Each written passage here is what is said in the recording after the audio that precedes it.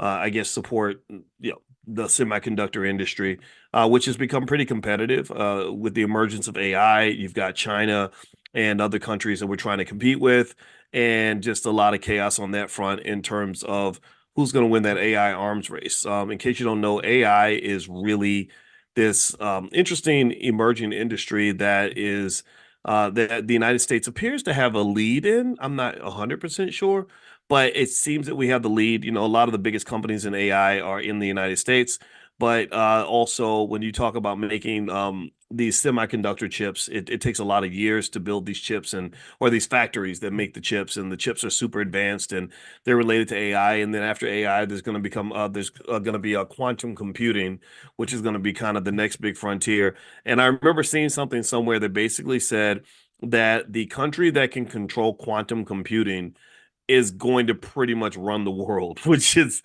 kind of a daunting thought, something in between AI, VR, quantum computing, and everything else. We've got an interesting future ahead of us. It's either a very bright future or a very dark future, depending on how optimistic or pessimistic you are.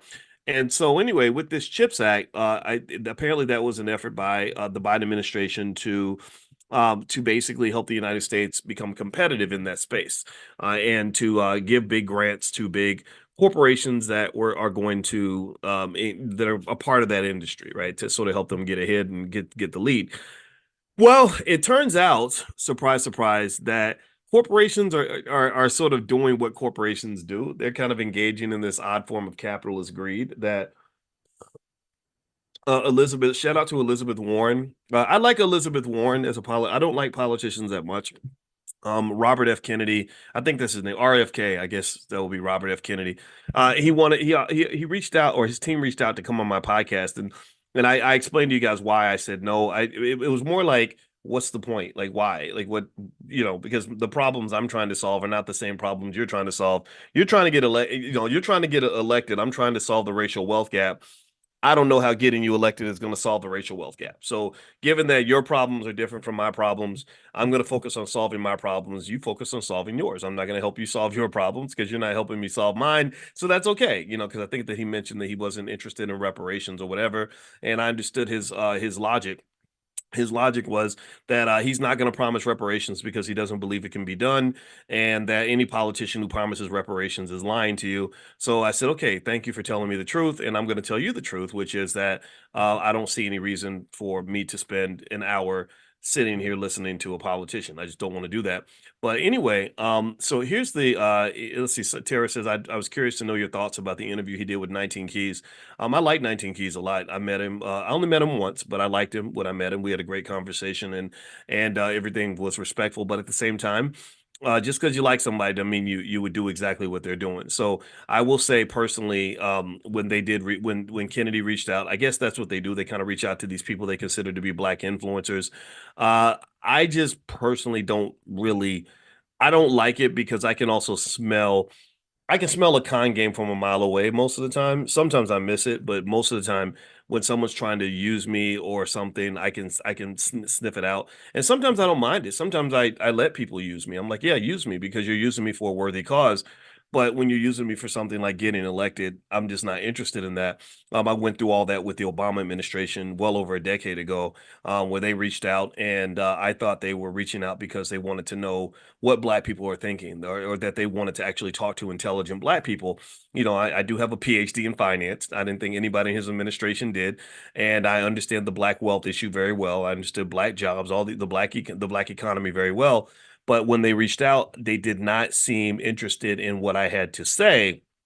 The conversation was meant to be one directional, and it was more so like, here's what we need you to go tell black people.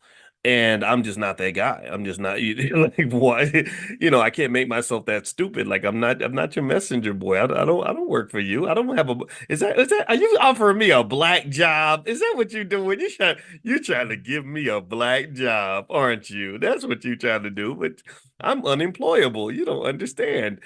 when I work for white people, they usually fire me a couple of weeks later because I'm just not that guy. I'm not built that way. Go talk to him. He's broke. He needs help. He's broken, stupid. Go get that person. Go get a rapper or something. But you're not gonna talk to me. I'm a scholar, and that's not interesting to me.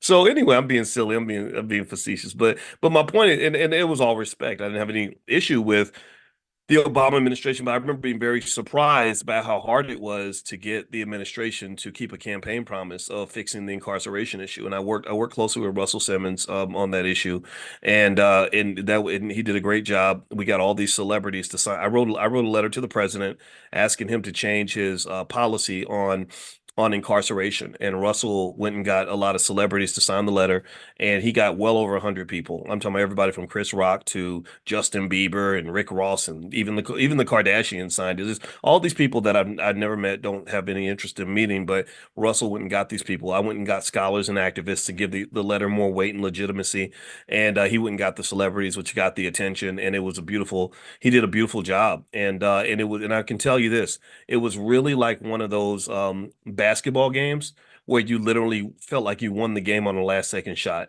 Like it was neck and neck. It was really hard. They didn't want to do anything. I mean, I was just shocked. I said, gosh, why is it so hard to get them to do? It'd be different if I was trying to get them to do something other than what they believed in or what they stood for. But I was trying to get them to keep a campaign promise. I was like, well, you already said you're going to do it, so we're just helping you do something that you already said you're going to do.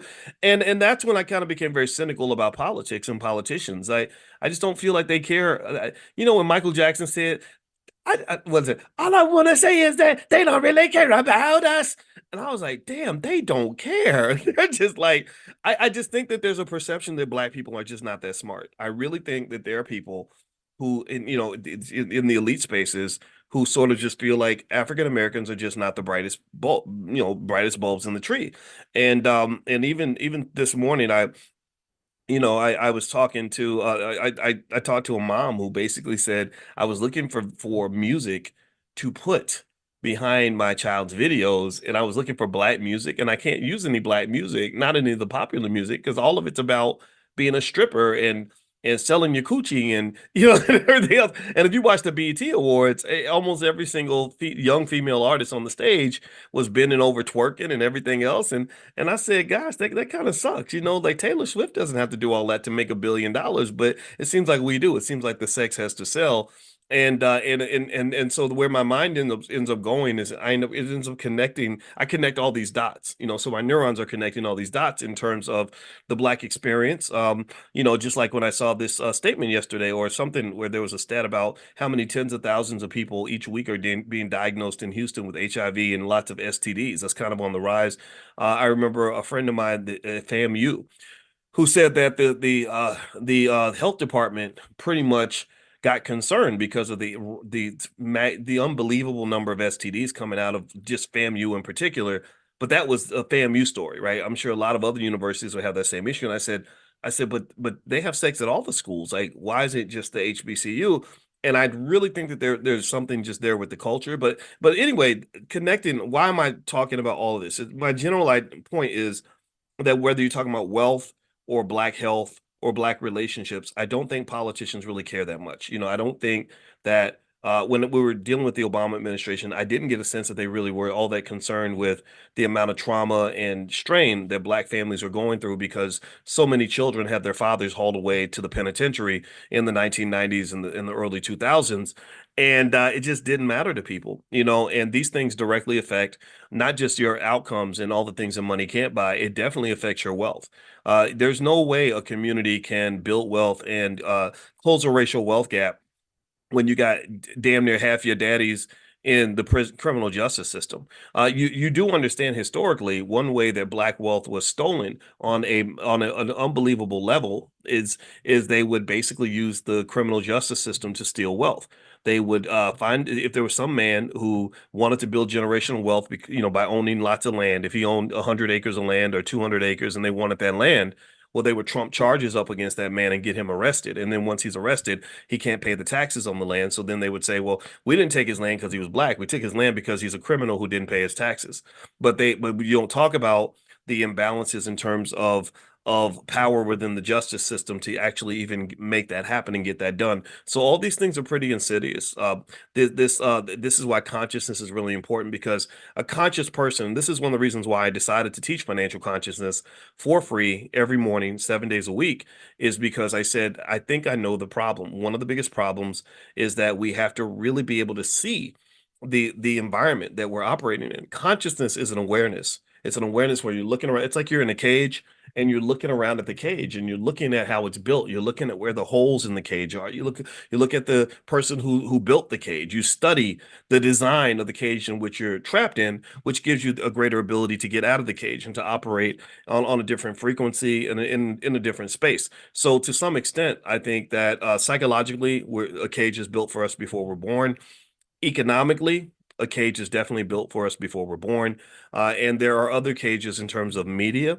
If you look at media, I know when I watched the BET Awards and I saw Sexy Red twerking right before Kamala Harris comes on to talk to Taraji about the importance of Black people voting, and she's up there twerking. It's like, get it sexy, and she's doing this, and this it's just this crazy thing. And then right after that, I see Kamala Harris come in and talk to Taraji P. Henson about how Black people need to vote. And I'm like, yeah, well, Black people need a lot of stuff. And I think that's just an ironic contrast that when you're addressing the Black community, they don't do this with the Jewish community. They don't come to some ratchet event where people are engaged in debaucherous behavior and then say, oh, that's how you connect to Black people. Like, I don't think there's any other group I've ever seen where they connect to that community through the strip club, basically. Because that's kind of what it becomes. It becomes like BET awards, unfortunately, a big chunk of it. And again, I fully acknowledge the more positive aspects. Like, for example, the group Infinity Song that performed at the All Black National Convention 2 years in a row. They just got invited to the BET Awards because they've blown up that much, and I thought that was great. Killer Mike, a friend of mine who I've supported for a very long time, he spoke at the very first All Black National Convention. He got a BET award. He gave a great speech, did a great job. But then you've got this other side that's just not representative of who we are. And I think it becomes almost like it becomes a little bit like the Bill Cosby or R. Kelly problem. If you point out the terrible things R. Kelly did, for example, in his life, which were absolutely terrible, do you exonerate all that because he did some good things? The BET Awards to some extent is a corporate personification of what R. Kelly looks like. They're kind of like the R. Kelly of the entertainment industry, meaning that, like, okay, on one hand, I'm gonna make a donation in my left hand, but I'm gonna molest you in the other. And so does the good thing I do outweigh or make you ignore the bad thing I do? And that's what I would run into when we would talk about the BET Awards, because I can see where they'll throw in some stuff that's very positive and uplifting, but then at the next minute show you something that's completely degrading, insulting, incredibly racist. Incredibly racist. That's another thing about the BET Awards. Not only is BET kind of the R. Kelly of the entertainment industry, but they're also a racist organization. And you would say, well, how could they be racist? They're Black entertainment television, but you don't forget who owns BET. BET is owned by Paramount. Paramount is not a company run by Black people. I know Paramount very well. I've studied Sumner Redstone and the Redstone family, and I study the history of the organization. I know about the trouble that they're having right now at the corporate level, and BET is just a minion. They're colonized. The colonizers own BET, and they pretty much come into the Black community with this media, and they say, this is your culture. And I say, this is not the culture. They do not represent the culture. BET represents the vulture.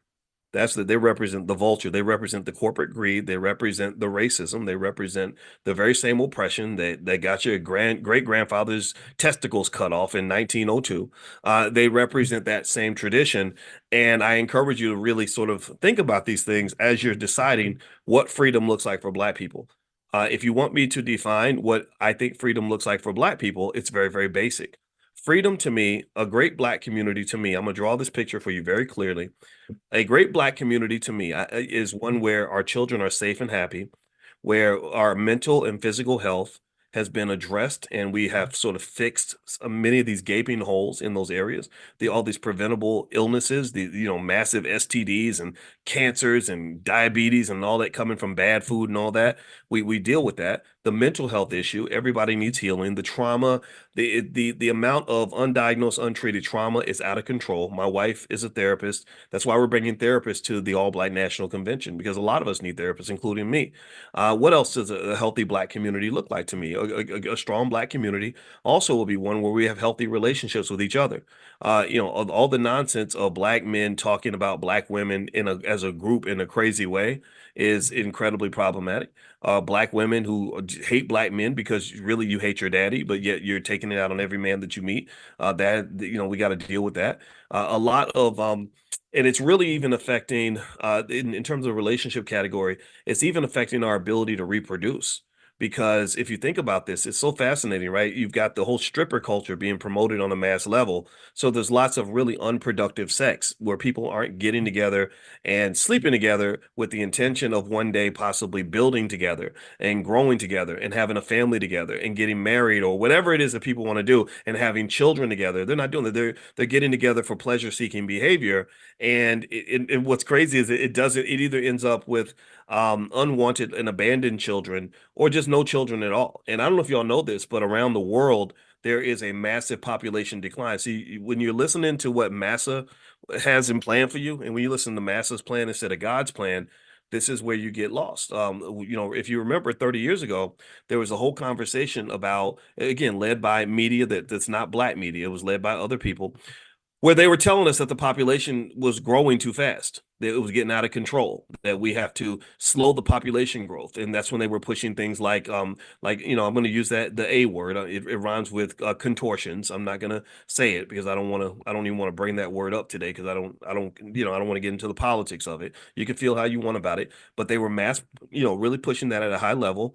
And also they were pushing, stuff just with birth control and just a general idea that somehow, having families and raising children was oppressive to women and things like that. And I went to South Africa in 2014, and I was absolutely stunned by how many ads I saw for abortion clinics. Like literally, if you went to the Black neighborhoods, you didn't see it in the white neighborhoods. It was in the Black neighborhoods. Every single street on every 10 feet, you couldn't walk 10 feet without seeing an ad for child termination. I'm going to use that term. I don't want to use the A word. But you literally, and I said, okay, I get it if you feel a way about it politically. I'm not judging that. But I said, this is interesting. This is so intentional. Like, we do not want these people reproducing at all. So anyway, years later, it's fascinating. If you look at the stories now they're talking about a global population shortage. They said that human beings are not reproducing enough. They're not having enough kids. And I'm like, how do we go from having too many kids to not having enough? Even China is having that issue. They used to China's population kept growing and growing and growing. They created the one child policy to slow the population growth.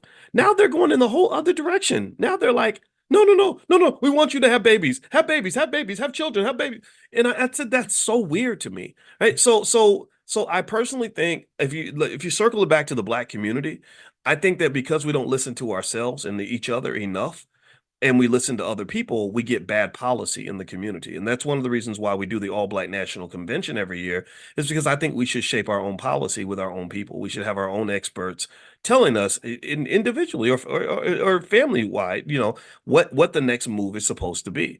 And so a healthy Black community is one where, or a prosperous, successful Black community will be one where mental and physical health is strong, relationships are strong, family units are very, very strong, whatever that means for you, getting what you want. That's all I want for you. And then number three, financial security is an absolute must and an absolute plus. A lot of those people twerking on the stage at the BET Awards were pretty much slaves for money. And most of them come from economically impoverished backgrounds. If you look at, for example, a rapper like Megan Thee Stallion, I read her whole bio all the way up until the time she got shot in the foot by her boyfriend, the rapper Tory Lanez, or whatever his name is, some Canadian guy. I don't know his music at all. But anyway, I just thought about that, and I said, as I read her bio, and I said, okay, here's a Black woman who didn't have a father. Her mother was a rapper, and she saw rapping as kind of like this way out of her situation, which I guess it was. She signs a very bad deal in the music industry because somebody didn't read the contract properly, apparently, because she spent a lot of years complaining about the deal she signed. And then she gets shot in the foot by her boyfriend, but yet you're living the dream. So you are now twerking for white people and getting shot in the foot by your boyfriend. And that's your version of the American dream. And I don't know if that's necessarily a dream. I don't think that the whole entertainment dream is really a dream.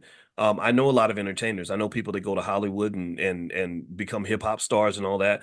And I think that the revelation of what's been going on in Diddy's camp is a reminder of the fact that sometimes the things that you dream about are literally things being handed to you by the devil. I'm not even religious, and I look at that and I say, Lord Jesus, if that ain't demonic temptation, I don't know what is. And I don't mean it like in a religious way. I'm just talking about in terms of something that is bad for your spirit, something that is bad for your consciousness, something that's just really going to have you vibrating on the lowest frequency possible. And I can't tell you how many people I've met, how many young people I met whose dream it was to go work with Diddy. I knew a young lady in Atlanta who told me that she said I went to college in Atlanta and I did not study my freshman year. And I said, why didn't you study? She said, because I knew that I was going to go in the music industry and meet Diddy. Diddy was going to hire me and then I would be able to drop out of school. That was her plan. That was her plan. And now, but this young lady, she had kind of a struggling family, a single mom, father was incarcerated, so she didn't have good guidance in turn to tell her that's not that thing that you think is a dream, sweetheart. That's not a dream. That's a nightmare. You're signing up for a nightmare. Because can you imagine what would have happened if she'd gotten her dream? Because she did meet Diddy and she did try to get his attention and he didn't pay attention to her. And that was the blessing of her life. Imagine if he did. Imagine if he took a liking to her. Imagine if he said, I like you. I want to date you. I want you right next to me. I want you in my camp. I want you to be my personal assistant. Can you imagine what horrible things would have happened? And I just personally think that we have to process these things because sometimes money, and again, we talk about money every morning, but when we talk about money consciousness, I'm talking about just really understanding not just money and how to get it. I can tell you all that. We're getting all that stuff. But I just want you to really understand all the things that come with money. Money is really powerful, and money really shapes a lot of outcomes in a capitalist society. If somebody has high financial consciousness, but not good intentions for you, they can use money to control you, enslave you, and ruin your life.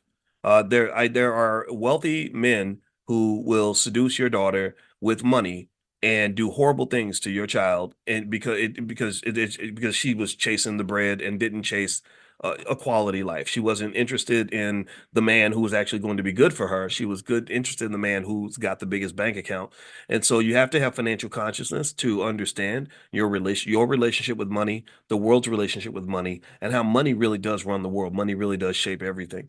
Now, what I want to actually dig into is a slightly separate topic, but you guys know every morning when we do financial consciousness, I kind of literally do a stream of consciousness, and these are all the things that came to mind, and that's why I'm discussing them. But I'm gonna actually move into the intended topic in a second. But before I do that, I want to remind you, in case you have Spotify, I do have a podcast on Spotify I just started called Dr. Boyce Daily Stock Market, and I also have another one called the Dr. Boyce Breakdown. So if you go to Spotify or Apple and you look up my name, you can find the podcast there. So feel free to check it out. I put content on Dr. Boyce Daily 2 or 3 times a day, mainly updating you on the stock market. So if the stock market is your thing, which I think it should be everybody's thing, I think that when you talk about black jobs, I think your next black job should be wealth builder.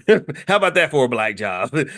How about that? Wealth builder, book reader, right? Student, hard worker, right? Those are my black jobs. So I don't know about everybody else, but anyway, feel free to go to Spotify, look up my name. You can find the podcast there. Also, you guys, if you text the word Miami, I told you guys we have Money in a Minute now, which allows you to have short, digestible financial lessons delivered right to your cell phone every day. So the first Money in a Minute that I did was on stock options. And if you text the word Miami to 87948, you will get a link where you can sign up for Money in a Minute. And because you're here, you can get a 35% discount. The big deal ended yesterday, but everybody in this class can get 35% off. So feel free to take a look at that, and you can learn stock options sort of in the flow of your day.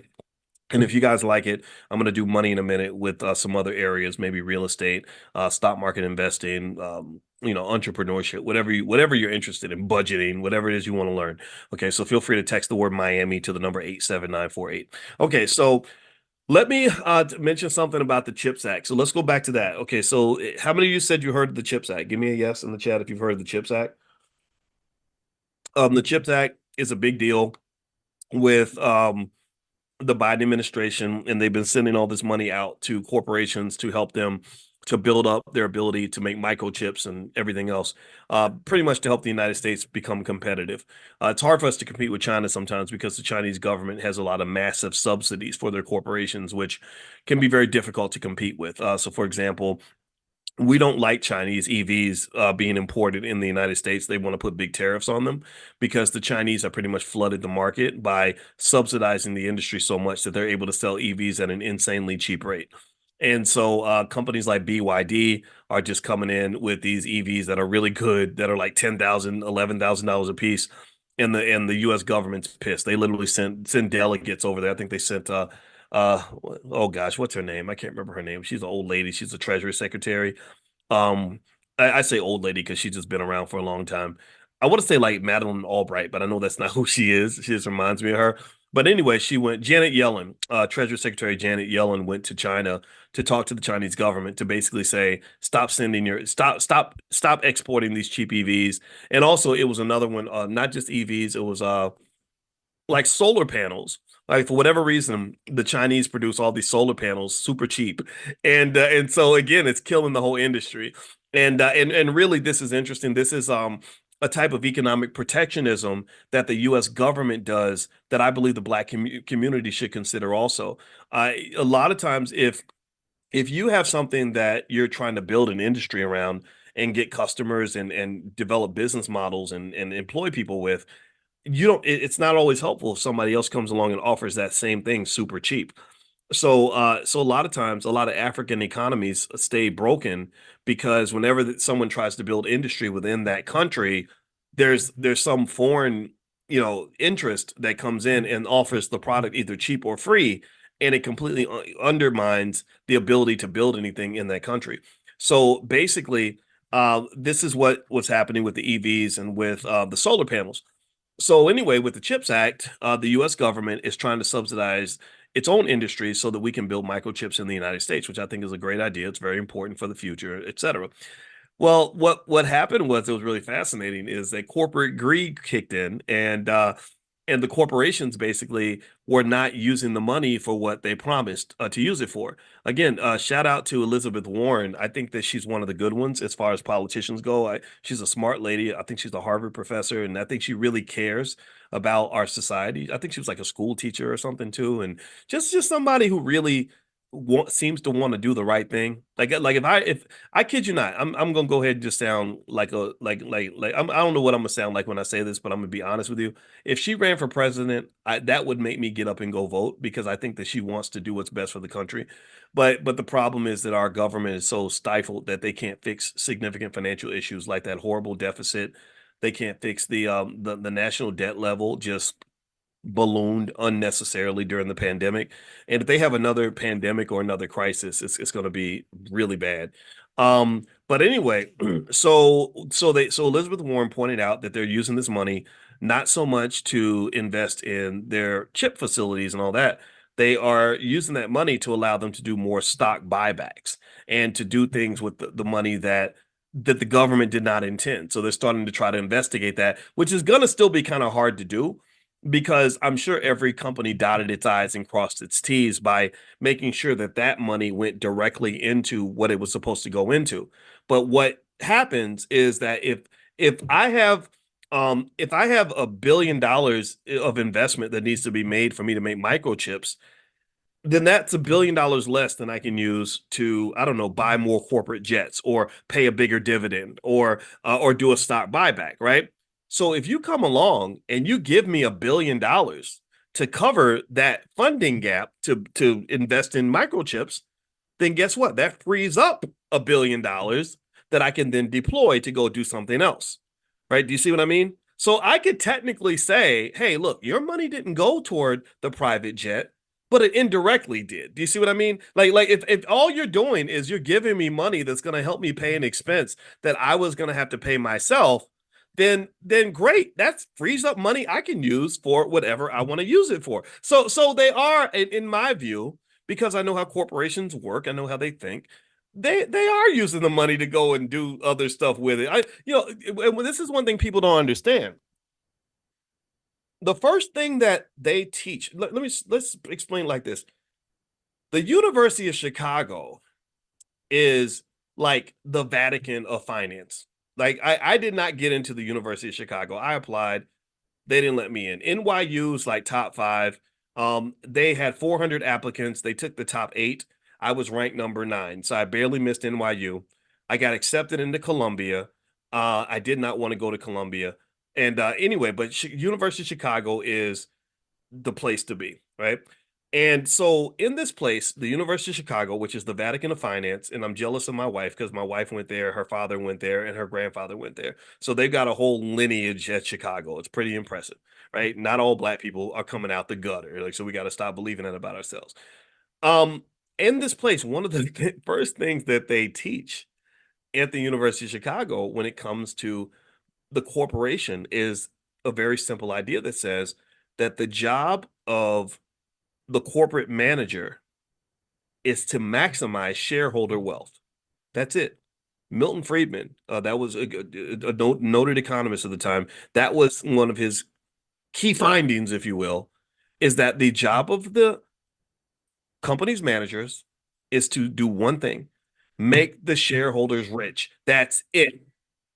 And so they made this argument through thousands of research papers to the point where this is the first thing you teach in Finance 101. This is the first when I taught at Syracuse, that was the first thing we taught. The job of the corporate manager is to maximize shareholder wealth. And they had all this math behind it to kind of legitimize it and everything else, but it sounds a little greedy and crazy and pathetic, honestly. And their ridiculous argument, I'm going to call it ridiculous, is that this is what makes the economy strong, right? If you make all the shareholders rich, then somehow that prosperity leads to the efficient use of capital, which leads to economic development and strength that ultimately benefits everybody because all these rich people you're creating are then able to go out and create all these jobs. Sounds a little bit like trickle down economics to me. It sounds mighty white of you to say that. It sounds like a bunch of arrogant white males sitting in a room deciding to come up with something that everyone else is going to buy into that's really just going to make them and their buddies rich. That's what, and that was the bias of the field of finance. That's why I was the only black man on the planet to get a PhD in finance in the year 2002 because there aren't a lot of black people welcome in the field. I had to fight like hell to get to the finish line. It was very difficult to do. So this is what you're dealing with, right? And these ideas have been adopted, and these ideas have been thankfully questioned, but not in a real practical way. Just a few years ago, Jamie Dimon and some other CEOs signed some type of pledge where they weren't gonna just buy into that theory that the job of the manager is to maximize shareholder wealth.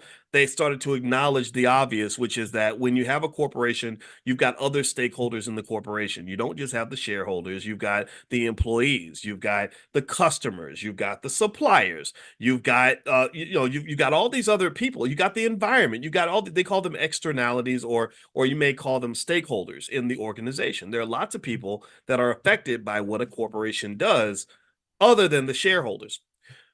Why is that important? Well, because this belief that the job of the company's manager is to maximize shareholder wealth is so ingrained in society and so ingrained in capitalism, it just kind of is allowed to just sort of exist and grow without anybody really challenging this basic idea, this basic notion.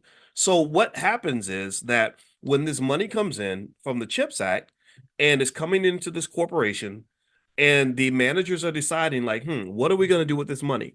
Okay, well, we could give our employees a raise, but that's not going to maximize shareholder wealth. Okay, well, we could make a better product for the customers, give them more bang for their buck. No, that's not going to make us richer. That's going to cut into our profit margins, and that's going to get me fired. Um, we could, we could help our suppliers get better at what they do. Maybe give them extra support so they can build stronger companies. No, no, no, that's not very good. That's not going to help anybody. Oh, I know what we can do. We can do a buyback, which is, a way that we can, without connecting to employees or the environment or doing anything for the world, we could just, if we do a stock buyback, that'll make us just rich overnight or richer overnight. Or we could also engage in something that they call the free cash flow problem. There's a whole theory in finance called the free cash flow problem, where they can say, oh, now that we've got this extra cash flow, we can go ball out a little bit. We can get some private jets and have, let everybody have a corporate card and stay in first class hotels and, fly private, whatever we want them to do, because now we've got this extra money. And that is actually something that I thought about when these companies got all this money from the CHIPS Act. The biggest problem that happened here, in my opinion, and Elizabeth Warren pointed this out, and it happened during the pandemic, is that money is power, and power has to be targeted for it to have the intent that you expect it to have. Money that is not targeted ends up becoming wasted money. So what they did was they gave them a blank check, or not a blank check, but a big check.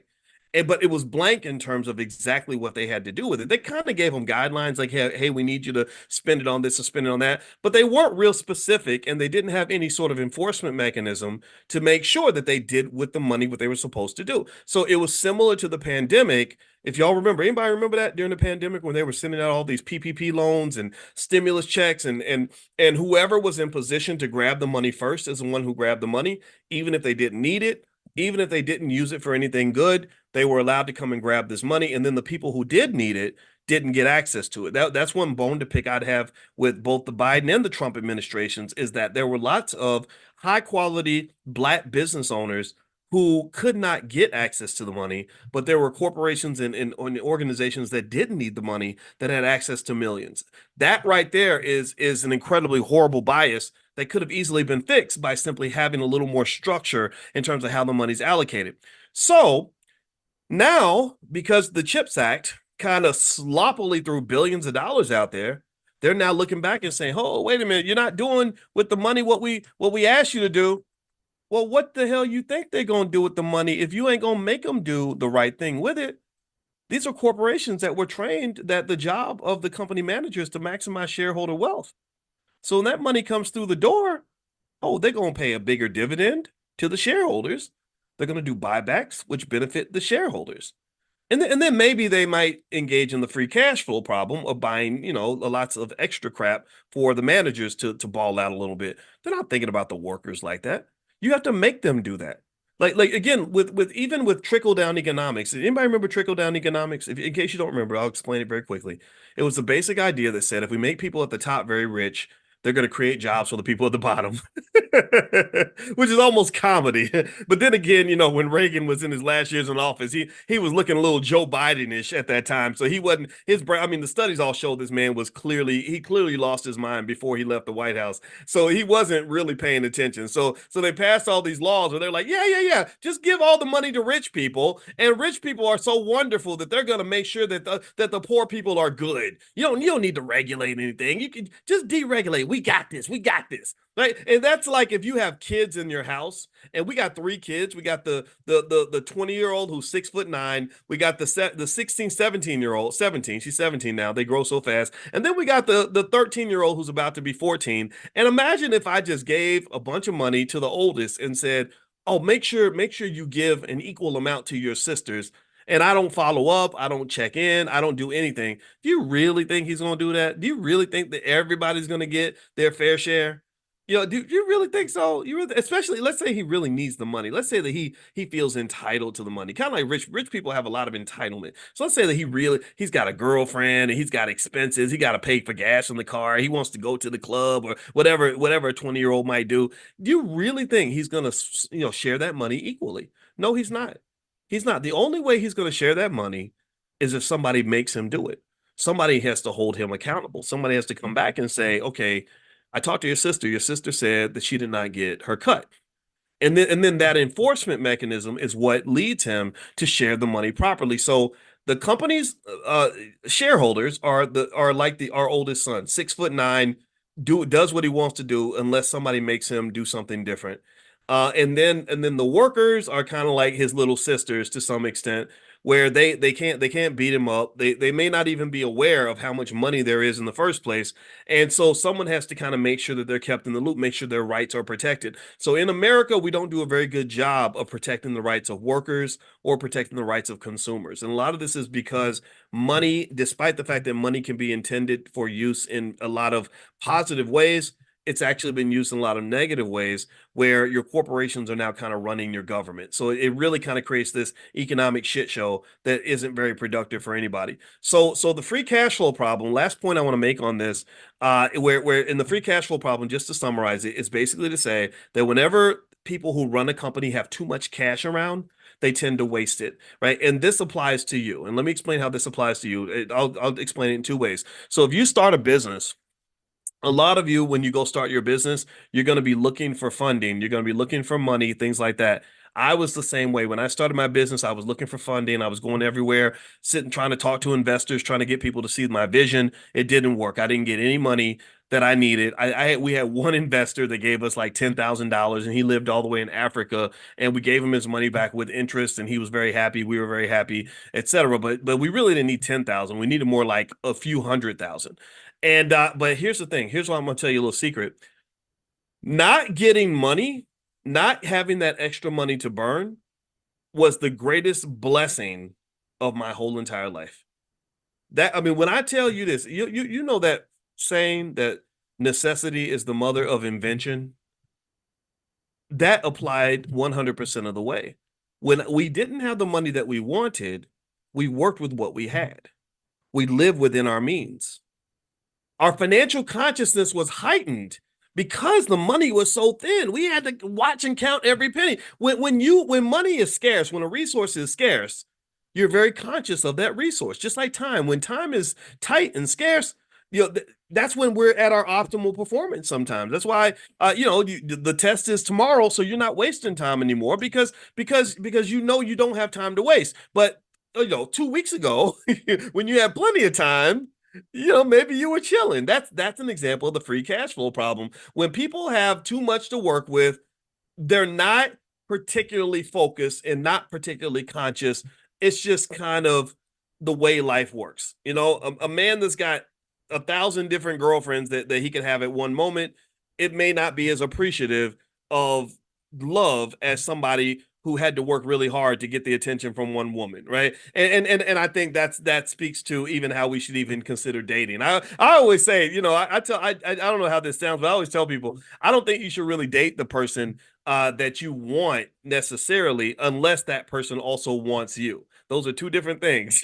Someone that allows you to date them is not always somebody who's going to appreciate you, but somebody that wants you as much as you want them, that goes a long way. So that was one way I evaluated my wife. I knew I wanted my wife. I thought she was the most beautiful woman I ever met, but I had my radar on. I was like, okay, I know I want her, but does she want me? Because if she doesn't want me, or if she just tolerates me being around, well, no, I can go. There's other places I can go where I'm really wanted. I'm not gonna be somewhere where someone doesn't want me. But you see it all the time, right? You'll see people that will choose relationships in the wrong way. They'll pick the best person they can grab without considering whether or not that person really values them. And that just creates like this weird situation where they're like, whatever, I don't care if you can come or go. I'm not going to make any compromises for you. I'm not going to sacrifice for you because I don't value you, right? So pick somebody that values you, right? But anyway, same thing is true, I think, with money or time or any other resource. Money, time, love, any resource that matters to you, money, time, love, health, food, all that. When that resource is scarce, we tend to have a heightened consciousness when it comes to that resource. So the best thing that ever happened to me as an entrepreneur was that I did not get the money I wanted. I read a story about a company called GigaOM, and GigaOM was this big website where they wrote a bunch of articles and stuff, and they made money from ad revenue. And this guy, because he was favored in Silicon Valley, he was just really good at raising money. So he raised like $50 million to build this platform, which was basically a big news website. And they were making decent money. They were making a couple $100,000 a month. He had a whole staff, and they were seemed to be doing well. And then out of the blue, he shocked everybody. He just shut the whole company down. And people were like, "What happened? Like we were doing great. Like we were getting the highest traffic and all this other stuff. Why would you shut the company down?" And what had happened was that he got so much funding and so much debt that he had overspent. He had too much overhead. And so even though his revenue might have been 200,000 a month, his expenses were 250,000 a month. So he violated one of the most basic, most fundamental rules of successful economics in in the universe, which is don't live above your means. If I had a choice between being a person that makes a quarter million a year who spends 300,000 or be a person who makes 50,000 a year who spends 40,000, I'd rather be the second guy than the first. Because the first person that makes all the money but overspends is going deeper and deeper in debt. Their money, the power of money, remember, power can be used positively or negatively. If I have a gun, I can point it this way or point it that way. If I have a car, I can drive it north or I can drive it south. I can either drive it 100 miles an hour in the right direction or I can drive it 200 miles an hour in the wrong direction. Do you understand? So, what happens is that when you get the power of money and you don't have the consciousness to go with it, then that money will destroy you. That money will ruin your life. In fact, I bet you that there are plenty of people on stage at the BET Awards where money, they're going to look back 20 years from now and realize that getting money was the worst thing that could have ever happened to him. Shout out to DMX. I think for DMX, I think the worst thing that could have ever happened to him was to become rich and famous instead of being forced to get the help that he needed when he got addicted to cocaine at the age of 14. R. Kelly, the worst thing that ever happened to R. Kelly was having another hit album, which simply reinforced his desire to go 100 miles an hour in the wrong direction. And now look at where he's at. I think the best thing that could have happened to R. Kelly was for him to lose his whole career, for him to be like the DOC. Remember the DOC? It's getting funky. It's getting, and he had the accident. He lost his voice and he talked like this. Now he can't rap. That would have been the best thing to happen to R. Kelly in 2002 because that would have forced him to focus and derail himself from the path of destruction that he was creating for his own life and the lives of others. Do you understand? So money ain't always a blessing. Or as my buddy D1, who's a great hip hop artist, likes to say, he says the devil can bless you too. So when you get those blessings from the devil, you have to have enough discernment to know what's good for you and what's not. Because sometimes the thing you want can be the worst thing in the world for you. So the best thing that ever happened to me was that I did not get the money I wanted. And if you had asked me this question 15 years ago, Boyce, how much money would you love to raise? I'd be like, I want to raise a gajillion dollars. I want 50 million, 100, because I got this big vision that a lot of the things I visualized about my business were just wrong. The things I didn't even, you don't know. You're just starting. I would have made a lot of mistakes. But instead, because we had to count our little nickels, okay, we got two nickels over here, we could put two nickels over there. It pushed us to have a type of conservatism that allowed us to build a business that maybe was built a little more slowly, but it was sturdy. It was much, much sturdier than it would have been if I just had money to burn. Do you understand? So the free cash flow problem reflects that. It reflects the fact that when you have an overabundance of a certain resource, you tend to not be as conscious about the use of that resource as you would be otherwise. Same thing is true whether you're talking about the household budget and stuff like that. All that. I remember just to give you one more example that was real life. Anybody ever remember this? How many of y'all worked in high school? Anybody else have jobs in high school? I had like 50 jobs before I was 17. I don't know if anybody else did that, but I'm not playing.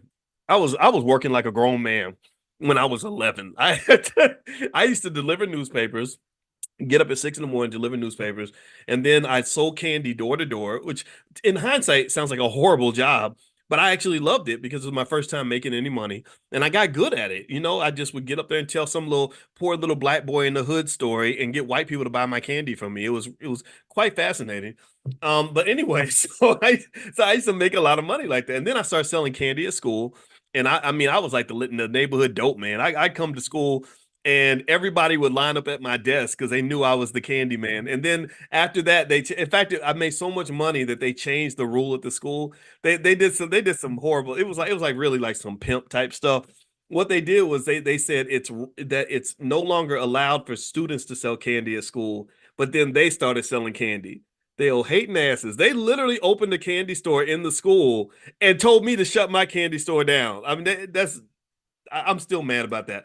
But anyway, so I would have these jobs And I would run into the free cash flow problem because I literally had money. Like you, if you saw how many wads of cash I was carrying around, you really would have thought I was slinging something. And I was slinging like M&Ms and Snickers bars and stuff. And so what I found was, and I noticed this very early, that when I would get my money, or and then eventually I had a job, working in restaurants and all that. Whenever I got paid, I always felt rich. Anybody know that feeling? Anybody know what I'm talking about? Like every time I got paid, I would get my check cashed. It was back when you would get your check cash and they would give you, a bunch of $20 bills, and I didn't have any bills to pay, so it was like, just got paid. It's Friday night, like the good feeling you have when you get money, right? We all have that good feeling. That's dopamine released in your brain. Money does affect your brain like a drug. Shout out to Professor Andrew Lowe at MIT, who did a whole research study about this. So I'm like, just got paid Friday night, and what would happen is I would become less economically conscious. I would just spend $5 here, $10 there, $20 here. Because I mean, I got a stack of bills. So what's another five? What's another 10? And every single time, I would always be shocked. I would be absolutely shocked because a week later, I would run out of money. I'd reach in my pocket for another five and I'd be like, damn, I have no more money left. And it happened over and over and over again. And I've always been fascinated by that. Like, how could I feel so rich that I feel like I'm never gonna run out of money, but then I always run out of money. But then I never learned. I was stupid. I never figured it out. I never figured out, like, stop this, boys. Right. So what I think happens is that dopamine release in your brain, it does affect your consciousness, just like any other drug. If you drank a whole bottle of liquor right now, your consciousness would probably drop. Your inhibitions would drop. That's why casinos will serve you lots of liquor when you go in the casino, because they know that you're not going to be financially conscious if you're half drunk. There was a man who sued a casino because he was betting $100,000 a hand, and they kept giving him liquor to keep him as drunk as possible because he was just throwing money everywhere. And then he lost $13 million. He lost half his fortune. A lot of NBA players, Allen Iverson, I think that poor guy, he's got banned from casinos because he would go in there, get to drinking and gambling, and his, he had all this money. He's an NBA player, so so he felt like he was never going to run out of money, and this is what happens. So that free cash flow problem can affect anybody, and money kind of does create this psychological numbing effect. One thing I would consider doing if your goal is to become financially secure and financially smart is, if you have a financial goal, do some, sometimes you got to trick yourself. Like my friend Willie D from the Ghetto Boys had that song, My Mind's Playing Tricks on Me. Well, when it comes to money, sometimes your mind plays tricks on you. Sometimes you can really think that you have more than you actually have, and you can waste more than you intend to waste. So one little trick you can do, this is in David Bach's book, The Automatic Millionaire, is that if you have a long-term financial goal, and if your goal is to save or to invest, or you want to do the $5 a day plan, get that money automatically deducted out of your paycheck before you become even conscious or aware that the money's there. I have seen people, you don't understand. I know people who've never taken a finance class, who couldn't tell you the difference between the stock market and the grocery store, who have made over $1 million by simply having the a maximum amount of money taken out of their check to put into their 401k, and have done that consistently for several decades and built an amount of generational wealth that's going to last their family for 100 years. Do you understand what I'm saying? Let me know if you get what I'm saying here. This is real basic. It's the simple stuff that makes the difference, not the complex ideas, not the high level stuff. The high level stuff matters and it's important, sure. We can get to that. But really it's the basics that really makes the difference. It's the fundamentals. So if you find that that's your problem, if money burns a hole in your pocket like it does mine, that's another thing I realized about myself, is I'm a spendaholic. I like to spend. So I had to find some way to convert that energy into something that was going to be productive, as opposed to something that was going to be destructive. So even to this day, instead of being a spendaholic, I turned myself into an investaholic. So if you watch how I buy stock almost every single day. And basically, all I'm doing is I'm taking the same energy that I used to put into spending money, and I'm now applying that to investing money because I found that spending money and investing gave me the same psychological benefit, that same little dopamine injection I need from spending. Oh, I get that from buying shares of Google. The difference is that if I go spend money at the mall, that money's gone. I'm never going to see that money again. If I buy shares of Google, not only will that money remain, but that money might actually go up in value. So find something that really works for you. Everybody's different, but financial psychology is a really important part of your investing journey, which is why knowledge of self and healing and all these other things are all connected to those ideas. Okay. And so anyway, that's it. We're gonna finish up for today. Don't forget, tomorrow we're gonna meet for financial consciousness training at 10 a.m.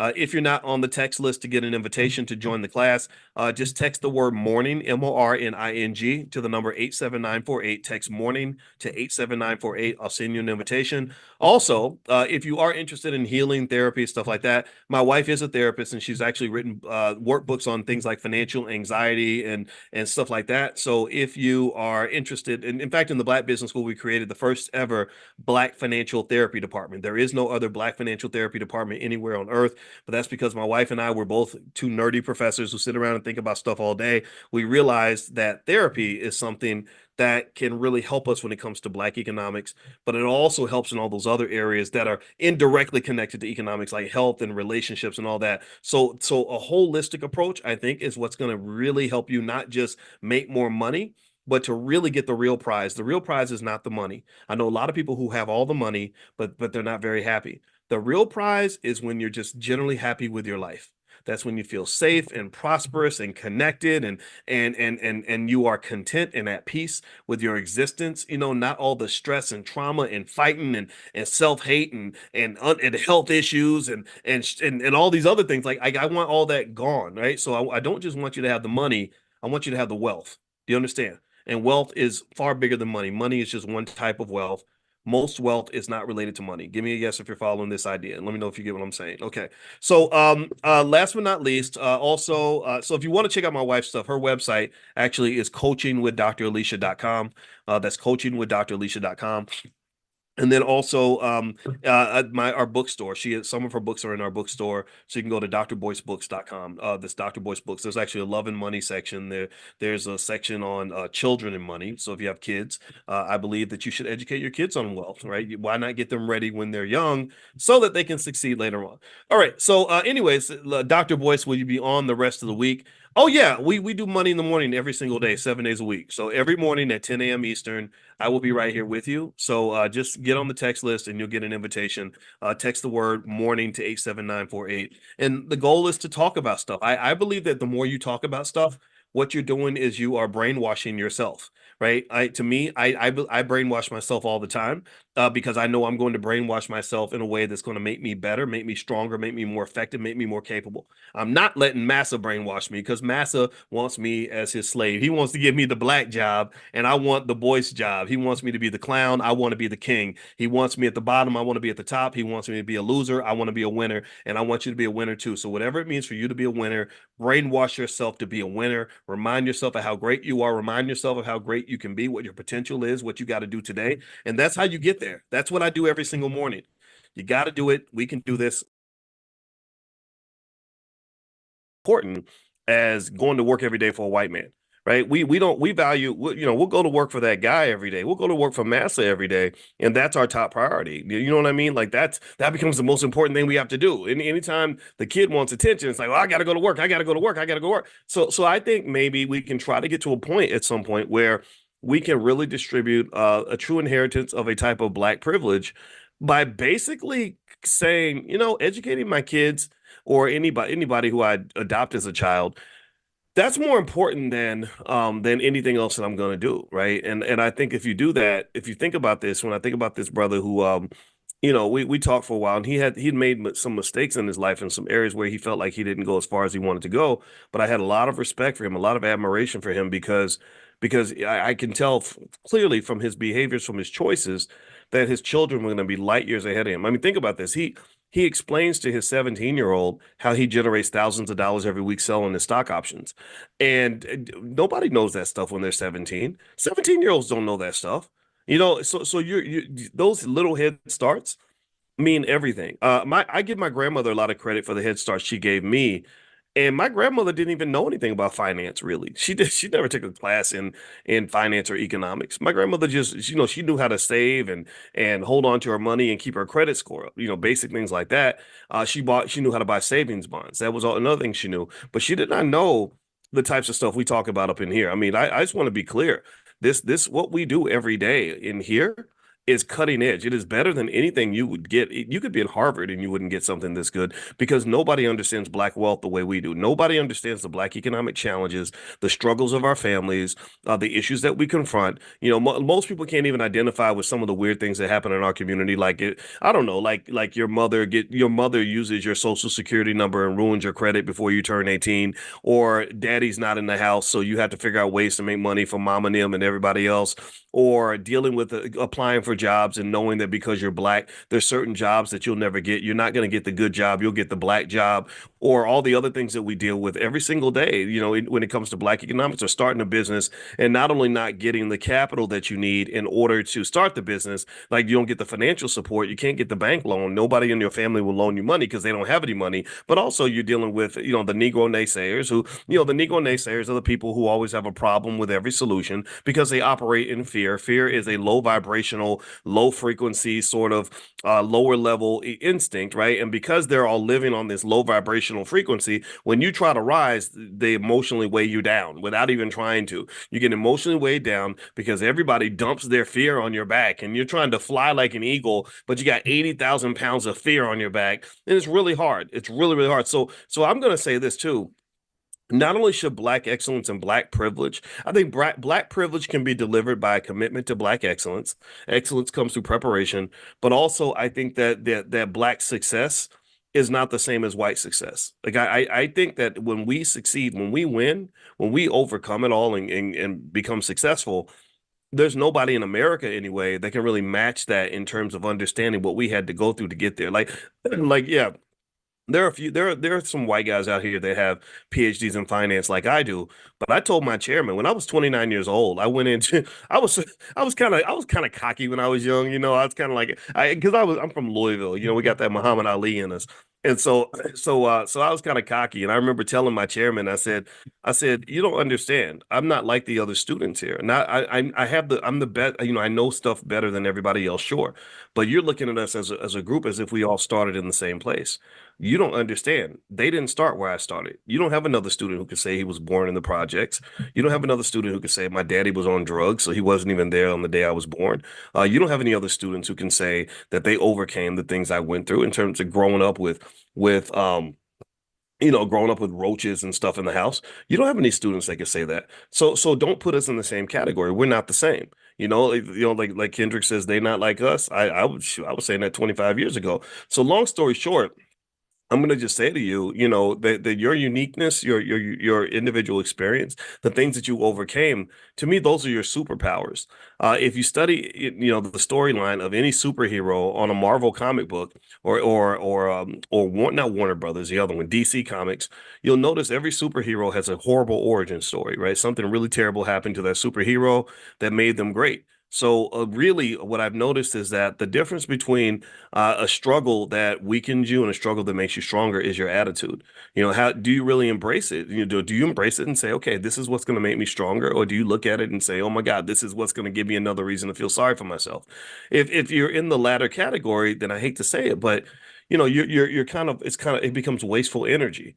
It's like if I eat a bunch of food and then I just sit on the couch, then I'm taking a bunch of sugar or whatever and I sit on the couch. Well, that sugar is gonna just sort of sink into my body and become almost like a type of poison. It's gonna make me fat, whatever. But if I get up and I go use that energy to work out, then that's going to really fuel me and make me stronger, right? So I would encourage you, take those experiences that you have and just really understand that that really is a type of training camp that God created for you that gives you an opportunity to be as great as you want to be. And it's really hard to remind yourself of that because sometimes we go through hard stuff. And I think that the energy, the attitude, one of the reasons that Black wealth does not grow, and I'm going to explain why black wealth doesn't grow.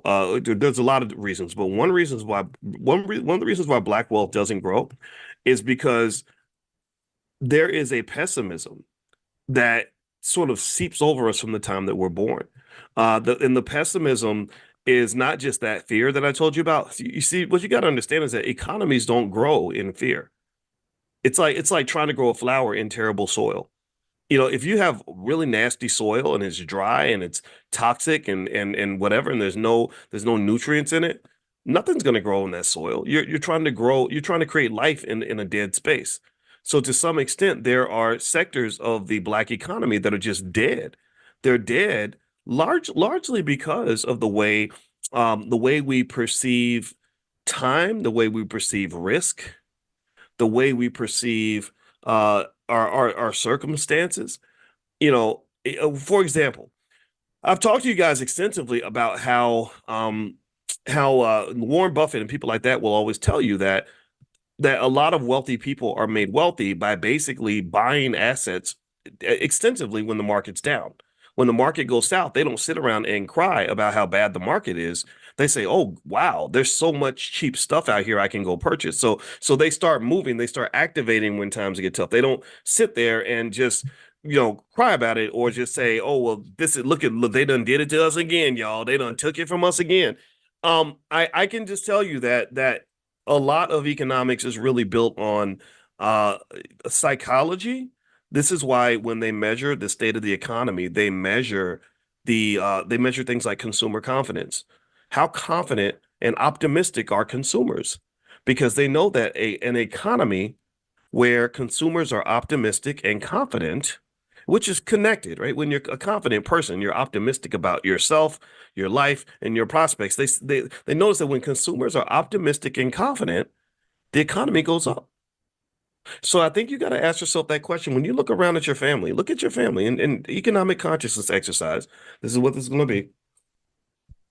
And when you hear them talk about struggles and challenges, do you pick up on optimism and confidence? Like, oh, we got this. We're going to go get this. We're going to make this happen.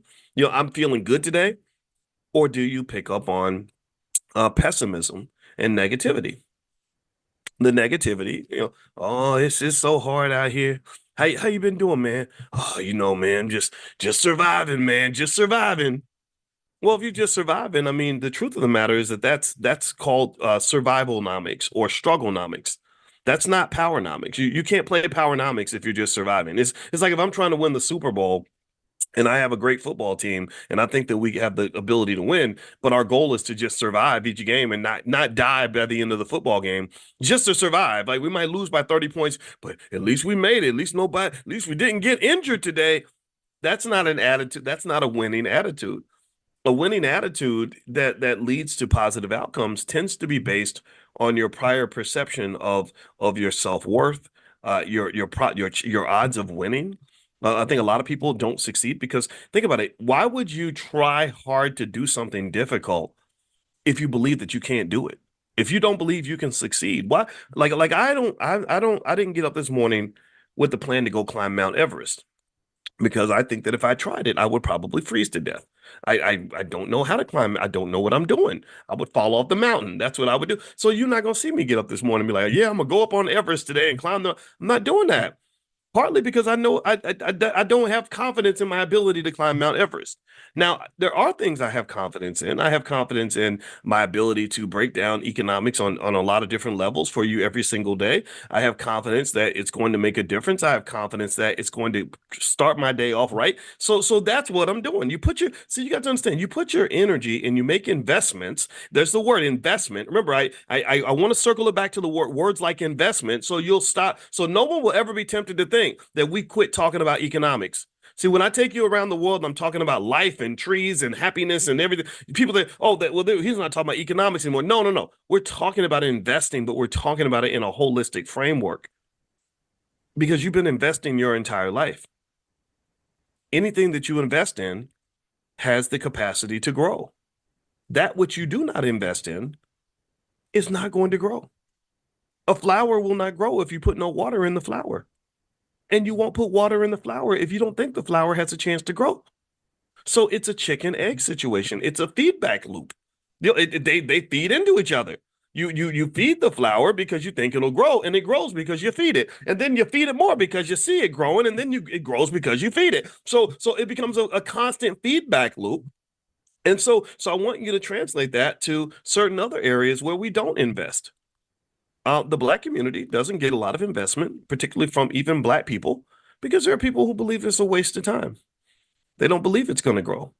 Lots of dreams die. The cemetery is full of some of the best, most brilliant ideas. The cemetery is full of visions that did not come true. The cemetery is full of people who had amazing ideas that would have been given life, But these people, unfortunately, due to a lack of vision, lack of confidence, lack of discipline, whatever it was, they let those visions just whittle away and disappear and die. In this room right now, there's several hundred of you, a few thousand people watch this, join us every single morning. Um, a lot of you have a vision for yourself, for your life, for your economics, for your family, whatever. That is brilliant. That's amazing. That's going to change somebody's life. That's really going to make a difference. But if you don't have that confidence in the vision, if you're not willing to invest in the vision, then the world will never see it. And then no one else will invest in it because you didn't even invest. It's your idea, but you're scared to invest in your own thing. Well, what makes you think anybody else is going to invest in something that you don't believe in? So part of my goal when I talk to you every single morning is I say, I think the first thing I got to do before I ask anybody else to commit to making any adjustment in their own life is I got to show you that I believe in this damn thing. I got to show you my own confidence in what we're doing here. I have to show that to you. I have to show you my commitment.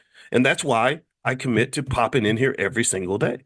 If you've been watching me, if you've been watching me for 8 years, 10 years, 12 years, you've been seeing me pretty much every day for 12 years. I'm available somewhere every day. Right. So that's my way of saying like, no, no, no, if you're investing in this road with me, oh, you're investing in something that's real. This is something. This is a dream that's made out of concrete. In my head, I see it as if it's already there. So I encourage you, figure out what that is for you. Figure out what matters to you. Figure out what it is that you are going to invest in and believe in and plant your seed in, and just go make that damn thing happen.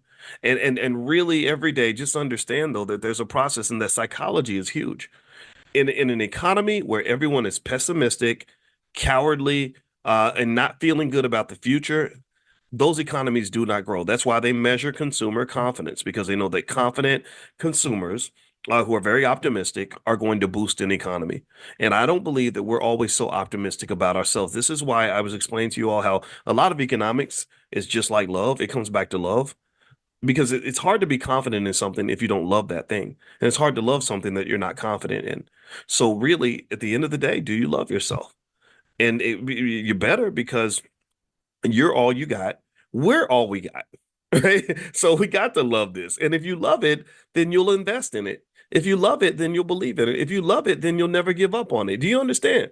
And if you do that and you position yourself where that's a consistent strategy, then guess what? You get to a point where you're kind of insulated from all the BS that's out here in the world.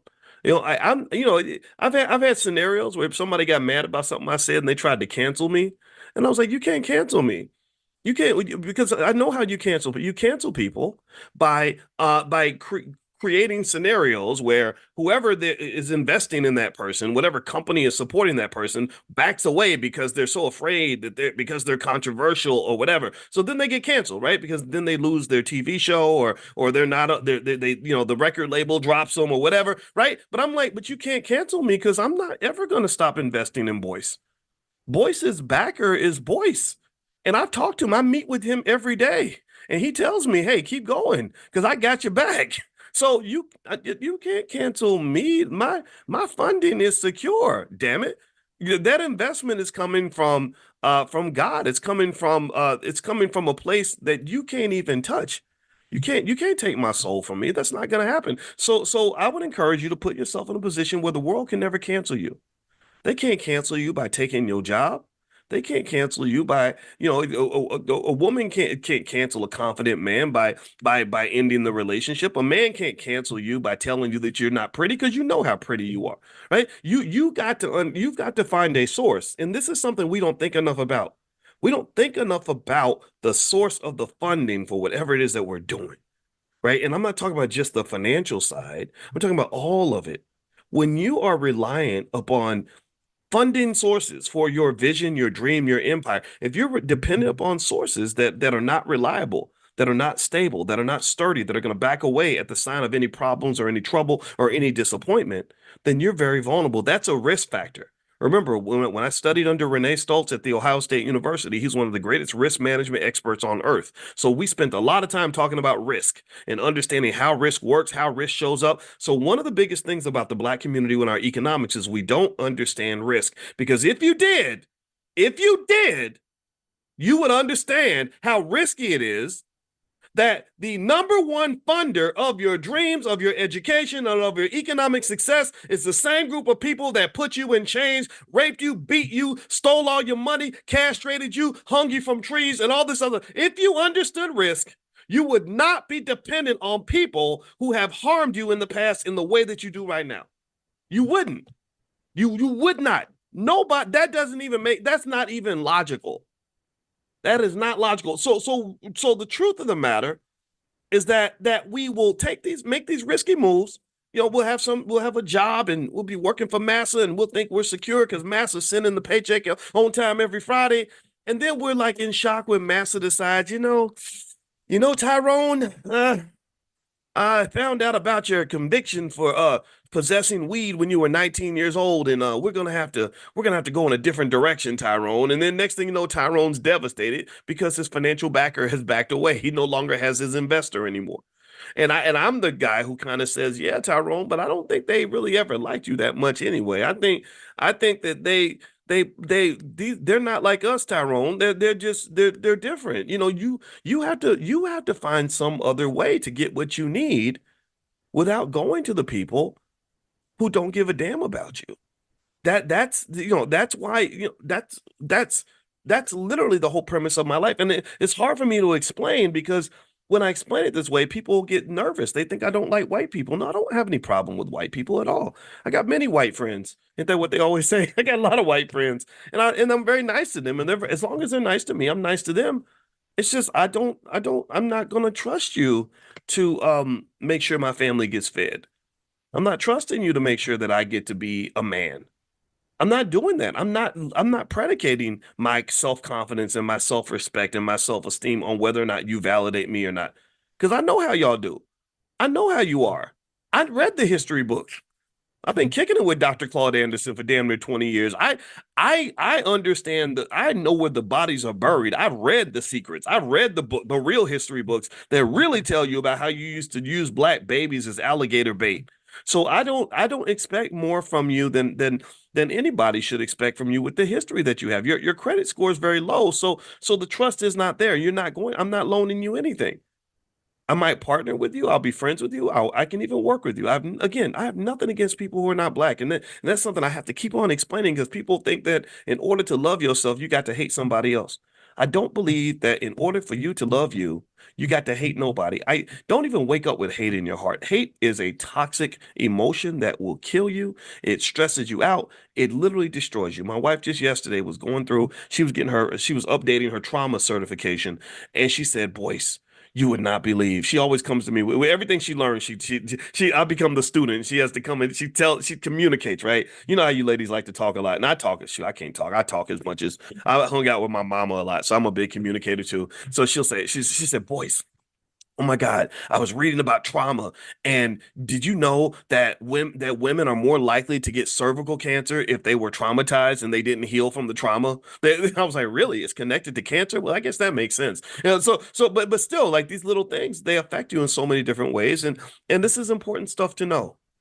This is important stuff to know. Now, let me move into one thing I wanted to bring up today. I wanted to bring this thing up because I was running with my wife. I run very slowly. My back was hurting and I'm fat, so I'm not a good runner. But I did cover my 3 miles, and that's great because as long as I cover my 3 miles, I know I'll never look like Roland Martin. So that's the goal. As long as I never have to, I'm playing. I'm being just so petty today. Anyway, but anyway, so here I was running with my wife.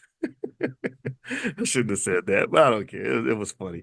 Um, and we're running, and I told her we were talking about jobs and working and working for people and especially working for massa, right? Working for people who don't like you very much. And I said, I said, really, my dream and my vision is one where I don't believe black people. I think if we did right by our children, we could position all of our kids where they never have to work for anybody. I really believe that. I really believe that that's quite doable. A disciplined parent can do that. Any disciplined parent can really do it. The things with the $5 a day plan and all that. We've talked about that. So we won't go into the specifics of that today. If you go to blackwealthmasterplan.com, that's free. It's all right there. Blackwealthmasterplan.com. That'll explain everything. And she was, and we were kind of going back and forth. And she was saying, somebody said, you still have a neck though. Brandon. Okay, Brandon's got jokes. Well, my neck, I think my neck comes from lifting weights. I've been lifting so many weights that all my shirts don't fit no more. So, I'm doing my thing. So don't make fun of me, Brandon. Anyway, so my wife and I were talking about this. And I said, because it really still bothers me deeply that we spend so much time in these spaces that we don't want to be. We spend so much time at work, and being at work becomes the dominant force in our lives. Like if you add up, I'll do the math really quickly. If you work 40 hours a week, and then let's say it's 50 hours a week, really, because you're spending time not just at work, 8 hours a day, let's say, but you have an hour to work or an hour getting ready for work and getting there, and an hour kind of coming home and decompressing. So let's say each week you're spending 50 hours at work, coming home from work, getting ready for work, whatever. And you do that for 50 weeks a year. That's 2,500 hours a year. If you do that over a decade, that's 25,000 hours over a decade. If you do that over a 40-year work life, you're talking about 100,000 hours of work. Most people really work about 50 years, actually. So if you go out 50 years, you're talking about 125,000 hours that you're spending, in many cases, doing something that you would not be doing unless you were getting if you something that you're doing that you wouldn't be doing if you weren't getting paid for it. You understand?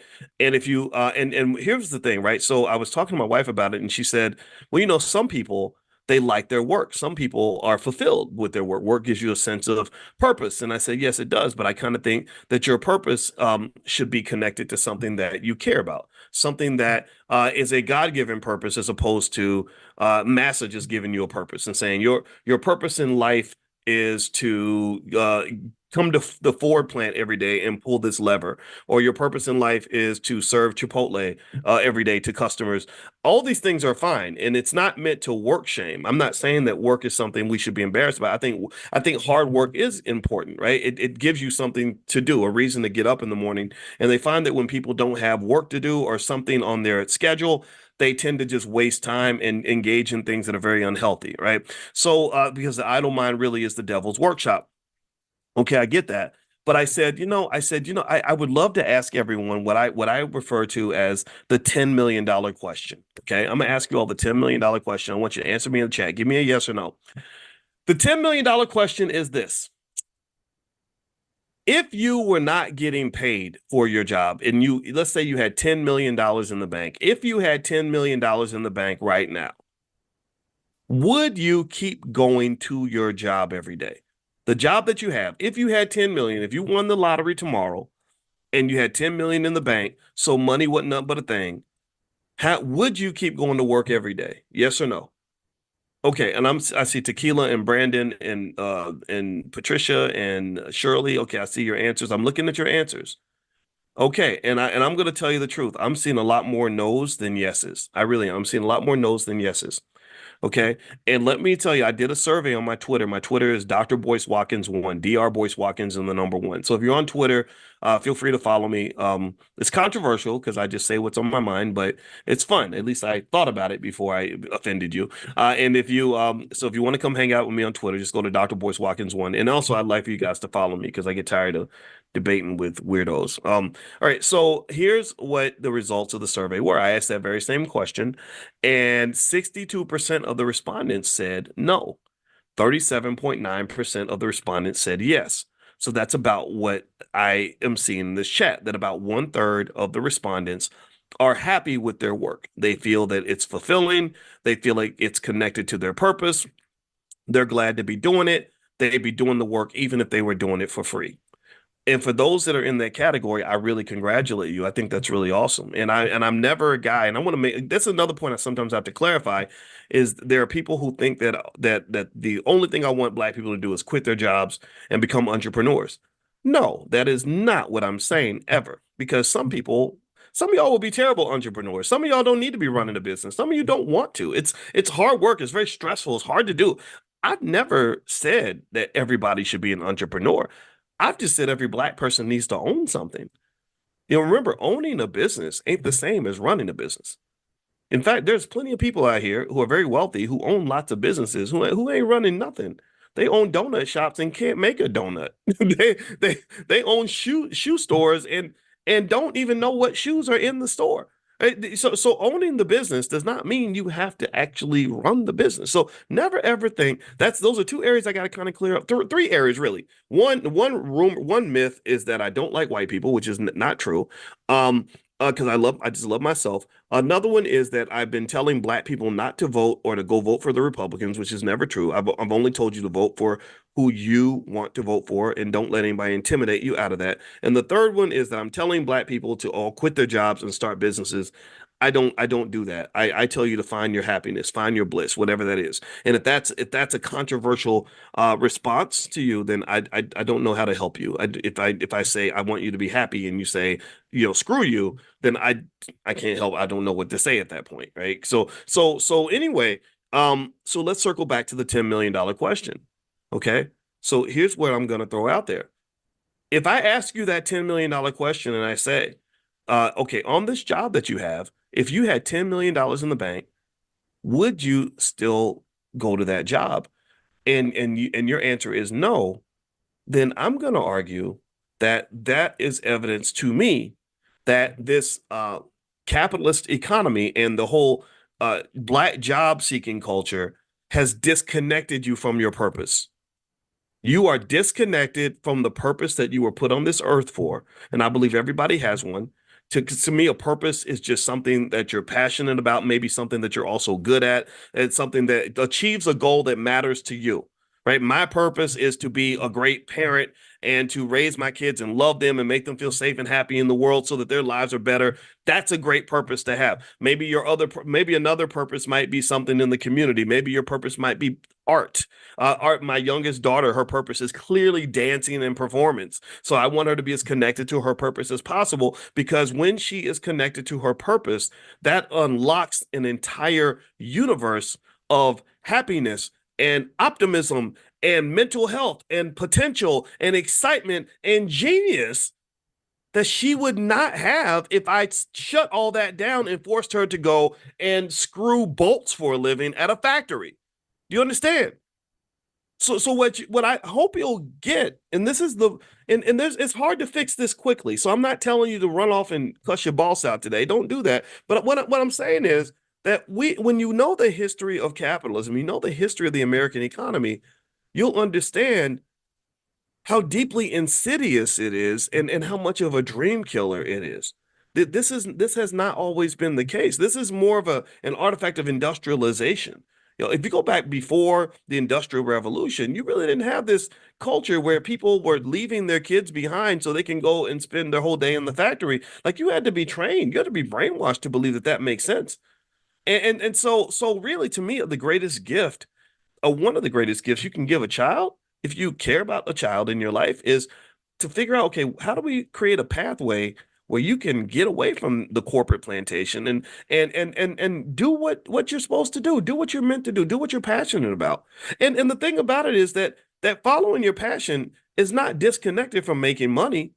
If you understand economics and you have financial literacy training early, which every child in our community should have this, then you learn that almost everything has an economy around it. Everything has an economy. So if you know that everything has an economy around it, then that means you can find the things you're passionate about, go be great at it because you love it so much. It's not work. I haven't worked a day. I have not worked for at least 30 years. The last time I worked, I was 22 years old, going to like make food at Arby's. That's the last time I had a job. I ain't had a job. I have not worked since then because I love what I do.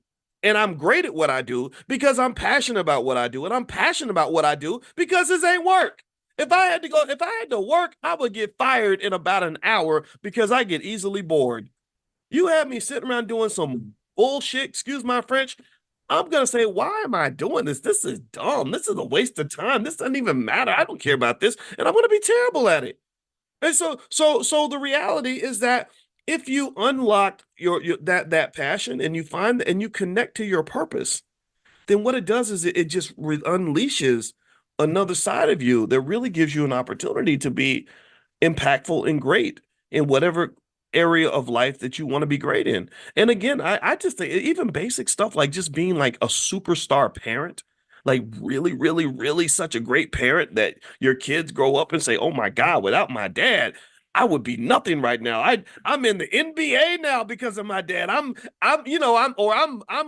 a surgeon because my dad spent so much time with me and took me to science camps and whatever it is, right? Like I just think even something very basic like that. So if you think that there's no opportunity for you to connect to your passion, I would encourage you, number one, maybe that meditation piece of just figuring out what you are passionate about, who you really are, is important. But then also life gives us many opportunities to be impactful and passionate in what we do. And I think that what happens with money, and this is where money becomes the devil, is money can distract you from where you're supposed to be, and also a lack of vision for your life that sort of that can drive our ultimate need to kind of follow other people's advice. And so you love something and you really want to do it, but you don't quite know how you're going to make enough money to survive. And then somebody comes along and says, well, that's not realistic. You should be doing this over here because they're hiring at the post office and you have to be practical and reasonable, right? And that's kind of, and I get that, right? These are people that think that they love us and they think they're helping us by doing this because what they'll do is they'll take this big, gigantic, bold dream you have and they'll shrink it down into a nice, collapsible little reality that fits into the umbrella of the resources that you have access to and the rules. And they'll say, hey, why do you have this big black dream when you could just go get you a nice black job? And you get that nice little black job at the post office. And then what happens is you kind of spend, 10, 20, 30 years sitting there doing stuff that you don't really that doesn't have a lot of meaning to you, and then you're kind of sometimes sad, like you have a lot of regrets, like you're looking back and you're imagining what your life would have been if you had actually done what you wanted to do as opposed to doing what you were told to do. In fact, I read those studies about what old people on their deathbed say when they're reflecting on their lives, like what are their biggest regrets, and their biggest regrets tend to be that I didn't live for me, I didn't do what I wanted to do, I did what everybody else told me to do. I would feel my passion and the universe would tell me to go left, but all my relatives would tell me to go right. So I went right and I regretted it ever since. Right. So what I think is true as well is this. Let's just be realistic, right? We've got, when your kids grow up, they're going to have bills to pay.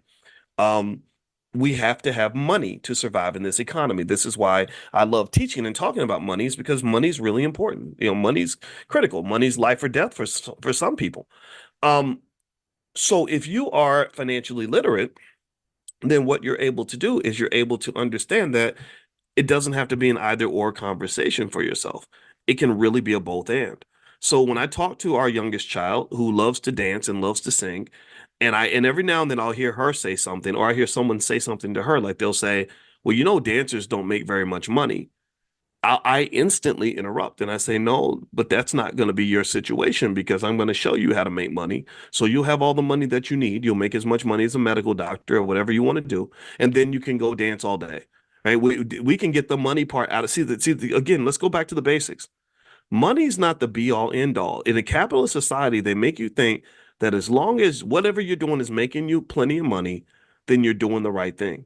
And what and the shittiness of that trade-off, that just the thing that infuriates me to no end is what they get you to do is they get you to the point where you're trading things that money should not be able to buy. You are 25 years old. You should be enjoying your life, traveling, living, learning, having experiences. But instead, you're sitting in a warehouse all day, or you're you're in an office and you're bored to death all day, or you're surrounded. And even worse for Black people, you're surrounded by these microaggressions and all this racial hostility that we have to deal with every day at the job. That's not supposed to be your life. So if you feel that itch, this sort of tingling with you is that in your heart that you're in the wrong place. You know that there's another parallel universe, there's another reality out there that was supposed to be your life. That was supposed to be your life. And this goes back to when I was talking to you guys about the difference between God's plan, your plan, and Massa's plan. Right? Massa's plan for you is to put you in a nice little black job and keep you there so that you can contribute to the economy in the way that he sees fit. But that has to be superseded by your plan. But your plan is still limited. I encourage you to even go deeper and to rise whether you want to call this spiritually or consciously, and really see if you can connect to God's plan. Like you can't tell me that it wasn't God's plan for me to be talking to you right now, doing what I do right now. In fact, and it was then, and that whole idea was even inspired by the fact that my 17-year-old mother, when she gave birth to me, she's not 17 now, but she was 17 back then. And she put me on the altar. She went to church and she was pregnant. And if you know, in the 1960s, when a black girl got pregnant, it was terrible. They didn't treat you well. People would call you dirty names and all that, which I think is an absolute sin because there's no more valuable of a job in all of humanity than the job of being a mother, right? I just don't understand how we lost connection to this very basic idea. It's insanity to me that we will look down on a woman for becoming a mom. Like I just don't understand that. Like there's nothing more important that a human being can give us than life, right? Like that's literally the most important thing that anyone has ever given me is the chance to live. And and so anyway, so my mother was dealing with this nonsense, of people, that were gonna judge her because she was pregnant. And my father was 15 years old, so he didn't know what the hell he was doing. And then he went off and got on drugs and stuff.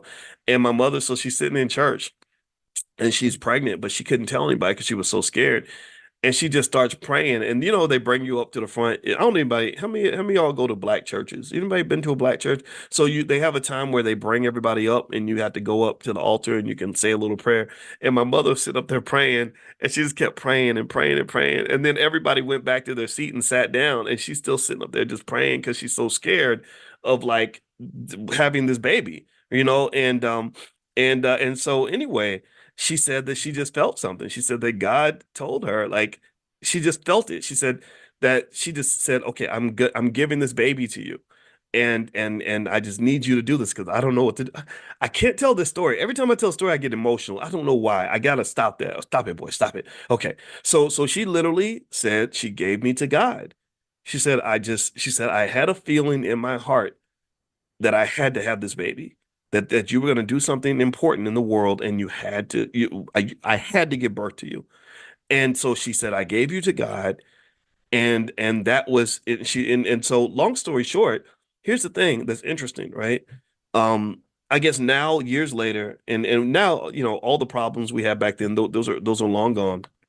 And years later, when we're reflecting on that story, I don't know which came first, the chicken or the egg, right? So maybe because she gave me to God and she saw me as having a purpose from God, maybe that's what led to the impactful things that we've done. Like we've been able to reach millions of people, and a lot of you in here, I hope that I've been able to impact your life in a positive way, right? But maybe it's the other way around. Maybe it's because she told me that I had a purpose, that maybe I internalized that and said that because I've been given a purpose from my mother, I need to be on level 10. Do you understand what I'm saying? So maybe it's all in my head. Maybe it's all just a self-fulfilling prophecy. Like, okay, I was told that I'm the chosen one, so I better go out and do some important stuff, right? And here's the thing though, at the end of the day, it doesn't matter. It doesn't matter like why it happened. All that matters is that it happened.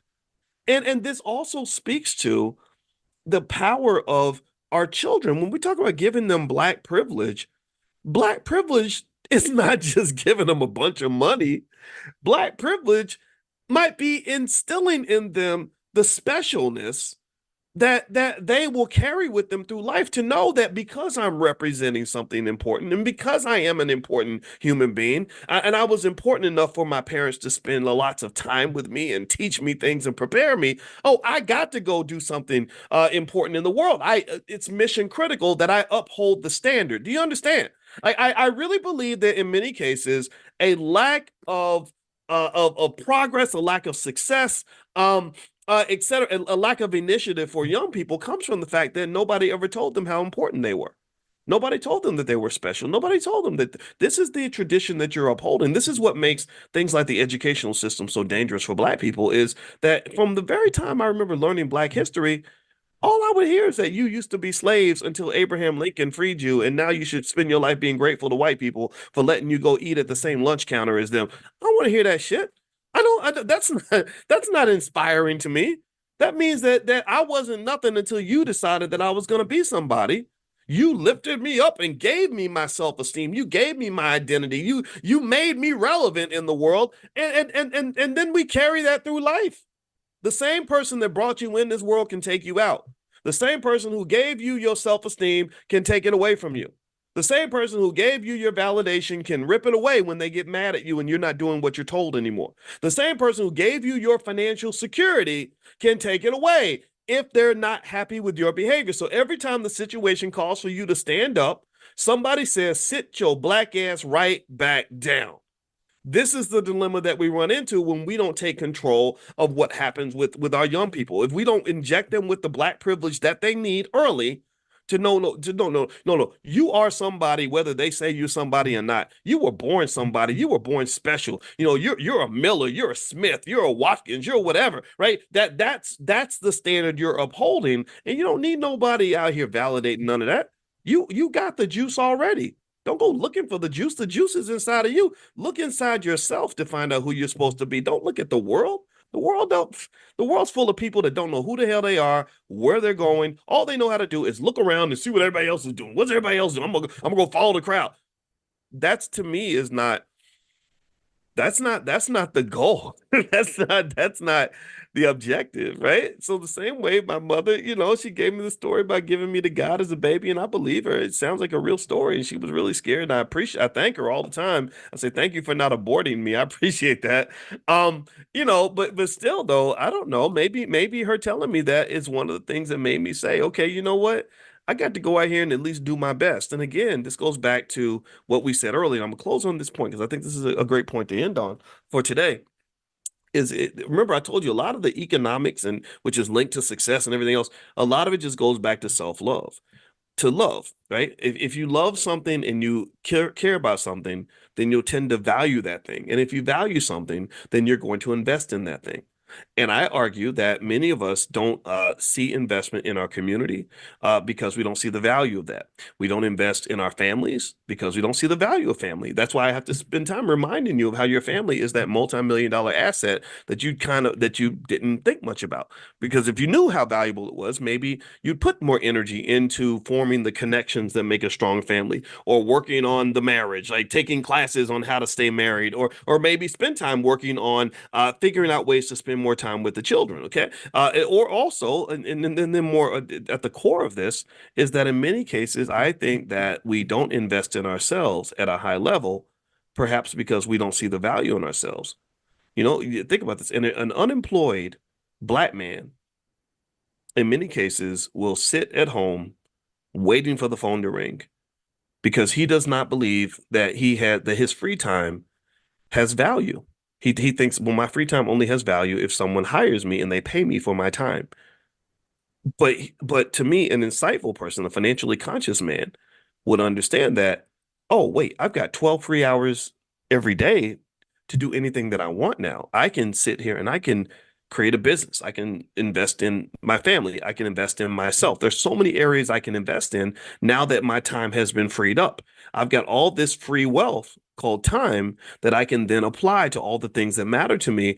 And that's where self-love and valuing what you have is really important. And you should be able to value what you have independently of whether or not a particular system acknowledges you or not. Because unfortunately, the reality is that we live in a country where being unapologetically black means you're not going to get invited into a lot of spaces. I had a conversation the other day with somebody who said, yeah, boys, we got these people that have this money that want to partner with you on blah, blah, blah, blah, blah, but they're a little nervous because you do this and do that. Or we had you come to our event and we lost a corporate partner because we invited you. And I said, I appreciate you inviting me, but don't invite me next time, please, because I don't want you to lose money because you're affiliated with me. I know how dangerous I am. I know that being associated with someone who thinks like this, you're not going to fit into corporate spaces because they're just not quite ready for whatever it is that I'm bringing to the table. But I'm okay with it. Like, I don't need to be invited. I don't care if I come to your stuff. Like, I like you. I just don't. It's okay. So uninvite me, kick me out, and keep your partner if that's going to help you because I can't back off of this. I'm not going to apologize for this. What I've got here is too valuable for me to not invest in this. I must invest in this. If I back away from this at all, I'm missing an amazing opportunity to do something that is the most important thing on earth I could be doing anywhere for anybody. So I'm sorry, I can't course correct now. Really. So really, I would just say to you, pick your thing, pick your juice. And if you really are committed to the damn thing and you're putting your energy into the damn thing the way you should be, you won't care what nobody else is doing. You don't need nobody else to invite you into the party for you to be relevant or to be important. They should be trying to come to your party. And that to me is an example of self-love. And when you love something, you invest in it. When you invest in something, it will grow. So the things in my life that grow, they grow because I invest in it. And I don't apologize for it. I don't hesitate. I do that every single day. So find your thing. I think you'll it feels good. It feels good. So anyway, Derek says I spilled my coffee after the Roland Martin comment. Sorry, Derek. When I see you, I'll buy you a cup of coffee. All right. So anyway, I can't start a day without being at least a little bit petty. But anyway, so let me stop. Roland's a good journalist. I've known Roland for a long time. We're not the best of friends. I can't lie, but I've known the guy for a while. All right. So anyway, let me finish up really quickly and say this. If you're not on the text list to get the text notifications when we go live, make sure you text the word morning to the number 87948. Text morning to 87948. Also, if you want to take a look at the Prime program and see what we're doing with stock options, stuff like that, feel free to go to drboyceprime.com. That's drboyceprime.com. And also to go with Money in the Morning, we created something called Money in a Minute that allows you to learn any specific skill that you want to learn. The first one we did was stock options. And basically the lessons get sent to your via text message to your phone every day.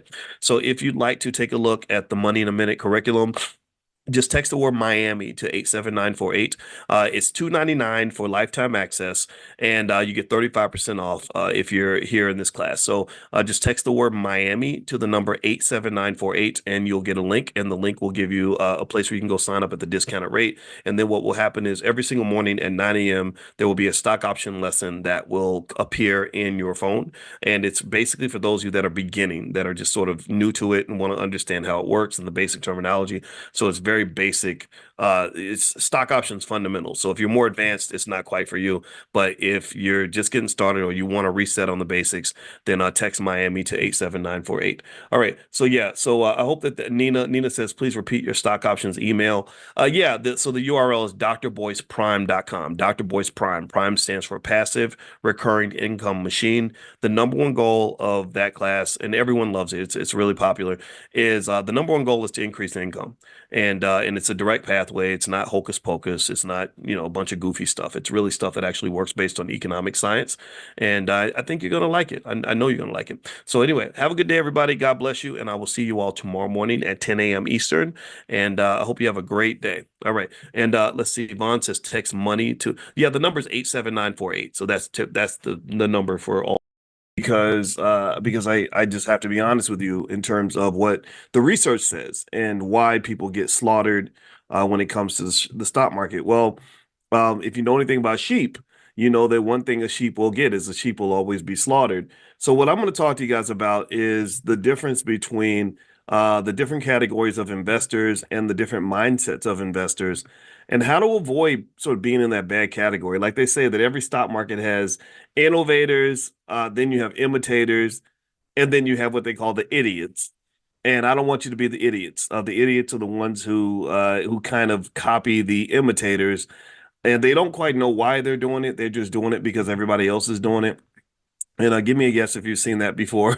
Give me a yes if you think that maybe some of us as Black people maybe have a little bit more of a challenge with that because we tend to really, really want to stick with things that are trendy and what everyone else is doing, or look for external validation for our next move, as opposed to simply just making the move because we internally believe that this is something that needs to happen, right? And so I think that that's a kind of a critical way to kind of think about investing, because if you don't, then bad things happen, and then what happens is, then when bad things happen, you come back and people say, "See, I told you that that investing is bad. I told you that investing will cause you to lose your money. I told you that the stock market is the devil."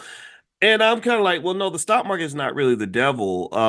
The devil is in whoever told you to approach it the way you kind of approach it. It doesn't mean there's anything wrong with it. It just means that if you approach things in the wrong way, like if I get in a car and I close my eyes and drive 100 miles an hour down the freeway, and I die in the crash and I come back from heaven and I say driving is bad, well, that's not exactly the whole story. I'm indicting the driving process. I'm blaming automobiles. Anybody who's ever made an automobile is a killer. Hey, no, that's not true. They're not killers. You killed yourself. Right? So just I want us to kind of process it that way. All right, so let me shout out to your city too if you want to. I'd love to shout out your city, especially those of you that are international. As you guys know, every morning we do Money in the Morning, financial consciousness. This is where we talk about the art of economic elevation, and we do this every morning at 10 a.m. And I know that to join, to you get on the text list. The text list is text the word morning to 87948. That's how I send you guys notifications of when we have class, stuff like that. Text morning to 87948. Some of you just got a text in your feed or in your phone. But also internationally, if you can't text the number, just go to drboyceelevate.com, drboyceelevate.com. So I really want to see how many of you also are international, how many of you are coming in from other countries, because I want to know if it's actually working. And I see Linda from Cincinnati, Adrian's from Louisville, Kentucky. I love Louisville. That's my city. Carolyn out of Michigan, Sharon out of Detroit. Shout out to Detroit.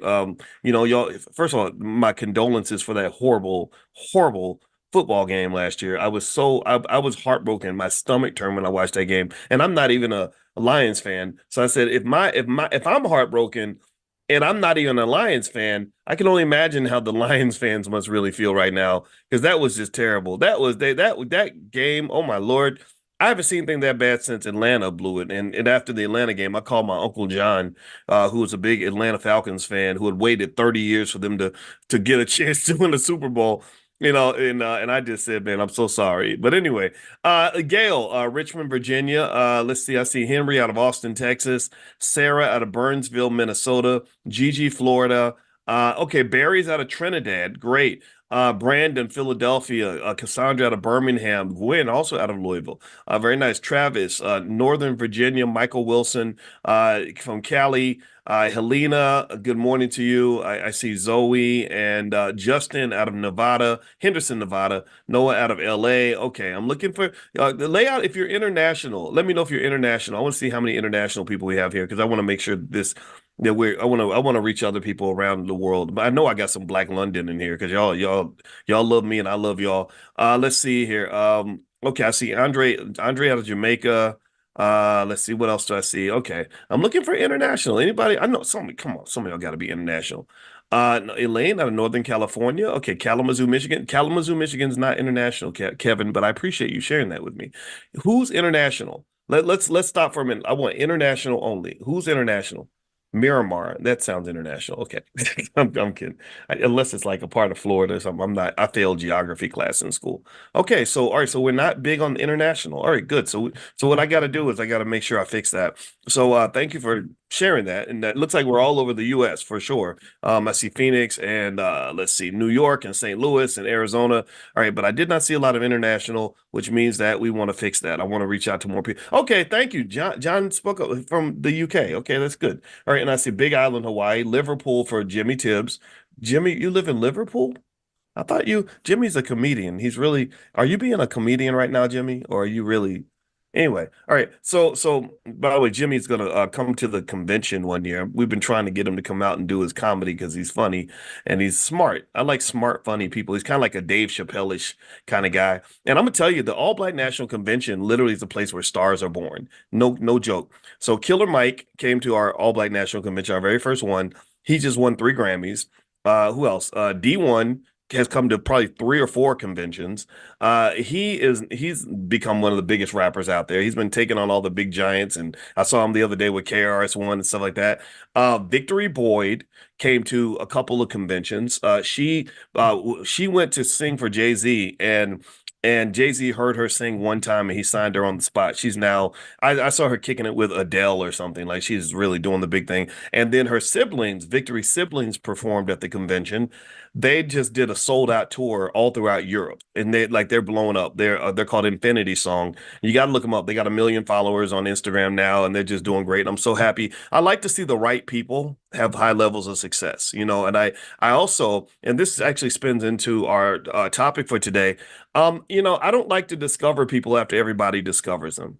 I don't like to Christopher Columbus my way through life, where you discover stuff that other people already discovered and then say, look at what I found. And that to me is connected to what we're talking about today in terms of how you want to think about investing, how you want to think about money. There are people who don't know how to do anything without Christopher Columbusing their way through everything. They follow the crowd. They do things other people have already done, and maybe it's because we need this external validation, or we think that because everyone's doing it that it must be okay. It's certainly going to be trendy, but trendy is not always right. Trendy is not always right, and so when I talk about the people that we discovered at the convention, when I pick people to speak at the convention and people to perform and all that, I'm not picking people based on um how mainstream famous they are. I don't give a damn about that. I really don't care. In fact, being mainstream is actually a negative because I know what the mainstream is made of. I know how the decision makers make their decisions. I know about the people who have the capital, the millions and billions of dollars required to make someone famous, and I know their mindset. I know their culture. So I'm not impressed by that. If you say I'm famous because white people put me on TV for the last 10 years, well, I'm going to look at you strange and say, well, why did they put you on TV? How many Diddy parties did you have to go to in order for you to be on television like that? How many whose butt did you have to kiss? Whose agenda are you fulfilling? All right, because you can't be this can't be something that is independent at that point because you kind of got famous really fast. And I think it's because you're connected to the right people. And I applaud you for that. I'm happy for you. But where's the substance behind what you're doing?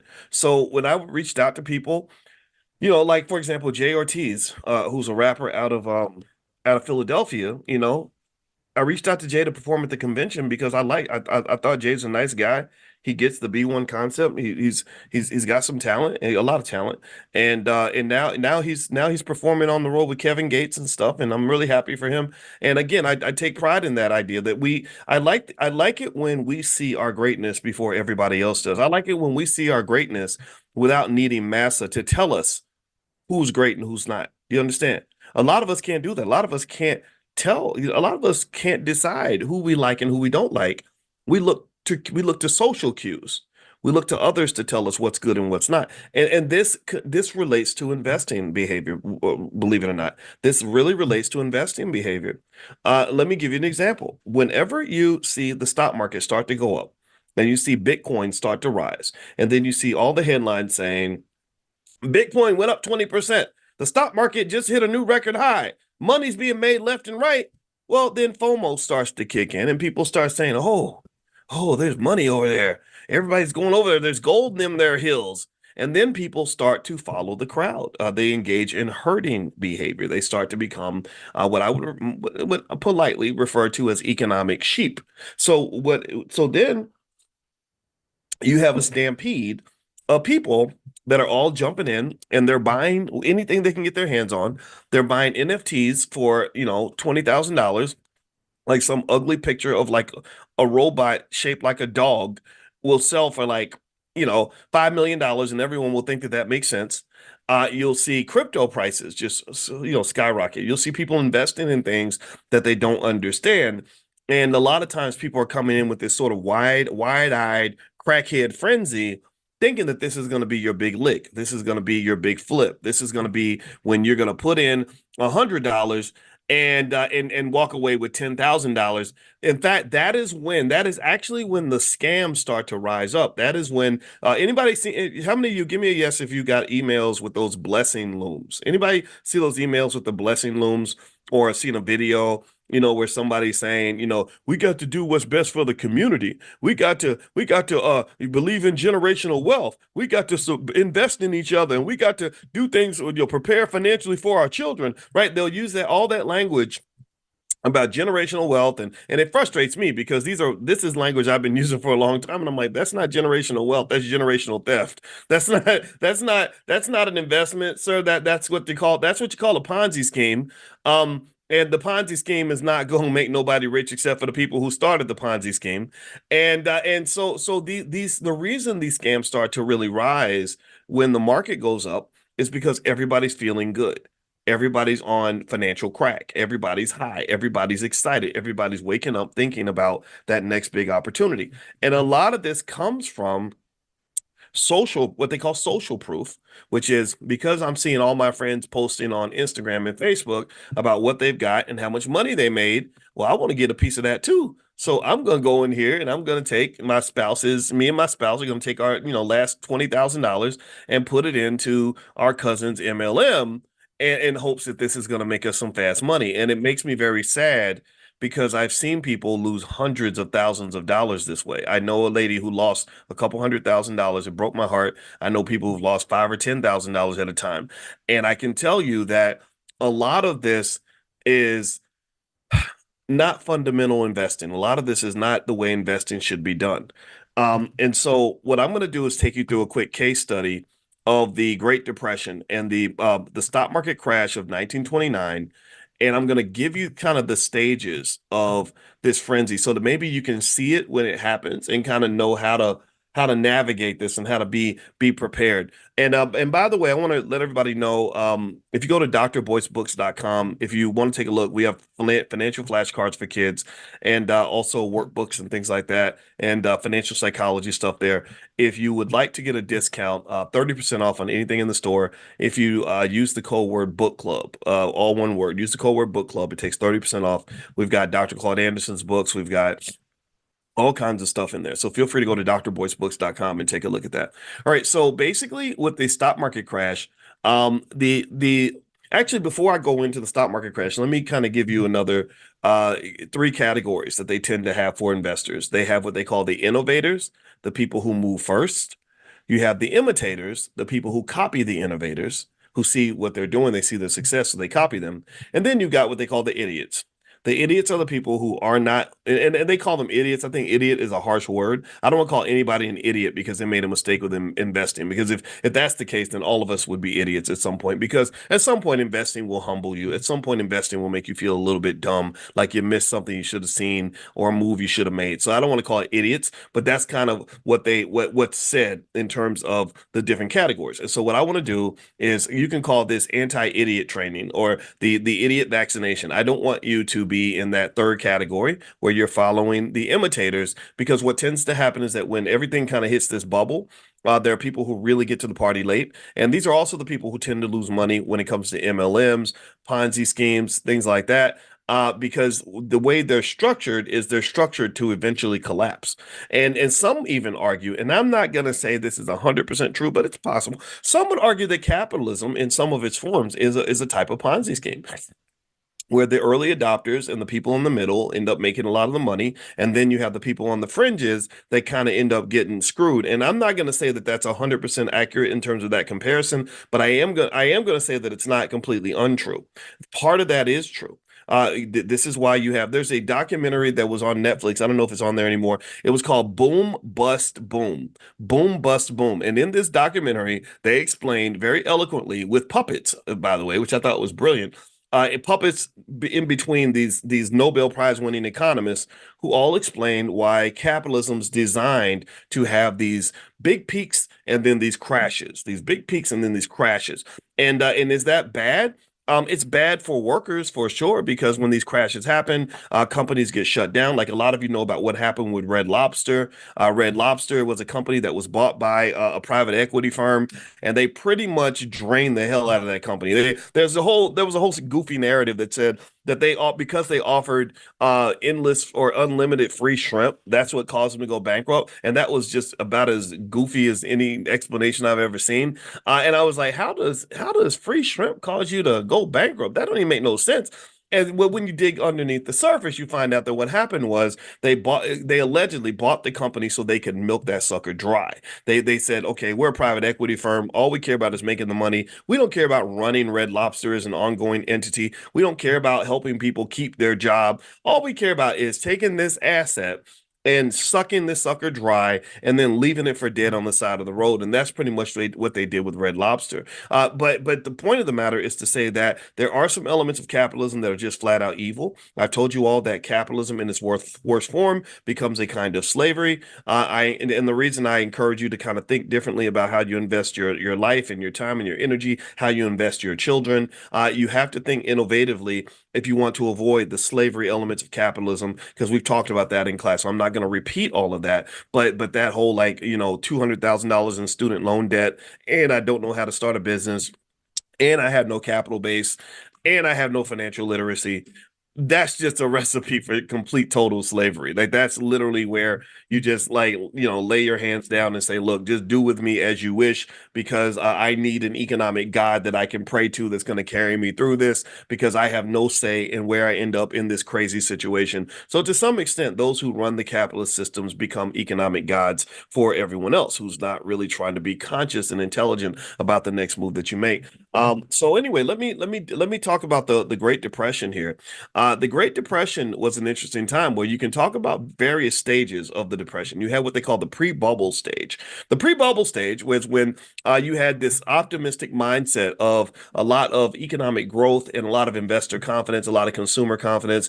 World War One, after World War One, and wars tend to kind of boom, push economies up. There were lots of technological advances and things like that. You started to have mass production for the first time, and mass production slash post-industrial revolution where everybody's inventing stuff and stuff is growing. I don't know if y'all know this, but I think I got to double check on the story to see how accurate it is. Make sure I'm not just making it up. But I could have sworn I read something somewhere that said in 1919 they shut down the U.S. Patent Office, or they thought about shutting it down because they said everything that could ever be invented has already been invented.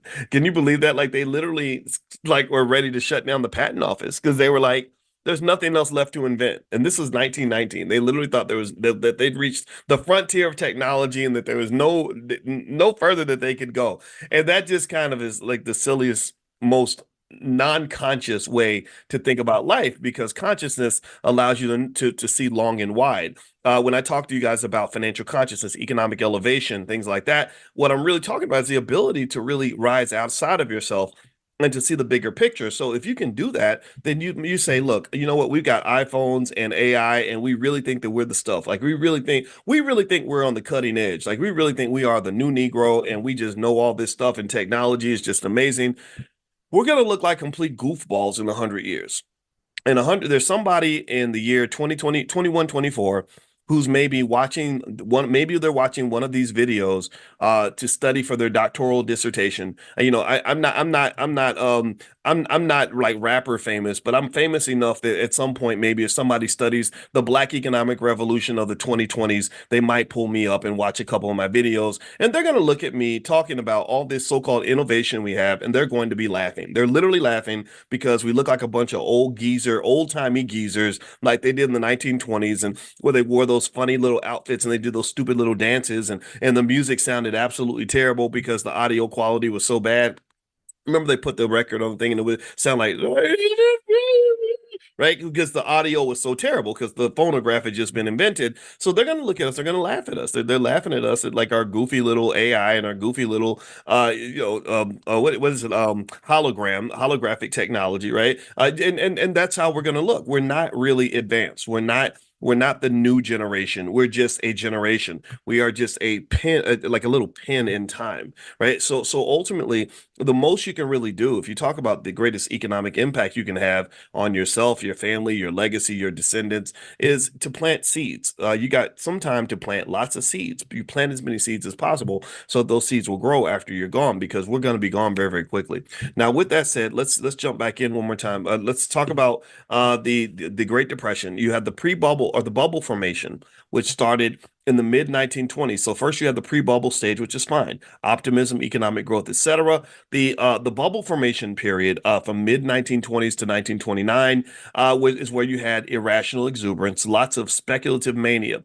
So basically, the stock market started to really grow. Lots of people saw all the money their friends were making. Housewives would talk to other housewives in the neighborhood. And back then, you had a lot of housewives and stuff. So housewives would talk to other housewives about how much money they made in the stock market. People were writing articles talking about how you can flip your money and double it really fast in the stock market. You also had easy credit. You had a lot of margin available, a lot of lending available to expand the breadth and the depth and the strength of your ability to make money. And there was also just kind of a belief that you're in this new era. This belief that you've now reached this magical economy that cannot crash. You've reached this magical, yeah. Those people in the 1800s, they were a bunch of old geezers that didn't know what they were talking about. We're smart, we're young, we know everything. So we've invented a way to avoid depressions. We've invented a way to avoid economic collapses. And that's what people always think right before the economic collapse. Like we always think that we've solved the problems, we've cured the economy, and then the economy comes back and slaps us back into reality. The economy comes back and says, you don't know as much as you think you know.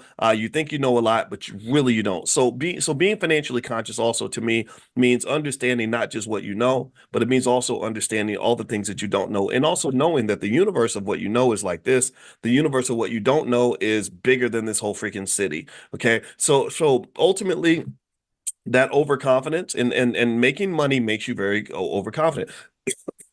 When I always make jokes about when I was talking on the phone to Kanye, and I remember how confident he was, and he told me he literally, for whatever reason, out of the blue, tells me that he's the most important man on earth next to Vladimir Putin. And my first thought was like, why are you telling me this? Because I really don't care. But my second thought was like, yeah, you know what? A man who's made hundreds of millions of dollars selling ugly shoes to teenagers and acting like a weirdo is probably going to feel validated in that behavior, right? I mean, who wouldn't be? Somebody, they're paying you 20, 30 million dollars a month to just go out and act crazy. So yeah, it's easy to kind of think, okay, I've got it figured out. I know the formula. And maybe he does, who knows? But anyway, the third stage after that, after you have the bubble formation, and this is where asset prices are getting pushed up to higher and higher levels. Inflation is high, but asset inflation is typically higher. This is one of the reasons why investing is so important, is because if the value of your assets is going up faster than inflation, then you're not going to feel inflation as badly as somebody who just has to get up and go to work every day and live paycheck to paycheck. So the third stage would be what they call euphoria. Euphoria is complete overconfidence. It's where stock prices tend to disconnect from fundamental values. It's where you start to believe that it can never go down, the party will never end. And so investors have this sort of blind faith where they'll invest in things that they do not understand.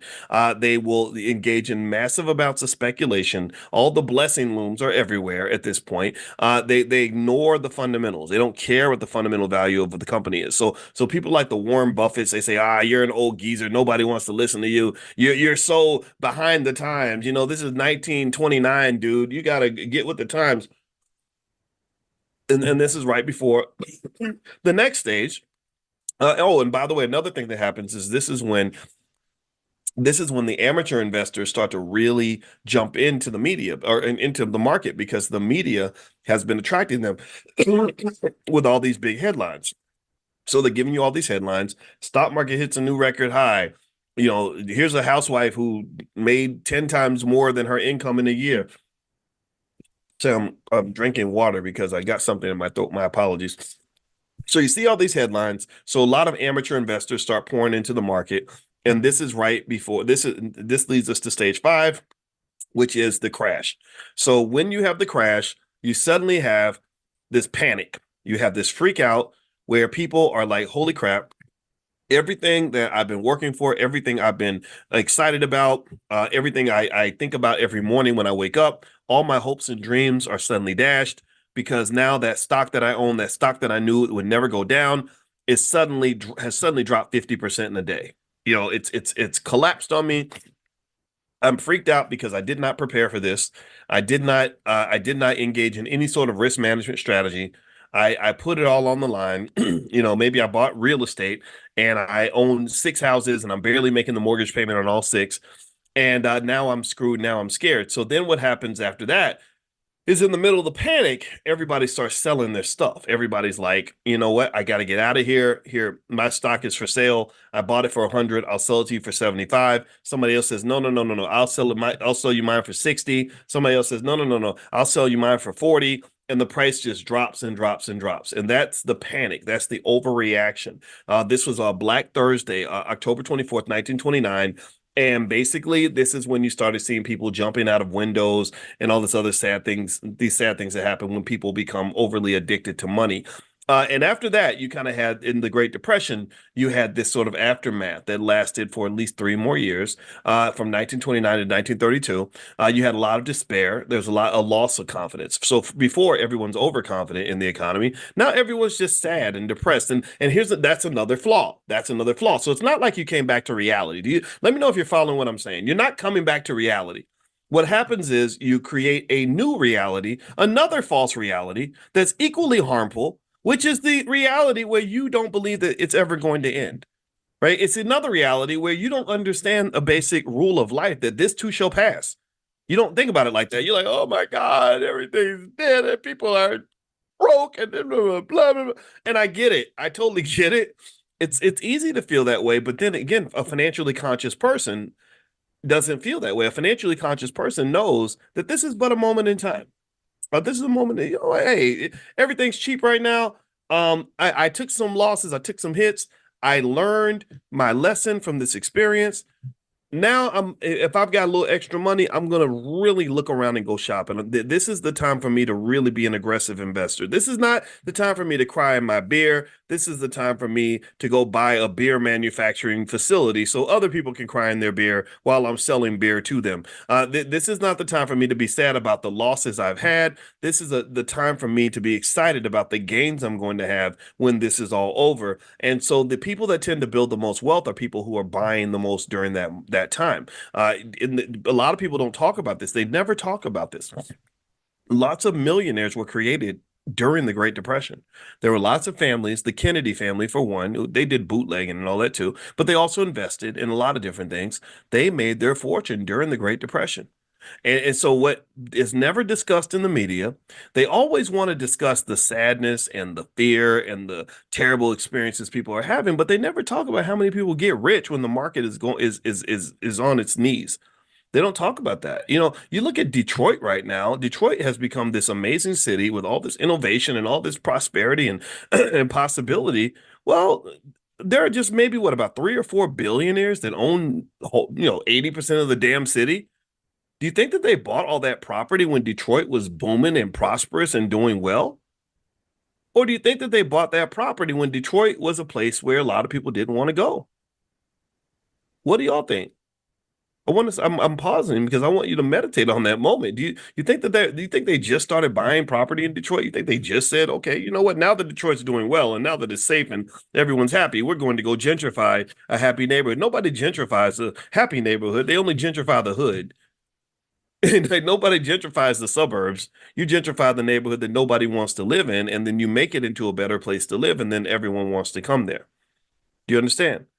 So ultimately, and in fact, now that I think about it, it was probably my investor psychology that led me to pick certain people that were speakers or performers at our convention. I said, if I saw someone that was talented, I had my own internal metric of whether or not I thought the person was going to be successful and famous, and I would try to work with them before the whole world saw what I saw. Like when I saw Victory Boyd sing for the first time and at my event, and she's just sitting there like all humble as can be, her little guitar on her back. I said, "Ooh, this lady's gonna be big one day. Let me go ahead and work with her now because when she blows up, I won't be able to even get her on the phone." You understand? So you got to plant your seed at the right time. You don't everybody wants to plant their seed after the fact. Even when it comes to other important investments we make in our lives, like when we pick a spouse, it's so interesting that there were women that were interested in dating me once I made $115,000 a year, which was a lot of money in 2001. By the way, I did not have many other 31-year-old black male friends that were making the same amount of money as me.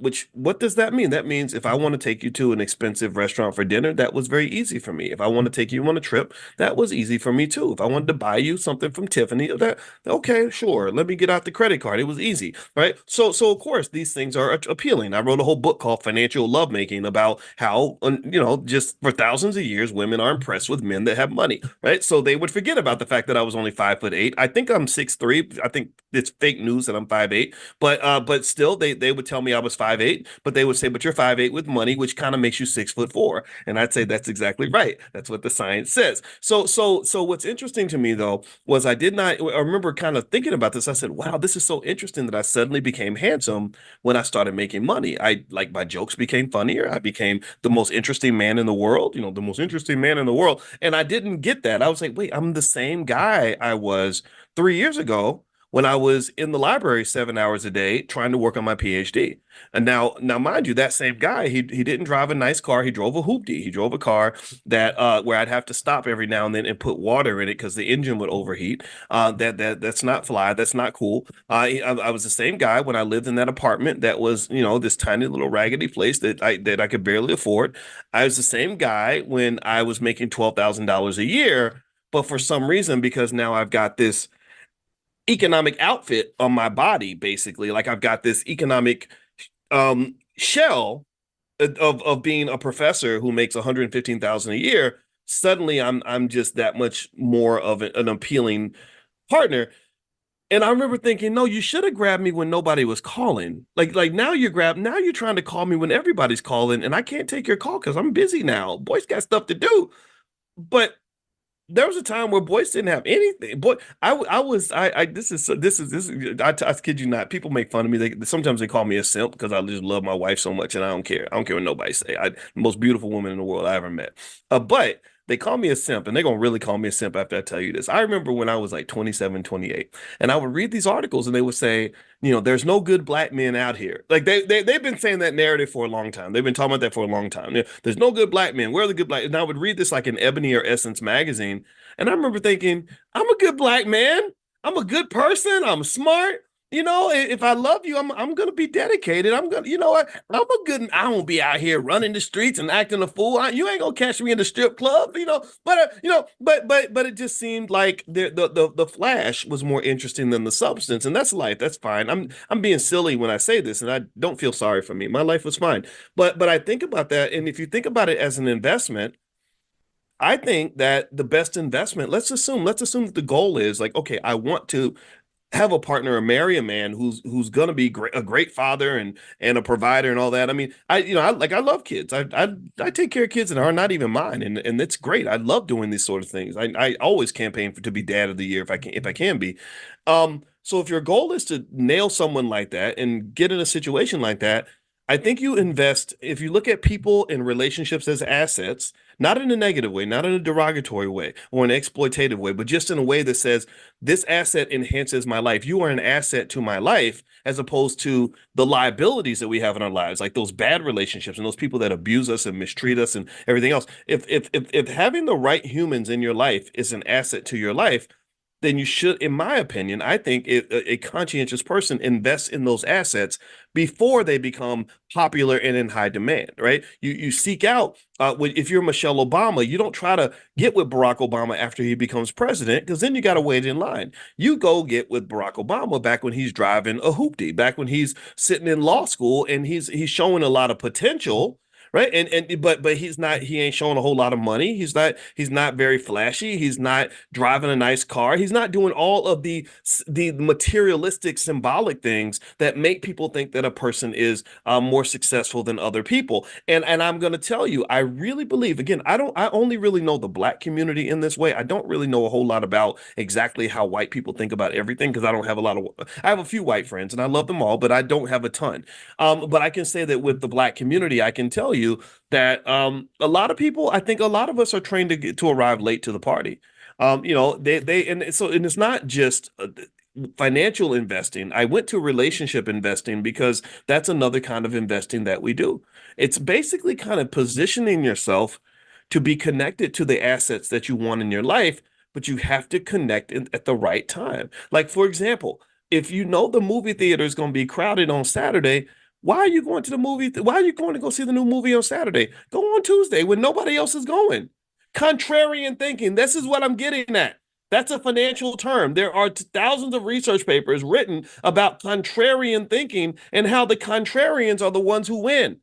The contrarians are the ones who go left when everybody else is going right. The contrarians are the ones who get there before everybody arrives. The contrarians are different because contrarians also have to be leaders. Contrarians have to have a type of courage where they say, "Look, I'm not trying to follow the crowd. I don't want to do what everybody else is doing. I want to be unique." Prince, for example, as an artist, was a complete contrarian. Right? Everything Prince did was weird, very weird. But then he would make it cool, and everybody would be copying Prince. There's a million Prince imitators, but there's only one Prince, right? So here's what I want you to understand, though, that the studies show that 70% of all people will follow the crowd, even if the crowd is wrong. Did y'all know that? 70% of all, this is what studies show. 70% of all people follow the crowd, even if they know the crowd is wrong. So, I'm talking to those of you who really want to know the value of what it means to make that first move. And the hard part about it is that to do that, you kind of have to know who you are. You have to trust your own internal instincts and value judgments. You cannot always look to other people to understand what you're doing. A lot of y'all, for example, got dreams. You got big dreams of big things you want to do. And it's very frustrating if you try to explain that big dream to a small-minded person who only follows the crowd. It's hard for me to lay out a vision that doesn't exist to somebody who can't see a vision unless it's real and it's right in front of them and it's built out of concrete. They can easily see things that are already established. They can look down at the McDonald's down the street as an established business. They can see Google as an established business, but they can't see your business as anything because you're describing something that's not real. So people that have limited low levels of consciousness, period, especially financial consciousness, are the absolute worst people on earth to explain your dream to. They don't get it. They cannot see a business plan, but they can easily see a job, right? So literally when you're talking to people that can only see, they can say, well, they're hiring down at the post office and they're paying $22 an hour. That if that's where their mind is, I mean, that's fine. No, nothing wrong with the post office, nothing wrong with $22 an hour, not making fun of that. But I am saying though that maybe there are times where there's something bigger, there's a bigger vision, that maybe comes from God or the universe or whatever. And the hard part is that you have to really protect that vision from the people that might influence you who are not necessarily able to see that bigger vision the way you can. And because here's the other thing too, the other reality you have to face is that maybe your vision isn't the right one. Maybe your vision will fail, or maybe your vision is not as good as you think it is, right? So they could actually be right, but at the same time, though, there is always an inherent risk when it comes to pursuing a vision, whether you're talking about investing or anything else. There's always a risk. So remember, 80% of all Black-owned businesses fail. So just because you have the vision and because you're passionate about it, that doesn't mean it's going to work. But I can tell you this. I heard Jeff Bezos, the founder of Amazon, and he talked about what it means to take your vision into and turn it into a business, make it into something concrete, make it into something real, make it into something that generates revenue. He said that is really, really hard to do. That is really hard to do. And the success is not guaranteed. So the best you can do is you can't guarantee a win or a success just because you put your heart and soul into it. But what you can do is you can maximize your probability of succeeding. And he said to maximize the probability of success, you have to be ready to go hard toward the thing that you want to see done. You have to commit to it. Yeah, and committing to it, especially when you don't have a lot of people around you encouraging you who can't see the vision because their consciousness is limited, it's going to require some sort of fuel that's going to really push you there. And what happens, unfortunately, is that that person who's innovative or who accomplishes at a high level typically has a very lonely life. Very lonely life. I don't know if I'm a high achiever or not. I think I could be. I have no idea. I'm not going to even talk about that. But I can tell you that I don't have a lot of friends. I do not. I do not have a lot of friends. I have a very small circle of people that I can talk to and I can come to them. And they trust me enough that I can come to them with any harebrained scheme, crazy idea that I think is going to work. And they will believe me because they just have worked with me so long and they've seen some success, right? I can talk to them and they say, Dr. Boyce, I don't understand it. I don't see how it's going to work. But you know what? I got your back. Those are the types of people that you want in your corner. Those are great people to have. The person that you don't want is the person who's like, I can't understand it. That doesn't make sense. How's that going to work? You can't do that. You failed at the such, right? I'm like, yeah, I know I failed. I failed a million times, but I'm going to keep trying because it's only through consistent failure that you find great success. Yes, I know I messed up. I know that I don't know how to do everything. I'm going to try. I'm going to learn. Right? Because here's the thing. You can't guarantee that you're going to succeed. You'll never be able to guarantee that you're going to win, but you can't guarantee that you're going to try, right? That's the only guarantee you have. And so what that might do is that might increase your probability of success from 20% to 40%, but you still have a greater than 50% chance and it ain't going to work out. But you take what you can get. And you can only go get it by being willing to be that innovator that we talked about. You got to be the first mover. You got to be the person that can walk alone in the dark by yourself when nobody else is cheering you on. Because I'm telling you, the bigger and the better and the more meaningful your goal is, the fewer people you're gonna have that are gonna sit there with you and completely get it. This is why mothers are so valuable. This is why, at least my mama, this is why I love my mom. You know why I love my mama? I love her for many reasons, starting with the fact she gave birth to me. I love my mama because my mother has always been my cheerleader, even when I was doing something crazy. My mother has always just been that person who's like, "You go, boy, keep going." And that was powerful. That meant a lot. Because I didn't have a lot of, a lot of people, they'll remind you where you messed up, where you didn't you got something wrong. They'll remind you what you don't have, and well, he's got such and such and blah blah. I sat there, I had an uncle one time, and I was 23 years old, and I sat with my uncle. And he said, "So what do you want to do with your life?" And I said, "I want to get a PhD in finance." And he said, "What are you going to do with that?" I said, "I want to be a finance professor." And I don't know what in the haterologist was going on with this man. I just still don't understand this conversation. I hope he ain't listening because it might hurt his feelings. But he literally sat there and just was like, "You really think you can do that? Like you don't you don't I don't think you have what it takes to be a professor." I'm like, I didn't even ask you your opinion. Why are you saying this? Wait, I thought we were family members.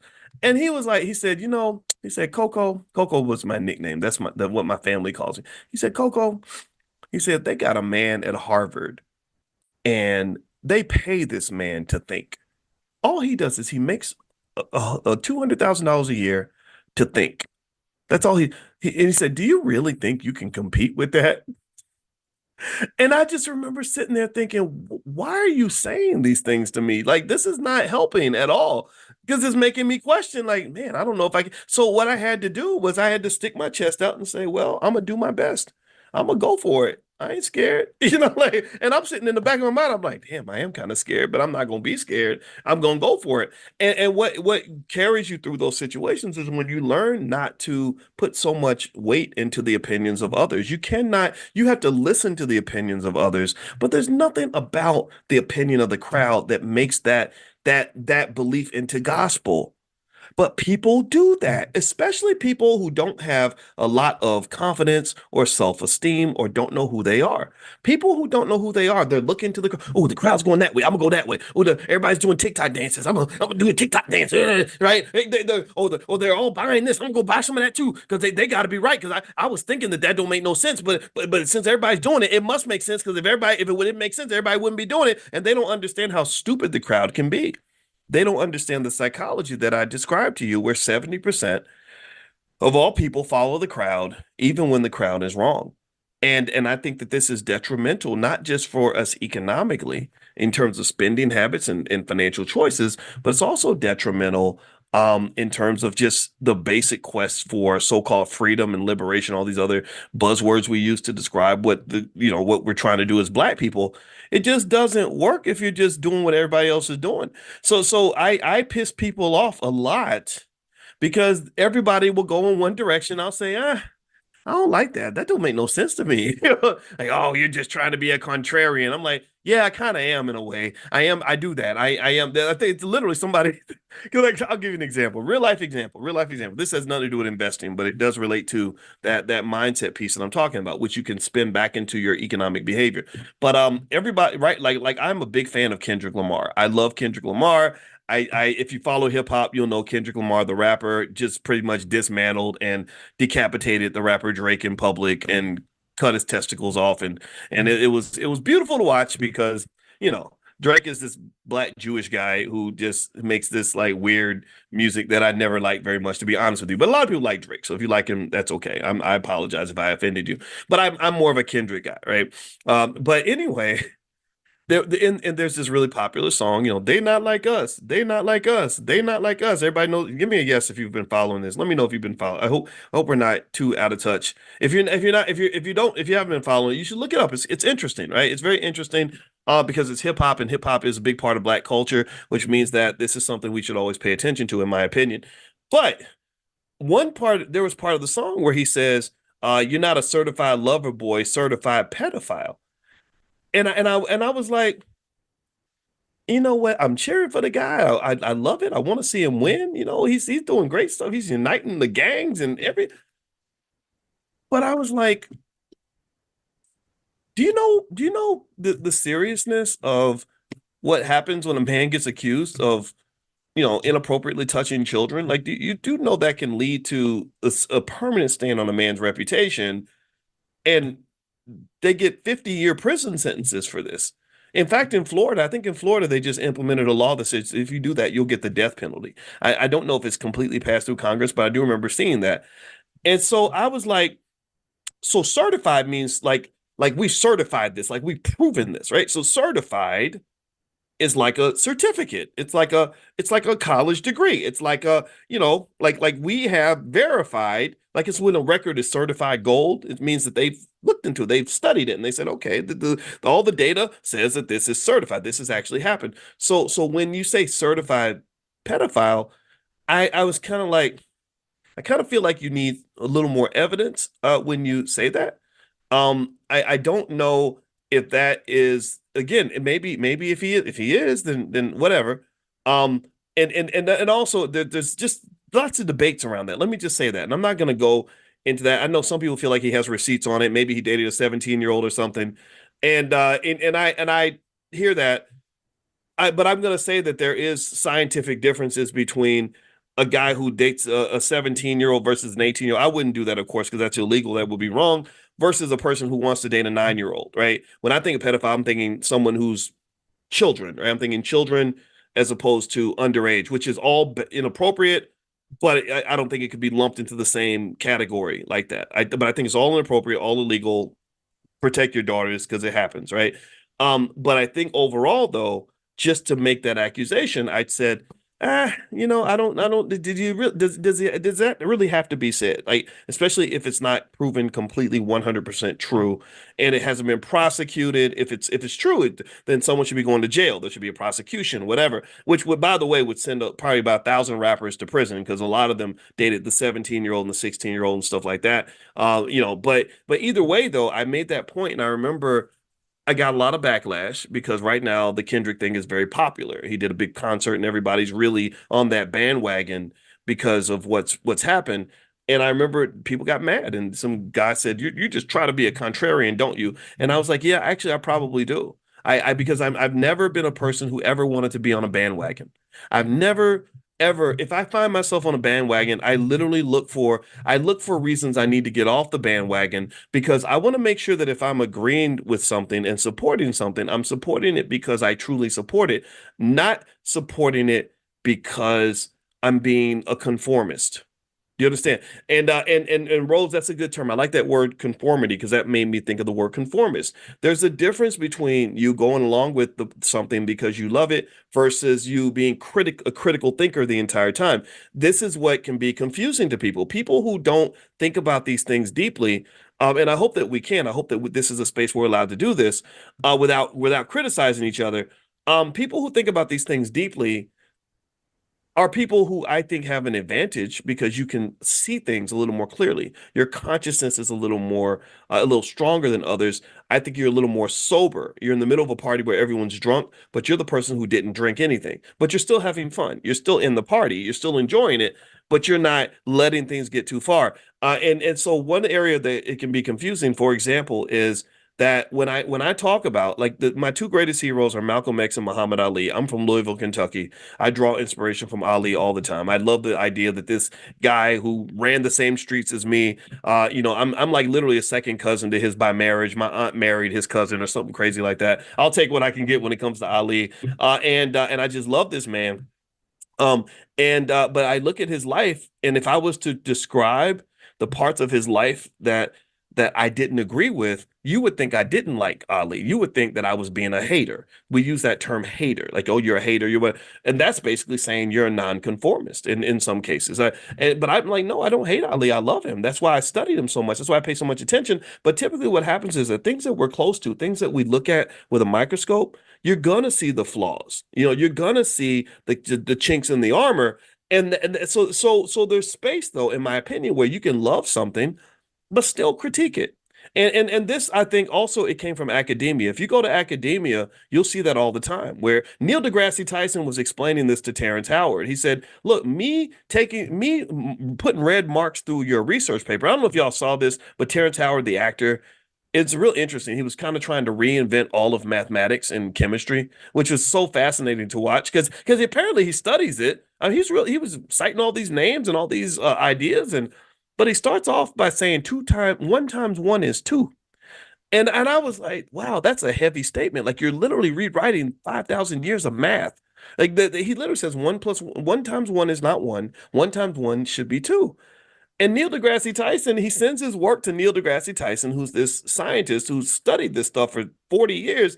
And Tyson does him the honor of reading the paper. And I remember Neil was explaining what went on, and I was thinking to myself, I wouldn't have even read the thing. The man is not a scientist. He's an actor. I'm not saying that actors can't be scientists, but you got to put in the time.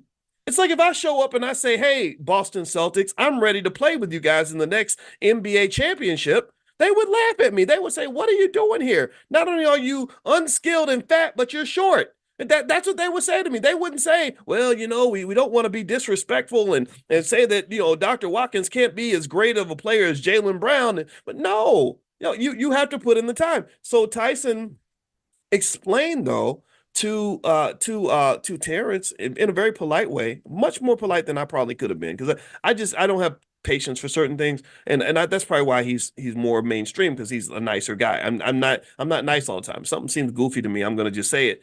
And he said that I was actually showing respect to you by taking the time to critique your work. If I take the time and mark it up in a red ink pen and chop it up, that's me saying, hey, I respect you. I want to go through this and I'm going to give you feedback.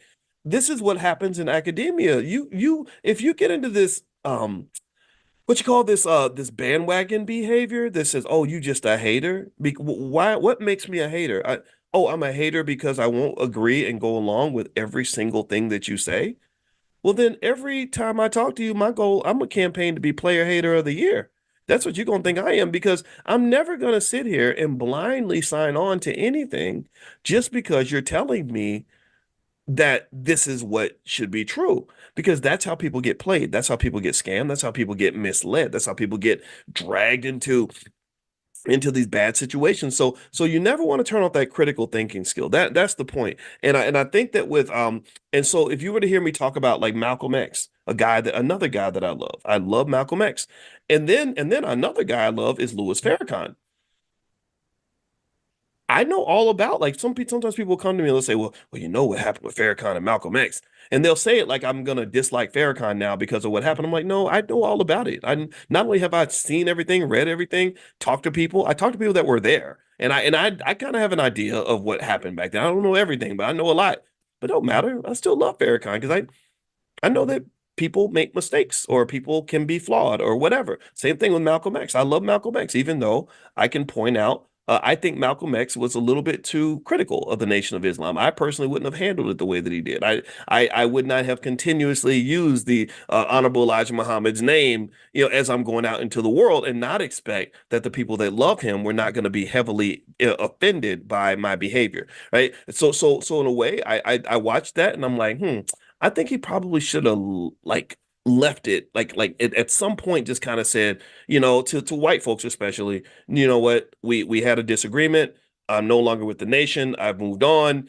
Now let me tell you about the next thing I'm doing, as opposed to constantly referencing that. But again, that's my opinion. You don't have to agree with it. But my point is to say that this sort of critical thinking skill, let's circle it back to investing because we're talking about financial consciousness here. This is what the goal is every morning. Um, when you have contrarian thinking, you are a better investor than people who don't have the ability to do that. You never want to, as an investor, get into a mindset where you just go along with anything, you follow any crowd, you just do things because other people are doing them, because that's how people get slaughtered. So to circle back to that original premise, that original statement, which is kind of a mean statement, and I don't like the way it's set up, and I'm gonna say it exactly the way it was said, is that in the market you have innovators, imitators, and idiots. Innovators, imitators, and idiots. I think you're best off if you are an innovator, but there is a risk of being an innovator in that when you're the first one, you're gonna make a mistake. You're gonna have times where your instincts tell you that something is the best move, and all your research, independent research says it's the best move, but it ends up being the wrong move. And what you have to be able to do as an innovator is you got to know who the hell you are, to the point that when you get criticized, not if, when all the little imitators, when all the little sheep sit back, the people who ain't did nothing, think about this. There's the people who talk the loudest about what you're trying to do are usually the people who ain't doing nothing, are not even trying. So when those little non-trying, ain't do nothing Negroes start talking crazy and negative about the fact that you took a chance, you have to be able to withstand that and say, yeah, I took a chance and it failed, but I would do it again because I'm going to keep trying. Do you understand? Because you cannot guarantee success. You cannot guarantee a win. You are not going to win every investment. You're not going to choose every relationship the right way. Every move you make is not going to be a winning move. But you keep trying. The best you can do is try. And you cannot let people who have a follower herd mentality get you to the point where your confidence is zapped so deeply that you stop trying. You have to try because that's the only way you can bust out of this reality that so many of us as Black people are stuck in because we don't have the courage to do anything different. We don't have the courage to leave the pack and say, I'm going over here. We don't have that courage politically for sure. Because think about it, I don't have, I've never been offended that people wanted me to vote for the Democrats. I get that, right? Because I grew up like that. My grandma, mother, all that. What I get offended by is when you don't even give me a good reason why I should do what you're doing. Like if you tell me to do what you're doing, I'll just say, well, tell me why. And a lot of times people can't tell you why. They can only tell you that you should do it because everybody else is doing it, and that's not good enough for me. That will never be good enough for me. So this is my belief, and this applies to investing. Again, herding behavior is the easiest way to lose your money in the stock market. It is the easiest way to lose your money in real estate. It's the easiest way to lose your money when it comes to starting small businesses. It is the easiest way to lose even more things that are more valuable than money. You lose your soul when you follow the crowd. I don't know if you've ever, have you ever sat and you should go one day and sit and listen to old people talk about their regrets when they're on their deathbed, when they're 85, 90 years old and they're in hospice and they can't go back in time. All they have are their memories. They ask them, "What are your biggest regrets?" And one of the biggest regrets that they have is that they followed the crowd and they didn't do what was true to themselves. They didn't do what they wanted to do. They were worried about what Betty thinks and what Louis thinks and what JoJo thinks and what Tyrone thinks. And instead of listening to that internal voice and doing what was truly true to themselves. So this is bigger than just investing. This is really about the bigger investments that you make, which are your investments that you make with your life. So invest in the right way. I mean, if you make a mistake, at least make the mistake because it was your choice. Don't make the mistake because it was somebody else's choice, because they're not going to be the ones who suffer the consequences from the choices that you make. It's going to be on you. All right. I hope that this makes sense. I hope that this is helpful to you. I'm going to get on out of here, guys. Quick reminder, don't forget, if you want to get text notifications when we go live every morning with economic elevation training, just text the word morning, MORNING, to the number 87948.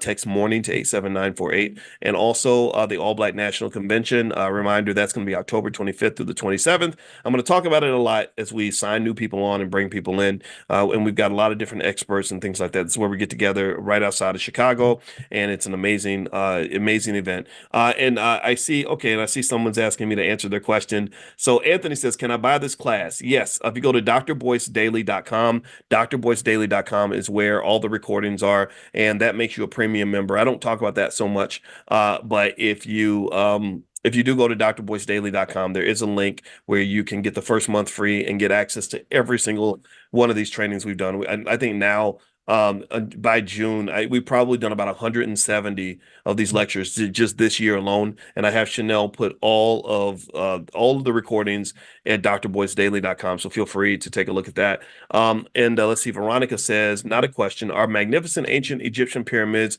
should not be associated with criminality, dishonesty, etc. by the Ponzi versus pyramid. I think it's done on purpose. Oh, okay, interesting. That's a good. Well, that's a good point. I don't know. Maybe that I got to look that up. When I think about pyramid scheme, I'm thinking about like the shape of a pyramid where you have people at the top of the pyramid who are, doing well because they're at the top, and then you got the people at the bottom at the base of the pyramid. That's what I think about. I don't associate that with the Egyptians, but we are going to Egypt actually in August. So maybe I'll ask around and see if there's a connection there. That group trip is actually completely sold out. However, we are going to do another trip. I think the next one will be South Africa. So if you guys want to join us as a group going to South Africa, then I'll let you guys know when that is announced. We'll probably talk about that for sure at the convention. And let's see here. Is there a particular day to buy one stock over another? Nope. Nope, it's not better. Now, buying it Monday versus Saturday, Barbara, most stocks you can't buy on a Saturday. The stock market is open from 9:30 a.m. until 4 p.m. Eastern. So if you want to learn more about stocks and stuff like that, the blackstockmarketprogram.com, the blackstockmarketprogram.com is where I teach a ton of stuff on stocks. I have probably 100 different lectures on stocks. So feel free to go to theblackstockmarketprogram.com. And also, Lydia says, can you post a link to your dissertation? If you Google it, it's out there. Just Google Boyce Watkins dissertation, Ohio State. It'll pop up somewhere. And don't ask me what was in it. Writing a dissertation is one of the most torturous experiences imaginable. It's 155 pages of math, and it was very stressful. And the goal was just to get the damn thing done. And basically, it was written on stock markets and stock momentum and stock prices. You won't learn a lot by reading it, except how to put yourself to sleep. And remember, I was a 31-year-old when I wrote this. So as a 53-year-old, my perspective has evolved quite a lot since that time. But I did know, I knew a lot of stuff, and there's a lot of computer programming. That was all I did every day, was 9 hours a day, just sitting in front of a computer. And so it kind of prepared me for it prepared me for the internet, which was kind of cool. You need to ask, where's Dr. Umar Johnson's dissertation? See, Ken, now you starting stuff. Don't be starting stuff this morning. We ain't starting. We ain't starting stuff. All right. Oh, and yes, it is, Antoinette. It is the 20th anniversary of my 33rd birthday. So that's what it actually is. Anybody saying I'm 53, that's all fake news. All right. I have your dissertation, Doc. I read every word of it. Says Sharif, it's awesome to see your growth and genesis of how you've evolved. But first of all, Sharif, I'm very impressed. We're gonna clap for you, Sharif, for reading that whole thing, because I wouldn't even want to read it. If you paid me money to go back and read that crap, I'd be like, no, I don't want to read that thing. And it's not because I don't. I appreciate what it did for me at that time. My goal was simple. I wanted to finish the damn thing, get it approved, and get a job because I had no money, and it worked. I got through. There was a guy named W.C. Benton, a black man, who helped me get through because PhD programs are very political, and because I've always been an outspoken black man, I'd really angered some of the white people that were ahead of me, and they I think they were determined to kind of sabotage my progress. I really do. And this black man, W.C. Benton, I'll never forget him. He was the only, just to show you the racism. This is why I have very little faith in American institutions when it comes to racial equality. This black man, he was the only tenured black professor in the history of the whole Ohio State Business School. Like they had several departments. They never tenured any other black man. And he was like the top three in the world in his field. He had to be that good just to get something that hundreds of white people had gotten. So the racism was pretty bad, but he was a real man. He was a great guy. He was a Marine. And so he wasn't scared of nobody. And that's why I respect soldiers because of him and my dad and stuff like that. And Dr. Claude Anderson, just the soldiers. We need more of this soldier mentality in our community. I think if we have more people with a soldier's mindset, just in terms of like that discipline, that courage, that commitment to solving problems and just fighting for what you want, then we'd be unstoppable, right? So, in fact, that's why the whole Black Wall Street massacre kind of occurred, is because the soldiers came home from World War I and they said, "Oh, you got guns? Well, we got guns too. We're not going to just play defense. We're not just going to sit back and be scared of you. We could play offense too." And so they didn't necessarily win that fight, but they fought, right? Which I think is awesome. So anyway, so W.C. Benton, I'll tell you the story about him because I honor this man. I love him. I was in the middle of something where they were just giving me the business big time. And I told him, and we went to eat one day. We went to eat lunch at, I think it was Burger King or something. Don't judge me. I was 29 years old. And now he's the one that shouldn't have been eating at Burger King because he was overweight man, about 60 years old at the time. And anyway, I remember telling him about it, and he went in there and he went in guns blazing. And he went to the big boss of my department, a guy named Renee Stoltz, and he just basically told him, he said, if y'all keep messing with Boyce, I'm not gonna support you on this thing over here that you need me to do for you. And next thing you know, they were so nice to me. I mean, it's like he came in like Moses and parted the Red Sea and cleared a path.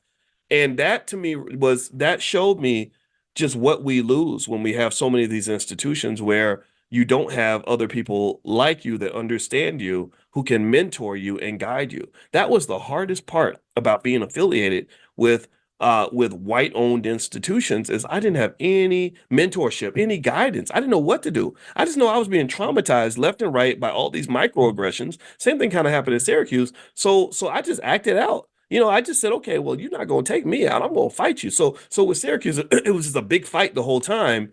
Whereas if I'd had a couple of good mentors in my space to kind of protect me and train me on how to operate in that weird environment, I probably would have been more comfortable there. I would have been able to make it work. But there was nothing there. There was no infrastructure. So this is something that does happen. And in my view, the solution isn't like, okay, we need more black mentors. That's a temporary solution. That's a band-aid. But I think we need more black institutional ownership, period. I would have been much more comfortable in a less funded, smaller black institution than I was in this well-funded, big, strong white institution, and so my solution at the time was to try to go teach at an HBCU. So I applied to a couple, Howard, and I talked to somebody about teaching at Prairie View A&M. And the conversations were incredibly depressing. When I went to Howard to interview, I got interviewed by a Chinese man, which was the craziest thing I've ever seen in the world. With that literally you are I was sitting there thinking, this doesn't make any sense. Why am I at an HBCU with a Chinese guy deciding if I am worthy of teaching African American youth? That was the craziest thing, because you can't go to China. I bet you go to China, I'll give you $1 million. You find one Chinese institution. Well, I'm not gonna say a million because in case somebody actually takes me up on it, I'll give you $1,000 if you can find one institution in China that is Chinese where Chinese students attend, where there's an African American who gets to choose whether or not Chinese people are qualified to teach other Chinese people. They would never allow that to happen. But we do, because we are inherently committed to this really awkward racial double standard. And I kind of think, even here you go. Here's another example. And just something to think about. I saw the other day where there were people that were really upset because in the Florida schools, they're teaching history different. They're teaching something about slavery, some things about slavery that are just not true, like that the slaves benefited from slavery and silly stuff like that. And people are outraged, as they should be, and I get it. It's wrong. It's incorrect.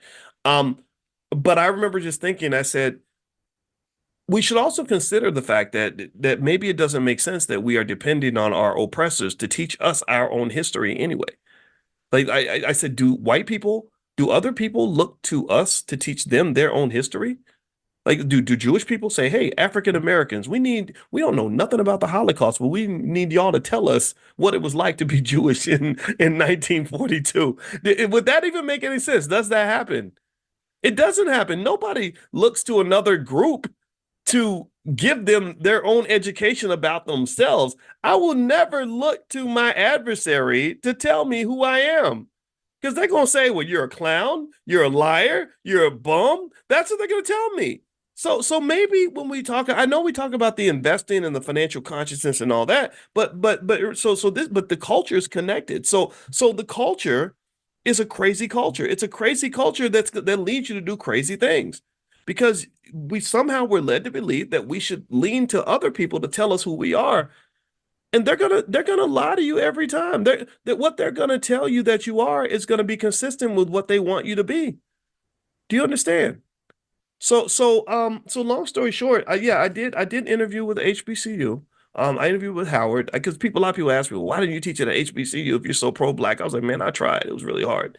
I didn't, and they were gonna cut my pay and everything. They were like, you're gonna make half the money and do twice as much work. I was like, okay, I'll do it. That was, and at Prairie View, the only reason I didn't want the job was because the lady said, not only are you gonna do twice as much work for half the pay, but we don't want you to do any of your other work outside of what you're doing here. So because by that time I was doing TV appearances and all that stuff, and they were like, "Well, all that stuff it's only going to make your colleagues uncomfortable and make them jealous of you."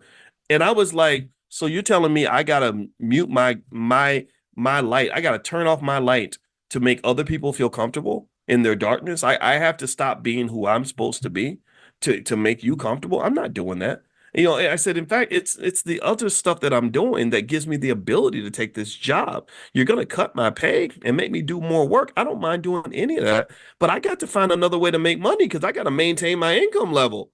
And so, because by that time I was selling a few books and I was building my little business and everything. So I was willing to take the sacrifice, but I was not willing to sacrifice certain things. It's like I'll sacrifice money, I'll even sacrifice time, but I'm not going to sacrifice my dream. I'm not going to sacrifice my potential. I'm not going to sacrifice my greatness that I think God gave me. I think God put me on this earth to do something special. This was me at 34 years old now. I didn't see all this stuff that we've seen in the last 20 years. But I said, you know what? God put me on here, this earth to do something special. And I think I can do this.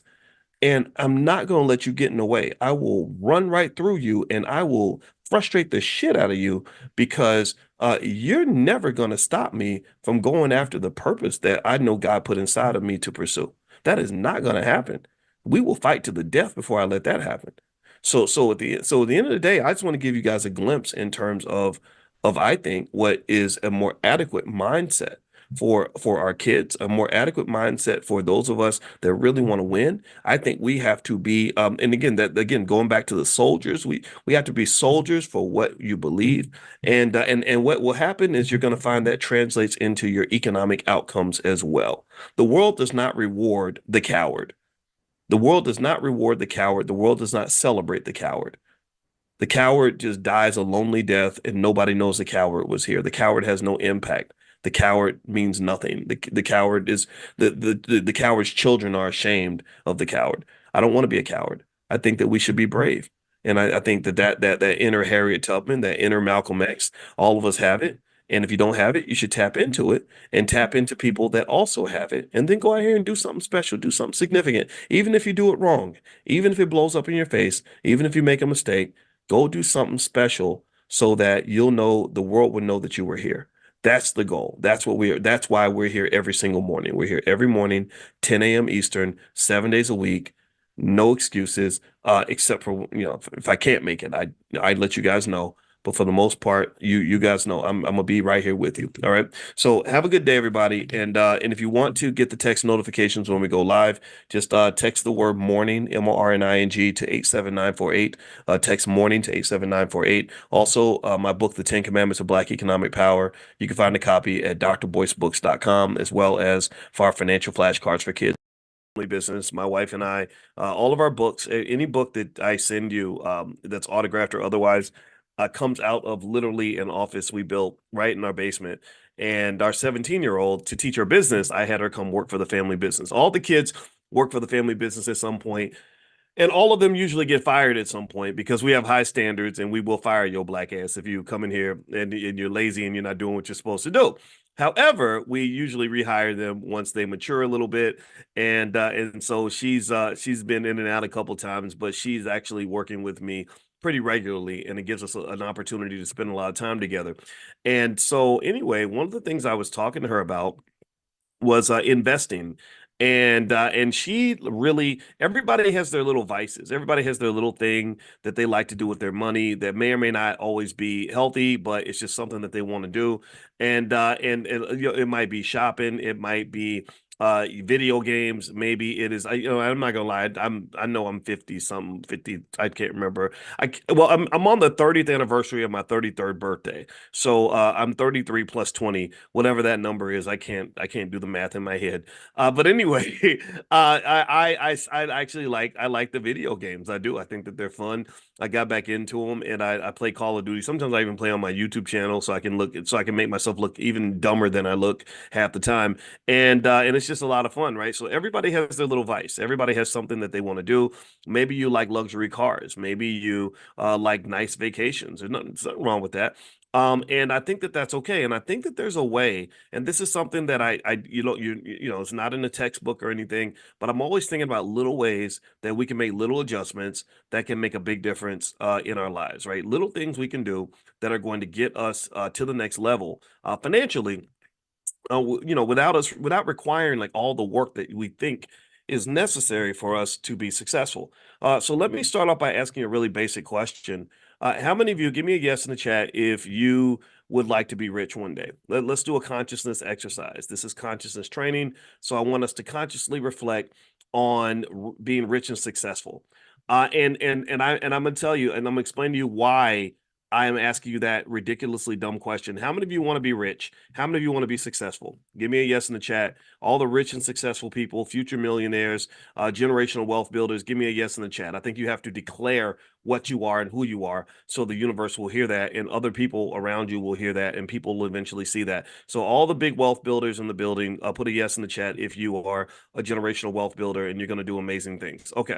All right. So why did I ask you this crazy question? Well, the reason I asked you this question is because I had a conversation yesterday in the kitchen with my with our oldest, who is so it's just really, so today's conversation really is kind of a mashup of conversations I've had with the kids literally in the last 24 hours, and I'm gonna explain why. I promise you, it'll all come together in some comprehensive framework that hopefully will make sense to you when we're done. So I was in the kitchen with our 13-year-old and our 21-year-old, and we were talking about being successful.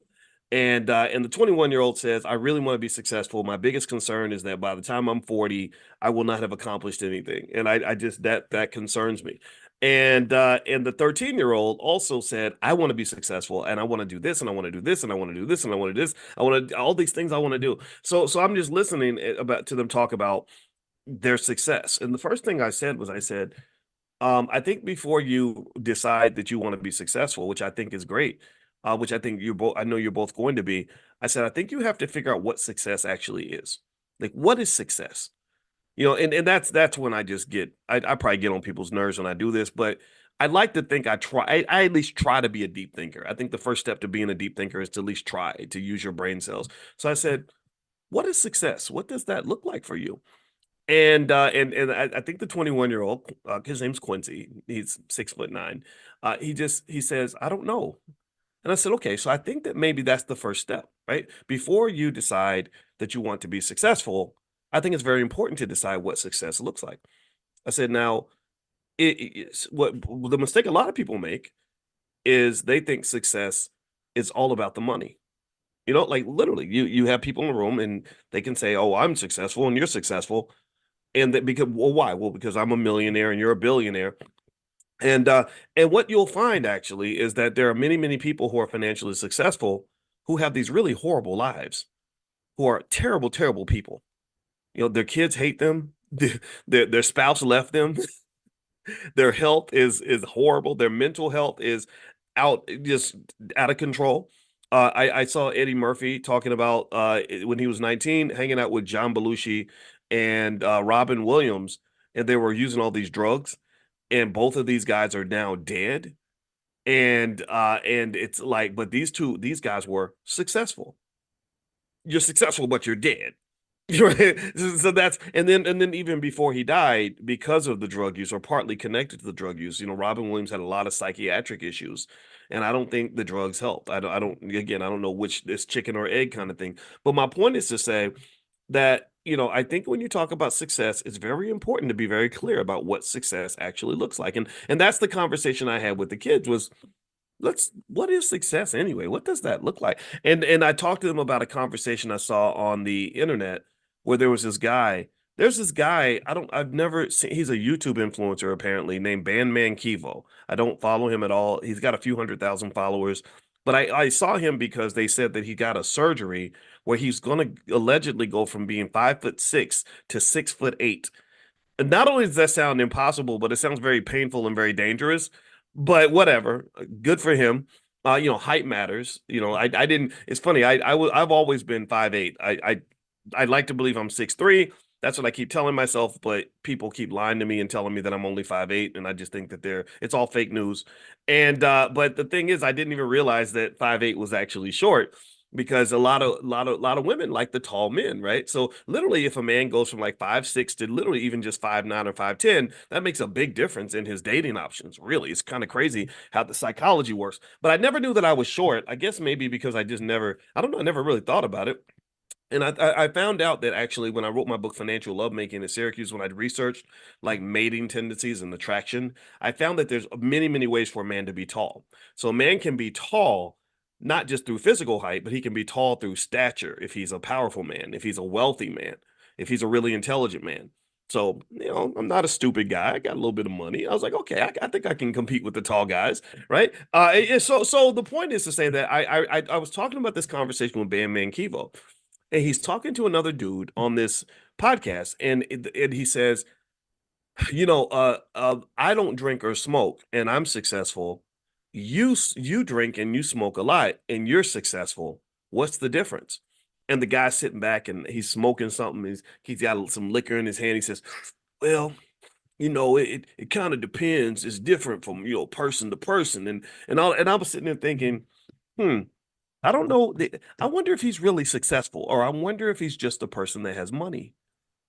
Do we at least acknowledge and understand that sometimes you can be a very wealthy failure? Did y'all know that? Do y'all understand that because I was looking at the guy and I say he doesn't look successful to me. He looks like he might be a alcoholic or a drug addict, or maybe I don't know. I don't know. I don't know the guy. But he didn't seem like, I was like, what makes him successful? What is your criteria? And I think that one of the biggest mistakes we can make is when we define success by one variable. It's just like defining, if you talk about a great woman and someone says, well, she's a better woman than her because she's really pretty and she's only average. I don't think that's how you shouldn't pick a wife like that. If you do that, you're headed for trouble. You're gonna have some problems. So what tends to occur, I think, in a simple-minded world where people don't spend time doing some of the things that we do every day, like literally just thinking and reflecting, is that we come up with these one-dimensional answers to multi-dimensional questions. You see, like a question should involve multiple variables, but we just pick one. And I don't think money should ever just sort of be this one variable that determines whether a person's successful or not. So that was the conversation I had with the 21-year-old and the 13-year-old. With the 17-year-old, I had a different conversation about finances. Actually, you know what? I didn't actually have the official conversation with her yet.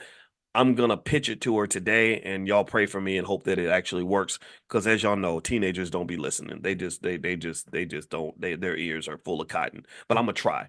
But I had the conversation with her mom, and I said, "Here's what I think we can do." I said, "I really want her to do what I have found to be the most important thing a person can do when it comes to building wealth. Y'all ready?" I said, I need her to invest consistently. I need her to consistently buy stock every week, every month, even every day if she wants to. I need her to get into the habit. I need her to form wealthy habits that are going to ensure that when she gets older, she's going to have a big pile of money and not a big pile of regrets. So here's what I said. Here's what I threw out there, and this is what I'm going to throw out to you. And this will make you rich in a decade if you stick to this. I promise you. I said, if you think about all the places that we spend our money, the average American spends probably thousands of dollars a year on fast food, for example. And I said, imagine if you did what the environmentalists do. What environmentalists do. Has anybody ever seen this? Where in order to save the environment, one thing, which I don't think they're going to be able to save because we just want to destroy it so badly. One thing that environmentalists have in place is this sort of like replacement mechanism where every time they chop down a tree, they plant like another tree. Right? Anybody seen that? Let me know if you've seen stuff like that before. Where, so if for every bad thing they do something else. And then they even do something with carbon emissions. I don't know. I'm not an environmentalist. So if I say it wrong, just please forgive me. But really, there's kind of like this idea that says every time you deplete a resource, you replace the resource. And maybe sometimes you even replace it with more than what you took away. You chop down one tree, you plant three more. Right. And I like that. I think that's a great idea. So I said, what if we did the same thing when it comes to wealth? I mentioned to you all that the ability that having a culture and a series of habits that lead to the acquisition of wealth, the preservation of wealth, and the growth of wealth, those are the characteristics of families that become filthy, stinking rich. Those are the families that become, if you start success with financial success, these are the people that tend to become wealthy. So I said, what if we approached it like environmentalists? What if you took your biggest vice, right? And instead of feeling bad about it, because I'm not a guy that's gonna like see you on the street and slap the Starbucks coffee out your hand and say, "What the hell are you doing? Why are you drinking coffee? You know that if you were to invest the money that you spend on coffee every day, you can have $1 billion by Tuesday." I don't do that. I don't believe in doing that because then what I'm doing is I'm taking away from your happiness because that coffee might have made you happy. I got coffee. We need our coffee, and Starbucks is good. Starbucks is not the devil. Starbucks is not the reason that your bank account is empty. I don't know what other people do, but it's not. I'm not here to make you feel guilty because you drive a Mercedes. I don't want you to feel bad because you went to the mall. But here's what I'm gonna challenge you to do. And I promise you, it's beautiful because the more financially ratchet you are, the more effective this is going to be.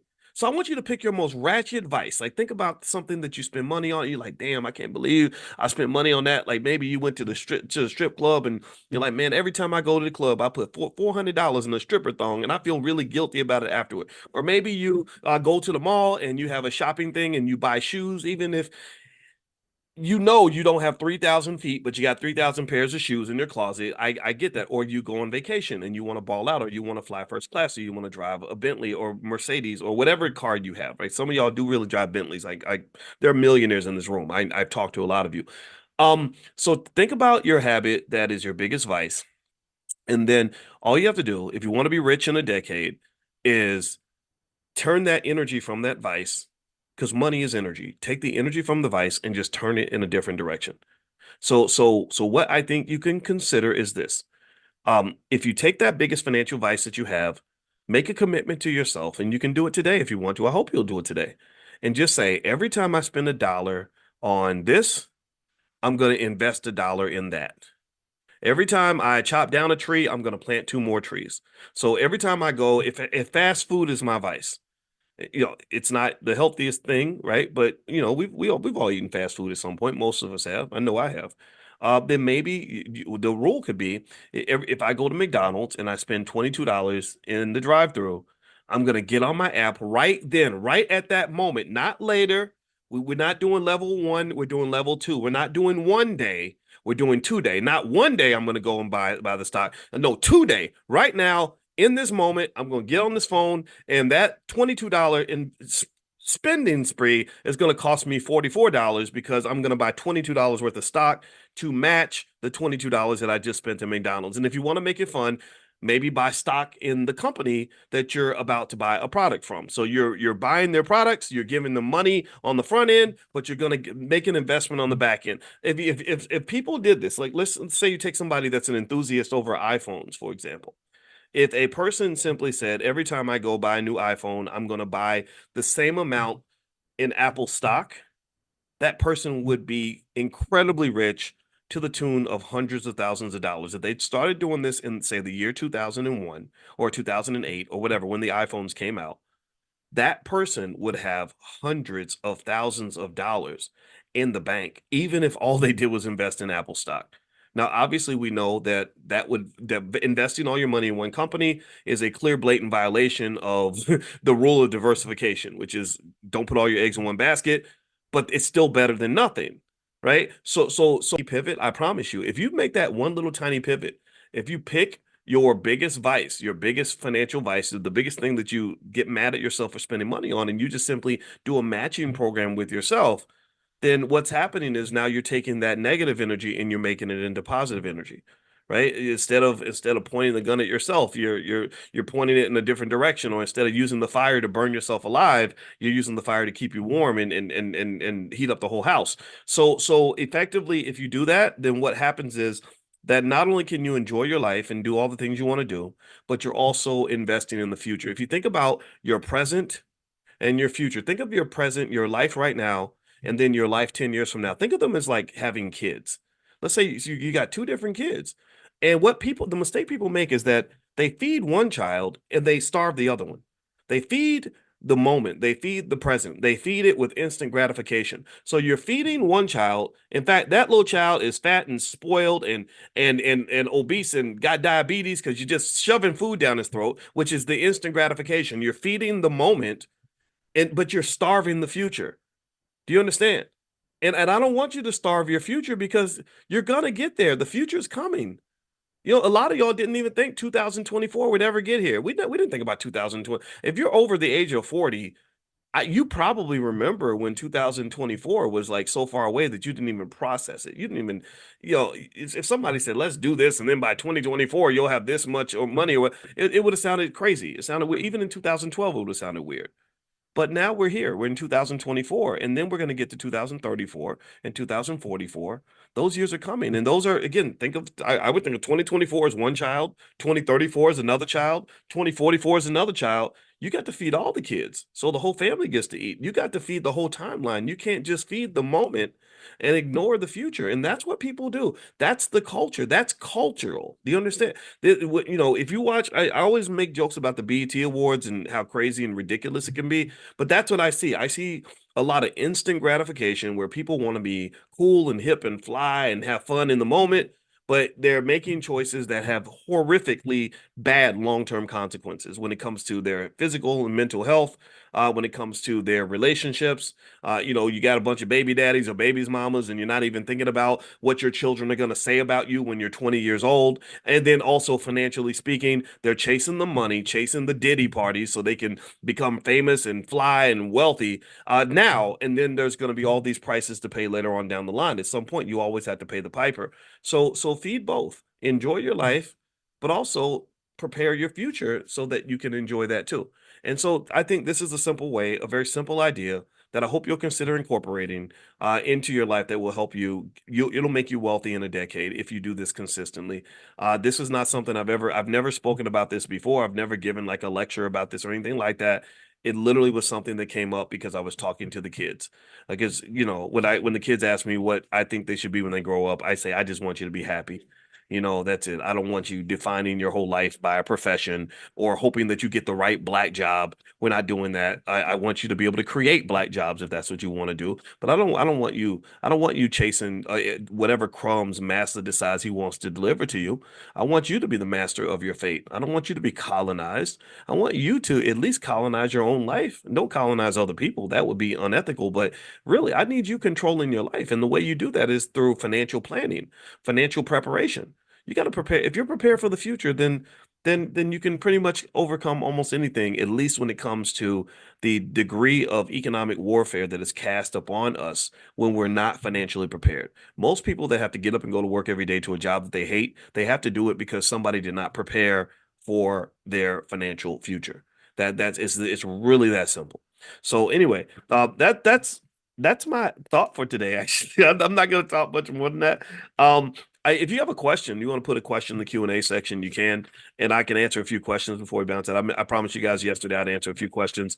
I wanted to mention also, if you still wanted to do the Money in a Minute series, which is stock options. Stock options is the first Money in a Minute series where each morning I'll text you a financial lesson on that specialized topic. So right now we're doing stock options. So if you'd like to sign up, you can get a 35% discount for lifetime access. Just text the word Miami, MIAMI to 87948. Text Miami to 87948. The lifetime access fee is $299, but it takes 35% off. So feel free to text Miami to the number 87948, and then you'll start each morning at about 9 a.m. You'll receive a lesson on stock options that'll allow you to learn stock options within the flow of your day. And then at some point, we're going to do some more specialized lectures and options in stock market investing. We do a lot of stuff here in the Black Business School. You guys know that. All right. So what I want to do is I'm going to reach in here and answer a few questions. Let's see here. Were you able to send out the dividend stock list? Asked Barbara. I thought that I did. I thought that I put it in the chat last time. Did I put it in the chat yesterday, or am I just making these things up in my head? I thought I shared it with you guys yesterday in the class, but maybe I should. I try. I don't want to text it. I don't want to send too many text messages out unnecessarily per se. But maybe I can do that. Yeah. So let me. I'll send it out again today. All right. So yeah. So if you want to get the list of stocks that pay dividends, just text the word morning, MORNING, to 87948. So you're not just getting an invitation to Money in the Morning or Economic Elevation Training. You'll also get that list of dividend stocks. So feel free to text the word morning to 87948. All right. The next question is when will we get the new Dr. Boyce's buying this week? That's going to be done today. So yeah, that's part of the Black Stock Market Program. So if you go to theblackstockmarketprogram.com and look under the section called What Dr. Boyce is Buying, you can find that there. That's theblackstockmarketprogram.com. And that's the first month is free. So feel free to take a look at that. There's a lot of stuff in there. I've been doing it for about 8 years now. So I save every single thing, every single training, every single lecture, every single thing. And you can sign up. You can bring your whole family with one membership. So feel free to go there. Okay, let's see. Kamisha is asking about the Miami list. You didn't get the Miami this morning. You know what? If you have any challenges or issues, you can email the support team. Email support@theblackbusinessschool.com, and I'll take a look. I'll take a look to make sure you're getting what you're supposed to get.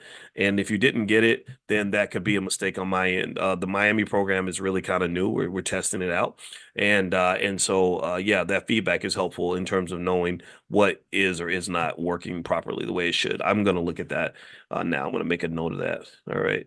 All right. Let's see here. Dr. Boyce, what does it mean for a stock to have volatility? Volatility is basically just if you think about what it means for somebody to be a volatile person, right? What does that mean? If a person's volatile, that means they're not stable. They're kind of crazy. Maybe they're bipolar. They're kind of out of control, right? So volatility is just like that for a stock. A volatile stock is a stock that goes up and goes down and goes up and goes down. So it's kind of a bipolar asset, just kind of insane. So that's kind of what volatility looks like. What do you think about SAVA? You know what, Naomi? I don't have access to stocks in front of me right now. So we do our portfolio power plays where I can look up a bunch of stocks then, but I don't have that with me now, so I can't really tell you about that stock. I don't know much about that particular company. Let's see, but later on we will do stock market stuff. So we do that on Tuesdays, but maybe we can even do another session. Let's see here, Antoinette, which S&P would you suggest? Which S&P? Well, there's a ticker symbol SPY, Sierra Papa Yankee, which is an S&P 500 index fund. And so you can feel free to take a look at that. That's what I mentioned on the $5 a day plan, which you can take a look at for free at blackwealthmasterplan.com. That's blackwealthmasterplan.com. Let's see. Tana says, how's Dr. Anderson doing? He's having a book sale. How's the award going? I don't know what you mean by the award. I know that we at the All Black National Convention we have the Dr. Claude Anderson Lifetime Achievement Award, and that is fine. That's going to be done this year. If you want to join us at the convention, it's in Chicago, October 25th through the 27th. Well, Chicago, Lombard, Illinois, which is right outside of Chicago, just a few minutes from the O'Hare Airport, at the Westin Hotel there. So you can go to allblacknationalconvention.com if you'd like to join us. I hope you will. It's a lot of fun. Let's see here. Next question. How's Dr. Anderson doing? He's 90. That's it's a challenge. He's not young like he was, but he's great to talk to. And I call him about once a week and we have a great time. It's pretty much me listening to him tell stories. He's the elder. So I just feel like my job is to listen and be supportive and to love him because I love the guy. Let's see. I'm new here, Doc. Been following you for a long time. What's your web address? Hey, Leroy. Everybody say hi to Leroy. Welcome, Leroy here. Leroy, my main website is boycewatkins.com. That's boycewatkins.com. And also, if you want to know some of the stuff that we have going on, we have some Black-owned businesses that we support, as well as some stuff we have going on in the Black Business School. There is a platform my team just created called Dr. Boyce Offers. So if you go to drboyceoffers.com, that's where you can find some offers on some things that we have that can benefit you, that you can, access at a discount. So drboyceoffers.com. Greg Harrison, hey, Dr. Boyce, when you get margin, do you have to use it right away? No, you do not. That's just almost like a line of credit. So margin is not something you have to use, and it's something you should use very carefully, in my opinion. Can you give an example of the money in a minute? Well, money in a minute is basically where money in a minute, we call it Miami for short. Basically, if you text the word Miami to 87948, you can take a look at the money in a minute program and decide if you want to sign up. But money in a minute basically is something where I was thinking about innovative ways to try to incorporate financial literacy almost like in the bloodstream or the daily flow of your day without it being something that where you have to consciously sit down and watch a video or take a class or take notes or whatever. It's like, how about we just flow it into your day where you can sit there and you can watch some stuff from us that is going to help you add a little bit to your learning level in that particular topic. And really, that's the whole theme of it. And so what we decided to do based on what you all voted for is stock options. Stock options is really popular now. I think it should be. I make most of my money from stock options now. I love stock options, but I don't gamble with stock options. I don't like to do that. There is always risk, but I like to sell stock options. And so, yeah, so there's lots of opportunities there. So if you want to take a look at money in a minute, just go to, just text the word Miami to the number 87948. And then what'll happen is after the first day, you'll receive a text every morning from us with a lesson for that day. And then if you want to just go through them all at once, you can log in and just fly through them all. But by texting them to you, you can just hit the button and watch it real quick and get your daily dose. Almost like a financial multivitamin, right? So every day you take your financial vitamins and you're learning a little bit more every day, and it's easy. It doesn't take a lot of time, that kind of thing. Well, let's see. What do I think about Nancy Pelosi's portfolio being up 39%? Well, she's got inside information. She's probably legally allowed to use it. I think the fix is in definitely when it comes to Congress. We have a pretty corrupt government in that way. They shouldn't have let money infiltrate the way the government's run. That's absolutely appalling to me. What do I do with stock investments that are in the negative? I didn't know what I was doing when I first started. If your investments are in the negative, just remember, just because it's in the negative doesn't mean it's going to stay there. It's really a personal decision to decide if you want to remain in a particular investment. Selling stock, one thing I don't do when it comes to selling stock is try to predict whether that particular stock is going to go positive again or if it's going to go up or down, because you can't predict that. You sell stock for a few reasons. One, if you need the money, you just need the cash. That's what they call liquidity reasons, because you need to turn your money, your asset into liquidity, into cash. Or two, you have just another investment that you think will be better for you. Or three, maybe for diversification purposes, you want to spread your money out because maybe the investment has done so well and you want to move your money.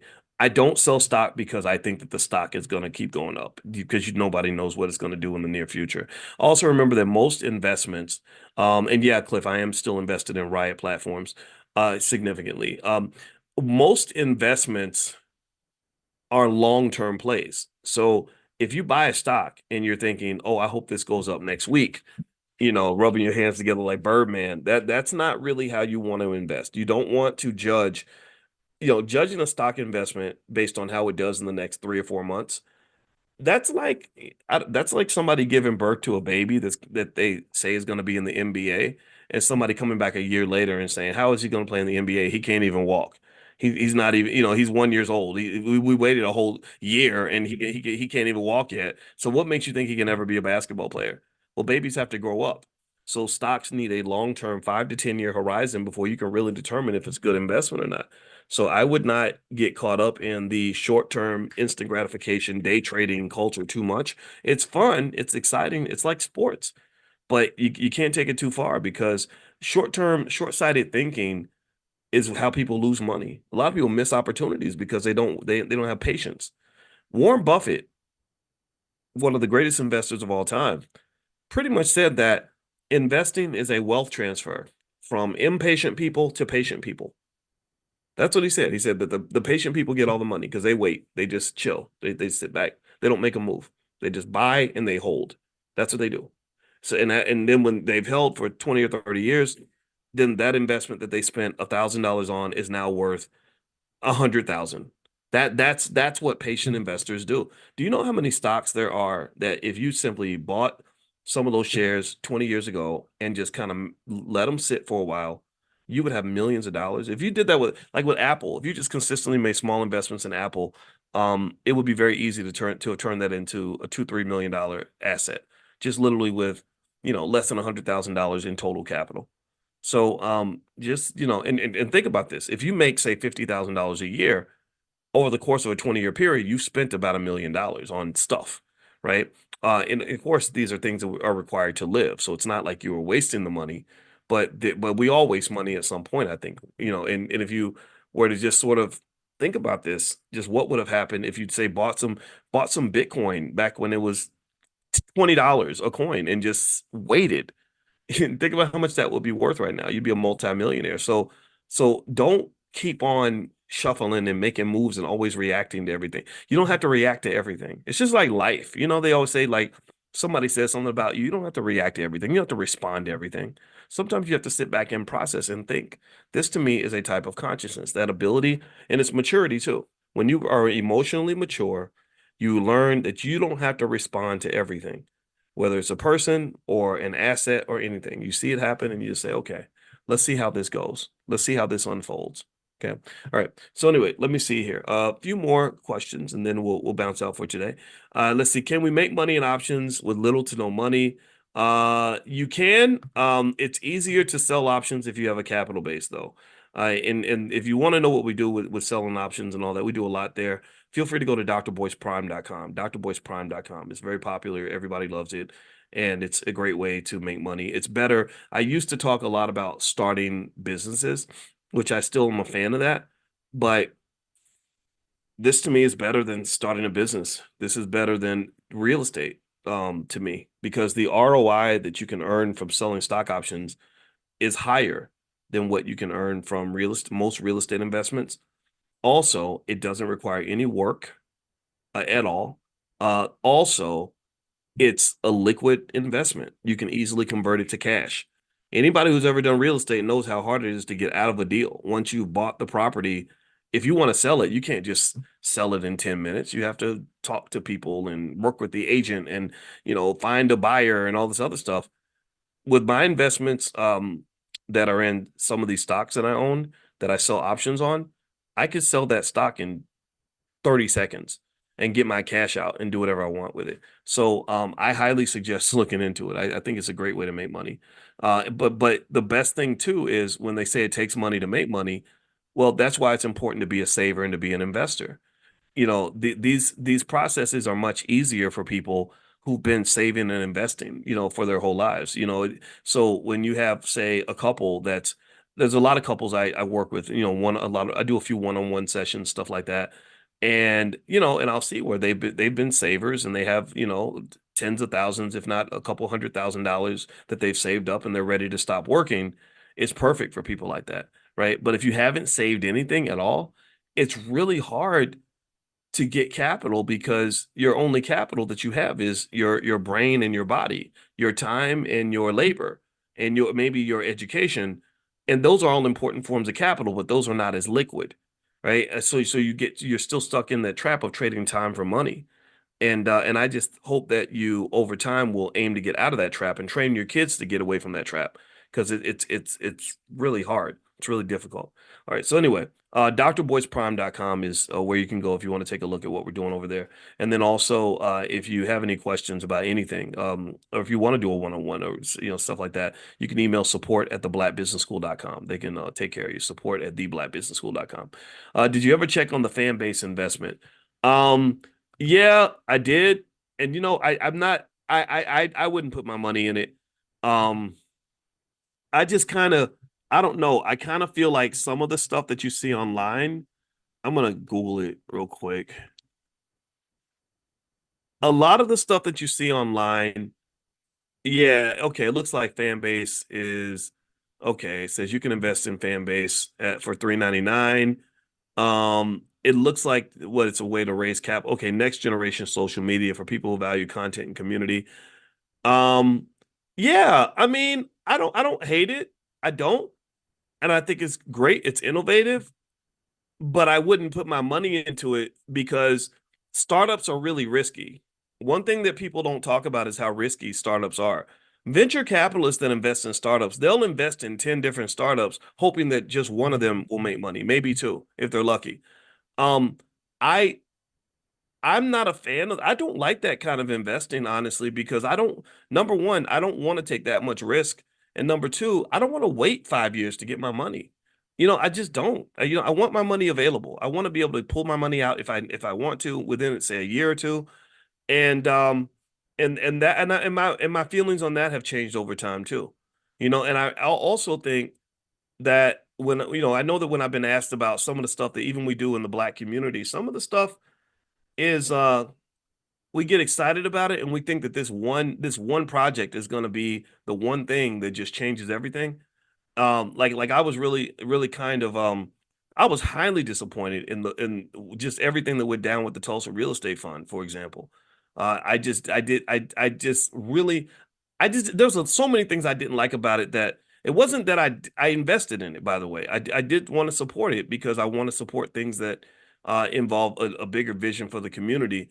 But at the same time, I didn't think it was run well. I thought that people had too much faith and too much belief that it was going to be kind of the one thing that was going to turn their $500 into 50,000.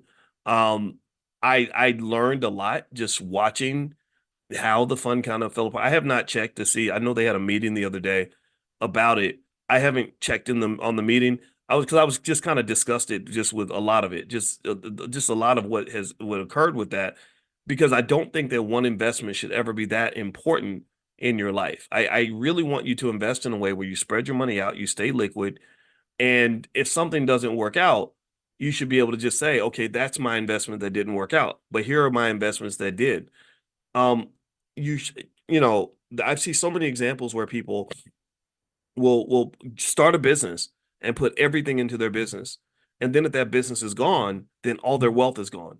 And when you're in that situation, that's incredibly vulnerable. It's like a single mom who is the sole breadwinner for the household, who, let's say, doesn't have any insurance, doesn't have any plan Bs, doesn't have any other streams of income. And then if she gets killed or something, or she just drops dead of a heart attack, there's nothing there. There's no plan B. And one of the rules of finance is that you always have to have a plan B. You always have to be prepared for the possibility that something is not going to work out. And I don't know if we think that way. And also even in job culture, people think that having a job is safe. That's as vulnerable as you can get, especially if you have one stream of income. That means that the whoever's paying you, if they stop paying you, you're done financially. So I would avoid the temptation to do what people do. A lot of people, and maybe because they don't know better, they haven't been taught on this, or they haven't had time to fix this, but they might live paycheck to paycheck. Don't save money. Don't sort of even consider things like family. Like if you get married or something, that's important not just for you to feel good or to wake up next to somebody who's cute. It's also your chance to have a little more financial security than you would have otherwise. So, even myself as a man, I'm not a poor man, but one of the incentives I have for making things work with my wife is that I know it's much easier to solve certain economic problems with a teammate than it is for me to do it by myself. So I'm not going to jeopardize the relationship over silly things, or allow my ego to block the blessing that we can both pursue together. I'm gonna try to figure it out. I'm like, okay, let's sit down and talk about this because you're an important business partner to me, and I don't know if we're even taught to think that way. Maybe it's because we have a wealthy country and a wealthy society, and everybody's doing better than most people are in the world, and we feel like we don't have to think about financial security. But I think that we should. I think that we it's important. And if you look at where people are right now, what people are talking about, especially younger people under the age of 35, how much stress they're feeling financially. I can tell you for a fact that a lot of these problems would have been easily solved with a little bit of planning and preparation. If somebody had simply, if their family just simply had a rule that says we're going to start a trust fund for every kid that's born in our family, or an investment account, or just have some money invested that's going to grow, that's where they're consistently getting, and it could be as little as $100 a month. that's going into an investment account for them so that when they get 25 years old, they've got a capital base. That would go quite a long way. But anyway, let me keep going.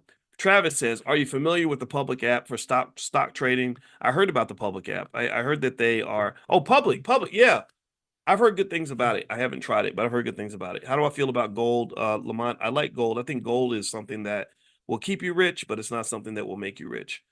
Travis, are you? Oh, you already asked about the public app. Okay. Can Gigi says, can I text the dividend list? Yes, I'll text it right after we're done for sure.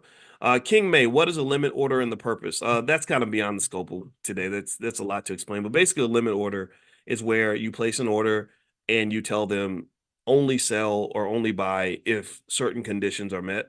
That's more of a training kind of thing. I did a training called How to Invest in the Stock Market. If you email support at theblackbusinessschool.com, they can guide you to that. Or if you go on the blackstockmarketprogram.com, you can take a look. It's hard for me to kind of explain that with a quick answer.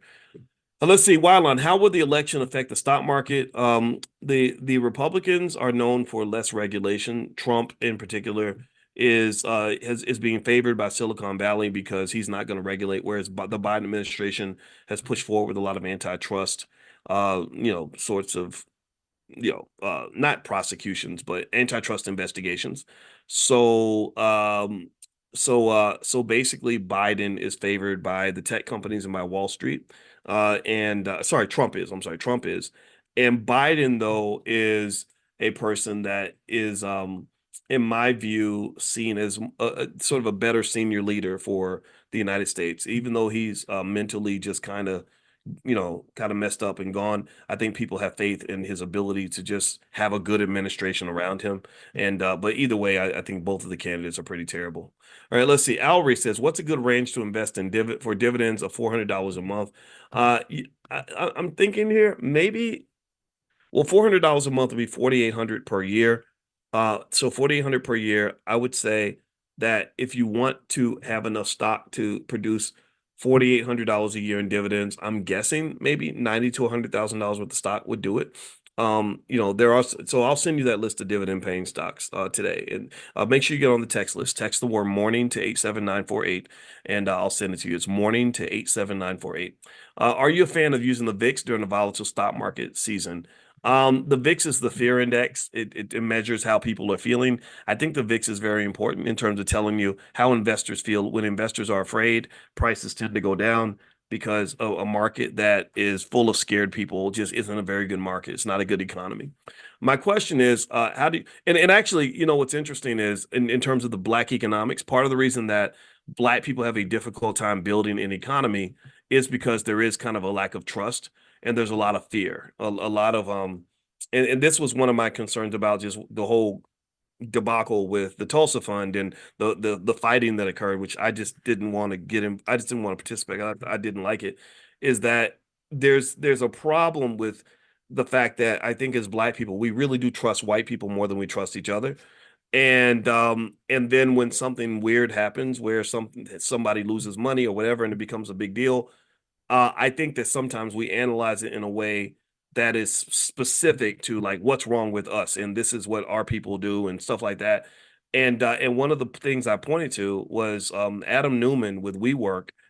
He actually had a company that was worth $47 billion, and the valuation completely zapped down to zero. So he literally destroyed $47 billion worth of value, and he did it by basically running the company poorly. He did a lot of self-dealing. He personally made money from the decline in the company's value. And when it was done, they gave him $2 billion or something and sent him on his way. They fired him. And it's like you move on. You deal with whatever happened, and then you move on to the next investment, right? And I encourage you, if you want to be an investor, you have to sort of have an idea of how you're just going to deal with the punches. There's no investor out here that just makes money over and over and over again. It just doesn't happen like that. You make some, you lose some, you make some, you lose some, and you just over time you're going to make more than you lose. That's what's going to happen. So I think it's very important to understand that mistakes are going to be made. And so for example, with the Tulsa Fund, I see someone says Julian Gordon was right about him. Yeah, Julian's right, but Julian was wrong too. Julian invested $40,000 into the Tulsa Fund. He read the contracts, he saw everything, that was going to occur. And then later on, he feels that he was surprised and that things didn't go the way he thought they were going to go. So now he's upset about it, and I understand that. But I think at the same time, though, no investor goes without making a mistake. No investor goes without sort of looking back and saying, God, that was a terrible place to put money. Disney, for example, had a big proxy fight recently because literally, $100 billion worth of value was destroyed because the management was so bad. But the original investors that put the money in were smart people. They went to Harvard and Yale and they did all the analysis, and it was just wrong. It just they just got it wrong. So effectively, with investing, one of the things I think is really important to just know is that sometimes you're gonna get it wrong. And one big thing, in my view, that you can't do too much of is spend too much time dwelling on your mistakes to the point where you can't move forward to your next win. The more time you spend getting upset about the fact that you lost money over here, the less time you have moving forward to your next big opportunity that's around the corner. Just like dating, if I date somebody and they break my heart and they do me dirty, and I spend the next 30 years trying to get revenge on the person that I feel broke my heart, that's going to block me from meeting somebody better. You understand? And this is I think an important lesson. There's billionaires like there's a guy named Palpatilia or something. I can't pronounce his name, but he's a multi-billionaire and he was one of the original investors in Facebook. That was one of his biggest wins. He made a lot of money when he invested in Facebook, but he also promoted a lot of SPACs, special purpose acquisition companies, back during the pandemic when they were really big and these companies were worth billions of dollars. A lot of these SPACs went bankrupt and people were mad at him and they said you lied and you're a crook, blah blah blah. Well, you know what, this guy's moving on. He's now investing in something new. He's moving to new stuff, and he's doing just fine. He's making money, right? And again, it's sort of like uh it's not completely cool, right? Because billionaires get away with stuff, investors get away with stuff, and that's true. But at the same time, I think just understanding the nature of the game and the mindset required to be a wealth builder is really important for you to get. And I think you can ethically just say, hey, I got it wrong. Um, I'm gonna get it right next time. I'm still learning, and I think that's the most important thing you can learn. Remember, I have a whole PhD in this stuff, but I never wake up on any given day and think that I understand everything there is to know. Every day I wake up saying, "What can I learn today? What mistake did I make? What am I trying to do next?" Right? So I would encourage you to kind of think that way because sometimes I think if we can get so caught in a cycle of dwelling on the negative and dwelling on the past that we really can't move forward to the future. So that's my 2 cents on investing in general, as far as philosophies and stuff like that. All right. So let me see here. My question is, how do you enjoy your profits? Well, a few ways you can enjoy profits is sometimes you could just sell a little bit of your stock and take some off the top. That tends to happen when the stock goes up by a lot. People will start selling a little bit, and the price will pull down because people just don't want to be overcommitted to one asset. Another way to just sell it to enjoy your profits is if you sell options on the stock. When you sell the options, you're selling the upside of the stock. So there are people who will sell options to pull income from the stock. A lot of people don't know that you can pull enough in. If you have a decent stock portfolio, you can pull enough income that you could quit your job. You can make enough money to pay all your bills. I have a lot of students who are doing this right now. This is very doable, but the requirement is that you have to own the asset to use the asset. It's no different from having cows and chickens and pigs and selling the eggs and the milk that comes from the cows and chickens and pigs. Let's see here. Next question is, how do we join the stock portfolio sessions on Tuesdays? Yeah, well, you can join the Black Stock Market Program if you want to. You can do the first 30 days for free to try it out, see if you like it. You can go to theblackstockmarketprogram.com. So feel free to go to theblackstockmarketprogram.com. Sharon says, what are margins? Margin is money that they loan you so that you can actually buy more stock. And why is that important? Well, because it's not just what you own, it's also what you control. Whatever you control gives you the ability to make money from the thing that you control. So you may not own it, but you can deploy it. And what you deploy can make money for you. Like if I have a house and I don't own the house, the bank owns the house. I can still use the house and rent the house and make money from the rent that comes from the house. So stock is the same way. If I can only afford, say, $20,000 worth of stock, but I get margin, which lets me control $40,000 worth of stock, I can sell options on all 40,000 and generate income from that, and then use that income to repay the debt. What do you think about index universal life insurance? I think IULs are fine. I don't hate them at all. I think that they are better than nothing for sure. I just don't have one because I just have better uses for my money, but it doesn't mean I think IULs are bad at all. And I like the way it combines the insurance component with the investing component. But you have to have some type of investing vehicle to survive in the economy. So if that's your best option, then I say go for it. SPY or VOO or both. I like both, Michael. I like them both. Let's see, Christopher. I purchased stock options course. Am I eligible to get Miami messages as well? I'm not sure what you got, Christopher. But if you're not sure, just email our support team. That they'll help you. They'll respond to you within 24 hours, and they're very nice people. They've all been working with us for many, many years. So we have a good team here at the Black Business School, and we treat people well. And the testament is that our most of our team's been here like 6 years. They're all just really good people. And one rule that we have is I just tell them to really um respect the students. Like you must respect. If you don't do that, then that's a problem for me. So yeah, so if you email support@theblackbusinessschool.com, they can answer any questions that you have. That's support@theblackbusinessschool.com. How did my daughter's dance recital go? It went really well. She got top 10 in individually. She did an individual like a solo and got top 10.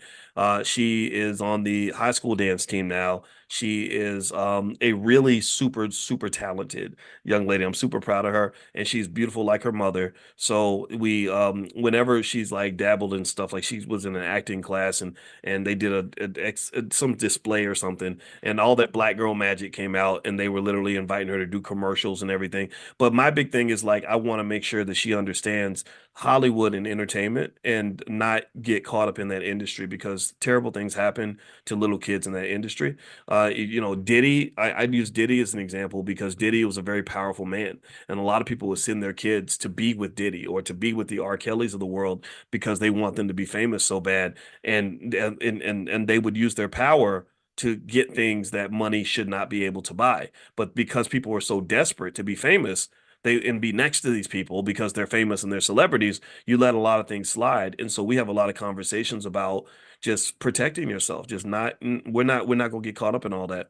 And I just tell her also, I say, look, if you ever want to make a play or make a movie, talk to me. I can help you get the money to make a movie, because if you fund the movie and you own the movie, then you can make yourself the star of the movie. A lot of the desperation that I see with my friends in LA who will go to these auditions where there's 500 people auditioning for one role, they don't understand that there are the economic gods, the people that actually raise the capital, who get to control other human beings like puppets. They get to say, we're having an audition, and there's one role and we need 1,000 people to apply, and 1,000 people will sit there in the hot sun all day long begging for this one opportunity. And I'm like, I don't want you to be a person who seeks opportunities. I want you to be a person who knows how to create opportunities. So we study Tyler Perry. I say, look at Tyler Perry. Tyler Perry, he's making those weird ass Medea movies. I don't like any of them, to be honest with you. Most of them they're just not my thing. But they're harmless. They're not hurtful movies. They're not as bad as like really bad gangster rap or whatever. But then again, Medea is kind of this goofy stereotype. But he owns his stuff. I admire that man. I said Tyler Perry wanted to be a playwright. He didn't wait for anybody to give him the right to be a playwright. He did not ask for anybody to give him permission. He said, if I'm a playwright, I'm going to be a playwright. So you write the damn play, you get a stage, you get your actors, you direct the thing, and you get it done. And then you try to sell tickets. And that's what he did. And he built a business off of that. And that's what I told her. I said, never wait for anybody to give you permission to show your gift. She said, I want to be a director. I said, if you want to be a director, then you're a director now. Direct something. Go direct something. Do not ask for people's permission. There is no such thing as a gatekeeper when it comes to you and your passion. There is no gatekeeper. God, maybe God is the only gatekeeper, and God gives you the power to do anything you want. The universe allows you to be whatever you want to be. So don't wait for the gatekeepers to give permission. Don't wait for massa. Don't wait for their validation. That all that's a trap and a trick, in my opinion. It really is. And then what happens is not only do they withhold the validation and charge you for it, there's a price for admission. Do you understand? Do you know how many famous Hollywood celebrities there are that I can name for you right now who literally slept their way to the top? They literally got a chance to be famous because they decided to get in the bed with some crusty old man who had access to money and power and the things that they wanted. And these are people that are mainstream celebrities that you would know. If I said their names, you would know them right away. And to me, it's an abomination. It's problematic when we raise our kids to really admire that and aspire to that and want to be that. There's nothing good about selling your body so you can be in a movie. So we talk about these things because it's all, to me, it's all a trick and a trap. And I'm not a fan of any of that. I want, just be great at what you do and build on that. Don't, these all these gatekeepers, that's a bunch of not, it's a bunch of BS, a bunch of crap to me. And then the stupid thing is, like, when they do validate you and they give you these so-called opportunities, it's not usually because you're showing up as the best version of yourself. Like, if I were validated by mainstream America, it wouldn't be because I am the real and the raw Boyce Watkins. It wouldn't be me showing up as the best version of myself. They would validate me because I would show up in the way they want me to show up. Remember, I was a finance professor at Syracuse University. I had a lot of media access because Syracuse has one of the best media schools in the country. So when they would call CNN or ABC and they would say, "Oh, he's a professor at Syracuse," there would always be a Syracuse alum that was on the production team that would say, "Oh, he's from my alma mater." So I had some access there. It was fine. I mean, but the problem is they didn't really necessarily want this version of me, not the version that I'm most proud of. They wanted whatever their vision of what a black man from Syracuse is supposed to say, and so I personally feel like that's just not the best of who you are. I don't think that other people will ever celebrate the very best of what black people have to offer, but they will celebrate the sexy reds, right? They will celebrate the thug image. They will celebrate the comedian. They will celebrate the athlete. I don't think they're ever going to celebrate, the husband, father, mother, sister, thinker. I don't think they're not, it's not their job, and they're just not going to do it. So in order for that to be celebrated, I think we have to create those spaces. That's just critically important. So yeah, there we go. So that's my response to that. All right, so I'm gonna get out of here, guys. It is 10 o'clock or East Central Time. It's 11 o'clock Eastern, and so that means it's time for us to get on out of here. So I hope you guys have a great day. God bless you, and don't forget, if you want the list of dividend stocks, just get on the text list. Text the word morning, MORNING, to the number 87948, and I will send you the list now. That's morning to 87948, and I hope you guys have a great day. God bless you, and I'll see you all tomorrow morning at 10 a.m. Eastern. We do this every day. Financial consciousness, economic elevation. That's what it is. And one little trick I've always done that kind of helps me a lot, that's really helped me as far as goal setting, is I give myself opportunities to hit the reset button. I live my whole life in pretty much 30-minute intervals, right? So if I have a bad 30 minutes, like if I oversleep or I just waste time or do something wrong, I challenge myself, and then I forgive myself. Self-forgiveness is really important because you're not going to be perfect, and you have to love yourself no matter what. And if you love yourself and you have the capacity to forgive yourself, then you'll never give up on yourself. So I don't want you to give up on yourself. Never give up. Never believe, "Oh, I'm not good enough. I can't do this." But you always have to kind of strive for something better. Each day I think you should wake up and ask yourself one basic question: how can I do things better today than I did yesterday? How am I going to be a better man today than I was yesterday? How am I going to be a better woman? How am I going to be a better parent, a better student? How am I going to get better at my economics? How am I going to get closer to my goals? And I think that if you have that mindset, I think that goes a long way.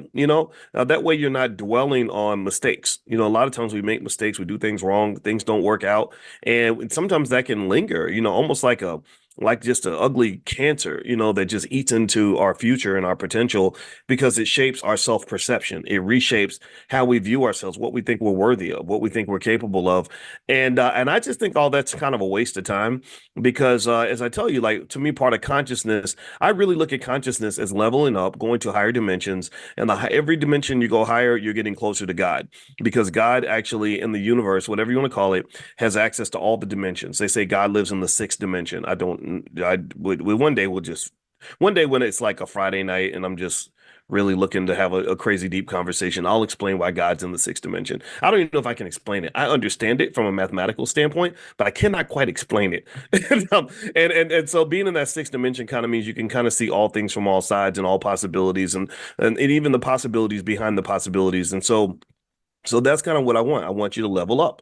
If you talk about leveling down, I think low vibrational stuff, lower level, one dimensional stuff is stuff like where we define success based on whether or not somebody has money. Like if you really think a successful man is simply the man that has money, that to me is not high vibrational thinking because you're kind of missing all the other variables that determine whether a man is successful or not. Money does matter. I believe money is very important, but money can't be the only variable that shapes how you view a human being. If you do that, then I mean, think about it. There's horribly creepy people out here in the world who have lots of money in their pocket. So we don't want to get caught in that thinking. All right. So anyway, give me a yes if you understand what I'm saying. Let me know. Also, give me a quick yes if you can hear me. I want to check my audio. Can you guys hear me? Okay, let me know if you can hear me. Did I see somebody write a comment in Arabic? Wait, is that wait, no, Al Hunt Bay. That is that an Arabic comment? Like why you up in why you up in the chat writing in another language? You know I don't know Arabic, man. Anyway, I'm kidding. I'm joking. All right, so all right, so let me and actually fun it's just given that you mentioned that and it's so funny. I have some things I actually want to cover, but here's a funny story that relates to the flaws of one-dimensional thinking. I knew this guy that I grew up with, and he was my friend in childhood. I did not know he was going to grow up to become literally the most unbelievable con artist I've ever seen in my life. I knew he was a fart and a crappy kid. I knew he was spoiled by his mother. I knew he was a punk. I knew he was a liar, but I did not know what that was going to turn into when he became an adult. So let me tell you about this guy. It's a funny story, but it's very tragic. So here's what this guy did, and just this kind of speaks to consciousness and the limitations of one-dimensional thinking. So one thing that he understood, or one philosophy he had about women, he was a tall, handsome guy, very handsome man, who had a way with women. The ladies all loved him. Me, I wasn't that tall. I had to work to get a girlfriend. I ain't gonna lie. I didn't have no game. I wasn't tall, and I didn't have. Back then I was broke. Now when I got rich, when you get rich and stuff and famous, you don't need game. You just show up, and everyone thinks that you're just this husband material just because of stuff like that. Again, flaws of one-dimensional thinking. You should never think that way, but that's what so but back then when I was young and broken short, I had to hustle to get a girlfriend. But that was actually that was good for me though, because I appreciated a woman's attention. I didn't disrespect women because I was like, I might not get a chance to get another one. So I'm gonna be nice to the one I got. So I've always been a nice guy. I like I'm still nice. I'm nice to my wife. I don't treat her bad, anyway. So here's the deal. But he was the opposite. This guy had all the chicks. He was tall, handsome.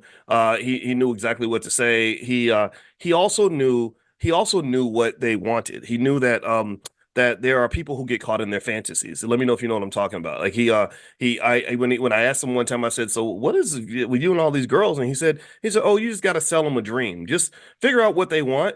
And then just promise them whatever they want. Right? If they want a pink elephant that flies that with $1 million attached to his tail, just build that fantasy for them. Tell them that that's what you're going to give. That's literally what he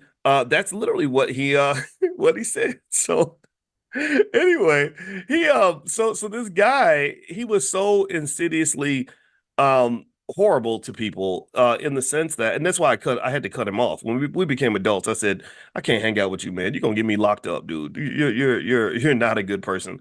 And what he would do to women was really fascinating. He would actually meet a woman, he would love bomb them. If you don't know what love bombing is, look it up. My wife is a relationship therapist, and she would have a lot to say about love bombing. The person that shows up and literally figures out what your fantasy is, and they present themselves as the fantasy. Or as TD Jakes always says, he says, "You're not meeting the person, you're meeting their representative."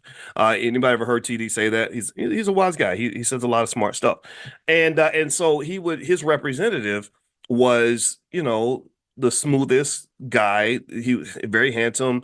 I love you. I want to marry you. Why don't we have a baby? Stuff like that, right? And you say that in the middle of the drug-induced experience called sex. That really is a drug-induced experience. If you look at the effects of oxytocin, for example, and vasopressin and phenylethylamine and dopamine on the brain of a human being, particularly also on the brain of a woman, we have different receptors. We respond differently. What oxytocin does is it makes women lower their guard and they become very trusting of the person who is helping them to deliver all this oxytocin. And that's so things like orgasm, we think of it as pleasure. That's actually designed to really shape your perception. it affects your consciousness. You really, if give me a yes if you notice this, that maybe if you sleep with somebody, they're just in that moment, they're the most amazing person in the world, and you don't see their flaws anymore. You think that they're going to be the person for you forever, and it glues people together. That's what I that if in fact if you took the oxytocin out of a woman's brain, she would have no attachment to her baby. Like you see how women are attached to their kids. Women will fight you for their child. They'll kill you for their child. But if you took the oxytocin receptors out of their brain, she wouldn't care. She'd just say, "Here, take the baby. I don't care." Right? So basically, he knew how to get a woman to lower her consciousness. This is all consciousness, and this is an investment. This is not an investment in money. This is a an investment in things that money cannot buy. This is an investment of love. This is an investment of time. This is an investment in a human being. Human investments in human beings and investments of time and your energy and your love and everything. That's far greater than money because once you have a bad 5 year relationship, no matter how much money you have, you can't go back and get those 5 years back. Right. So this is deeper than money, but it's still investing. It's still investing, right? It's a low level of consciousness that can cause you to make mistakes. So here's what would happen. He would meet the lady. He would tell her everything she wants to hear. He would say, "Hey, let's have a baby," and she'd be pregnant in like about 2 months after the relationship starts, right? In that real heated part of it, they say that you shouldn't make any heavy relationship decisions in the first 6 months because you're literally high. You ever see somebody just falls in love, they're like all crazy and stuff. That's because of those chemicals I talked about. So anyway, I read a whole book about it because when I wrote my book Financial Lovemaking when I was at Syracuse, I was fascinated by this process and how this traps us, how this puts us into really horrible situations. Like you see how many men are complaining about their babies, mamas, and their child support. You see how many women hate the fathers of their kids, and people will say, "Well, why would you choose him?" Well, because she was high. That's and if you don't know what's happening, if you're not conscious of what's happening, then you're going to make bad decisions. A lot of us have made bad decisions in relationships. Raise your hand if you have. I know that I have. Give me a yes if you have. So, long story short, he would get the woman in this trapped kind of crazy situation. They'd be living together. She'd be pregnant, and it was crazy to me because they would have been together like 8 or 9 months, and she wouldn't even know his real name. He would fabricate a whole history of his life that where she didn't even like. He would be like, yeah, in 5 years ago I was in Afghanistan, and 10 years before or 5 years before that I was in Shanghai selling carpets on the street, and then I spent time working for IBM. Like, he would make up this whole everything. So he would build this whole carefully construct this whole false reality, and then what would happen is it would slowly but surely just kind of be picked apart. It would fall apart brick by brick to the point where she would start asking questions and like, well, wait a minute, you said that you did this, but then you did that. And I looked it up. I did a background check and I found out that there is no person named Dave McMillan that was in Arizona in 1992. Well, but whatever, right? And then after a while, after maybe about 9 months, he would just abandon ship and leave the baby, leave the lady, leave everything, and leave all the problems, all the financial problems he created. And then he would go to a new city and he would literally hit the reset button and just start all over again. And the reason he came to mind is when I saw that Arabic in the chat. I think it was Arabic. I don't even know enough Arabic to know when I see Arabic, but it looked like Arabic to me.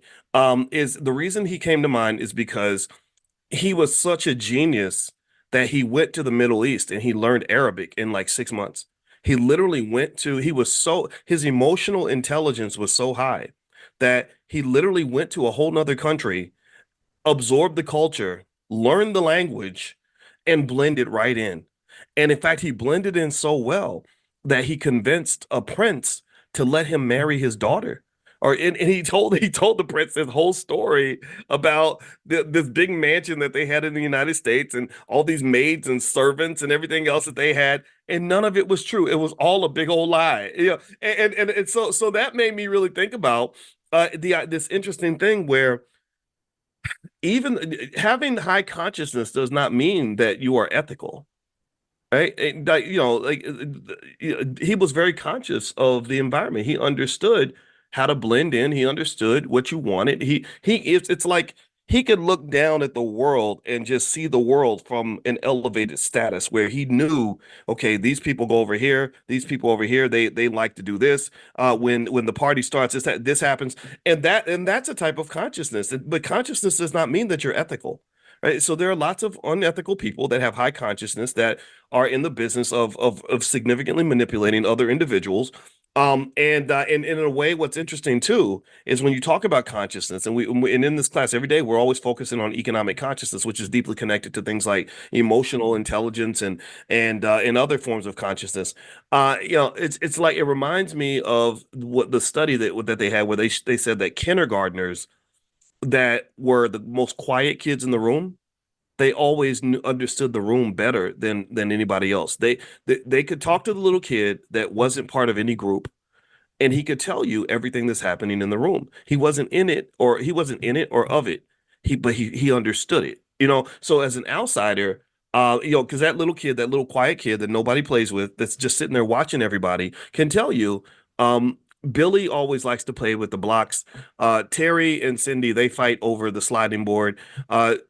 Jamie and Cindy they used to be boyfriend and girlfriend, but then they broke up. Like that little kid is the one who had the highest level of consciousness. Because he had the thank you that Cal. See, there you go. You're doing it again, Calvin. He would have the power of observation, right? And I really think that there's something to that. I think that there's something to consciousness that also connects to things like meditation, some degree of separation, where you disconnect and you just observe. You think, you process things, you look and you see what you look for patterns, you look at other people's behavior. You don't always, some people are always in it so much that they can't see the forest for the trees. They always in one thing after another, fighting with this person, in love with that person, talking to that person. And sometimes when you're just always in the mix and always in the shuffle, you lose yourself. You don't know who the hell you are. You don't know what the hell's going on because you're reacting to everything. Sometimes you got to step back and just observe. Step back. Or if someone asks you a hard question, sometimes you step back and say, I don't know. Let me think about that. Let me think about that. You just be quiet. Just watch. Right. And what you'll find is that your consciousness level will go much higher. The act of simply being alone for a while gives you so much more vision and perspective that I can't even describe it to you. When I went to Indiana University, that was the year I met my wife. um, I lived by myself, and I had this apartment, and I didn't have a roommate. And for about 6 months, I was lonely. I was lonely and bored because I had nobody around to talk to. I had no one to engage with. After about 6 months, I just made a decision. I'm going to embrace this. I'm not going to sit around and be sad all day. I'm going to find I'm going to enjoy this. And what I would do is I would just sit there in my apartment and just think about stuff. And at that time, at the age of 22, I remember noticing how many things I started to observe that I never would have noticed if I was always busy talking to people. And I said, "Oh my God." And at that moment, at 22, my biggest one of my biggest dreams was I said maybe one day I'll be like a famous professor where I'll get a chance to go tell people all the things that I'm figuring out because I'm sitting there thinking about stuff all day. So I started getting into the act of just thinking. Just thinking. Just thinking hard about something. And not assuming that you understand it all. Like, oh, I got it. I already heard that. I already know that. People who talk like that get on my nerves. But the smartest people in the world to me are the ones who say, I don't know. I'm gonna just think about that. Like you could look at one little picture and just stare at it and keep thinking, and then look at it again the next day, and then look at it again. Or when I teach classes, I taught probably 30 or 40 different types of finance classes, from banking to international finance, all that. I've never had a problem teaching the same class over and over and over again because every time I teach it, I learn something new. Every time I talk about stock options, I see it from a different perspective. Like, oh, I didn't, that's how those things connect. Do you understand? And I really think that life is like that. I think life is like this big, complex video game that is hard to figure out sometimes. And in this game, you've got people with different levels of consciousness who are sometimes are trying to manipulate you. And if you're conscious, you can spot the games as it's being played. You can spot the manipulation. Like in politics, you're being manipulated by politicians. And let's spin to the actual original topic that I was going to hit today. Even when you talk about luxury brands, it was just discovered that Dior, this brand that everybody wants and loves, Dior actually, the Italian prosecutors basically accused Dior. I'm gonna read the story to you. They accused Dior of spending $57 to produce these bags, and they would sell them for $2,780. It says the Italian police raided some of Louis Vuitton's Dior suppliers that make luxury handbags. They found that Dior paid $57 to produce the bags that retail for $2,780. Bernard Arnault, who runs Louis Vuitton Moet Hennessy. Anybody heard? How many of y'all? Give me a yes or no if you've noticed that how many black people love Moet. Uh, anybody know how many? Give me a yes if you notice how many black people love Henny. The Henny. Blame it on the Henny. I want to drink the Henny. Right? We have probably put $10 billion in this man's pocket. How many of y'all know black people who love Louis Vuitton and Gucci and all this other stuff and or Tiffany? Just all these luxury. We love luxury stuff. We love it. So basically, what they're saying, they're claiming is that Bernard Arnault is playing with your mind. He's like my cousin. He understands how to basically fill voids in your soul that should have been filled by your daddy, or to fill voids in your soul that are created by the fact that you are victims of racism. I don't want to call you a victim, but you know that we didn't cause the racism that got us to where we are. But seriously, he knows what those weaknesses are. It's pimping 101. That's what it is. Pimps are really, really conscious and observant people. Pimps know how pimps be pimping. Pimps be pimping. So, and pimps are not just the guys on the street corner who talk fast and talk circles around you and get you to get your head filled up with all these fantasies, like my cousin, like the person did earlier that I was telling you about. Pimps also are people that you got pimps in corporate America, you got pimps in politics. Your boss might be a pimp. He's trying to figure out, okay, how do I manipulate? How do I get you to do these things I need you to do? At the end of the day, what they're saying here in this article, I'm gonna read some of this to you, and then I'm going to actually talk more deeply about luxury brands and just sort of what that process ends up looking like, so that at the very least, if you are gonna be pimped, at least you know that it's happening. Like sometimes I'll know someone's manipulating me or playing with my head, but sometimes if I enjoy it, I'll say, okay, keep going. I like this process. This is actually kind of fun. What isn't fun is when you don't know that it's happening. Okay, so it says here that the judges placed Dior and Armani units under judicial administration for 1 year. Two Italian luxury giants paid just a small amount to produce handbags and retail for thousands of dollars, according to documents in a sweeping investigation of subcontractors. Italian prosecutors in Milan investigated the Louis Vuitton Moet Hennessy subsidiary Dior's use of third-party suppliers in recent months.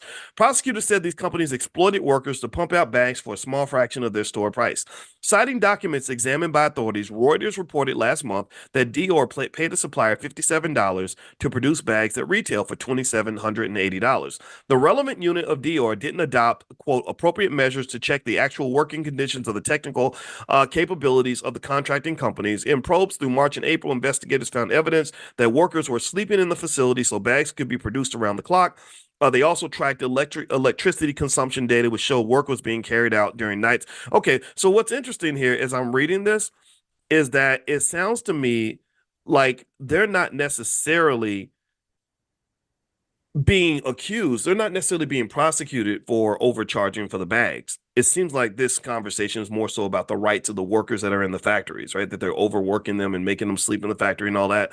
But I think that the release of that information, that they pay $57 to sell a bag for 2,700, I bet that is just kind of like a little jab that they're like, okay, in addition to prosecuting you for this thing over here for workers' conditions, we're also going to tell your customers how you're playing them. That's what I think. I think that was strategically released because I have not read anything here in this article that tells me that they did anything illegal by overcharging for that bag, because that's a markup, right? Companies do that all the time, and there's a big question about what's an appropriate markup. Nobody knows. The probe also extended to Giorgio Armani contractors, and the luxury company was accused of not properly overseeing its suppliers. See, again, Armani paid contractors $99 per bag for products that sold for more than 1,900 in stores. A spokesperson for Armani Group told BI Business Insider in a statement after publication that it is collaborating with the authorities, blah, blah, blah. The prosecution said violating labor rules was a common industry practice that luxury giants relied on for higher profits. Quote, it's not something sporadic that concerns single production lots, but a generalized and consolidated manufacturing method. The main problem is obviously people being mistreated, applying labor laws, so health and safety, hours, and pay. Okay, so it's interesting, right? They're talking about workers' rights, and I don't, and it doesn't necessarily connect to how much they're paying per bag. But I think the only connection I can see here might be that they seem to also be implying that if you gave your workers better rights, if you paid them more money, if you gave them safer working conditions, then the bags would not cost you $57. The bags might cost you $157 because you're paying the worker more to produce the bag. You're paying more money to make sure the factory's safe. You're not working them as many hours as you're working them right now. So I think maybe that might be the connection. Bernard Arnault, the CEO of Louis Vuitton Moet Hennessy, is the world's third richest person, according to the Bloomberg Index. His daughter, Delphine Arnault, is the CEO of Dior. So Bernard Arnault, again, I'm not going to speak to the ethics of how he runs his companies, but I am going to say that I brought Bernard Arnault up in class because one thing that he does do that you can learn something from is he meets with his children regularly, and he invests heavily in training his kids on how to run the family business, getting them to want to be a part of the family business, compensating them well to be a part of the family business so they don't want to run off and go work for other people. And so what he does is he's positioned each of his children to run various parts of his empire so that his empire will last in the next generation. And that's actually what the Rothschilds did. The Rothschild family did the same thing. They understood something that I talk extensively about in my book, The 10 Commandments of Black Economic Power. What one thing that the original Rothschild father did, the one who started the whole empire, is he understood the importance of family. He understood that family is a multi-million dollar, multi-billion dollar asset. So when you meet that beautiful black woman or that wonderful black man and you have a bunch of babies, those babies are not what everyone thinks that they are. Everyone thinks kids are luxury items. They think that, and what do I mean by that? They think that children are these just wasteful little expenses that get in the way of you getting your freak on the weekends. You going to the club, you can't go to the club no more. You can't do what you want to do. They whine and they cry and they cost money and all this other stuff, and they talk back eventually and it gets on your nerves. No, children are also, if you use it properly, if you think about it the right way, children are a very important investment. And it's funny. It's like you go from one side of being wasteful and just thinking that children are just these little humans that you just pop out and you just do stuff for them, and then they never appreciate it, and then they end up going to work for the white man. That's one angle. But then you got the other extreme of it, where when I say that no, your children can be an investment, your children are an asset, family's an asset. People have thought this way for thousands of years. People start saying, "Oh, well, that's not right because you're using your children. You're trying to get something out of your children. I don't give my children stuff expecting something back. Well, why not? Why not? Why don't you don't put up with those little sons of bitches since they were babies, and all their whining and crying and ungrateful attitude and all the little ups and downs they took away a lot of your fun. You can't have as much fun if you're trying to. Now the parents that are having too much fun, see, y'all not good parents. We got a lot of those on the BET awards. You ain't really parenting if parenting is easy and fun for you. That means you just dropping the baby off at grandma's house and going out for the weekend. That don't count. But for the parents that are putting in the work, and a lot of you are, the parents that are putting in the time, a lot of you are, the parents that are giving the love and the attention and the teaching and all that, that's very, very draining. That's very, very draining. So if you are that kind of parent, I want to propose you, I want you to at least consider a very basic idea. You don't have to believe me, just consider it. You deserve an ROI on everything that you're putting out. You deserve it. You should be first in line. And I'm sorry, like I never, I'm not gonna lie. I never understand when there's some mother or some father who has sacrificed night and day to get their child to the NBA, and then people act like that this NBA player who's making $100 million a year or whatever, or 20 million a year, not 100, 20 million a year, that he doesn't owe anything to his family. I never understood that at all. I'm like, no, the family should be the first ones to get taken care of. And some people get it. They're like, oh, what are you gonna do with your money? I'm gonna buy mama a house. And you should buy daddy a house too, if mom and daddy are still together. Hopefully they are. If they're not together, you take care of everybody who took care of you. That to me is very logical. That's how economies work. Economies are an ecosystem. Economies are not these spaces where one party gives it everything and the other party just takes. That's not how you create a functioning ecosystem. It's like imagine a relationship where you're doing everything to make the relationship work and the other party's doing nothing. Well, that's very draining. Eventually, you'll be drained and sucked dry like a tree where all this nutrients sucked out of it, and then eventually you're going to die. You're going to just die broke and devastated and heartbroken and sad and weak and everything else. And no, what's supposed to happen is you pour into me, and then when I get my stuff straight, I'm gonna start pouring into you, because by the time I have my energy up, my economic energy up, money is energy, but I have my economic energy up, your energy might be declining. My parents poured into me for many, many years. My father poured into me. I've told you all this. He poured into me for many, many years, and he didn't have to do none of that. He could have been out getting high. He could have been out having women. He could have been out living his best life. But instead, he spent all his 20s, his 30s, his 40s, and his 50s looking after me. So I'll be damned if you ever going to convince me that I don't owe that man something. I owe him my life. I owe him everything. So at the end of the day, it has to be an ecosystem, and that's the way it's supposed to work. When you get to retirement, you're tired, you're drained, you may have financial problems, and the children that you poured into are the ones who are supposed to step up and have your back. And everybody who's in a good family understands this. People who don't get it, I encourage you to kind of expand your thinking and imagine what a world looks like where someone does a lot for you, and you feel like you owe them nothing. Really, you probably owe them something. So anyway, what are Louis Vuitton, or sorry, Bernard Arnault and the Rothschilds and others understood is that if I make a strategic and economically intelligent investment in my children, not investing money, but investing the other things that money can't buy, like time and love, right? If I invest time and love and attention, time, love, and attention, TAA, ATA, time. Well, sorry, LAT. Sorry, I said L. I forgot the L. Okay, I was trying to think of tall, TAL. If I build tall children, right? TAL, time, attention, and love. So by I build tall children, I just made that up. Maybe it's a good way to remember it.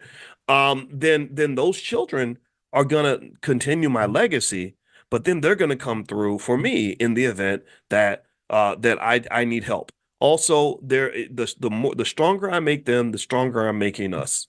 I'm pouring into them so that I can have some people that are going to have my back, so that we can all go out here and fight as an army. Because we all know from Dr. Claude Anderson's book, Powernomics, that economics is a team sport.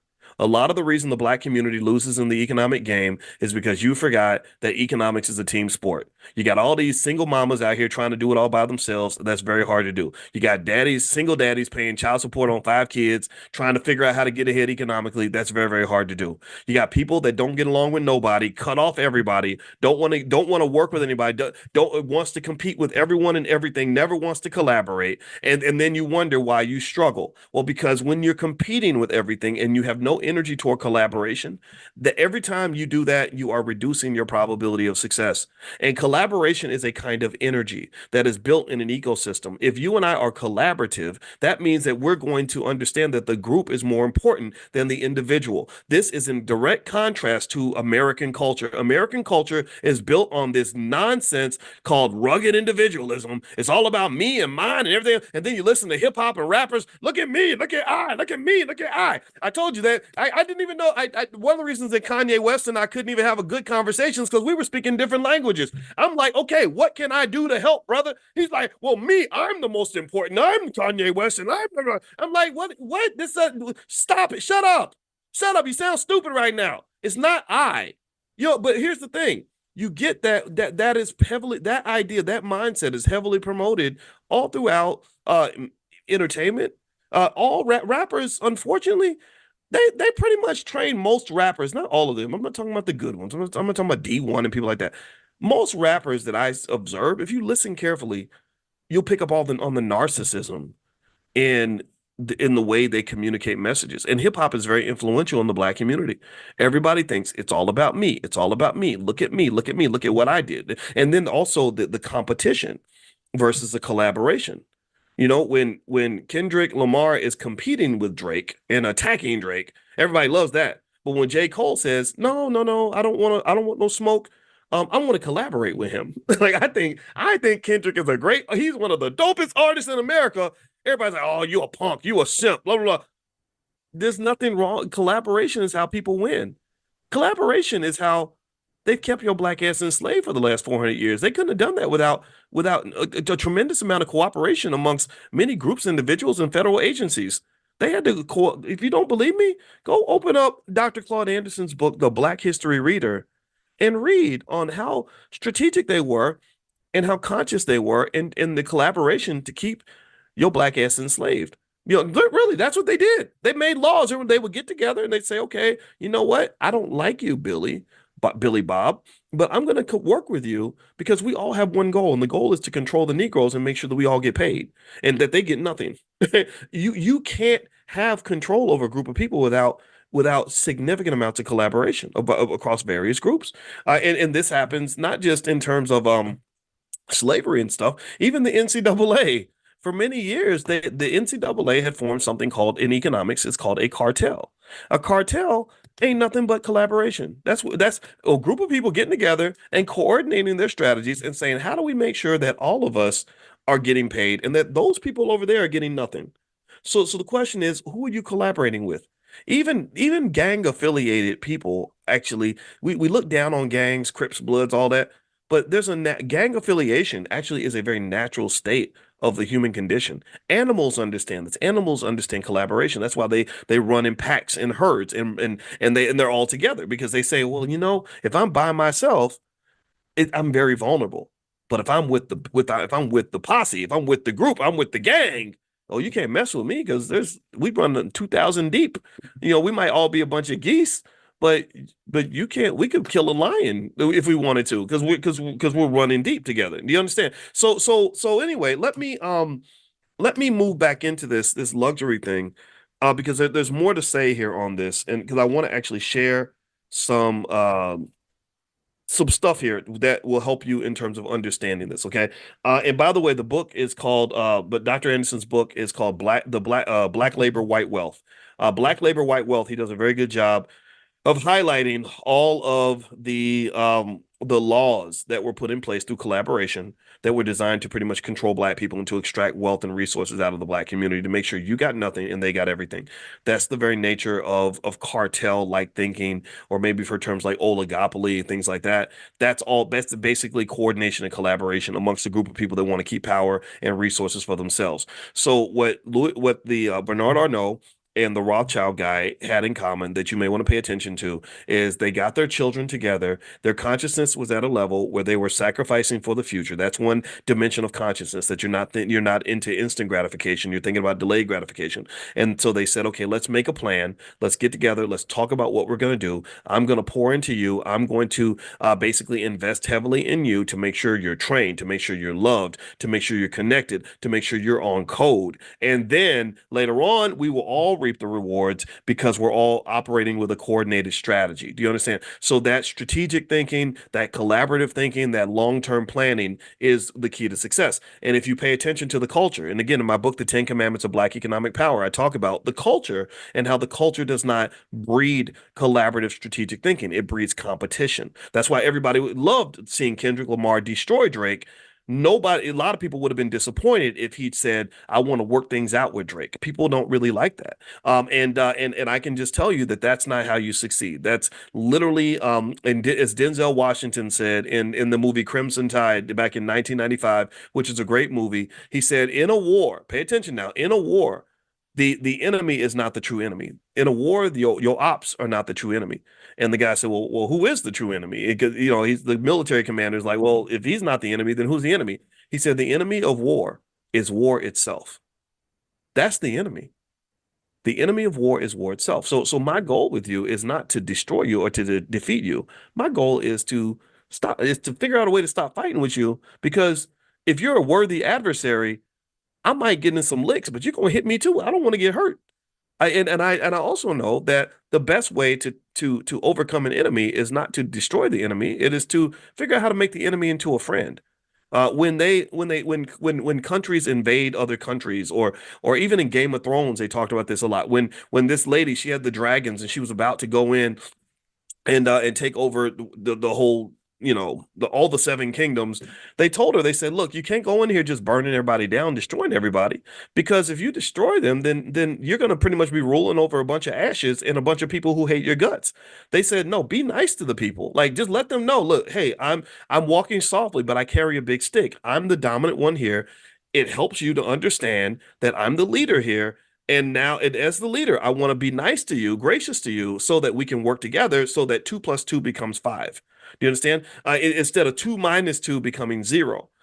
So ultimately, so I would encourage you to consider that. I think that when you're talking about children, I think that that's really important. I don't look to dominate my children.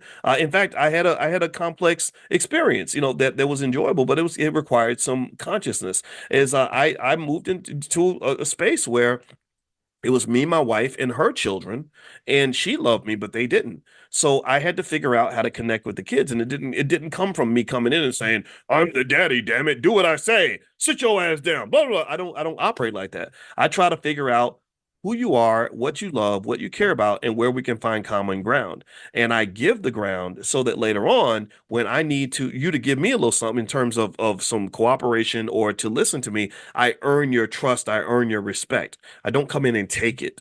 Right? We're trained to just go in and take stuff and beat people up and make people feel bad. And when you do that, all you're gonna do is you're gonna have a bunch of people plotting against you. You gotta have a bunch of people wishing, praying for your demise. And at the end of the day, that's not how you win. That's not how you become successful. Collaborative energy, 9 times out of 10, is better than competitive energy. And that is very inconsistent with what you're taught in this society. But I believe that that's part of the reason why you see so many people struggle. It's because competition is also driven by ego. Like because I'm insecure, I gotta prove I'm better than you. I gotta prove I'm more important than you. Like when I had that weird conversation with Kanye, he seemed to be determined get me to submit to his dominance as Kanye West, and that does not work with me. I'm a man. I have testosterone. I don't bow to nobody. I'm not here to be your servant. I can work with you. I will partner with you, but I'm not. I can't. I don't do that. And when you're forcing people, when you're stepping in with your ego first in a relationship, for example, you step into a marriage and you're all about, I need you to submit, I need you to do this and do that. That's why that stuff never ever works. Ladies, when you try to change your husband and make him be who you want him to be and do what you want him to do, that don't work. It ain't gonna, at least it's not gonna work with a lot of men I know. A lot of men I know are like, no, I'm not. I'm going to resist just to make the point that you're not going to enslave me. You're not going to force me to do what you want me to do. But the same thing is true, I think, for men. I think that when we talk about submitting, I believe deeply in submission in all relationships, not just marriage. But submitting to me is deeper than just submitting to a person. That's not it. When I talk about submission, I'm talking about submission to the relationship. I'm talking about submission to the collaboration. So me submitting doesn't mean I'm submitting to you. You don't have to submit to me. We have to submit to something higher than ourselves. That's where consciousness comes into play. A lot of people, because they have no consciousness, they can't even connect to something higher than themselves because they don't even see it. When I'm your friend and you're my friend, I'm gonna always submit to the friendship. If we have a problem, I'm gonna say, gosh, how do we make sure that we fight the real enemy? The real enemy is not you, it's not me. It's the fight itself. How do we deal with this? How do we work through this? Right. And that to me is that's when you're operating as your highest self, in my opinion. I think that's how you handle disputes. You don't come in blaming and attacking. In fact, I spend a lot of time with therapists now because my wife is a therapist, and they talk about like the four horsemen of an argument that you should avoid. And I think it's like criticism, contempt, stonewalling, and there was a fourth one: criticism, contempt, stonewalling, and I forgot what the fourth one is. There's a fourth one, right? And basically, what they were saying, it was really hard. Actually, it's like it felt like some hippie stuff at first, but basically, like you have to know how to argue the right way. So a lot of times, the ability to maintain a relationship or marriage or anything doesn't come down to your to whether or not you can avoid fighting or avoid disagreements. It's how you handle them, right? So let me see if I can remember. It's criticism, contempt, stonewalling. Oh gosh, I should know what the fourth. I can't remember what the fourth one is. I'm so mad right now. Anyway, let's get defensiveness. There we go. Yeah, yeah. Was it defensiveness? I think it's defensiveness. Defensiveness. Stonewall. Yeah, let's say defensiveness because I can't remember what it is exactly. All right. So anyway, let's move on. So one thing I want to mention to you all also, I want to play this video. Here's a video. Let's go back to the luxury goods stuff and how much money we waste on goofy luxury items to make us feel better about ourselves. And it's all a complete waste of time.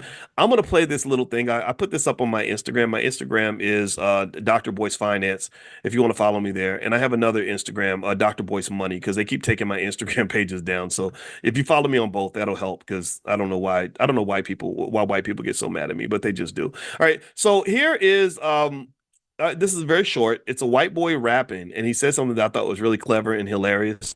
And then I'm going to follow up and kind of give you some science on some of this. So check this out. All right, so let me know if you can hear this. All right, I'm going to play this. I'm going to try to play this now. Hold on. Chorus time forward for the Mac. Thank you. Calvin Klein, maybe Dolce, a Cavalli, all black. Hey. Armani, Ralph and Tommy, you're the Prada with the strap. You don't got a job, but you still got the white man on your back. Dior, Michael Kors, Tom Ford for the Mac. Thank you. Calvin Klein, maybe Dolce, a Cavalli, all black. Hey. Armani, Ralph and Tommy, you're the Prada with the strap. You don't got a job, but you still got the white man on your back. Okay, I thought that was funny. I just thought that was a really funny way to kind of talk about this too. Is there is a big racial angle to what's going on with Dior and Louis Vuitton, Moet, Hennessy, and all this stuff. They really couldn't, their brands wouldn't be where they are without black people. Black people, we are the tastemakers of society. We're the tastemakers of the world. We have all the style, all the class, all the, everything. Or I don't know if you call it class, but at least creativity. Some of us, unfortunately, aren't trying to have a lot of class, but we're creative. We're original people, and people follow what we do. So swag, that might be a good word too. Thank you, Mr. Jan Jasmine. Um, so basically, one of the many ways that wealth is extracted out of the black community is you have lots of individuals and companies that simply take black swag, and they know it because they understand distribution, marketing, and monetization. They will market black swag to the world and make a massive profit from it. So a lot of these luxury items that we embrace so much, the ones that we want, the ones that are marketed heavily by hip hop artists who are shown to be the greatest influencers in our society, is incredibly detrimental to our ability to build generational wealth. There's nothing about wealth building that says that it makes sense to go spend $3,000 on a bag that costs $57 to make. There's nothing there that says that that's a good move. So what I want to do is, since we have the first Black financial therapy department ever in the Black Business School, where we work with the best therapists to figure out the psychological barriers to building Black wealth. Let me give you some science behind this that you can kind of consider as you think about how to spend your money.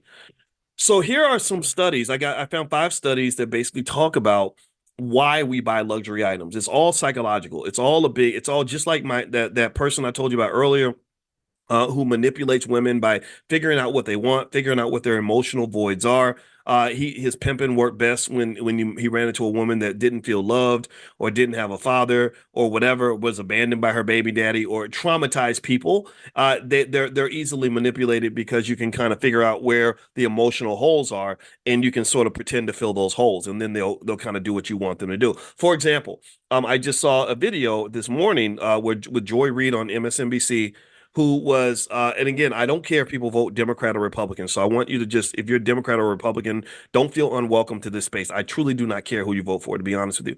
But one thing she was doing that I had an issue with was she was doing exactly what happens in every election, they tend to lean on fear to get you to vote. They don't really say, vote for this person because of all the great things that can happen in your life if you do this.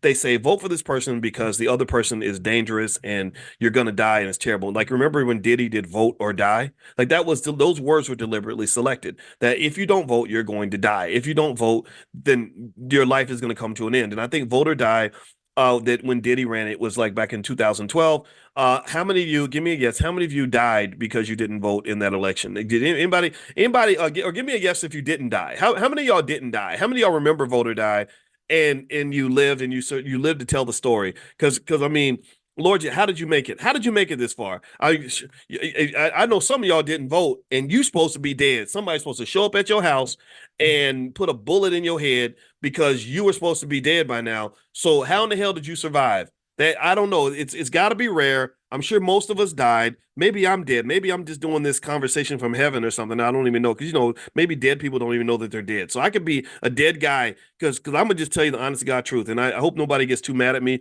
for exercising my freedoms. But I don't think I voted for anybody that year. But I think I survived. I think I lived. Okay. So here's the deal.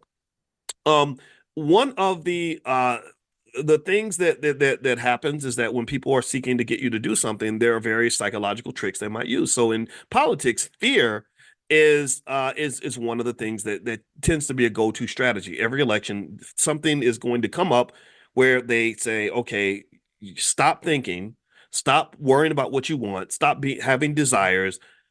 It's crunch time. It's emergency time. If you don't do what we say, then these horrible things are going to happen. So why would you do that? Why would you resort to fear? Well, because fear is a low vibrational emotion. People who are afraid, their consciousness level is incredibly low. They're not a conscious person is not a fearful person. So if you live in your life in fear right now, I just want to tell you that's inhibiting your ability to grow from a consciousness standpoint. So one of the biggest things you have to do in order to become more conscious of the universe and who you are is you gotta find a way to operate or push the fear to the side. You feel it. We all feel fear. But things like faith, which is a type of consciousness, right? Shout out to the Black church. I think the Black church can give us a lot that can help us achieve our goals, right? Not everything's perfect, but faith is a type of consciousness. That's when you're connecting to God. And a person that has faith is a person who overcomes fear. They feel the fear and they do it anyway. They get scared like everybody else, and then they say, you know what, I got faith. I got the power of God behind me, or I believe everything's going to work out. What will come will come. What will be. I'm going to be okay, right? And if you can find something to hold on to, I think that allows you to operate with a higher level of consciousness than a person who's just always responding to fear, always operating in fear.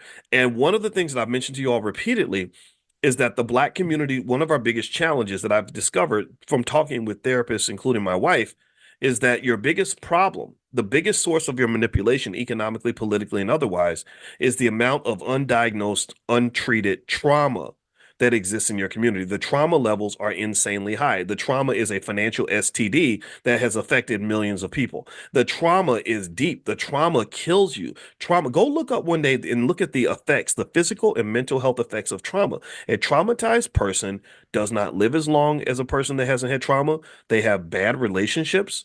Their physical and mental health is a wreck. They're more likely to suffer from anxiety and depression. They're more likely to end up on drugs. And they're definitely not going to have what's required to go fulfill their dreams until they heal, until you fix the trauma. You have to clean it up. Once you clean it up, then you can go and have that healthy relationship without being triggered. You can go and you can make financial decisions without someone emotionally manipulating you into spending your money or scaring you around every corner to get you to go make a move. Okay. So anyway, let me read to you a few studies really quick on why people buy luxury items. And I want you to connect this to Black people. And I want you to give me a yes if you know Black people who might fall for this trap.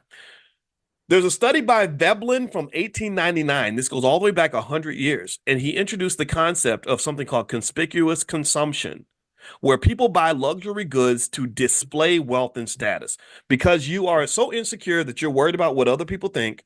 So you buy luxury items so people will see. They'll see the Mercedes emblem on the front of your car. They'll see the Louis Vuitton bag. They'll see that you are wearing the $3,000 suit. This behavior, they said, is driven by the desire to gain social recognition and admiration. Now, give me a yes if you know people who kind of just really want to keep up with the Joneses, people who want to be seen, people who worry a lot about what other people think about them. And what you find is that people who are conscious and have the self-love and everything else, they're not as concerned about what other people think.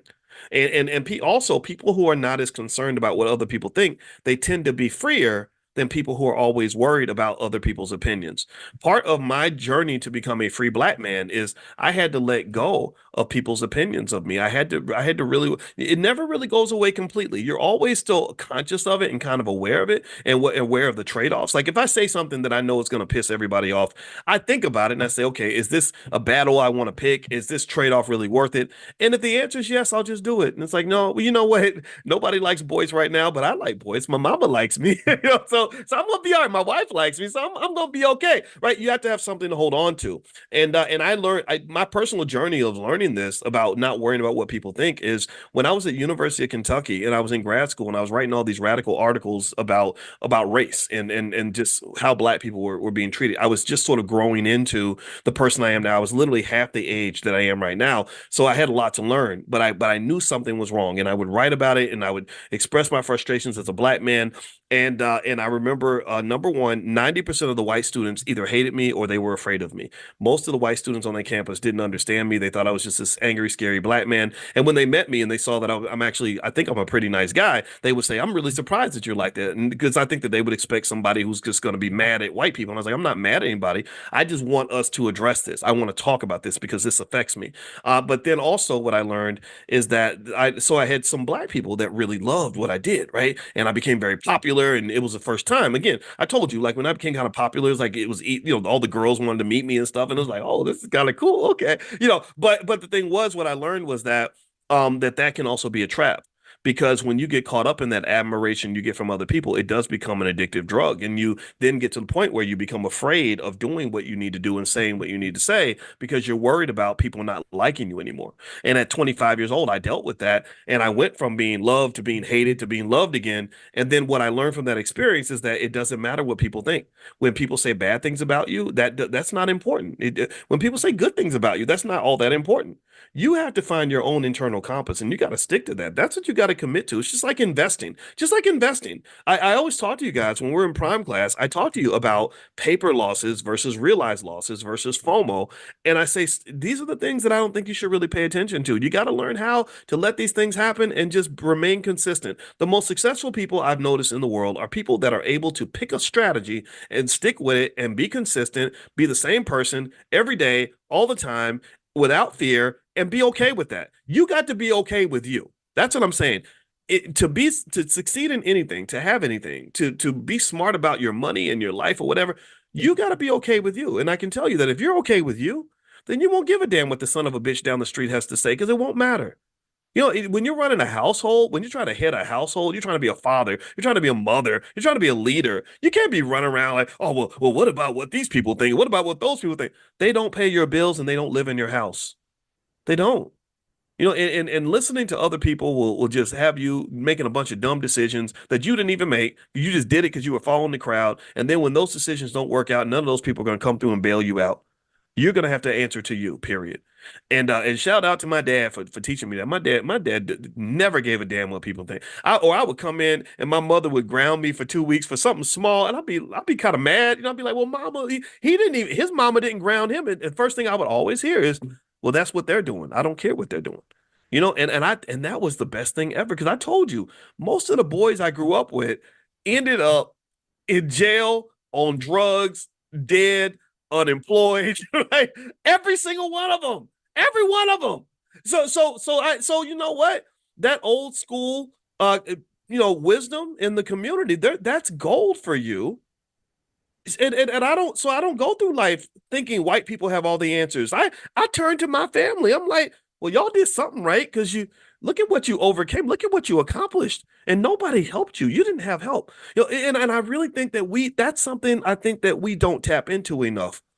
See, your grandmother and your grandfather have wisdom that is remarkable and it's undervalued because it's never going to get attention like a Sexy Red video or the BET Awards.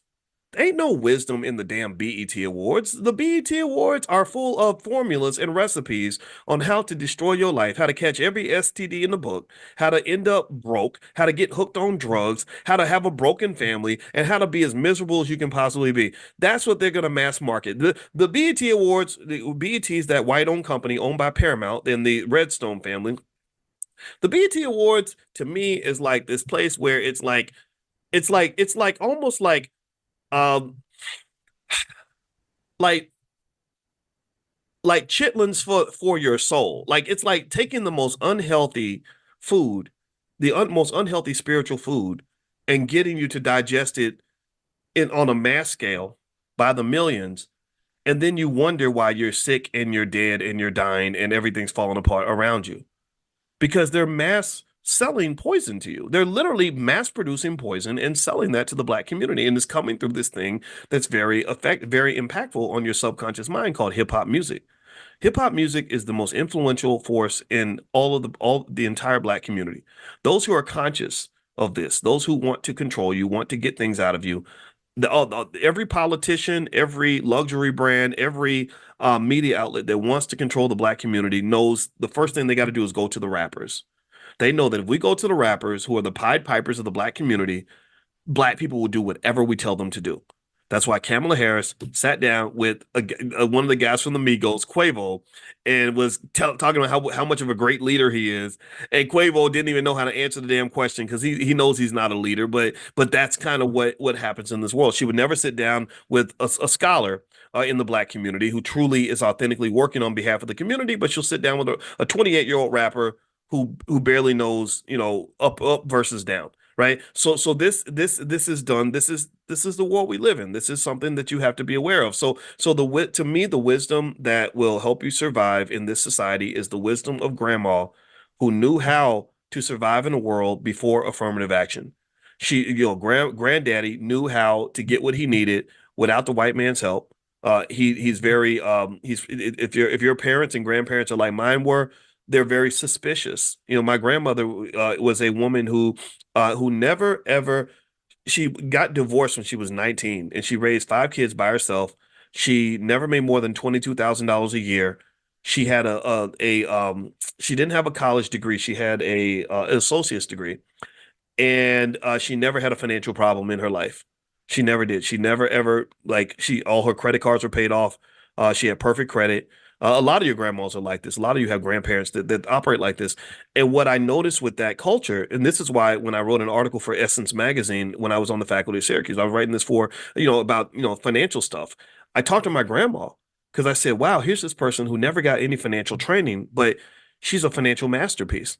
And a big part of her culture and her self-belief was, if you don't do it for yourself, nobody else will. You have to be sort of focused on taking care of you and yours. Stop worrying about what other people are doing down the street. Ain't nobody coming to save you. My grandma did not have a Superman to come save her at any point in her life. So she knew that she was kind of all she had. She knew that family was all you had. So going back to the very basics, I think those foundational elements that really constitute a sturdy human being, I really believe that is one of those things where if you embrace all of that, nobody can stop you. No one can stop you. Nobody can stop a person who's sturdy, self-confident, who has plenty of self-love, who knows exactly what they want, who ain't scared, who isn't worried about what the Joneses think. People like that can't be stopped. They can't. Like, stop talking to me. I get it. We talk about the racism and all that, and I get all that, but I know Black people. I know some solid Black people who cannot be stopped. And I really encourage you to study those people and stop studying the idiots that you see on TV. Let me keep going. Let me keep reading. Here's some other reasons why people buy luxury brands. Okay, another psychological reason. This is found in a study by Escalus and Bettman in 2003. They said that consumers often use luxury brands to construct and communicate their self-identity. The association with high status brands helps individuals feel a sense of belonging to an elite group. How many of y'all feel like you know people who just don't know who they are? Think about this. Who's more vulnerable to that temptation of establishing your identity with stupid labels on your body? Right? Who's more connected to this idea than somebody who was never taught who they were? So as Black people, we go to school and we're never taught who we are. We're never taught about the greatness of ancient Africa and Kemet and everything else. We're never taught about the strong traditions that exist within our community. We're kind of taught that you're nothing unless a white person validates you. That when you get on TV or when you get the fancy job or when you get the degree from the big white university that you gave $200,000 to, then you've become somebody. You're now important because you got that fancy job, you're driving the Mercedes, you bought the luxury brands. So what they're doing, and I need you to really understand this, is that what they're doing is they're selling you your self-esteem. Just like that person I told you about, the con artist I knew who would sell women their dream. That's what he used, that specific term. He said, you got to sell her a dream. If you sell her a dream, she'll buy it and she'll give you things that money cannot buy. He didn't say that, but that's what I'm adding that part in. But that's what happened. She would give things that money cannot buy. She would give her time, her love, her attention, and her body because she's buying from him all the things that should have come from her parents. Her father should have given her these things, but because the daddy wasn't there, 76% of all Black women grow up without their father in the house. I don't care what anybody says. That's a Holocaust. I don't think that we would ever think that it's normal to have a society where 76% of all black children grew up without their mother. If 76% of all children grew up without their mother, then we would have a whole nation full of serial killers because we know how important the mother is. But I think the reason we don't react to the missing father is because we've been trained to believe that it doesn't matter. We've been trained to believe fathers don't matter, black men don't matter, and I don't give a damn what anybody says. In my household, I matter. In my household, my wife is the queen and I'm definitely the king. She's impactful and I am a freaking juggernaut. I'll be damned if you're going to tell me that me being here with the kids every day and teaching them, coaching them, guiding them, and interacting with them isn't going to make a difference in their lives. You will not diminish the relevance of my existence. But that's what they've done. They've diminished the relevance of the existence of the black male, and this has cost you in ways that are literally cannot be measured in money. It cannot be measured in dollars or numbers or anything. It's so deep, so much deeper than that. So anyway, let's keep going. The third reason that people buy luxury items is a study according to Lynn in 1991.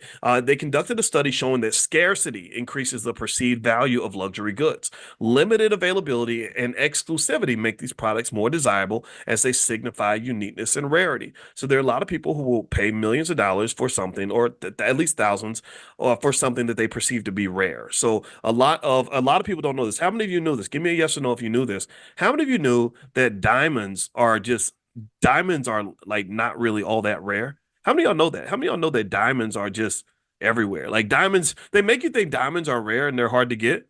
Did you know that De Beers is the company that controls a big chunk of the diamond market? And so they go to Africa and they just extract all this wealth out of Africa by making these deals with corrupt leaders to go and take all the diamonds so the people get nothing. Well, well, one thing that the De Beers had to do was they said, okay, wait a minute, there's an oversupply of diamonds. There's too many. So diamonds are not getting the same level of respect that they used to get. So they started to artificially restrict the supply of diamonds so that people will feel like they're rare. But really, diamonds are not rare. But actually, in fact, diamonds are not as valuable as a lot of other minerals. But what De Beers did was they basically did, excuse my French, cover your ears. I'm about to cuss. What De Beers did was they did a mind fuck on the earth. They did a campaign. Anybody ever heard the campaign "Diamonds Are Forever"? Anybody ever heard that term "Diamonds Are Forever and Ever"? And they what they did was they did a campaign. It was an award-winning campaign. It won marketing awards because all the other pimps were like, "Man, that's some good pimping right there." They went to the pimp and player awards and they got every award that year because they were like, "Wow." You really convince people that diamonds are something that they have to have, that diamonds are forever, that they're rare, that everybody needs them. You immortalize this idea of diamonds being significant by putting it in a James Bond movie. Oh my God, that's some real good pimping right there. So Bishop Magic Don Juan would have been impressed by that. And so they did the campaign and they put it in the movie. And then also here's another thing that they did. They specifically and strategically put it in the advertisements that if a man does not buy you a big old fat ass diamond for your ring finger, that means he don't love you. Girl, he don't love. Look at that rock he got you, girl. He don't love you, girl. He don't if he loved you, he would spend all his money, give us all his money to buy your love. That's what they did. That's that. Look it up. Go look it up. And then again, I'm not saying, ladies, I know if you like diamonds, that's okay. I'm not making fun of that, but I am saying that this was deliberately implanted 100 years ago. If you said, well, you got to get a diamond if you're going to marry somebody, they'd be like, what are you talking about? Like, no, that's not. But they put that in an ad, and because people fall for the advertising, that's what happened. And then another thing that they did with diamonds, I want to mention. Oh, give me a yes if you've heard this. How many of you have heard when about the ads where they tell you that you have to spend, I think, what was it, like 3 months salary on a diamond? What is that what it was, or was it 2 months salary? I can't remember what it was. Anybody remember that? Where they tell you have to spend 2 months salary. And I remember just to reveal something, this isn't the first time I've ever gotten engaged. I actually got engaged to marry an awesome woman back in 2007. I literally proposed to her on the Wendy Williams show. It went back when Wendy was on radio in New York, and I kind of did that because I kind of wanted everyone to know that I was taken because she was a great lady. We didn't get married for various reasons, but it wasn't because she was a bad person. It was just how life be life, and sometimes it doesn't work out. But I remember when I was like thinking about like what kind of money I would spend on the diamond. And so I remember hearing like, okay, you got to spend 2 months salary. And I did the math. I said, oh, hell no. Like that's a lot of money. Like I'm not spending 2 months salary. I'll be broke. And so a lot of people, People who are not conscious about their economics or just follow the crowd, um, that's part of why they end up broken. Like, look at how many people get married and they go so deep in debt for the wedding that they're not even done paying off the debt by the time they get a divorce. They put more energy into getting married than they spend learning how to stay married. You should put more energy. It should be the other way around. I'm sorry. You're supposed to put more energy into learning how to stay married because that's a puzzle for your ass.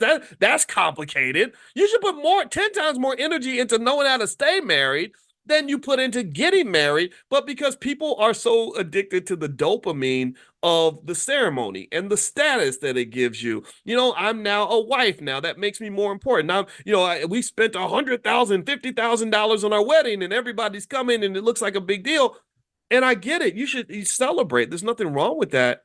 But Lord Jesus, if you were to compare the amount of money people spend getting married versus the amount that they're willing to spend to learn how to stay married, there's no comparison. There's no comparison.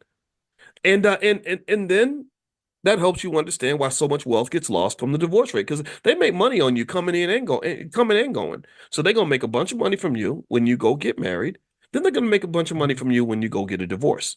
There's a documentary that Dr. Drew did called Divorce Corp, CORP. And in Divorce Corp, he basically explains that there is a multi-billion-dollar industry of in the family courts where all these people are making billions of dollars every year from all the people who end up in divorce court. And then they end up in family court. And then you got to pay lawyers and administrators to sort through the mess that exists in your life.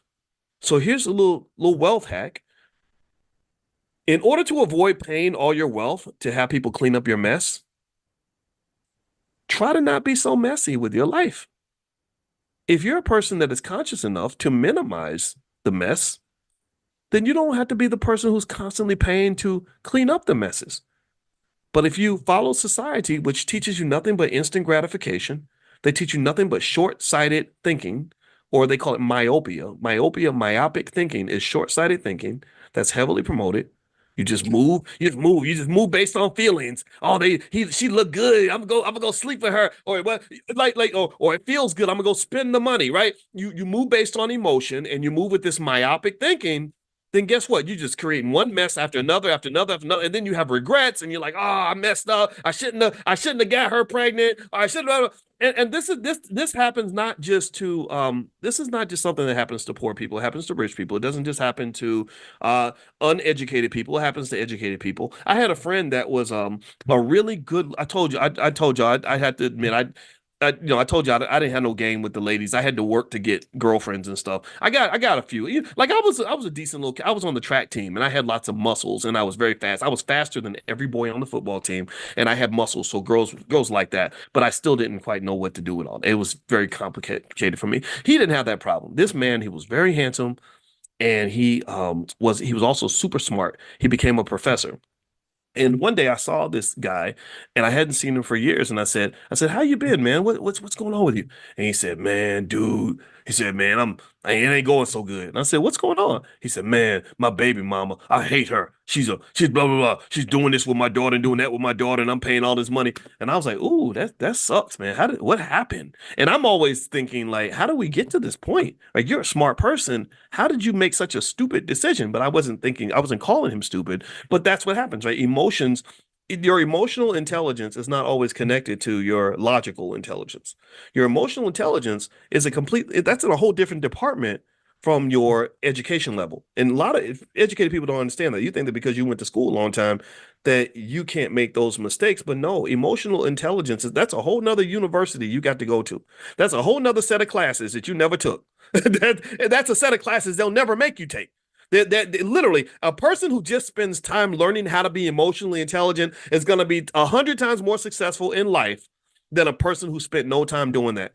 So if you fall for the okie doke like most people do, and you spend no time developing your emotional intelligence, then what's going to happen is your emotional gaps, your emotional failings, your emotional mistakes are going to destroy everything that you earned on the other side of the building. Every single thing you built, every good job you got, every empire you created, every success that you've accomplished in your life will be destroyed by the lack of emotional intelligence that comes from your unmet needs, undiagnosed, untreated trauma, emotional voids that were never filled, and you're going to go through life destroying everything. I want you to process that for a minute. I want you to process people who are so smart, but their choices are incredibly dumb. And I might even be talking about you. I might be talking. I think I'm talking about myself right now. I'm revealing my because there were times where I would say, "Damn, I'm a smart person. Why would a smart person do something so stupid?" Well, that's because there's another level of intelligence that goes beyond just how many damn books you read at that big white university you went to. The breadth of knowledge in the universe is a billion times bigger than what you learned in school. So, but some people make the mistake of thinking that because you went to school, that you got intelligence all the way across the board. That's like thinking that because I spent years learning how to play basketball, that I automatically know how to play lacrosse. No, you don't.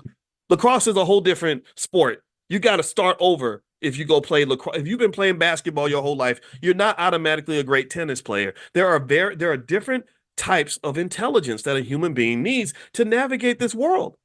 And I can just tell you, I don't know. When I think about which is more important, emotional intelligence or going to school for a long time, it's neck and neck. I don't know. I know I can tell you, emotional intelligence saved me from a bunch of horrible shit. I was saved from a lot of bad outcomes. Because I'm gonna tell you, you get tempted by that real pretty girl, or you want to go for that fast money situation, or you want to go and just do something. You want to be lazy instead of working hard because you haven't thought about these things. Like all these variables are important. So I really think I would encourage anybody that wants to succeed. I would spend a lot of time studying emotional intelligence. And here's the thing: the formula and the recipe, the remedy, the what's the word? The treatment plan for everybody's going to be different because we all have different experiences. We all have different emotional voids that were unmet needs when we were children. We all had different experience. Some of us have gone through abuse. Some of us went through abandonment. Some of us have self-esteem issues. Some of us have issues with dealing with temptation, right? So your treatment plan for yourself, which I highly recommend everybody pursuing something, is going to be different. And the interesting thing about it is that you can connect that directly to your economic outcomes. People like Warren Buffett will tell you all day that wealth is nothing but a transfer from undisciplined, impatient people to patient people and disciplined people. Discipline and emotional intelligence is one of the most important aspects of wealth building that there is because the emotionally intelligent person is not going to have to go back and rebuild something because they're not going to destroy it in the first place. An emotionally intelligent person is going to say, I'm really mad at my wife right now and I want to walk out the door. How do I calm myself down? I'm gonna give myself 3 days to think about it, and then I'm gonna go talk to my wife and I'm gonna call the therapist and fix it rather than getting the divorce and paying the $50,000 to the attorneys. The emotionally intelligent person isn't gonna have, years of dealing with being a single parent with a horrible co-parent because they're going to stop and say, gosh, I really want to have sex with this person, but sex creates babies. And I don't know if this is a person that I should trust with my body. I don't know if this is a person I should have in my life. Let me think about it for a couple of days. So ultimately, I'm just going to tell you the emotional intelligence piece, that's huge. That's important. It's really, I think, important for Black people because we go through so much hell. Some of us, not all of us, but a lot of us just go through horrible things that never should have happened to you. Poverty in itself is a trauma factor. If you grew up poor, that right there speaks a lot to what you're going to do economically because you formed an unhealthy relationship with money, where there's a good chance you're going to overvalue money. Just watch the BET Awards. The BET Awards on stage is full of lots of people who grew up poor to the point where they're willing to do anything and degrade themselves, destroy their community, and ruin everything in order to make a couple dollars, right? And so BET, the people that own the network, Paramount, they dangle a couple nickels over your head. They tell Sexy Red, hey, if you come up here and degrade and embarrass Black women all around the world, we'll give you $50 and a bag of Cheetos. And she shows up and she does everything that she's told because she probably went through a ton of trauma. You can see it all over her face. You can see it in her behavior. It's everywhere, right? So anyway, let me go ahead and finish up. Let me dig in. Let me finish up this quick list real quick. I just we gotta go. I always try to do 30 to 45 minutes, but sometimes it's just more to say. All right. So the fourth factor that determines people's commitment to buying luxury items is social influence and peer pressure. A study by Bearden and Etzel in 1982 demonstrated that social influence and peer pressure significantly impacts luxury consumption. People are more likely to purchase luxury brands when they observe others in their social circle doing the same, driven by FOMO, fear of missing out, and the desire to fit in. And what's interesting about this study is that this was written 30 years before social media. So with social media, one of the downfalls of social media is that people get on Instagram and they see their friends living their best life and they're wearing the nicest of everything and they say, I want a piece of that, or I'm missing out. I should be driving that kind of car. I should have that kind of relationship. I should have that kind and it's unfortunate because social media is not a reflection of people's real lives. It's a fake life. It's a representative life. It's a pretend life, and we believe in that and we buy into it. So we invest in something that isn't actually real. And so ultimately, if you can let go of these things, like if you can be conscious and aware of these things, and let them go or deal with them appropriately, then you're going to find yourself in a better economic situation than people who don't. Right. So a lot of these things, and I'm gonna summarize it like this. I'm gonna pull it all together like this. A lot of these things I have found over time, and again, I'm speaking as a 53-year-old college professor who still hasn't learned everything. I'm probably going to have a different story when I'm 80.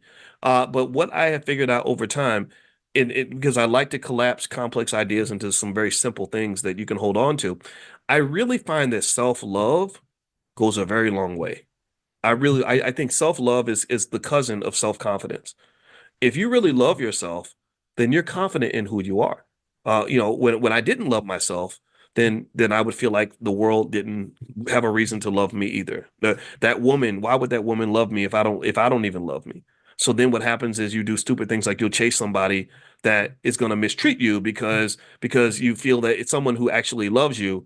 There must be something wrong with you because why would you love me? I don't even love me. You're clearly flawed. Why would you love a flawed person like me? So that means because I know that you must be flawed, then I'm not going to pick you because who the hell would want someone like me, right? So little things like that. So I found that self-love is really, really big.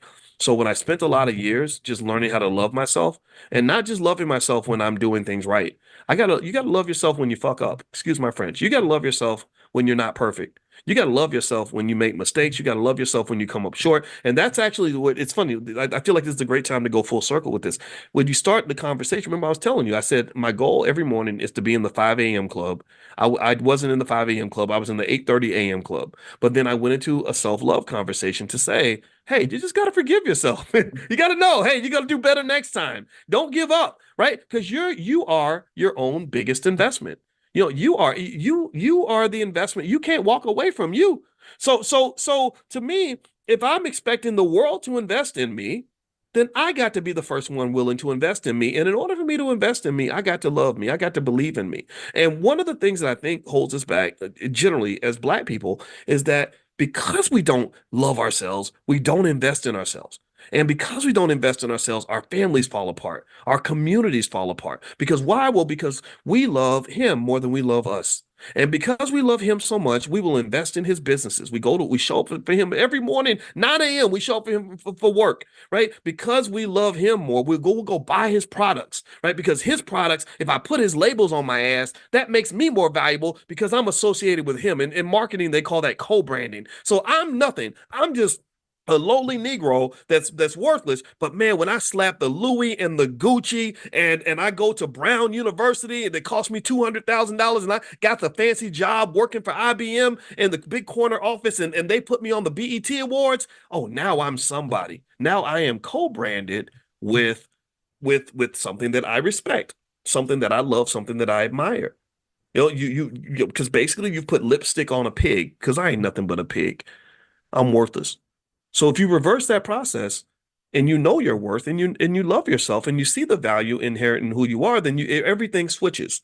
That's when you start becoming a dangerous Black person, to be honest with you. What makes you dangerous? Well, because you know that you are the juice. You know that you got the gold buried in your backyard. Why the hell am I going to go look searching in the neighbor's house when I got 10 times more wealth right here in my own family? Why would I want what you got when what I got is already seen in my view as being the most important thing I could ever have, right? I've already got the wealth. A person who's already got what they need is not a person who spends their life running around begging for other people to give them what they need. Do you understand? Do you follow? Let me know if you get what I'm saying. When you understand your worth, when you understand your value, when you understand the power of the resources around you. Yeah, I got smart siblings. I got good people around me. I got an amazing wife. I got kids that are hardworking and smart. I don't have time to go chasing down Mr. Massa to get a piece of what he got because we're good over here. So I think that this is an appropriate message because today happens to be Independence Day. Well, shit. What does independence look like? Independence means I don't need you because I got what I need. Really, and I think that generally speaking, I believe deeply that as Black people, I believe we are raised not to be emotionally independent, not to be financially independent, not to be socially and politically independent. We don't even know what independence and self-reliance really looks like. And this is why people like Malcolm X and Marcus Garvey are so important. And this is why they don't teach you about these people in the way that they should, right? But really, to me, if you're talking about Independence Day, well, then shit, be independent. Whatever that means for you. Whatever that means for you. You should be able to get your emotional fulfillment independently because it's sure as hell a whole lot cheaper than going out buying a Gucci bag so you can feel like you are somebody. You were somebody before you bought that damn bag. And don't you dare let the spending on goofy luxury items determine your self-worth. That's all silly to me. So anyway, emotional intelligence. That's my suggestion. I hope that this was helpful to you.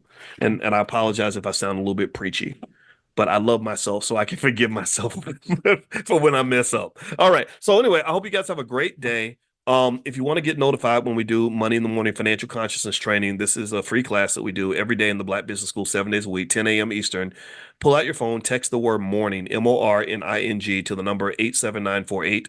Text morning to 87948. I will invite you to class. We do this every day. We do this 7 days a week, including holidays.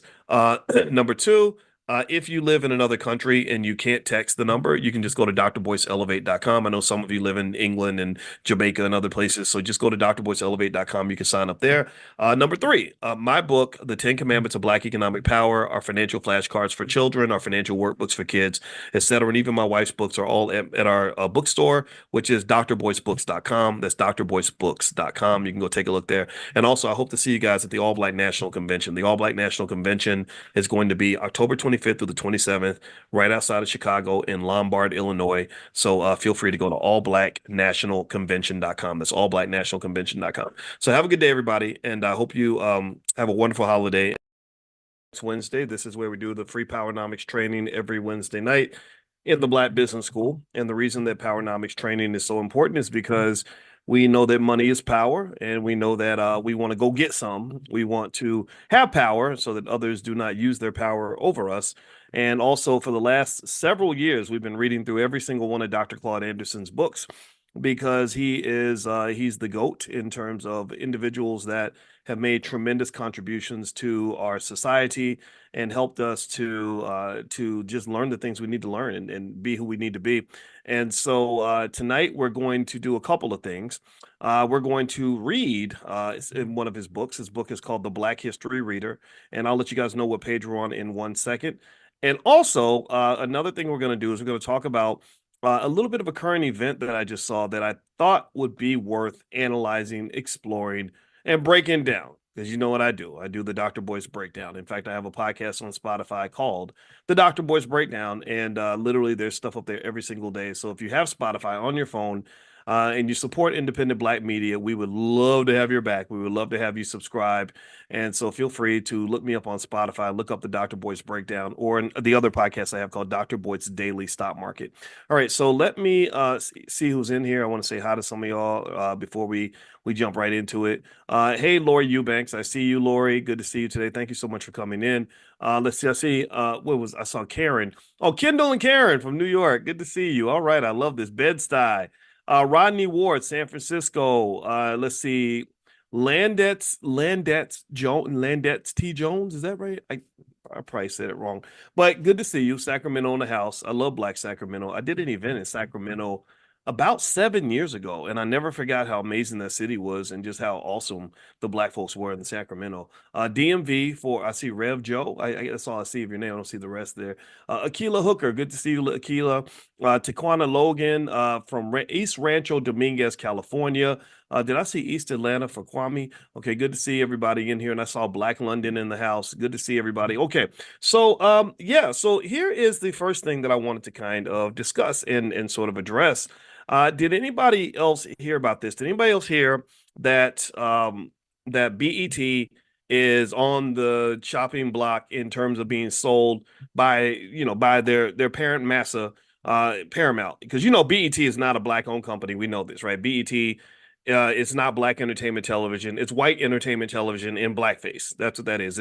It's not a black company. It's a white company that has black people in it, that uses black culture and sells black culture to you pretty much, and gets corporate sponsors to give them money because they go to the corporations. They say, we have, like Trump said, we have all the black people. We have all the black people, and we will gather all the black people to come and watch Sexy Red twerking on the stage. Get it sexy, get it sexy. And when we get all the black people, they love to buy things. They buy everything. So you advertise to us, you pay us money, pay us billions of dollars, and we will go gather the black people, and then we're all gonna get rich together. And that's kind of what BET is. And BET, in case you don't know, is owned by a company called Paramount Global.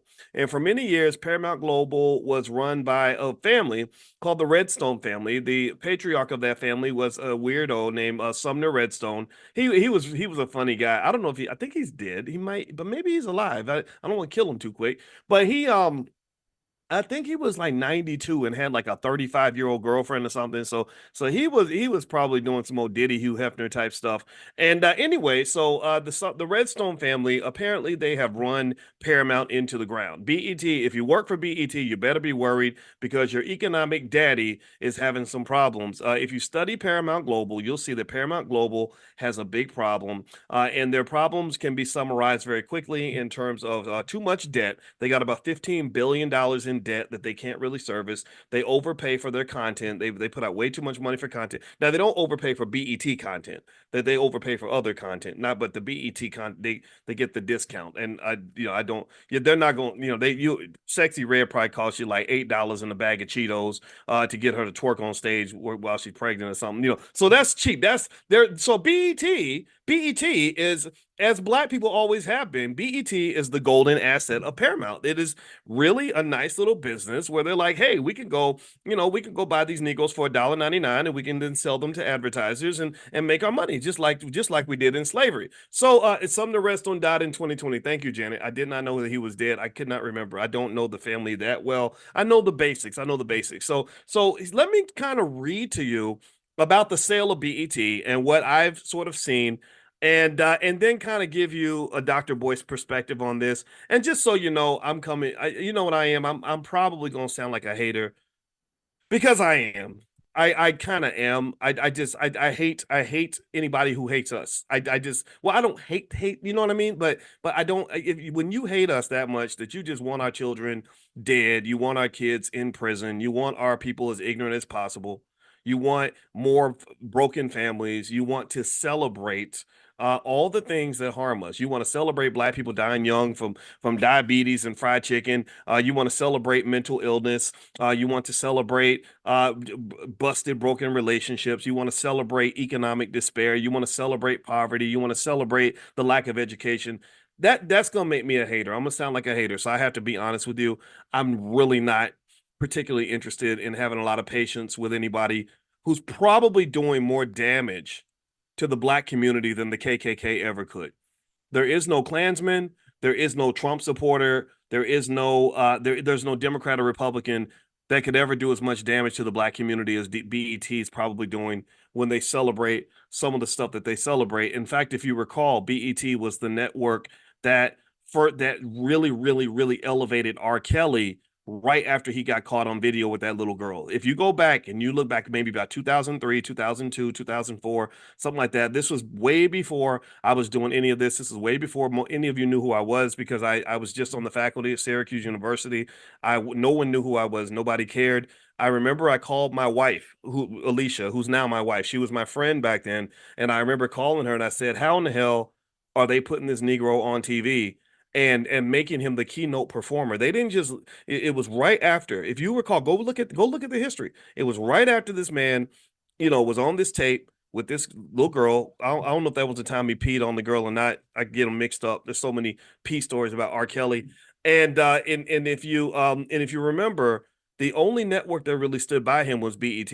BET brought him on for an interview after the incident, and that was where he was given an opportunity to do some damage control. And he kept saying, "Just focus on my music, just focus on my music," because that's the goal, right? If we get you to focus on how good my music is, then you're going to forget about all these other things that are going on. And then for the BET Awards, I will never forget.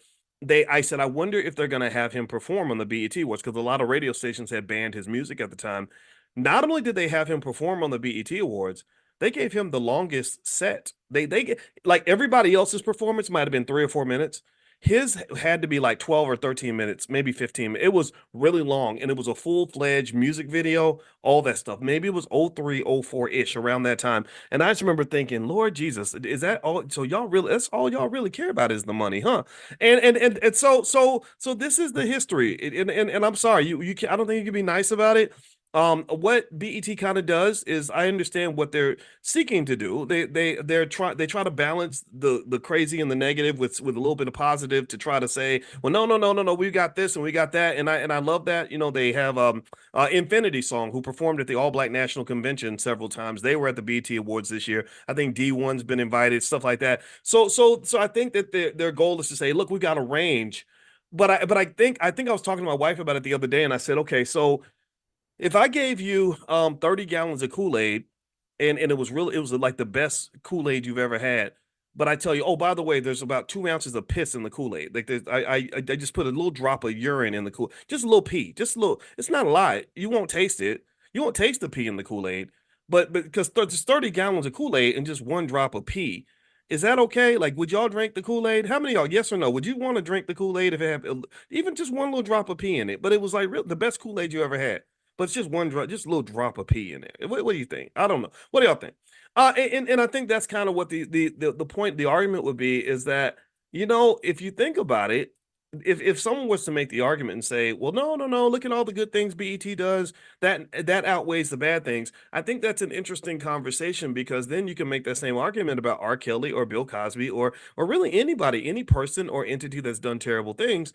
You could say, well, even if you dislike Donald Trump, for example, or if you look at Joe Biden and know that he incarcerated more black men than any president in American history, or you look at Donald Trump and what he wanted to do to the Central Park Five, you can make the exact same argument. You could say, no. But look at all the good things. Look at all the good stuff he did. It's okay. It's all that's forgiven because he did this good stuff.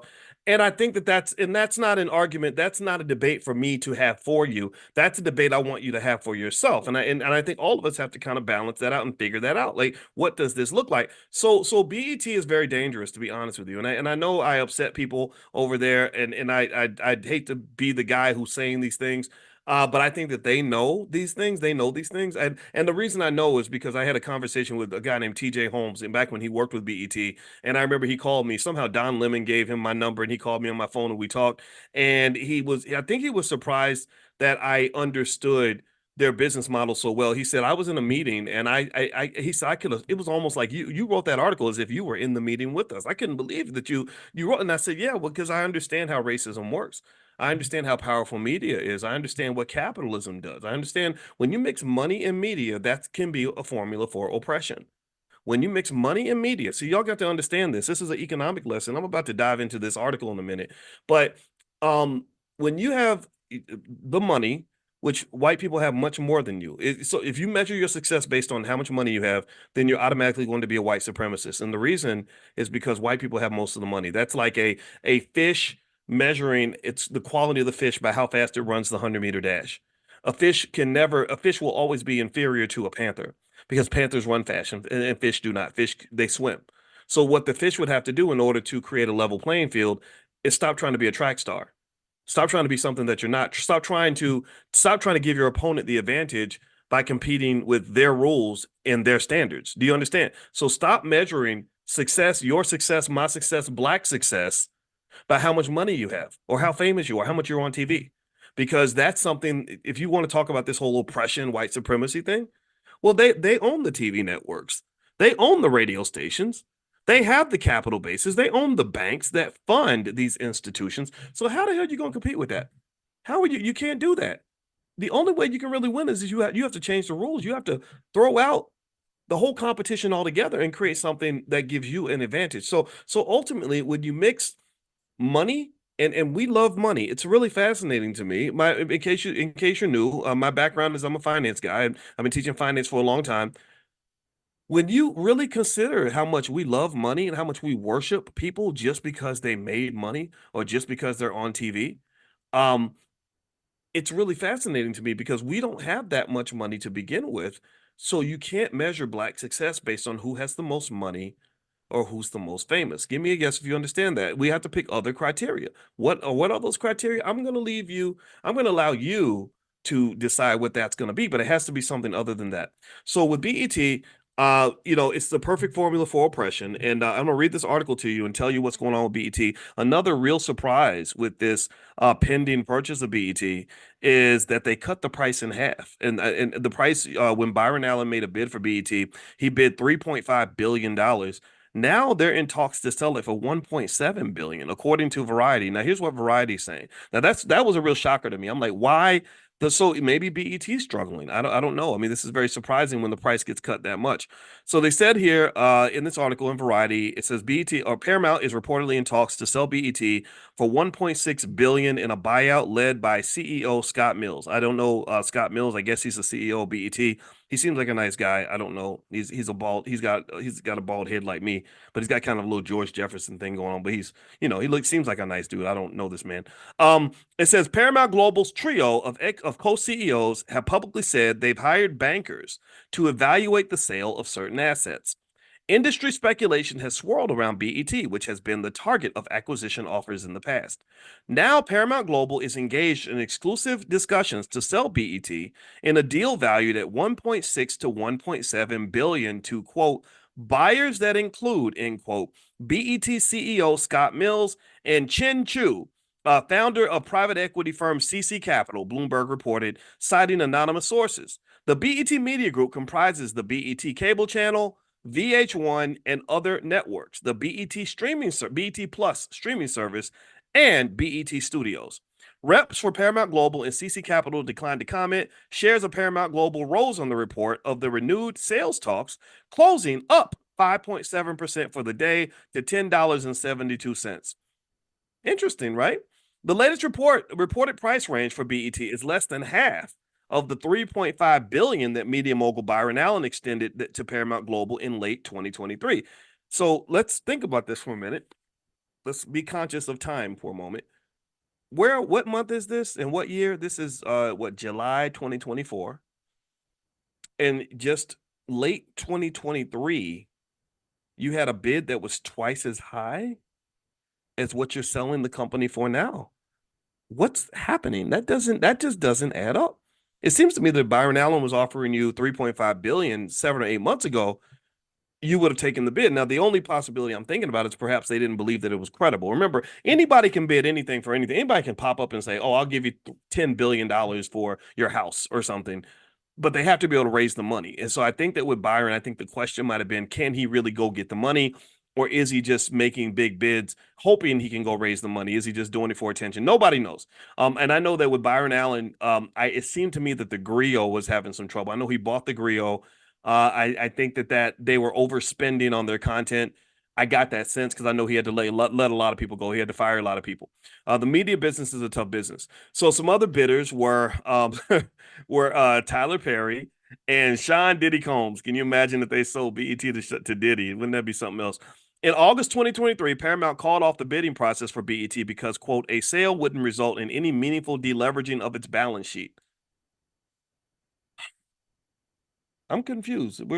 It's just 8 months later. So now it wouldn't. So 3.5 billion wouldn't result in you paying off enough debt, but 1.7 billion will. So I think that what's happened is that Paramount's in even deeper, much deeper trouble than it was at the end of 2023. But I can tell you, as a person who's been following Paramount stock for a long time, that company's been in trouble for a while. So I'm very surprised that they're even talking about this. Let's see here. The three executives running Paramount Global have outlined a three-pronged strategy of job cuts, asset sales, and streaming partnerships to right the ship. The company's going solo for now after controlling shareholder Sherry Redstone, who's the son of Sumner, or sorry, daughter of Sumner Redstone, nixed M&A talks with Skydance Media as those came down to the wire. The leadership trio, George Cheeks, president and CEO of CBS, Chris McCarthy, president and CEO of Showtime, MTV Entertainment Studios and Paramount Media Networks, and Brian Robbins, president and CEO of Paramount Pictures and Nickelodeon, were installed as co-CEOs after Bob Bakish's dismissal. Okay. Another prime asset Paramount Global is expected to shop around is the Paramount Pictures Studio. So basically, okay, here we go. Let me move on to they talk about Chris Mills, the guy that I mentioned. I think his name was Chris Mills, the CEO of BET. I hope I got Scott Mills. I'm sorry, Scott Mills. Um, let's see. They said here, speaking of the June 25th employee town hall, CBS's Cheek said the Paramount's co-CEOs are looking to sell certain Paramount-owned assets. In fact, we've already hired bankers to assist us in this process, blah, blah, blah. Scott Mills has led BET since January 2018, adding CEO to his title in 2021. He first joined BET in 1997 as a senior VP of business development and rose through the ranks over the years to various senior roles. As COO of BET, he led the launch of his Centric channel, and as president of digital media, launched BET Mobile and BET's digital video distribution operations. Okay. So there's more. You can go look up more if you want to. But basically, BET is owned and run by Paramount, as we mentioned earlier, and basically Paramount has too much debt. The traditional media that they built their business on, Sumner Redstone is really good with traditional media and traditional cable. All that stuff's kind of dying. It's kind of going away, and so they're losing money in a pretty horrible way, and they're just overspending on their content. They had this show that I liked called Yellowstone, and they had this writer named Taylor Sheridan who wrote the show, and I guess because his shows were so good, they gave him like the ability, kind of a blank check to just create a bunch of other shows that are on the network. I forgot the name of it. I think one of them stars Sylvester Stallone's like Tulsa King or something, and a couple more. But anyway, the funny thing was that they were, and this is something for you to remember when you go build your own business, is that if you recall, remember the other day, how many of you were in financial consciousness training in the last couple of days where I talked about the free cash flow problem? Does anybody remember when we talked about the free cash flow problem and what happens when companies or even individuals just have too much access to cash? Well, what happens is you become less efficient, you become less financially conscious, you start to just make it rain, you start throwing around, you start becoming a rapper in the strip club, dropping $100 bills in stripper thongs, right? So basically, Taylor Sheridan, there was a deep Wall Street Journal analysis of Taylor Sheridan and the toxic financial relationship between Paramount and Taylor Sheridan, where basically they said that because Paramount Global had given this guy free range to do whatever the hell he wanted, he was creating amazing content, but he wasn't profitable anymore. This man was going around talking to other farmers, from what I understand. At least that's what the report insinuated. He was literally talking to his homeboys and saying, look, these people are suckers. These Hollywood suckers, they got all this money. You can rent your horses for $2,000 a day. You can use I use my property and they pay me $50,000 a day to use my land. He would fly in horse trainers from other states when he would be in a state with plenty of horse trainers, but he would feel the need to fly his horse trainers in from Texas or whatever. So basically they didn't sort of consider the fact that yes, you do have a hit. Yeah, you are making money, but you have to remember the most important rule of financial success. It is to live within your means. It is to spend less than what you make. I don't care if you make $1 trillion a year, if you spend more than you make, you're only digging yourself into a deeper and deeper financial hole. And so what happened with Paramount Global as a result, and this just gives you the backdrop. And I'm talking about this because BET is part of the community, and y'all people be out here thinking that it's a black owned company and it's not.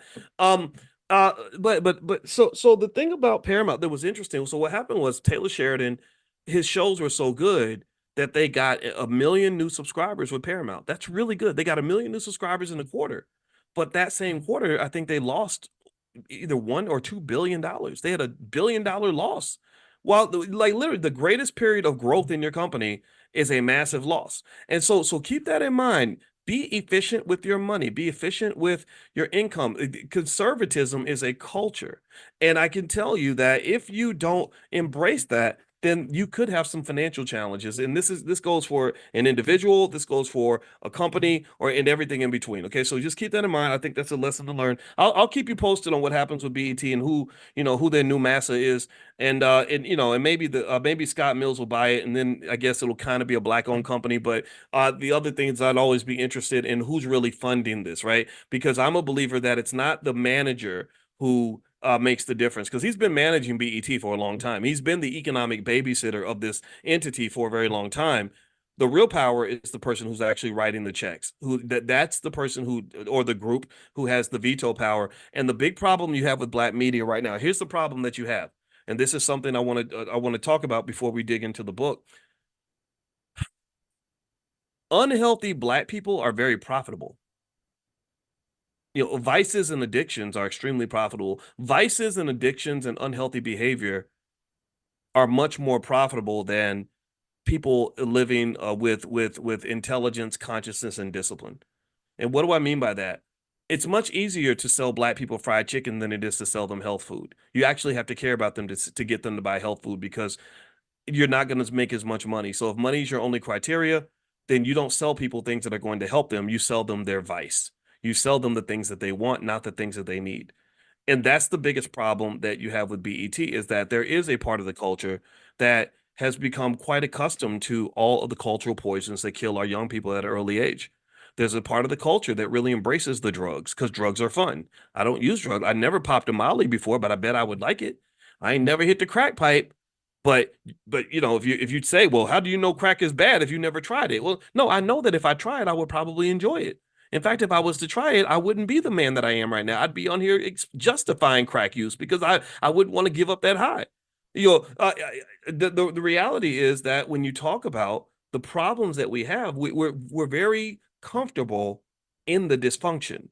We're starting to celebrate the dysfunction. We celebrate it because what they do is they sprinkle money on top of it and they sprinkle fame on top of it. So you look at a young lady like a Krishan Rock. I don't know if you ever know if you anybody how many of y'all I keep up with all the culture. Me and my wife do. I don't some of y'all I know don't keep up, but you need to look up Krishan Rock and Blueface. How many of y'all are familiar with Krishan Rock and Blueface? Anybody else?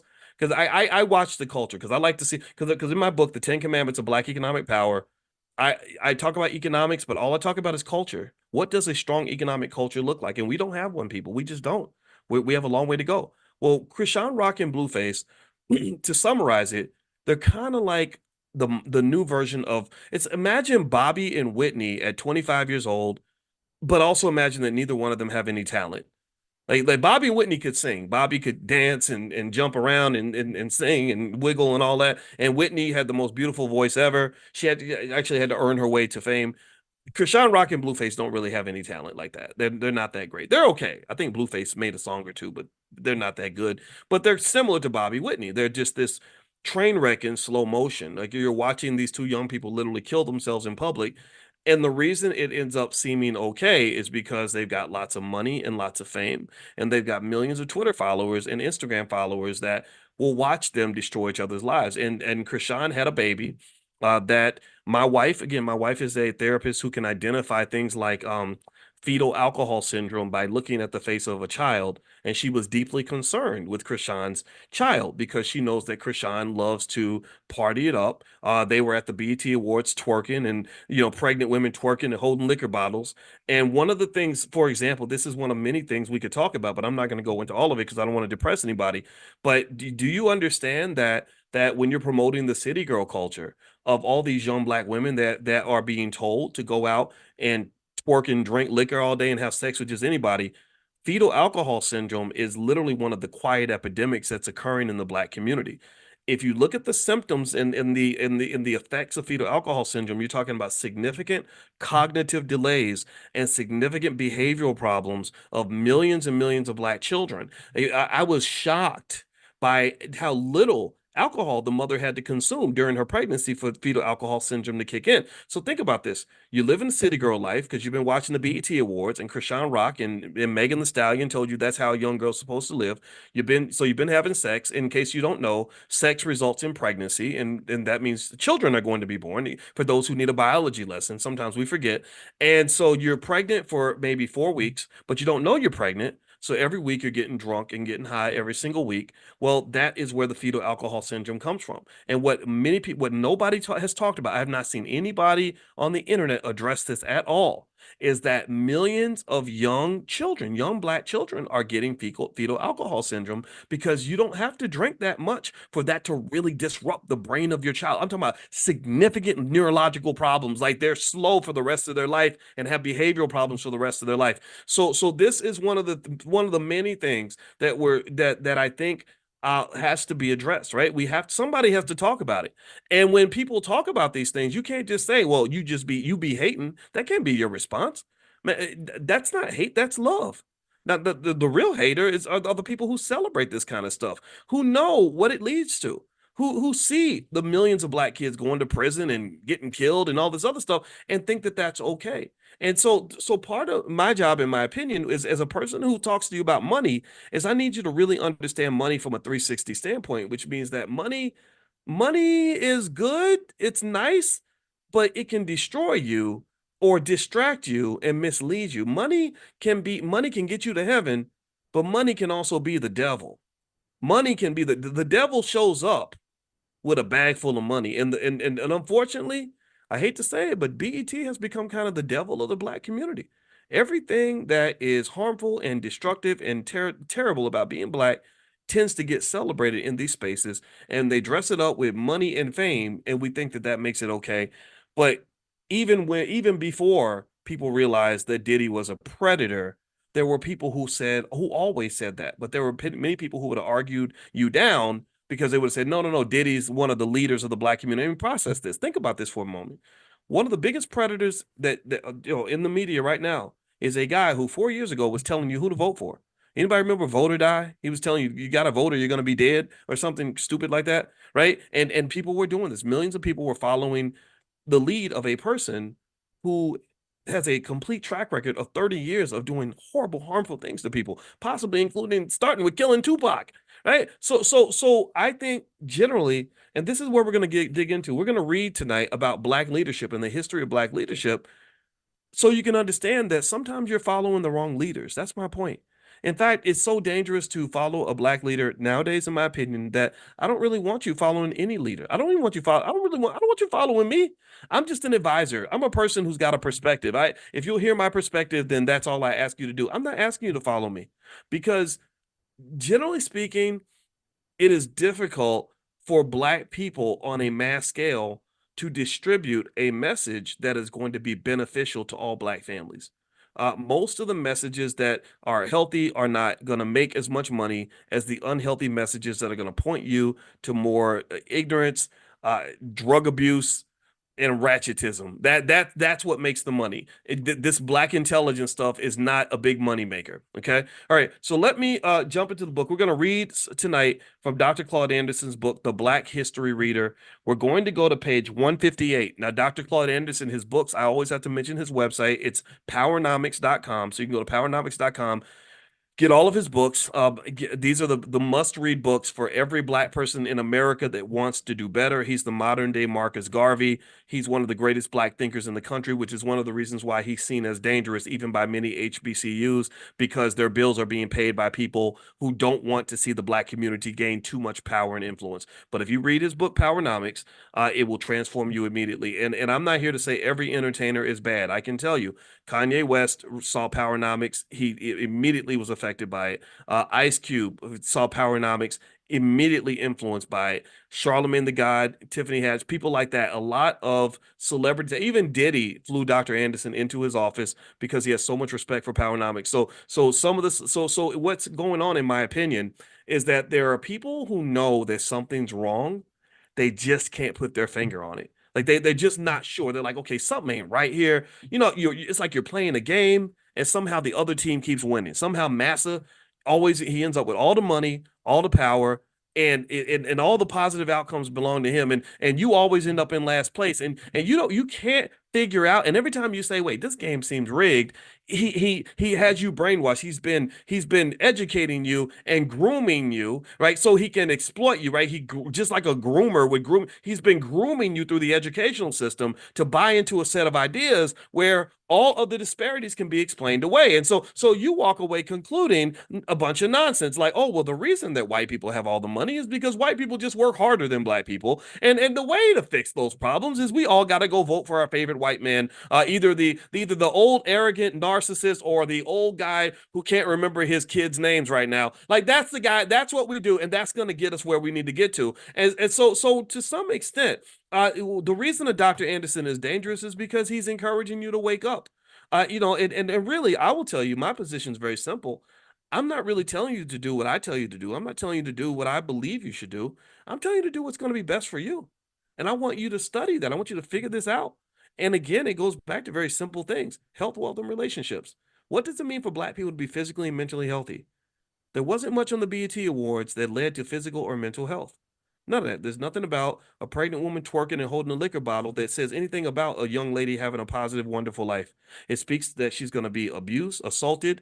She's going to be depressed, and have and fatherless for her children. Her children are going to be unhappy. There's going to be a lot of poverty. There's going to be a lot of despair. What's healthy about that? What's physically and mentally healthy about any of that? That's the second area is relationships. We need families. We lost our families. Who's getting our families back? What is it when you watch the BET Awards? What about the BET Awards on any level, in my view, is pro family? There's nothing. I mean, if you're highlighting the sexy reddish, type stuff, there's nothing about that that's pro family. Nothing. There's nothing about that that speaks of responsible planning of when you have a child and who you have a child with. All that's promoted typically is very irresponsible, very sloppy sex. I'm going to go sleep with whoever I want. STDs are very, very high because a lot of people fall into this culture.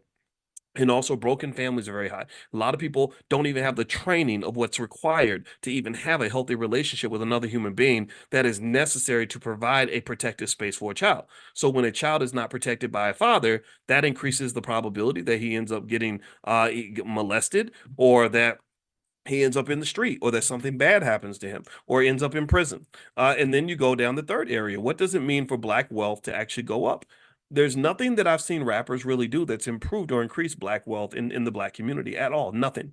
And then when you turn to the politicians, all they do is they offer you jobs working for white people. So those are the two options you get. You either get a rapper who brags about how much money he has, but ain't putting nothing in your pocket, or you get a politician who says, here, come work for me, Negro. I'll give you a job. I'll help you in your desperate situation. Well, who's giving you the long-term plan that's going to really allow you to have the peace of financial security? Who's really giving you the solutions that are going to allow you to actually prosper instead of just survive? Who's doing that?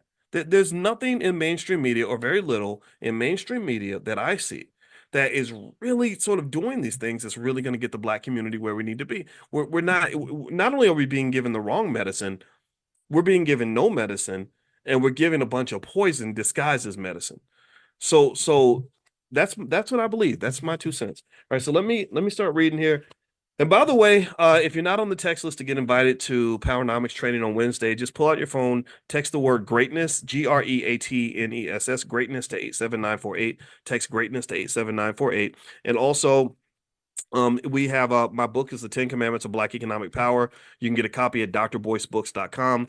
Use the code word book club and get 30% off everything in the store. So feel free to go to drboycebooks.com and you can check that out. All right. So here's what Dr. Anderson reveals on page 58 of the Black History Reader that it was really fascinating to me. Did you know that black leadership changed their position on immigration around the 1960s? Did you know that they actually had a completely different policy on immigration before the civil rights movement? And basically, whoever was controlling them pretty much got them to pivot and shift in a different direction. I don't know if y'all know this, but let me read this to you. I'm going to tell you, this is what Dr. Anderson says. I literally have not read this yet, so I'll be as surprised as you when I get to whatever he says. So he says here, black leaders and activists unilaterally expressed opposition to the nation's open door policy on immigration throughout the 19th century. These conscious black leaders expressed concern that immigrants were reinforcing the subordination of the native black population, as well as usurping the access of blacks to rights, privileges, employment, education, and wealth building opportunities. The negative impact of immigrants worsened after the Civil War when millions entered the country. After slavery, there was a labor shortage, and one would have logically expected the former slaves. Think about this. You have a labor shortage.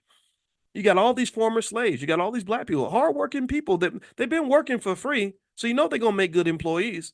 They've been working for free. So here on page 159 of the Black History Reader, Dr. Anderson is telling you that whatever you learned in school was a bunch of BS. So listen to this. The negative impact of immigrants worsened after the Civil War when millions entered the country. After slavery, there was a labor shortage, and one would have logically expected the former slaves who had been skilled tradesmen, carpenters, blacksmiths, cooks, artisans, and farmers to fill those jobs.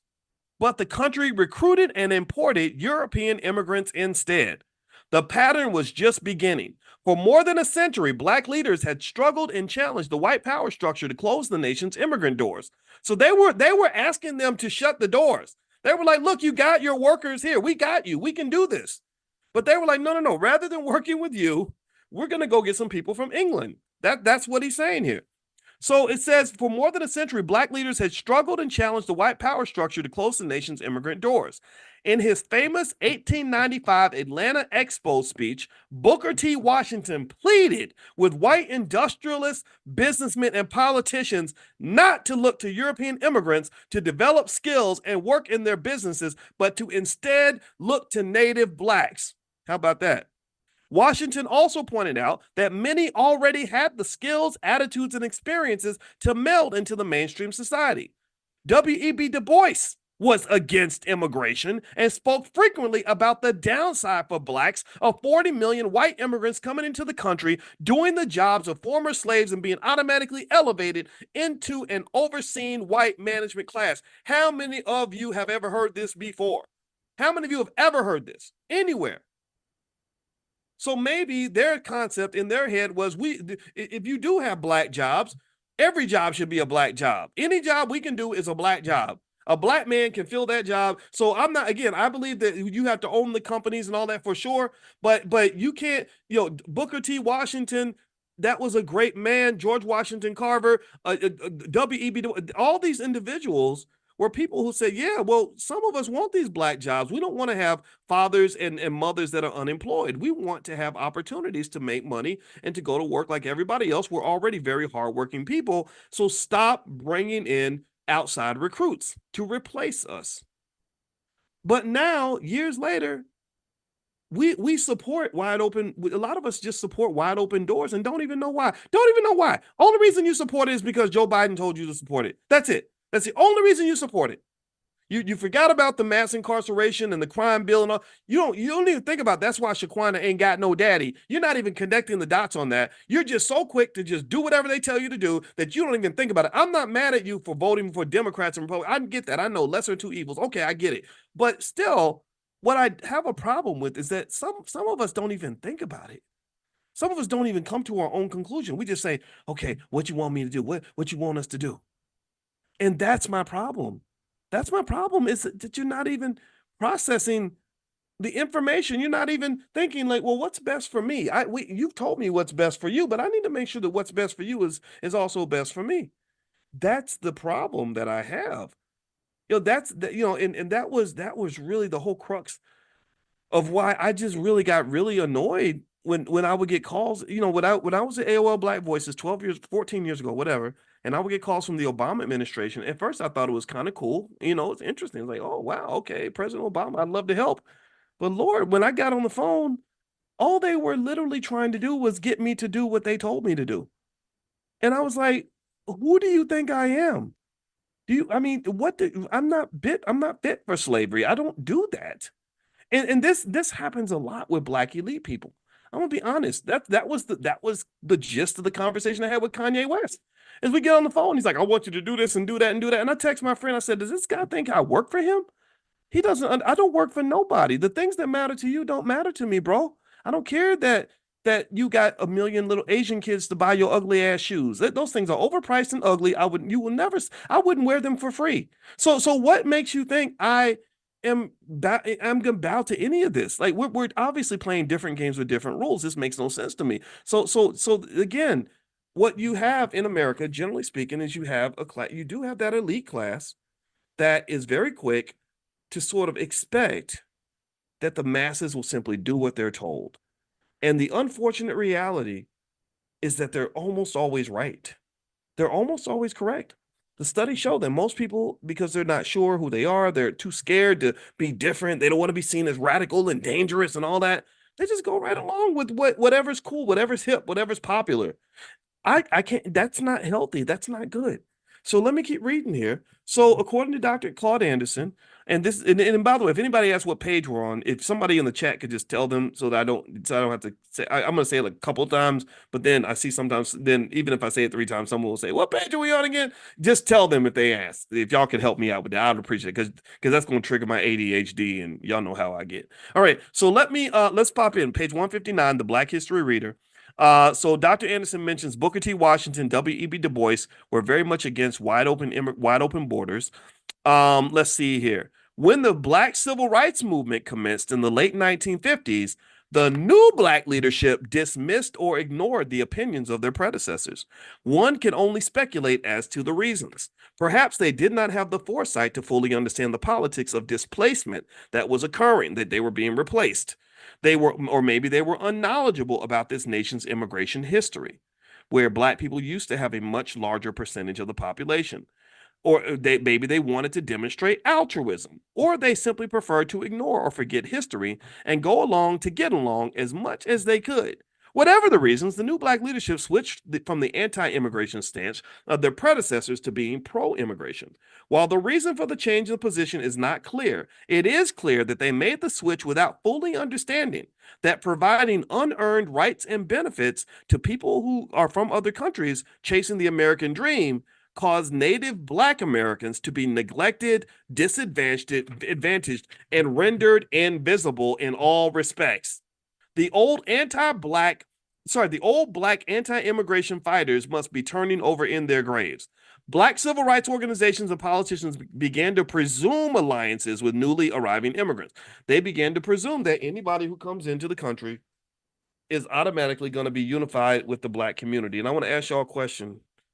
Give me a yes or no. How many of y'all think that the majority of people that come in from other countries are just, vehemently pro-Black? How many of you believe that everybody who comes from, say, I don't know, south of the border is going to just line up and show up at the reparations rally and and just really make sure that y'all are good? Anybody believe that nonsense? Yeah, yeah. So maybe they're making us into Boo Boo the Fool. And I say Boo Boo the Fool because, almost like the little kid, the kid who rode the little bus to school, who thought that people were his friends when really they weren't. So you think that the bully is your friend when really he just beats you up and takes your lunch money every day, or you think that every time he makes a joke and him and his friends are laughing at you, you think that you're laughing together, so you start laughing too, and the kid starts laughing too. Like the slow. So maybe we're like the slow kids on the little bus. Maybe we're the ones who, and no offense if anybody in here rode the little bus, or if you got a relative, I'm not making fun of those people because I think that they're actually smarter than us in certain areas. But really, you think about that. Sometimes you don't know when the joke is on you. Sometimes you don't know when people are laughing with you versus when they're laughing at you. And I think that we, to some extent, fall for the rope a dope because many of us get our political habits from people who just told us what to do and what to say and what to believe. We didn't actually form those beliefs on our own. And that's very, very dangerous because propaganda is real, manipulation is real. This does happen. So let me keep going here. So here's what else Dr. Anderson says on page 160 of the Black History Reader. He says civil rights organizations and politicians began to presume that there were alliances with newly arriving people from other countries. I'm gonna try not to say the word immigrant too much, just because I don't want to trigger algorithms, because again, there's censorship out here. Those alliances, especially with the Latino community, did not and do not exist. The Latino community firmly denies that such alliances exist, and it takes little analysis to determine that any alliances Black leaders presume are one-sided. Again, like the little kid on the little bus. You think they're laughing with you, they're laughing at you. Black leaders even support policies that benefit immigrant groups at the expense of Black people. Many Black leaders, for instance, support increased immigration, but immigrant groups such as Hispanics, Asians, and Arabs do not commit to or give support to any Black issues. There is no reciprocity, and immigrant advocate groups not only do not represent the interests of Blacks, the very purpose of their advocacy is in outright opposition to Black interests.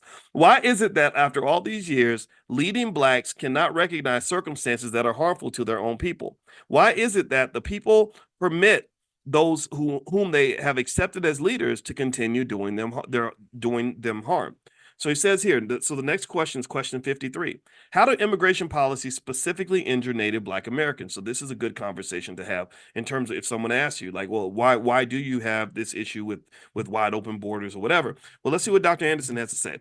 He says, throughout the history of North America, waves of I'm going to say people from other countries have entered the country to take advantage of the considerable economic opportunities extended to them and to enjoy the elevated status, respect, and privileges they automatically receive over Blacks in the labor force. Since the Black descendants of slaves are not immigrants, they are excluded from the privileged status, benefits, and rights extended to people from other countries and must compete with every person from another country for basic rights and life resources. Immigrants and Blacks compete for space, rights, economics, and privileges.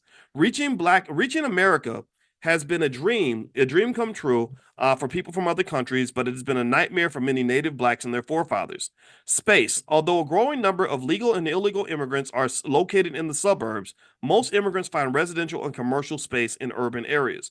Once they establish a toehold in the urban centers, they then mark and close the space using their language, culture, or religion as barriers to encroachment.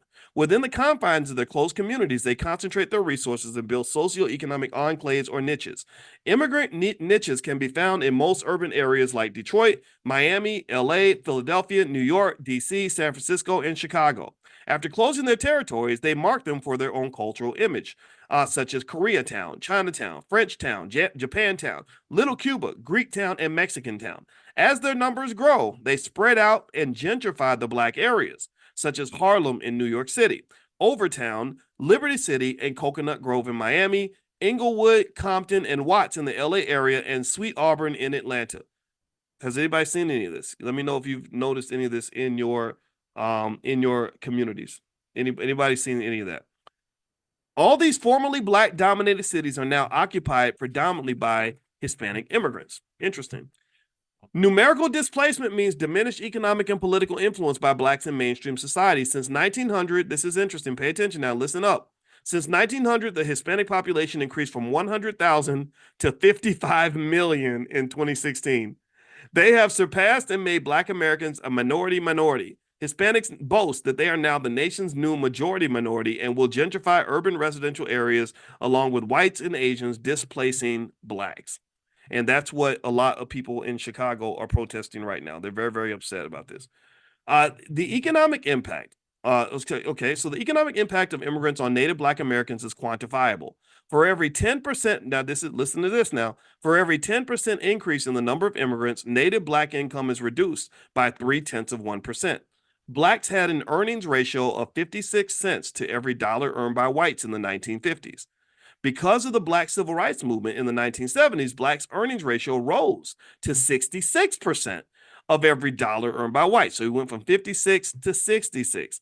However, between 1970 and 1990, there was a 300% increase in the number of legal and illegal Asians and Hispanics that entered the country, and the ratio of Blacks' earnings to white earnings dropped from 66% to 57%, where it was nearly 40 years earlier. So in 40 years, no progress in that earnings gap. Give me a yes if you follow that, if you understand what I said there. So what he's basically saying is that you are making progress when you have policies like affirmative action that were specifically designed to close the racial wealth gap, specifically designed to address grievances that were grievances that were done to you, right? But then when everything started to dilute, when other people started to jump in and grab your benefits, your income ratio went down again. So this is what he's saying here. In short, the 9-point economic gains due to the Black Civil Rights Movement were wiped out by the 300% increase in immigration population that occurred between 1970 and 1990. Employment, whether the job and this is where we talk about black jobs, whether the job categories are skilled or unskilled, this nation has a long history of displacing blacks to make employment opportunities for other people. According to a U.S. Department of Commerce survey conducted in 1865, over 100,000 of the nation's 120,000 skilled artisans were Black Americans newly freed from slavery. What? Damn. Did y'all hear that? Let me read it again. This is interesting. According to a U.S. Department of Commerce survey conducted in 1865, over 100,000 of the nation's 120,000 skilled artisans were Black Americans newly freed from slavery. This is when we had trade, y'all. This is when we had skill. Let's pause for a moment and reflect on. Let's do an economic consciousness exercise. Are our kids coming out with skill now? Coming out of high school? Are the majority of our children coming out of school knowing how to do anything? Knowing how to, I don't know, paint things, build things, carpenters, bricklayers, plumbers, electricians, welders. Are they getting any of these trades coming out of school? I mean, I'm gonna just tell you like this, in my opinion, we should be ashamed of ourselves. We really should be ashamed. We should be absolutely ashamed that that people 100 years ago had more skill than we have right now with our bougie asses, our high tech, internet having asses, all these opportunities we supposedly have, all this progress we claim to have made, but our children have less skill than the children had 100 years ago. That's downright shameful. I'm very sorry. That's downright shameful. So anyway, let me keep going here. All right. So let's see here. During the same time that 100,000 of the 120,000 skilled artisans were Black Americans right after slavery, during the same time, 55 to 65% of all Southern farmers were Black and former slaves.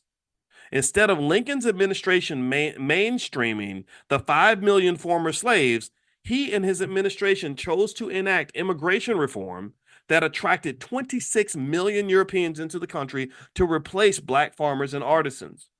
Initially, newly arriving immigrants replaced Northern native Blacks in the lowest paying and dirtiest jobs. Later waves of immigrants replaced native Blacks in the South as well as the North in skilled trades, artisan crafts, and agricultural-based occupations. For those who would argue that immigrants did not displace Black Americans in jobs and employment opportunities, why are so many of the jobs that Blacks used to hold in hotels, retail sales, restaurants, airports, trash collection, banks, and other local businesses and all levels of government now staffed by Hispanics, Arabs, and other ethnic groups? Many Blacks were displaced by immigrants in business and public offices because they could not speak Spanish or other languages. The actual hidden or structural unemployment rate for Black Americans is nearly 50%. According to a report from the Center for Immigration Studies, matters were made worse between 2006 and 2016 when approximately 50% of all new jobs went to Hispanics. Where's the economic justice for Black Americans? And the scary, interesting part about this is that he's talking about 2016. When he wrote this, he didn't even know about the wide open borders we have right now. He didn't know that we were bringing in 2 million people a month or something crazy like that. Just wide open, literally people climbing through the fence. Like that's very interesting. And what that speaks to is that the future is coming and it does not look bright if your goal is to sort of live off this integrationist dream of sort of like getting the same jobs that your parents would have gotten. I don't think the future looks good for that. I think that specific skills, specific wealth building strategies, specific economic survival methods are absolutely essential for anybody that wants to survive this new economy. And I haven't even talked about AI. AI, if we have, I don't know, 50 million immigrants that come through a fence in the southern border, well, AI is like bringing in 1 billion new immigrants. Like AI is everywhere. AI is going to be all over the place. So you really have to adjust to this new economy. And if you just simply, live as a sheep and do what you're told and just follow whatever they're telling you to do, you're probably going to get displaced. We're already being replaced when it comes to voting and stuff like that. I'm convinced of that. I think that the whole idea that a lot of black people aren't automatically voting blue no matter who is leading them to say, okay, well, we got to get new voters to replace black people, especially black men. You've got these troublesome black men out here who are questioning Democratic Party politics. So we're just going to get rid of them. We're just going to deal with something that's easier to deal with. And so that's happening on the political front. I think on the economic front, it's incredibly important to have a strategy. So the solution is wealth building. The solution is twofold. One, in the Black Business School, for example, we believe every black child should learn how to start a business before the age of 12.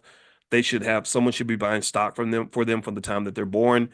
And also, every child should know the difference between ownership and renting. In addition to that, skilled trades are incredibly important. College degrees are nice, but having either a skilled trade or a capital base is typically better. And what I mean by a capital base is just a set of resources that allows you to generate the income that you need in order to pay your bills or to survive financially. I don't think it's very, very safe to send your children into an economy that has proven itself to be racist and has proven itself to marginalize black people for the last 150 years and just sort of say good luck. I wish you the best. I don't think that they're going to be safe in that situation. So that's a solution. The solutions are out there. I personally think we need infrastructure building, we need investment.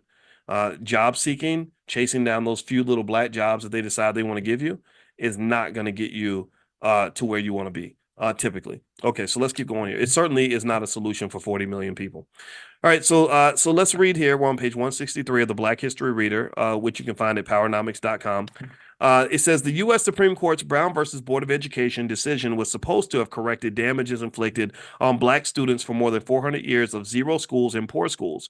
But before any major educational improvements could be made, the immigration reforms of 1965 brought in a massive influx of immigrant minority children, quote unquote minority children, who began to compete with native black children for resources. There are no constitutional mandates to giving newly arriving immigrant children legal or illegal, accompanied or unaccompanied educational advantages over blacks. Prevailing policies and laws, however, give immigrants preferential treatment over blacks. Another area is affirmative action. Affirmative action programs were originally designed to correct injustices to one race of people, blacks, by another race of people, whites, and to eliminate the legacies of slavery and Jim Crow segregation. Today, affirmative action programs have been converted into preference programs for immigrants, though most categories of immigrants are white and have never been negatively impacted by the racism and racial conditions that caused these programs to be necessary.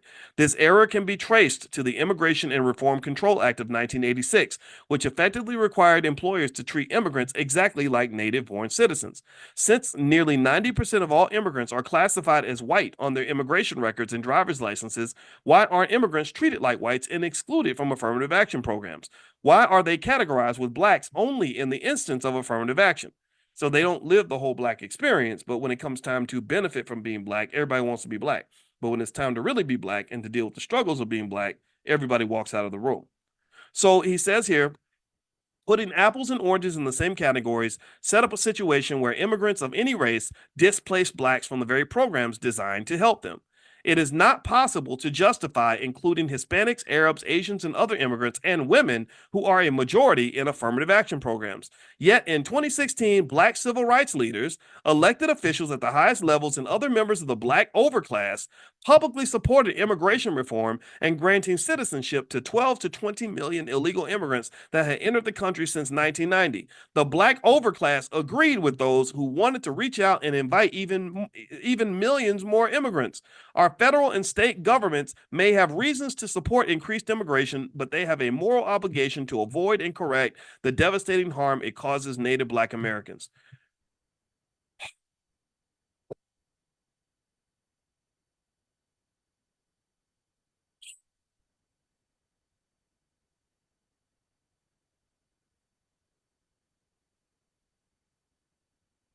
I'm done. There's nothing else to talk about. Um, I'm irritated. I'm very irritated because you're really in a fight. Basically, you're really in this fight that you're losing. Collectively, you're losing. but there are solutions, and I think the solutions, I don't see the solutions ever being implemented on a national level.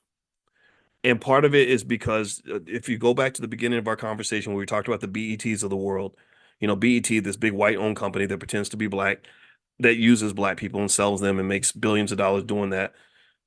These platforms are not positioned, this overclass is not positioned to do the things that are absolutely essential to really create the sort of um, economic or cultural or educational foundation required for you to truly succeed in this competitive economy. In this society, the more mainstream you are, the more mainstream your ideas are, the more you're relegated to the underclass. Because in the mainstream, there is a presumption that blackness means you're at the bottom. They will always have more sympathy for, I don't know, say a George Floyd situation where a guy gets killed by a cop and everyone feels sorry for a black man. They'll highlight that, but they won't talk about all of the other black men that are just trying to survive economically with their families, or the abuse that happens when men get incarcerated, or what's happening, how our families get broken when you have things like the Biden crime bill where so many men are in prison right now, and all these other variables that are affecting families. I get it. The police shootings are something worth addressing 100%, but that's not really something that is absolutely foundational to the existence and survival of the average black family in America. If you want to look at solutions, here's the deal. I think you have to get rid of the old school black leadership model where you have these civil rights superstars who are, going to be at the Grammys and the Oscars and taking pictures next to the presidential candidates claiming to represent the black community. In almost every single case, none of that ever really works. None of it. I still remember even when President Obama got elected and everybody was so excited about who he was supposed to become for the black community. I was speaking at a church in New York, and on the day he got inaugurated, they changed the words of the song "We Shall Overcome," and they started singing "We Have Overcome." That's what they started singing. And I remember sitting there, I couldn't even sing it. I just kind of moved my lips because I said, I cannot believe we're singing "We Have Overcome." What have you really overcome? Barack overcame a lot for sure. He's president. He should be proud of that. I'm very happy for him. But you ain't overcame nothing. Like what are you getting excited about? And then the same day, I remember a lady came out and she had this real nice picture of Barack Obama. It was like a painting. And I said, "That's a nice painting." And she said, "Absolutely. I just bought it." And she was real excited. She said, "I'm gonna put it up in my living room next to my pictures of Martin Luther King and Jesus." That's what she literally said. She was going to put it up next to Martin Luther King and Jesus, and that was like her inspiration for the day. And I get that. I'm not anti-Barack on any level, but I think that you have to kind of know the difference between substance and symbolism. Also, I think you have to know the difference between um, a pseudo solution and an actual solution. I don't think the solutions for the black community typically are going to be mainstream, led by mainstream leaders on national media outlets, because there's too much money being made from your oppression. There are too many people that benefit from controlling you. If you have a pimp and he's making money from his pack of hoes, because that's what we become. We become everybody's hoe except for, we don't benefit ourselves. We become a pack of hoes. That pimp has no incentive to liberate any of the women or any of the hoes, because he maybe got some male hoes too. He has no incentive to do what's best for those individuals, none. So to some extent, black people, we've always been this commodity for other people. We are the perfect consumer because we will buy anything. We are wonderful for the educational system because they make money when your kids are going to these schools and not being properly educated. There are, we also give away so many things for free. We have the best athletes in the world, the best performers, the most interesting culture. People can package it up like BET and they can sell it and make money from that. And so there are so many people that are positioned properly to extract things from you. So when you're looking, when the pimp, when the prostitute is looking to the pimp to say, how do I become a better person? How do I do more for me? How do I make my life better? All he's going to do is tell her a bunch of lies. So you have this overclass, these pimps that pretty much Or if you let them lie to you, they're going to keep lying to you. If you let them keep telling you, like, oh, yeah, the best way for black people to move forward is to everybody make sure you vote for the Democrats, and make sure you come to work every day. Make sure you go to school every day. Make sure you go to college and go $200,000 in debt to get a college degree. And that's how you become successful. They're walking you right down the rabbit trap. They're literally saying is we're okay. See, the thing is, people think that there are others who just flat out hate black people. First of all, I don't care if other people like me or not. I assume that they don't care that much about me. If I have a neighbor across the street who has a big Trump flag in his front yard, and I don't hate the guy. I don't like him or dislike him. I don't know if he likes me or not. He has a big pickup truck. He's like a former cop. He could be a black people hating redneck or something. But I don't care. Um, he doesn't care about me. I don't care about him. I don't need him. I don't need him to like me. I just need him to like not bother me, right? So I don't know if there are all these people in the world that just sit around and think how I can, how do I hate black people today? I don't know if there are people out there like that. Maybe there are a few, but I don't think that there are lots of people like that per se. But I do know that if you're talking about people that are going to love you, that has to start with you. And if you talk about people that are going to represent your interests, you have to start with you. And so similar to that prostitute who everywhere she turns, the pimp is always there explaining the world to her. She's going to have to get her validation from somewhere other than the pimp. She's going to have to get her advice from somewhere other than the individual who has a direct incentive to exploit her. Do you understand what I'm saying? So this whole system's designed to benefit from you, to extract things from you. That's just how it's built. So in order for you to find your solution, you're gonna kind of have to wiggle out of that. You're gonna have to spend some time alone and really look at your life, look at your family, look at your situation, look at your goals, and come up internally with the solutions that are gonna liberate you and get you to where you want to go. And you have to know that some of those solutions are gonna cause you to lose favor with your master. If I go, for example, when I go and when I started saying to black people, look, I don't think you have to vote for Democrats or Republicans. I think you should do what's best for you. A lot of people got real mad at me. And I was like, why are you mad at me? They're like, because you're telling black people not to vote. I said, I never told black people not to vote. You're telling black people to become Trump supporters. I never told black people to become Trump supporters. I told them to do what's best for themselves. Why is that such a threat to you? Why is that so bad for you? Well, oh, I get it, because you have a direct interest and you benefit directly from the control and the management of black people. So you don't really have leaders. Leaders are people that lead you to a better life. Leaders are people who improve your situation. You don't have leaders, you have managers. Managers are people whose job it is to keep you in a nice little collective bucket so they can serve you up to the next person that wants to exploit you. They can pass you around. Like Diddy did with some of his victims. Shout out to poor Justin Bieber. I wonder if that's what happened to him. I'm not gonna say one way or the other, but that poor guy, he'd been through something, right? So really, the thing is, I think we have to know the difference between people that want to serve the black community versus those who want to sell the black community. That's what you have. So in every election, you have these political bosses who go into, the office typically of the Democrats and sometimes the Republicans too, and they say, I can deliver black votes. How much you gonna pay me to deliver black people? And then their job is to deliver. And if they don't deliver, then their bosses say, I'm not going to compensate you because you didn't deliver black people the way you're supposed to. Just like a farmer delivering chickens to KFC. You are a commodity. You are a commodity.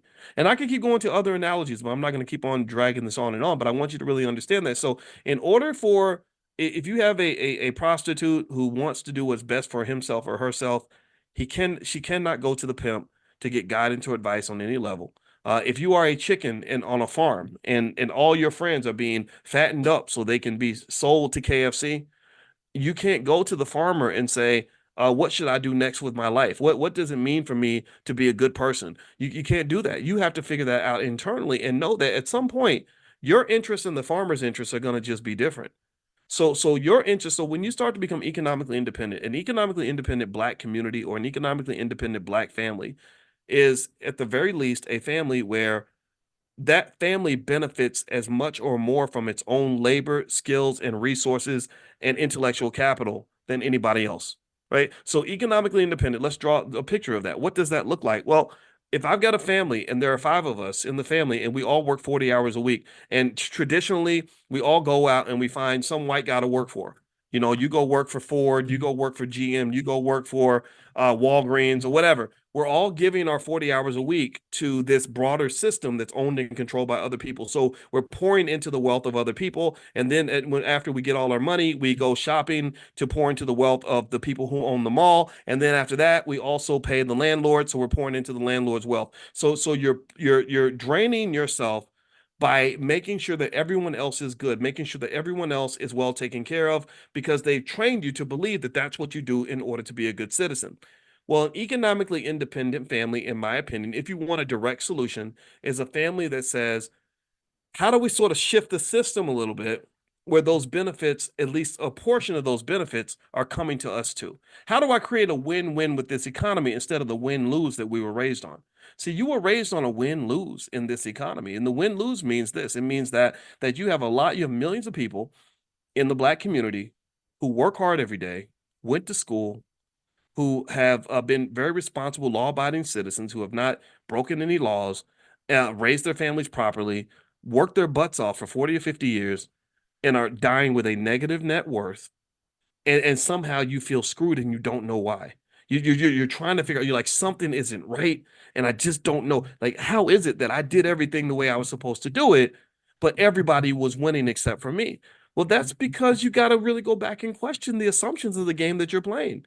You have to sort of figure out, like, what does that look like for me to pour 40 hours of labor into something that's going to benefit me and the people that I care about, as opposed to pouring 40 hours into something that's not going to give me any benefits? What does it look like for me to spend money on a product that's where the part of that money is going to accrue to either myself or people that are in my space, versus me spending money in a place where those financial benefits aren't coming back at all? Do you understand? You have to think about these things. Critical thinking is essential for anybody that wants to deal with all this. You are going into, in my view, the most complicated economy and society that we've ever had. We've never had an economy, for sure, in American history that's more complicated than the one you're entering into now. You've got illegal immigration over here. You've got corrupt politicians and the failing government over there. You've got artificial intelligence back there. You're going to have to think. You're really going to have to think. And to me, what does that mean? Well, that heightens the importance of little things like the family meeting. Maybe we sit down together as a family and say, how are we going to help each other out? How are we going to make sure everybody in here is good? I've got an extra X number of hours per week that I'm going to put toward one of my goals. How do I do it in a way where I'm winning and you're winning? What partnerships can we come up with that allow us to bring our energy together, as opposed to dividing and diluting our energy by all of us just going out here chasing the black job? Right? Do you understand? That's what we all do that. A lot of us traditionally we just do that. It's like you got three siblings, all of you are hardworking, smart people, but all of y'all are running off trying to go get some degree and go work for some white man somewhere when you could be working with each other. What is it about white folks in creating businesses and institutions that makes us believe that they're the only ones who can do it? Asian people do it, Arab people do it, Jewish people do it, white people do it. We can do it too. And we are doing it, by the way. So shout out to those of you who are trying. And I just want you to understand that you're gonna fail. It's not gonna be perfect. It's not gonna always make sense. It's gonna be hard, but it's better than the other version of hard, which is where you work your butt off for 50 years and then you die broke, or you die with a net worth that is much lower than what it should be, or you find out that the people that you've been pouring into your whole life are all getting rich every time you're making that car note payment. The car dealer's getting rich. You pay your rent, the landlord's getting rich. You go to work, your boss is getting rich. What about you? Where are you getting rich in this process? And if you can't see where you're getting rich, where you're at least getting a piece of the benefits of all the things that God has blessed you with, then that means you playing the wrong game, partner. You in the wrong system. You got to fix it, buddy. You got to look around, elevate your consciousness. Consciousness is critical. So again, I want to reiterate, I am not here telling you what to do. When I talk like this, I know that there are people who get mad at me and they think that I'm out here just misleading people and all. I'm not telling you nothing about what you need to do next. What I want to be able to help you do is I want to help heighten your consciousness to the point where when you decide what you're going to do next, it's the right move for you and those kids that you got. It's the right move for your family. I think every parent, some of y'all in here are parents like me. I'm a parent, and my number one goal as a parent is to make sure my kids, I'm not raising no goddamn slaves. I'm not. I'm not raising I'm not raising anybody's servant. I'm just not doing that. I want them, maybe they can serve humanity or something, do good things in the world. I want that, but I'm not raising, I don't want children that were raised under me to go out into the world and be miserable, broke, struggling, selling stuff that they shouldn't be selling just to go pay the rent. I don't want them in that situation. So I think, just something as basic as like loving yourself and loving your kids means that maybe it's worth sort of reconsidering the things that you were told, because a lot of things that they tell you are just wrong.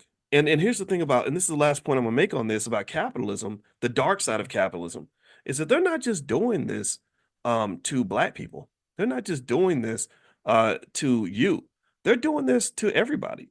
The capitalist system, it harms it harms pretty much everybody, right? Anybody that's in the working class is pretty much getting screwed in America right now. I want to make that clear. So you're not the only ones, but it tends to happen worse to black people because we are so vulnerable. Do you understand?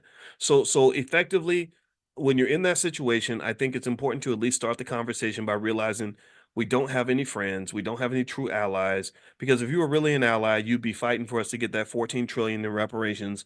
But from what I understand about money and power, people don't give those things away easily. I hope that this discussion was beneficial to you.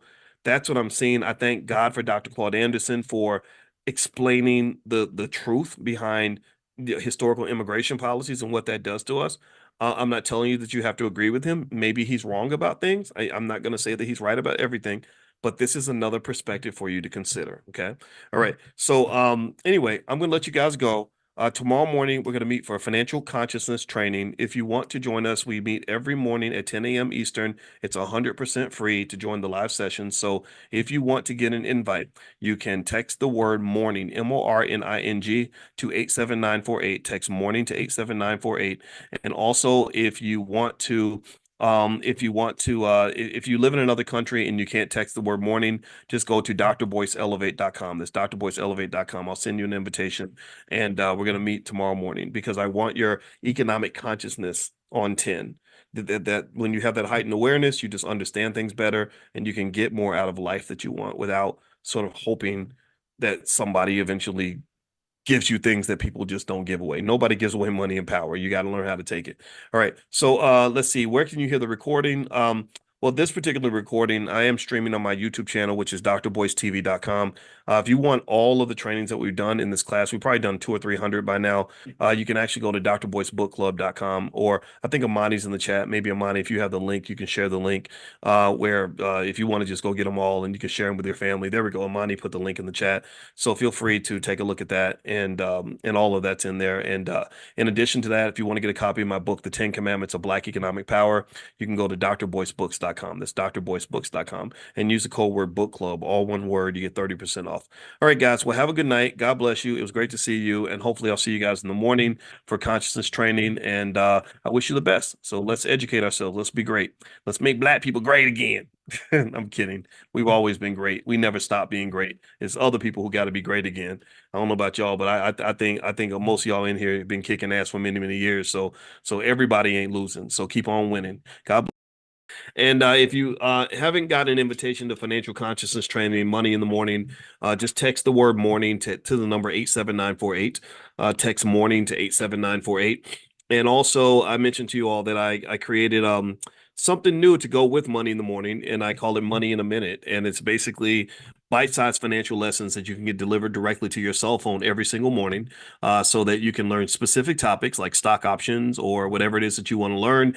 And so the first Money in a Minute sequence is in the area of stock options. So if you'd like to sign up, the lifetime access fee is $299.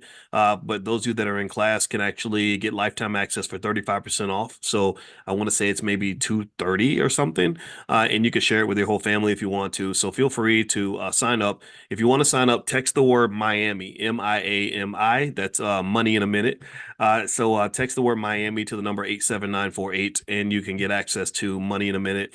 And so what will happen is within 24 hours, you will start getting messages delivered to you that have 90-second videos that will give you some new concept within the area of stock options that you can watch each day that will make you stronger in that area. So feel free to take a look at that. All right. So anyway, I hope everybody's doing well. Let me know how your stock portfolios are doing. I hope that you're making an insane amount of money. I want you to be filthy, filthy rich.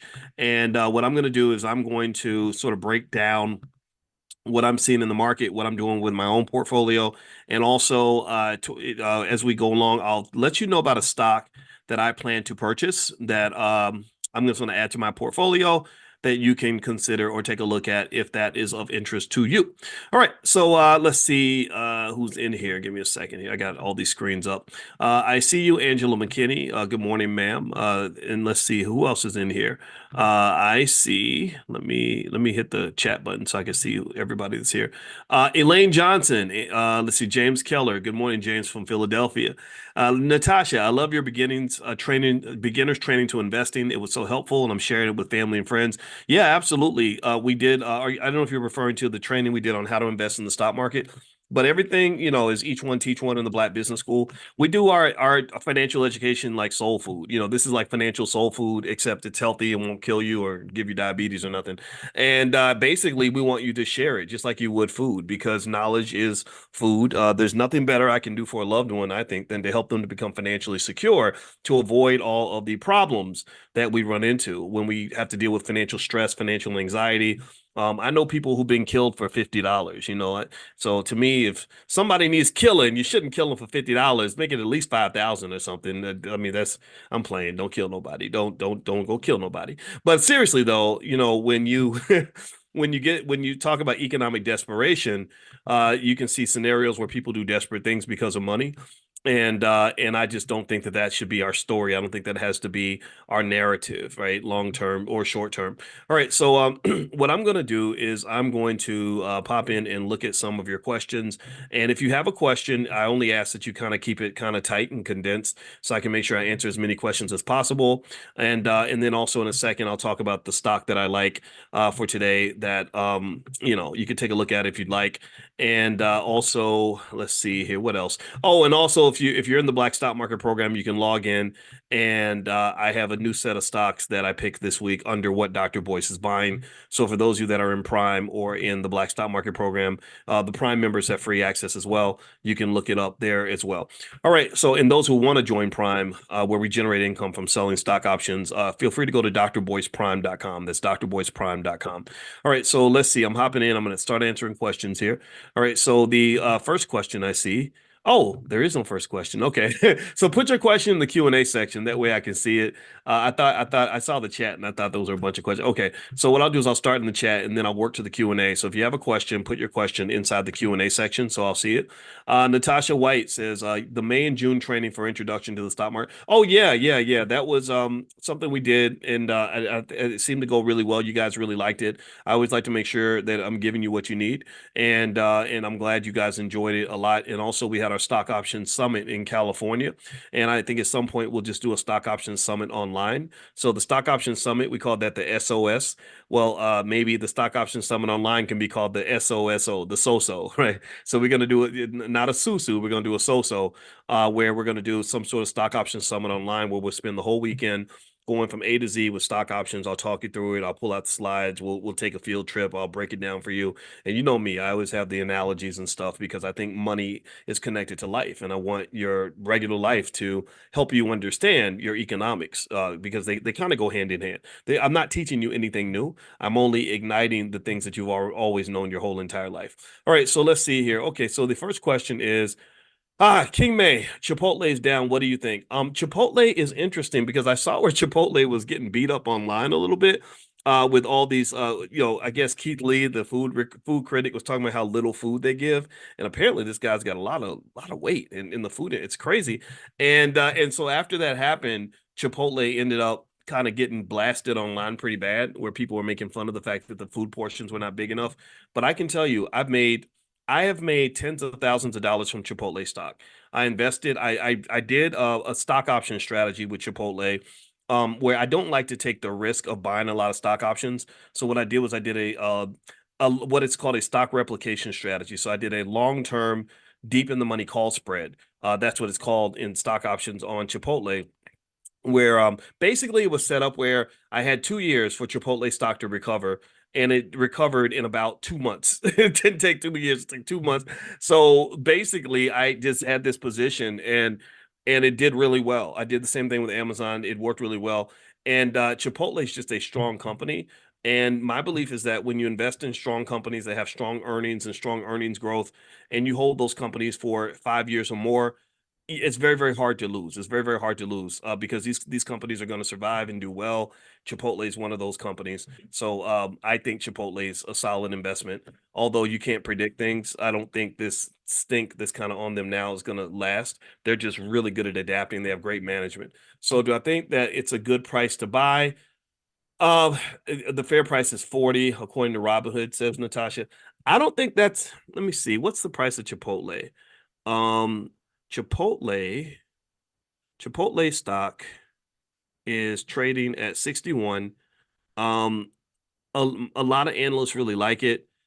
I didn't see anything that says the fair price is $40. I don't think it's $40. I think it's higher than that, but I see that here. I see the research report says, now this is just Morningstar. So one thing you got to remember about analyst reports is that analysts in many cases are just wrong. Nobody really, just so in case you want to know, no one really knows the fair price of a stock.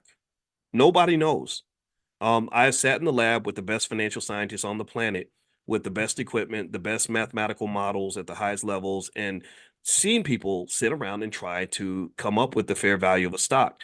Nobody really knows exactly what the fair value is, and no one knows what the market is going to pick as the fair value of that stock. For example, Donald Trump's company is pretty worthless. That stock is worth about $1, maybe, if you want to be nice.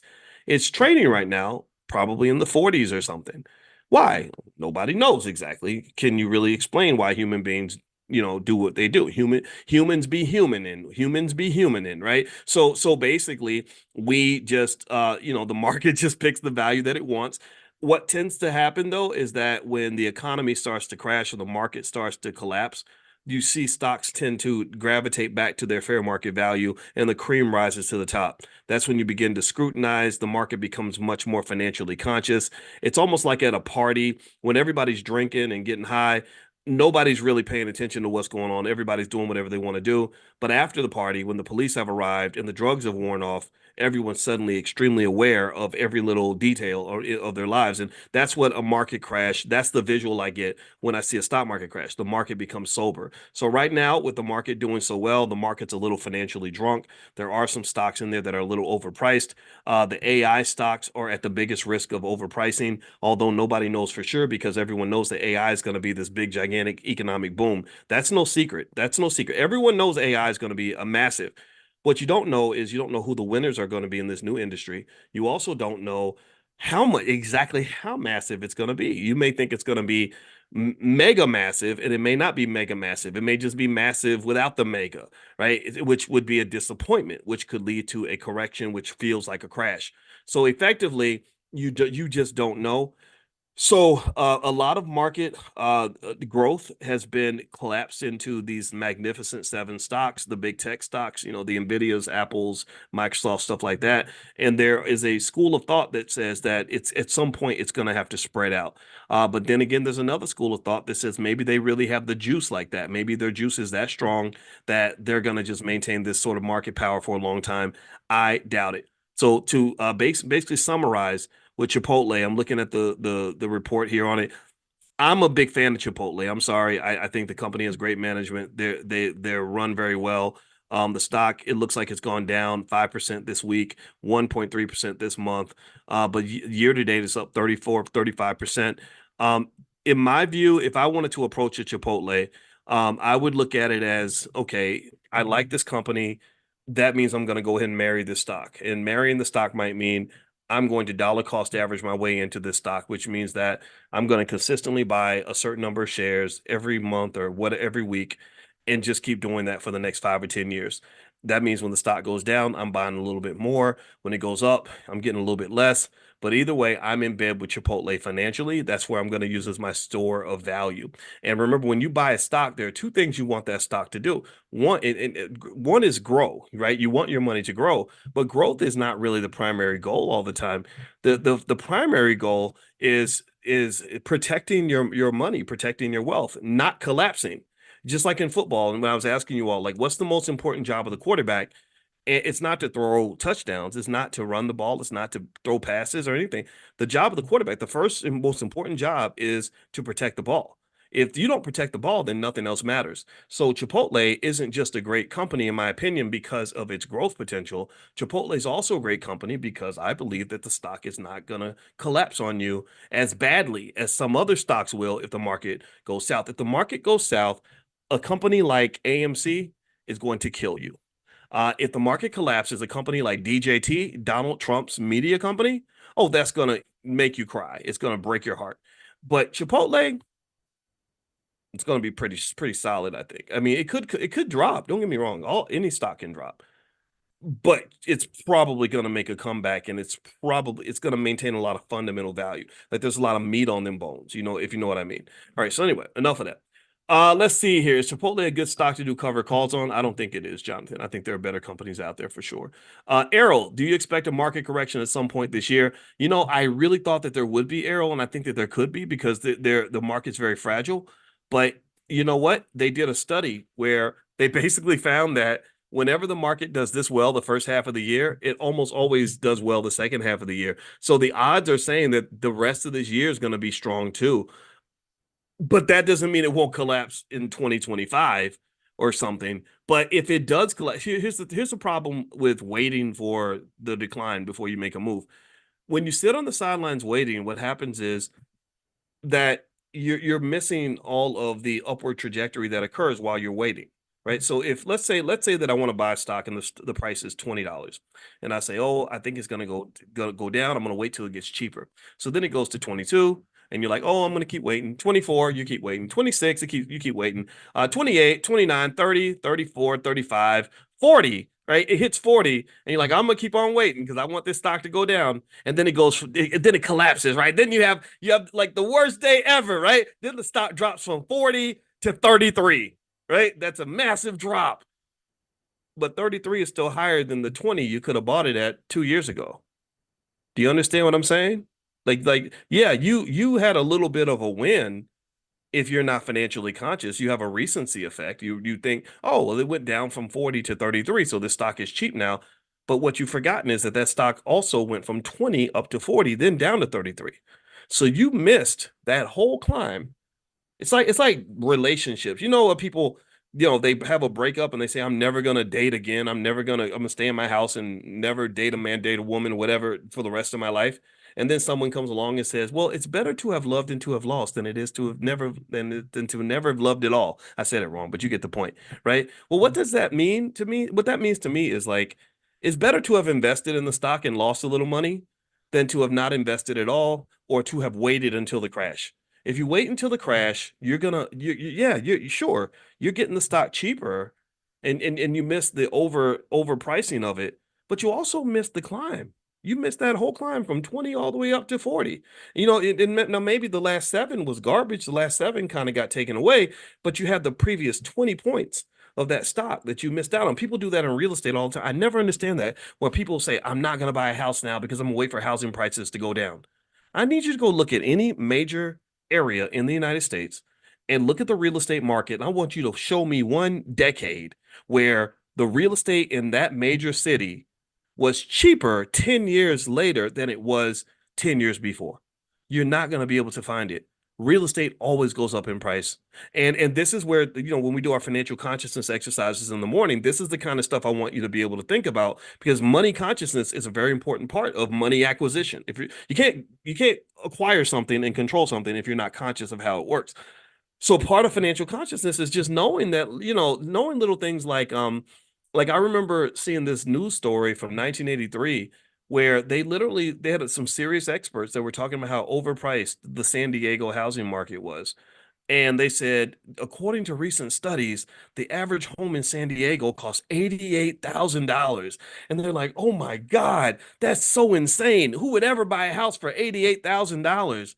And that looks ridiculous to us now. It's like a joke now. But some of your parents went and bought that house for 88,000 in 1983, and that house is worth $1 million today, or half a million. So don't get I wouldn't get caught up in trying to time things.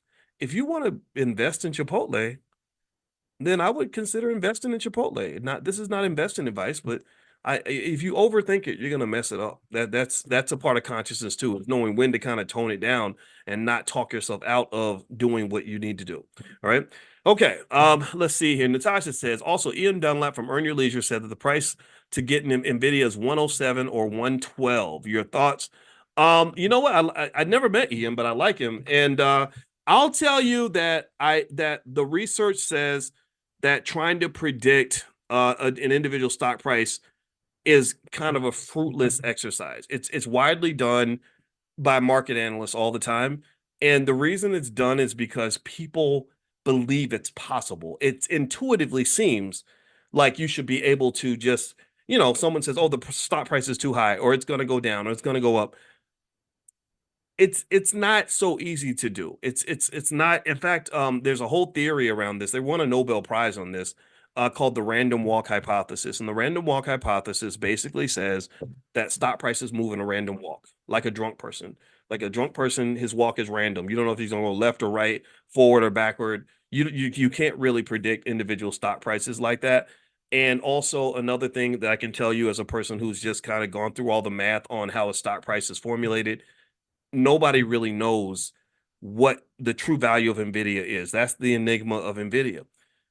The price right now of Nvidia is 122.09. That price could either be incredibly high or it can be incredibly low. You will not know probably for another 5 or 10 years. Just like right now in 2024, we could look at prices in 2016. We could look at Apple and we could say, holy crap, in 2016, what was Apple trading in 2016? Let me see here. Apple, let's look up the history of Apple stock. Let's go on a little digital field trip here. Okay, Apple stock. Okay, Apple stock price. Okay, so let's pull this up. The price of Apple right now is $219. Okay, I've owned a substantial stake in Apple. I think I sold some of my Apple, not because I hate it, but because I wanted to do something else with my money. But anyway, so you look here and you see that Apple stock is trading for 219.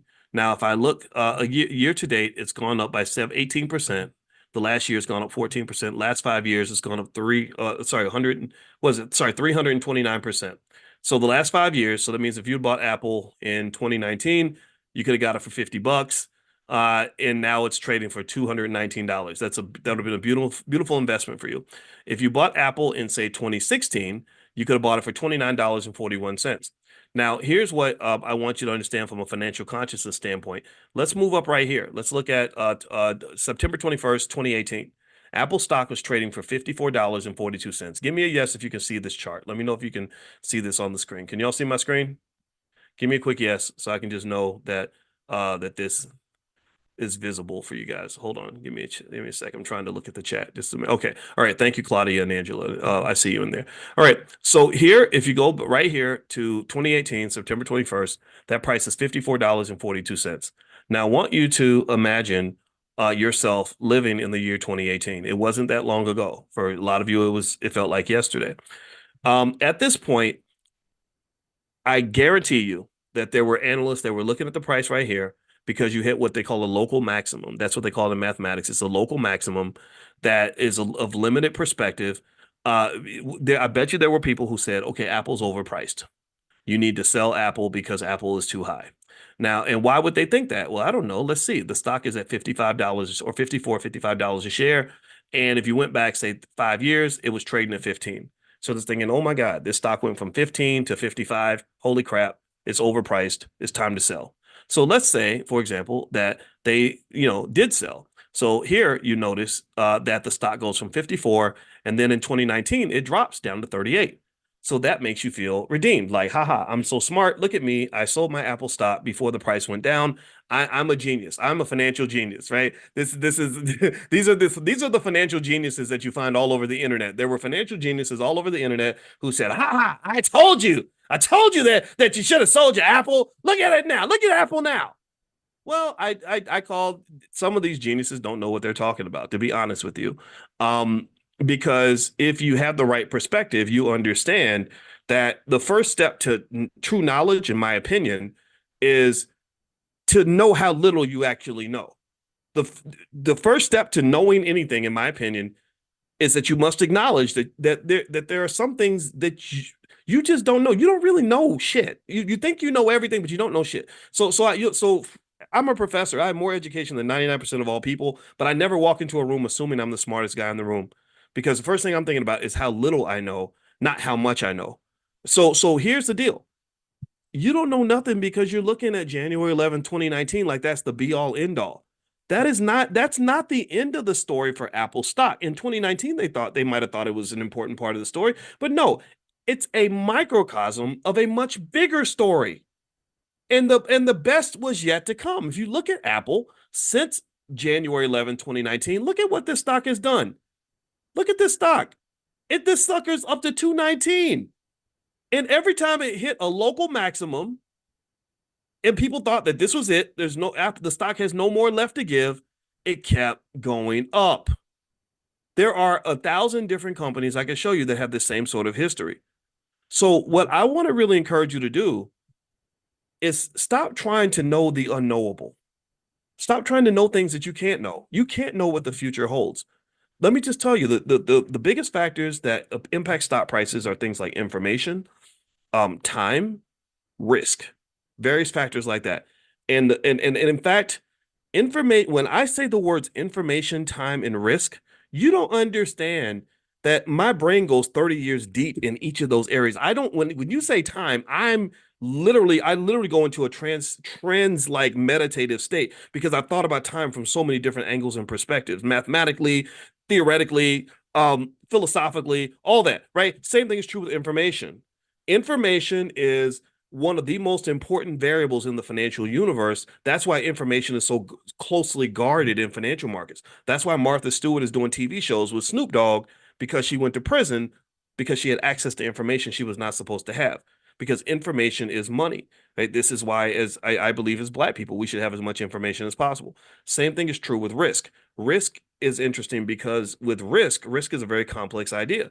You know what it means to be in a risky situation. A lot of you know that. My wife talks about in the 90s when she went to a Tupac party in Vegas and she walked in and she saw girls with mini skirts and being dragged into the VIP room and all that. And she said, I got to get out of here because I'm feeling a little risky in here. This does not feel like a safe space for me. So she wouldn't beg for her money back. It was her last $20 and the bouncer gave her $20 back, even though they have a no refund policy. So she felt the risk in the room, right? So we know what risk is. But risk is very, very deep. Risk is like the boogeyman, where you have the things that you know, the things you don't know, and then you have the things you don't know. So you have the risk that you're aware of, but then there's a universe of risk that you can't see because it has not presented itself yet. These are called black swan events. So the risk that I see in the stock market right now are the numerous infinite number of black swan events that might present themselves and suddenly become the thing to think about when it comes to stock prices. Like, for example, how many of you really thought that 2020 and 2021 would be dominated by a pandemic that would pretty much shut everything down economically? None of us thought about that in 2019, 2018. That wasn't even in our consciousness, but that was a risk factor that was always there. And just because you don't see it there doesn't mean it's not there.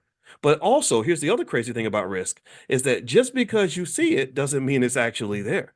Like we watch the local news. My mother-in-law watches the local news and she thinks that everybody's getting killed. Why? Well, because she turns on the TV and there's always somebody dying. So she thinks that she walks on the porch, something bad could happen to her. But we know that that's not the case.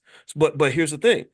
Even risk that isn't real can have a real impact on asset prices. So even risk that is completely imaginary that's why they measure things like consumer confidence and the VIX, which is the fear index, fear gauge, stuff like that. They measure these things because they know that sometimes if you imagine something to be real, it becomes real.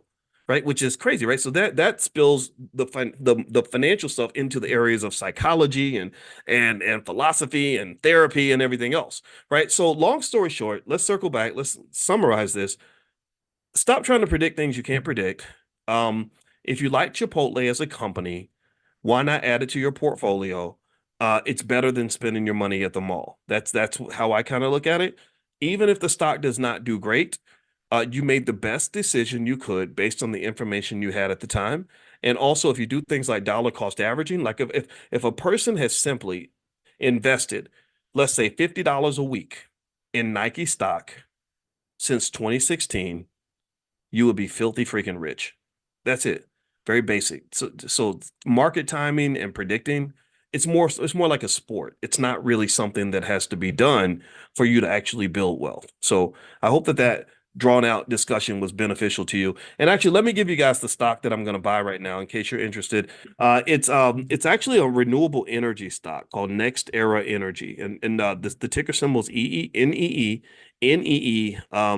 Nancy, Erica, and it's priced at $70 per share. And Next Era Energy engages in the provision of renewable energy, operates through the following segments: FPL and NEER. The FPL segment involves the generation, transmission, distribution, and sale of electric energy in Florida. The NEER segment produces electricity from clean and renewable sources, including wind and solar.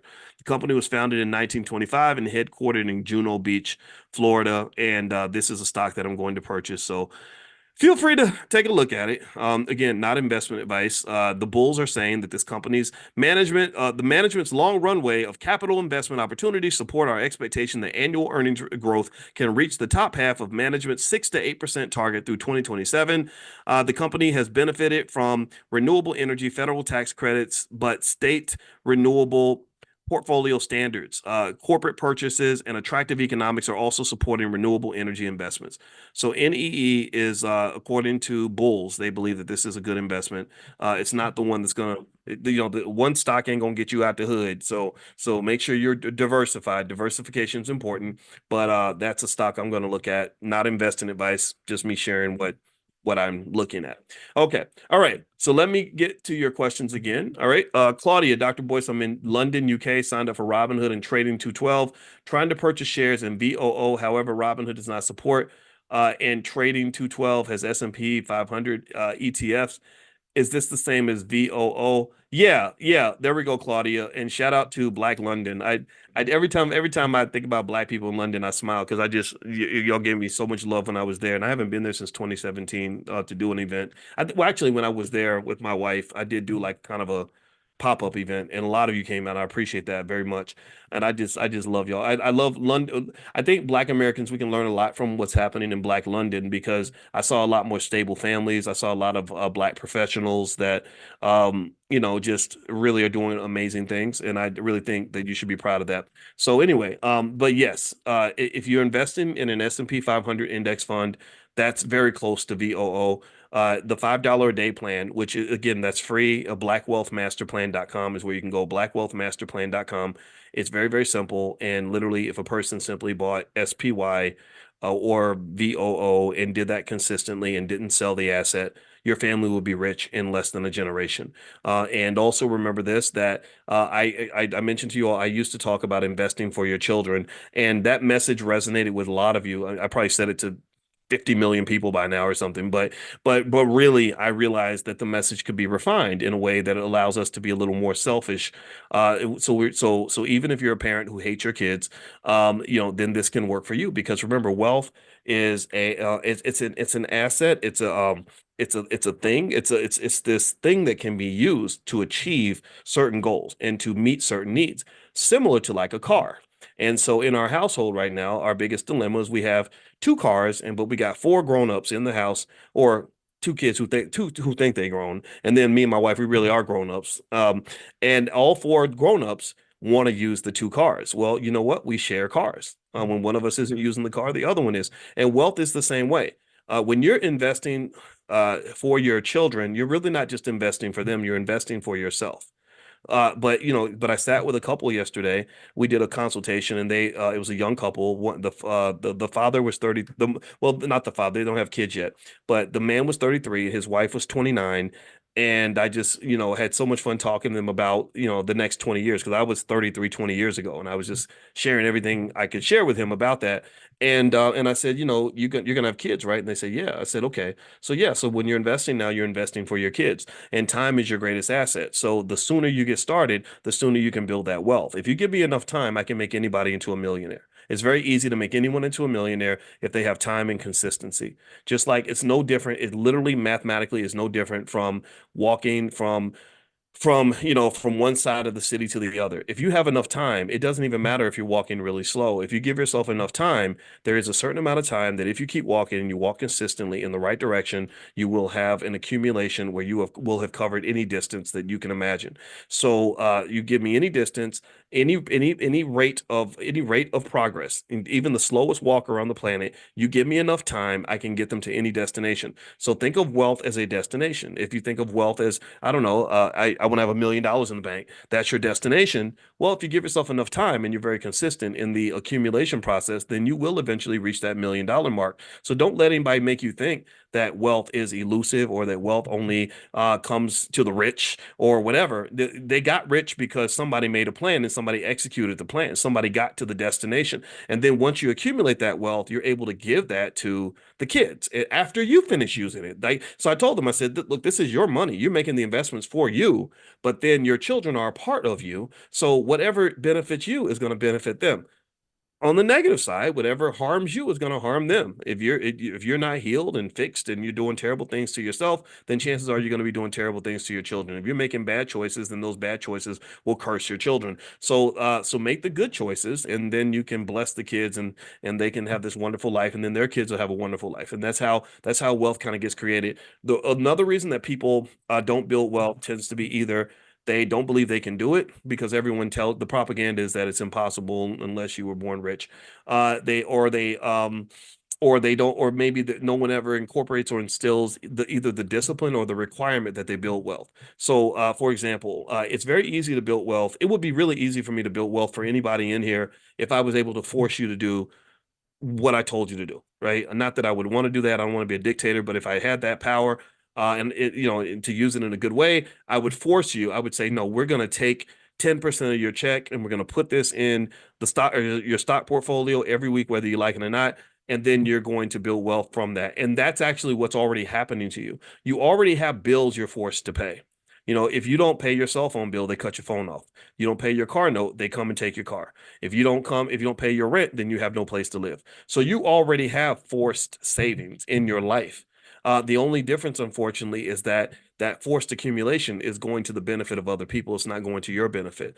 But because when it comes to your benefit and your wealth, it's like optional. It's like, yeah, save if you want to, do what you want to do. And that's, I think, very harmful because then what happens is that there's a lot of financial security and financial anxiety and economic stress that emerges because sometimes it's hard to do stuff if nobody makes us do it. It was really hard for me to lose weight before my wife was really kind of nudging me every day and saying, "Hey, boys, let's get up and go run. Come on, boys, let's go run." Before when I made the decision, I never did it, and that's why I kept getting fat. All right, so let me keep reading here. How can I give my 14-year-old grandson Chipotle stock? Zakia, I would buy it for myself, and then maybe you can tell your son that you're getting it for him, or and then when he gets old enough, let him get an investment account, and maybe you can buy him some shares through the account. I think that's the easiest approach. I mean, you can gift people stock and actually buy the stock certificate. I got to find a website. There used to be a website, I think it was called Gift to Stock or something, but I think it went out of business. But you could actually buy a stock certificate and have that given to somebody in your family. And if you want to do that, and there's nothing wrong with that. It's good maybe for illustrative purposes or to symbolic effect, things like that. But really, if your goal is just to make sure he has the benefit of owning the stock, I would just buy it for yourself and then just let him know I'm putting something aside that's going to be for you. But I would not, I don't believe in giving kids a whole bunch of money. I think we've talked about that. I think the kids, unfortunately, they don't have the economic consciousness or the maturity nor the appreciation for how hard you had to work for that money. And if you ever want your money to disappear, just give it all to a kid. Um, Do you have other energy ETFs like URA? Yes, I do, not Natika. I have URA, uranium. It's a uranium stock. Uranium is supposed to be in short supply. Most estimates, most experts predict that uranium is going to be a high demand asset in the near future. Sherelle, what do you think about the latest news regarding Maxion Technologies? I don't know anything about Maxion. Um, Maxion, Maxeon. I don't know the company. I haven't followed um the news, but let me see. Okay, so Maxion Solar. Oof, Lord Jesus. Ooh, Lord. Oh my goodness. Oh, oh Lord. Oh, oof. Oh, oh. I don't like what I'm seeing with this company. Maybe this could be kind of a long shot bet, like betting on that horse that has 80 to 1 odds or something and it may hit, but there's nothing about this company that tells me this is a healthy company. The stock has dropped in the last 5 years, the stock has dropped 99.44% in the last year. In fact, the last year it's dropped 99%, whatever that is. And I can see they're losing money hand over fist. So they're probably struggling for cash. I know that they're suffering major net losses. There's no indication recently that things are getting better for the company. So this company is probably in danger of bankruptcy. And so if you want it, and then they're based in Singapore and so when you talk about foreign companies that are struggling financially, that's very risky. But then again, the stock's 18 cents. So if you're in a gambling mood, maybe you buy a few shares and just maybe if it goes from 17 cents to actually while I was talking, it went from 18 cents to 17 cents. That's how bad this stock is falling, it looks like. So maybe it goes up to $1 or something and you make a bunch of money, but I wouldn't bet my retirement on that. I wouldn't put a substantial part of my portfolio in it. I would do something stupid like for fun, like maybe buy like 100 shares, which would cost like $17 or $18. I mean, it's better than going to Applebee's or something, right? Because you never know. Maybe the stock will go up. So let's see. Let's do it together. I'm gonna buy 200 shares of Maxion Technologies. It's gonna cost me $35.88. So let's see how the investment goes. So if you guys want to ask me in class one day, how did your Maxion investment go? I can tell you. Now I am a shareholder. I now officially own a percentage of Maxion Technologies, but I did not buy that stock because I think it's a great company. I just bought it just for fun because sometimes even bad companies have stock price increases, or maybe they get a buyer, or maybe somebody comes along and gives them the funding they need to survive. That can move the stock price up. But this one's on life support for sure. All right, so let's see here. Sean, can you take a look at Gush for me? I've had three and a half years. It's made me a lot of money. Would you call this stock? The premium looks good. Also feels one to be married to, even if I'm not making contracts. Okay, Gush. Let's look at Gush here. Okay. That's the Direxion Daily S&P Oil and Gas. Okay, so it looks like it's okay, it provides 2x daily exposure to an equal weighted index of the largest oil and gas exploration and production companies. Okay, so maybe, who knows, maybe a stock like this is good to own if you think that there's going to be tension in the Middle East or something.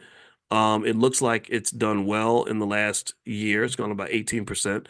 Not much. I don't know if it's kept up with the market though. I don't know what the market's done exactly this year, or maybe it's right at the market. When I look at the options on the stock, yeah, I mean, it's not terrible for selling options. I mean, I don't hate you for it. I mean, it just means that your preference with this asset is you like a little leverage, a little extra risk. Some people like that. Some people have a high risk tolerance or risk appetite. It's like spicy food. This is a spicy stock. So, yeah, I mean, why not? It looks like it's fun to kind of mess around with. It could be considered possibly a good long-term investment, but you got to be careful. Actually, scratch that. This stock has actually gone, it says it's gone down 95% in the last 5 years, which is kind of alarming. I don't know what the story is behind all that, but I wouldn't fault you if you enjoyed owning the asset.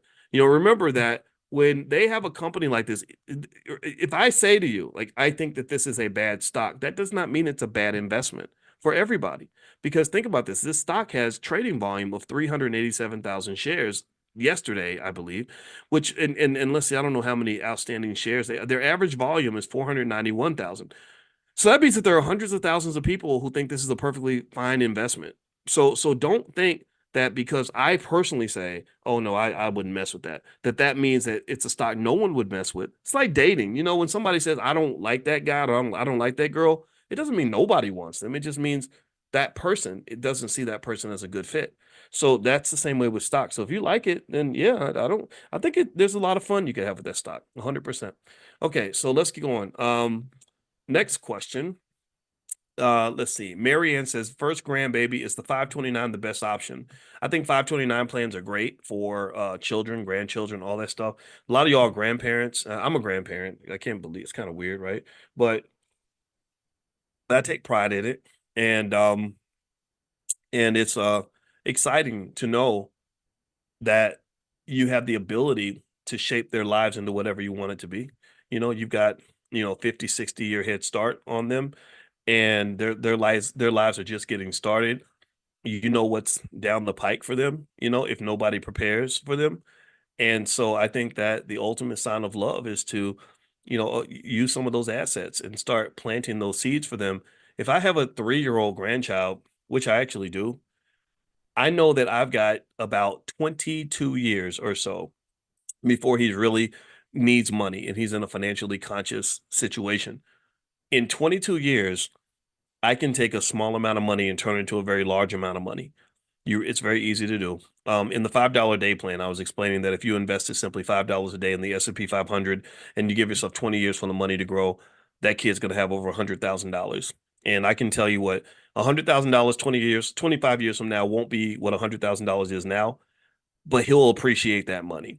That money will still matter for him. And if 100,000 ain't enough, that's fine. Just do $10 a day. Then it goes to 200,000. Or maybe you do $20, maybe, or sorry, yeah, $20 a day, which makes it into 400,000. I bet $400,000 will be a lot of money in the year 2045.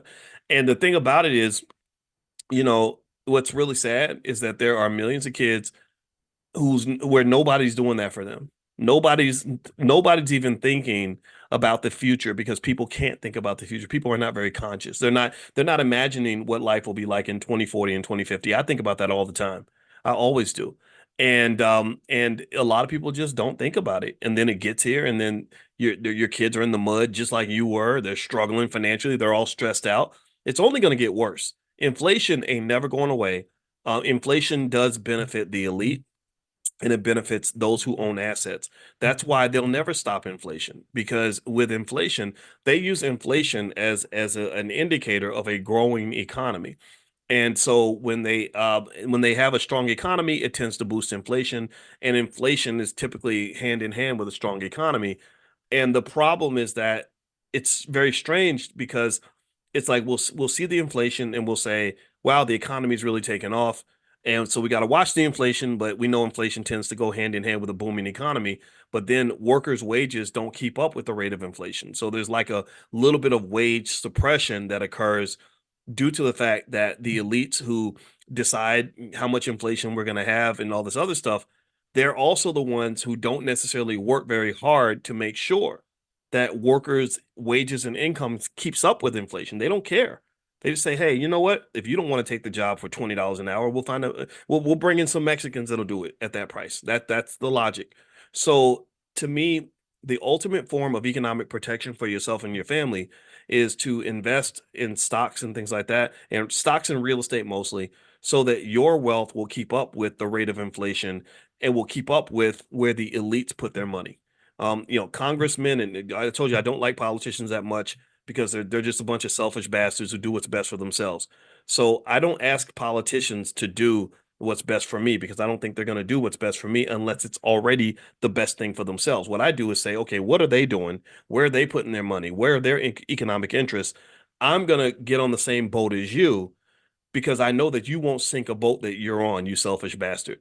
You understand? Like this idea of altruism and people just doing the right thing just because that doesn't typically happen very much in a capitalist society because I told you capitalism is a form of economic pimping. That's what it becomes in its worst form. And I just really think it's important to understand that. So anyway, let me keep going. Barbara is having a dividend stock a better strategy for an individual 65 and older to have passive income. I think the best form of passive income is selling stock options, but dividend stocks do exist. I created a list of dividend stocks that I put together. I'm going to try to see if I can find that list for you, and I'll put it in the chat so everybody can grab it. Or also maybe what I can do is I can text it out. Get on the text list, and you get on the text list for Money in the Morning, and I'll send it out to you guys. The way you get on the text list is text the word morning, MORNING, to 87948. Text morning to the number 87948, and I'll send that list of dividend stocks, and I'll also send you an invitation to join us for Money in the Morning, our financial consciousness training. All right, so let's see. Next question, and I'm gonna try to find that list and just put it in here too before we're done. I just have to go dig through all my stuff. All right, so let's see. Next question is not on my screen. Okay, here we go. What are your thoughts about GOVX? Okay, GOVX, GOVX, GOVX. That's GeoVax Labs. Okay. Okay, the company's had some trouble. This dropped by 93% in the last 5 years. They're losing money hand over fist. This is a company in distress. If you think that the company can survive, then maybe an investment just sort of is sort of a hope that perhaps this company will get out of whatever tough situation it's in. Pharmaceutical companies have all that jump risk I mentioned to you all, where the stock can really jump like crazy. We had a stock in class we were talking about, and the week after we talked about it, it went up an insane amount of money, and that was because it was a pharmaceutical company, and that's kind of what they do sometimes.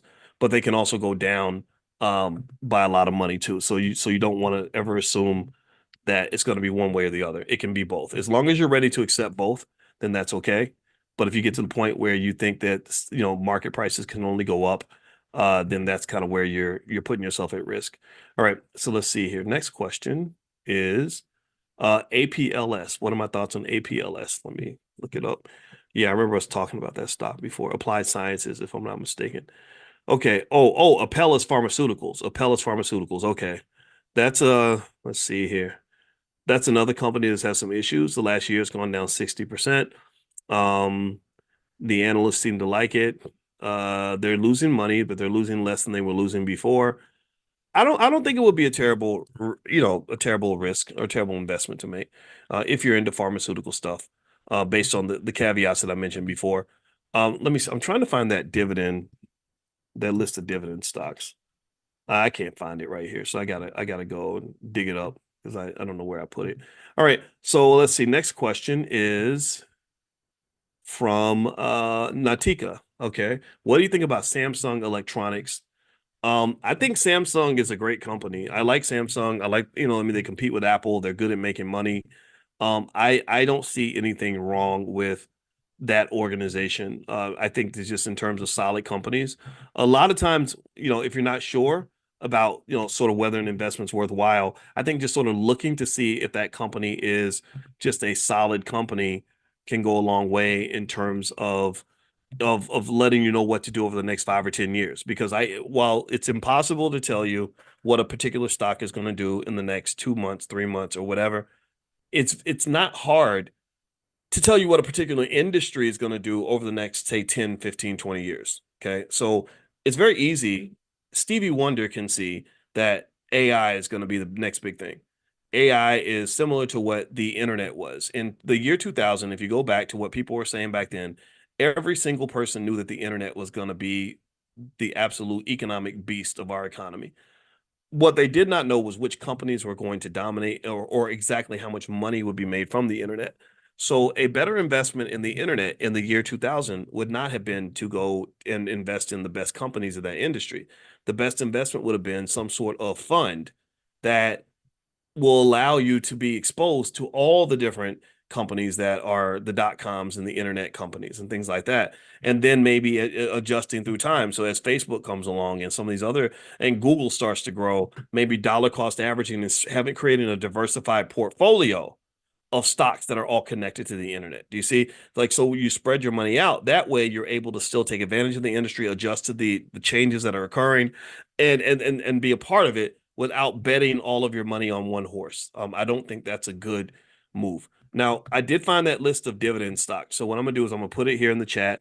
If you guys want to take a look at it, I jokingly called it my list of dividend monsters. So when you get to the page, you're going to literally see a bunch of little monsters, little financial monsters sitting at a table because I'm just goofy like that.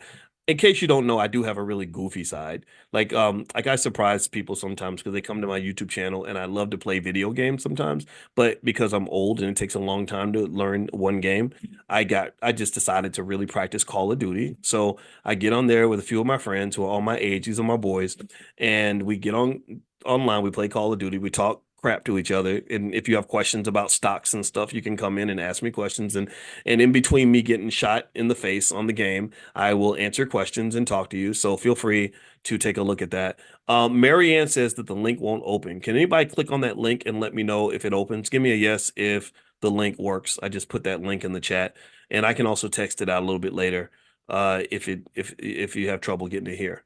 Give me a yes if you're able to see the link. Okay, Josephine says yes. Okay. Josephine, you always come through. All right, who else? Ryan. Okay, Ryan says yes. Okay, so Marianne, you may want to try a different browser. That may be the issue there. All right. Let's see here. Okay, so how do you know when to sell off a stock? I think you mentioned you sold off some of your Apple stock. Okay, so here are some of the reasons that you might sell a stock. One reason that isn't always the best reason, in my opinion, is that you know that it's going to go down because nobody knows it's going to go down. Remember, when Apple was trading at $38 a share, a lot of people sold because they thought it had hit its peak. Or actually, it was 54, and then it went down to 38. So then all those people who sold at 54 were like, "Yeah, I'm glad I sold. I made the right decision. I'm so smart." Right? No, you're not. You just think you're smart. You were smart in 2019, but you look real stupid in 2024. You're feeling stupid in 2024 because the people in 2024 are looking back at you with the benefit of time and saying, "Why would you sell Apple stock at $54 a share? Apple's now trading at 2019." So nobody can predict. I'm just telling you. I've seen all the thousands of research papers and all that. It's not. It's just not. It doesn't work. Here are the reasons why, according to financial theory, that people might sell a stock. Number one, for what they call liquidity reasons. You just need the cash. You got something, you got to pay a bill. You have to make a margin call. You have to pay taxes or something. That's when you might sell. Um, Another reason is because you see another investment that you'd like to make. You just, for whatever reason, believe that moving your money into this other space is going to give you a better ROI. They call that the efficient use of capital. One rule of finance is that capital must be put to its best available use. It must be efficiently used. So that's another reason. You just say, hey, you know what? I have this money in Apple stock. I want to sell my Apple stock because I want to start a business with my wife, and I believe that this business is going to make me more money than my Apple stock. A third reason that you might sell stock is because you want to diversify. You just don't want all your eggs in one basket. A lot of times when you hear about athletes or people entertainers going broke, it's because they put all their money in one investment. And they made the horrible mistake of believing that because that investment did so well in the past, it's going to keep on going up. And anybody who believes that kind of thing, I just tell them go read the story about all the hundreds of thousands of people who lost their whole retirement because they put all their money in Enron stock. When you look at the history of Enron stock price, I'm gonna see if I can find it because I think it's a great illustration in terms of not falling for that trap when it comes to the stock market. Um, Let me see if I can find a graph that shows me Enron stock price. Okay, is there anything out here? Let's see here. Come on, show me, give me something. All right. So anyway, so with Enron stock price, it was it was one of those things where this company seemed like they couldn't lose. Like they just really came off like this company that was destined to win. And I'm looking at the chart. The chart I have in front of me is not good enough that I'm going to put up here. I really want to see the bigger picture because I want you to really kind of understand why people thought that Enron stock was going to be, this amazing investment for the rest of their lives. So basically, people had their money in Enron stock, and they would sort of just keep reinvesting all the dividends, and they would put any extra money they had into the stock. And if you ask them, like, well, why do you keep doing that? They would say, well, because it's a good stock. This company's made me so much money. I'm going to keep investing in the company that's made me money. And what they did not know, they hadn't read the thousands of research papers that say that past performance is not an indicator of future performance. In fact, if you listen to most investment advisor commercials, they will tell you that at the end of the commercial. If you listen to, when they're talking real fast, terms and conditions apply, and past performance is not an indicator of future performance. Blah blah blah. Blah. Stock market investing involves risk. Blah blah blah. Right? They do all that because they're legally required to do this. And one of the things they're legally required to let you know is that past performance does not indicate future performance. Why? Well, because everybody thinks that it does. So sometimes you sell because you just want to spread your money out. You had a good run. You bought Nvidia when it was cheap. Congratulations. But that is not a reason to double down and triple down because you're feeling this what they call the momentum effect. It does exist sometimes. I'm not saying it can't happen. I'm just saying that it's not as real as you think. And for as many people that there are who will brag, and get on Twitter and say, "I look at how much money I made," there are just as many people who got economically devastated and they're not telling anybody. You don't announce to the world when you got fried financially because you made a bad move. So diversification reasons might be what every mutual fund manager does is when they have a stock that takes off and just goes to the moon, they immediately start going into protective mode. They immediately start thinking, how do I make sure that this run does not beat me up? So I'm going to take some chips off the table. I'm going to sell some shares so that this stock does not become more than, say, 5 or 6% of my total portfolio. They have rules where they have to keep less than 5% of their assets in any one investment. They can't put all their eggs in one basket.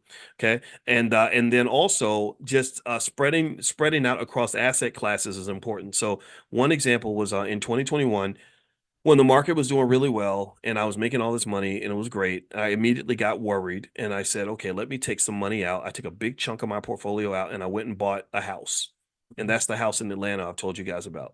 And I did that because I know real estate is a sturdier, or it's a not sturdier, but it's a solid investment because real estate is very real. It's tangible. It tends to maintain its value a little bit better. And also, I didn't know what was going to happen with the stock market, and it just turned out that the market pretty much did. It collapsed the next year. 2022, it wasn't a good year, and I was glad I made that move. But did I know exactly what was going to happen? Not really.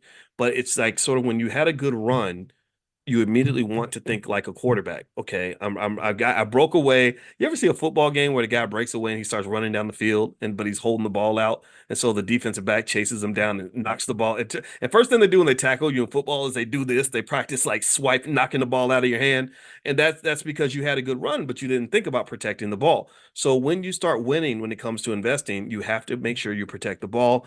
And so, for example, I did the stormproof investing training to show you 7 different ways to protect your portfolio. Anybody who wants to take a look at that, feel free to go to stormproofinvesting.com. That's stormproofinvesting.com if you'd like to take a look at that. And it's yours for life. All right, so let's see. Hillcrest Energy. What do I think about Hillcrest Energy? I think energy generally, I think I'm a believer in energy because all the indicators tell me that energy is going to become more scarce. There's going to be more competition for energy acquisition. And now Hillcrest, I don't know much about Hillcrest as a company in particular, but I can tell you what I think. HLRFT. You know what? I don't think Hillcrest is on. It's not on Robinhood, and that's the only app I have open. So yeah, so if you log in at the blackstockmarketprogram.com and you want to leave that question for me, I can go look it up on my E-Trade account, but it's not on Robinhood. So it sounds like it's a stock that's not widely traded. I don't know if it's over the counter or pink sheet or something, but that to me is an indicator that maybe that's not a great place to put money. I believe that most of your money, stock market investing wise, in my opinion, not investing advice, but in my opinion, is that NASDAQ and NYSE are good places to be, and also S&P 500 stocks tend to be the best long term. Okay, a couple more questions I'm going to bounce out. Michael Ruff, good afternoon, Doc. How do you feel about Delta Airlines stock? You know what? From what I saw, Delta, I remember seeing some reports about Delta and the airline industry. Airlines are just such a weird industry, but Delta seemed to stand out in terms of being better than the other airlines for a lot of reasons. Yeah, I think it was Delta. I believe it was Delta that was actually able to kind of make a profit and everybody else is kind of getting their butt kicked. I like Delta as a long-term investment. And I think right now it's cheap. It's gone down by about 9% this month. So yeah, I think it's a solid business from what I've read. I know that they have a lot of analysts that are very favorable on Delta. So I'm a big fan of Delta. Do you still hold SVV? SVV. Gosh, I don't remember what it is. Oh, Savers Value Village. I think I bought it because I like the options market but no, it wasn't the options. And no, I do own it. I think I own it. I think it's in my E-Trade account. I just don't remember all the stocks that I buy because I buy a bunch every week. So, but I do believe I mentioned that one and I was buying it as I was talking about it. And it looks like it's doing well. I'm looking at it now. I know it went up today. Let me see how. Oh, 8% this week. Okay. Oh, down 12%. Oh, down. Ooh. Okay, so this one hasn't done so well this year. Okay, let me take that back. Yeah, yeah. So if I own it, a lot of times I'll buy stuff and just sit it in there and let it sit for a while. So, and remember, even when a stock doesn't do what you want it to do, remember that's better than wasting the money. At least it's storing some of your value. So even if a stock doesn't go up the way you hope it will, by investing, you at least give yourself a chance to have your money grow. If you spend your money, it doesn't grow. Dead money doesn't grow into anything. All right. So last couple questions. Okay, you're asking. Michael's asking about Neo. So let's look at Neo. Um, I like Neo as a company. I think that it seems like they're struggling as a stock. I think Neo's very risky. That's one thing I can say about Neo. It looks like, yeah, and the whole EV market in the US is really having some trouble. So if you believe that Americans eventually are going to come around when it comes to EVs, then maybe Neo is a good place to put money because Neo will eventually emerge once the sentiment toward EVs improves. But it's very risky because the EV market is changing. China's kind of exuding their dominance over it. And a lot of Americans don't want electric vehicles, they want hybrid vehicles. But at the same time, I saw a story about robo taxis. I actually covered it on my Spotify podcast. It's called Dr. Boyce Daily Stock Market. So feel free to look that up. And I actually did a short little segment on it. Oh, everything's like 60 seconds. And basically, the robo taxis are in San Francisco and they're being used like regularly. Like you can go to San Francisco and get a robo taxi. I think that's going to be nationwide. I think eventually, nationwide, you're going to have driverless cars everywhere. The trucking industry will benefit tremendously once we get over our fear of driverless vehicles. Because even though driverless cars can have accidents, they have far fewer accidents than human drivers. Human drivers are the ones you should be scared of because they're the ones who are texting on their phones and going to sleep and, what, not paying attention. Driverless cars have so few accidents that when it does happen, it becomes national news. Like, what if it was national news every time a human had a car accident? You wouldn't have enough hours in the day to cover all the stories. So, I think that that's the wave of the future. So if you feel that way, then I think companies like Neo could be beneficial. Maybe some sort of portfolio though, with a lot of companies in that industry might be good. So, for example, on Stash, they have different areas where you can form portfolios by just buying like a few shares of some asset that they kind of pull together for you. And I think investing in the industry might be better than investing in just individual stocks. But yeah, I think EVs are going to come back. Also, just AI and all that stuff. I mean, it's all connected, right? EVs and AI. Um, you're not going. You can't put that back in the Pandora's box. It's only a matter of time. Amazon has bought what 750,000 robots, and they've replaced 100,000 jobs already. And that's going to become 200,000, 300, 400, 500,000. They're not stopping. Jeff Bezos is a technologist. Elon Musk is a technologist. Mark Zuckerberg is a technologist.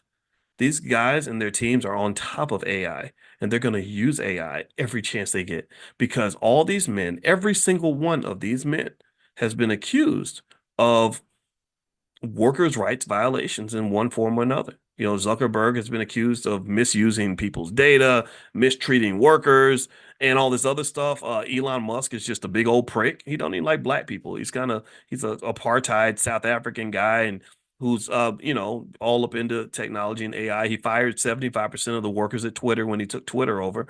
And then Jeff Bezos has been accused of abusing Amazon workers, where they say that they have to work so hard they don't have time to go to the bathroom. Remember that where the truckers were saying they had to pee in a bottle and all that stuff. They don't want to deal with all that. These wealthy industrialists want to use robots and they want AI as soon as it's available, and the government is not going to stop them. If you notice, all of these people, almost all of them, I don't think Bezos was, but all these people were like brought before Congress and they had all these big hearings And nothing happened after the hearings. It was just like, okay, let's do the dog and pony show. Let's pretend like we're being tough on them. And then let's let them go do whatever they want. They didn't do anything. There was no follow-up to that. And then also what's interesting from a political standpoint is that what one political dynamic, just as a side note, that's actually happening that was really surprising to me is that Silicon Valley is actually embracing Donald Trump now, which is very surprising because before Silicon Valley was known to be very liberal and they've actually leaned right. And the reason they're leaning right is because Trump has pretty much said, I'm not really going to regulate you. I'm not going to push antitrust violations on you or anything like that. So they're going to go gangbusters. They're not going to be stopped. So the AI thing is here. I encourage you to learn it, invest in it, all this stuff, connect to it because that's not going to back up. It's only going to get stronger every year or every month, literally. And in fact, actually, I put together a list of AI stocks if you want to take a look. If you text the word stock to 87948, then you can get the list sent to you. A lot of you may already be on that list, but text the word stock to 87948. And also, as a companion to Money in the Morning, we're doing something called Money in a Minute, where every single day I send you a 90-second training on some topic related to stock options each morning to kind of help you learn it within the flow of your day. So if you're interested in that, just text the word Miami to 87948. Miami stands for Money in a Minute. So that's something that we're testing out in the Black Business School to make financial literacy more of a part of our daily flow. Like I want you thinking about this stuff every single day. That's how you become a financial expert, financial genius. All right. Last quick question. How do you feel about Boeing and Roblox? I don't like Boeing. God, Lord Jesus. They're just the problem with Boeing to me is in a normal world, let me look at Boeing stock. Okay, so Boeing stock in the last 3 months has gone down just only 2%. It's gone down 28% this year, 12% in the last year, 50% in the last 5 years. Um, all that would normally say that this stock is undervalued, possibly, that maybe the market just can't appreciate a great, airline production company. But Roblox, I'm sorry, I got Roblox in front of me. Boeing is so bad that they're almost acting like criminals right now. Like they're literally talking about prosecuting people because they're so bad at what they do. The only thing that's really kept Boeing in business to this point, in my opinion, is that they don't have anybody else that can do some of the jobs that they do. But I literally fear for those astronauts that were on a Boeing rocket ship going to the space station. I said, man, this whatever they're doing, their culture is so bad. There's something wrong with Boeing. And so, long story short, I wouldn't touch that company just because what I'm afraid of is not what they've done and what I've seen. What I'm afraid of is all the stuff I haven't seen. Like I'm really sitting here thinking I think it's like seeing a roach in your kitchen. If you see the roach in your kitchen, you know there's not one roach in your kitchen. You know that. Anybody, I don't know if anybody else had roaches in the house. If you didn't, then good for you. You were privileged. Roaches were like siblings to me. I had no fear of roaches. You just flick them off the sandwich and you keep on eating. And so if you come in the kitchen and you see one or two roaches in your kitchen, you know that ain't those are not the only two roaches, right? You kill the first two, you've got a whole family up in there somewhere that you got to find. So I feel like with Boeing, no, I feel like we've only seen two roaches in the kitchen. That's my point. So that's why I would not want to invest in Boeing stock because that information is the biggest driver of a stock price. So information is not just what you know, it's also what you don't know. And then it's also what you don't know. And so with Boeing, what we don't know is massive. What we do know is horrible. What we don't know is probably pretty massive. And what we don't know could be even worse than that. So I would not put my money there. Roblox, eh, you know, it hasn't done so well over the last 5 years, that's for sure. Um, the analysts kind of like it. I know that kids love it. Let me see. I know kids love Roblox in general, so it's kind of like this thing that looks like it's the wave of the future. It looks to me when I'm looking at the story here, that well, there's not much of a story here, so they're not telling me much. Um,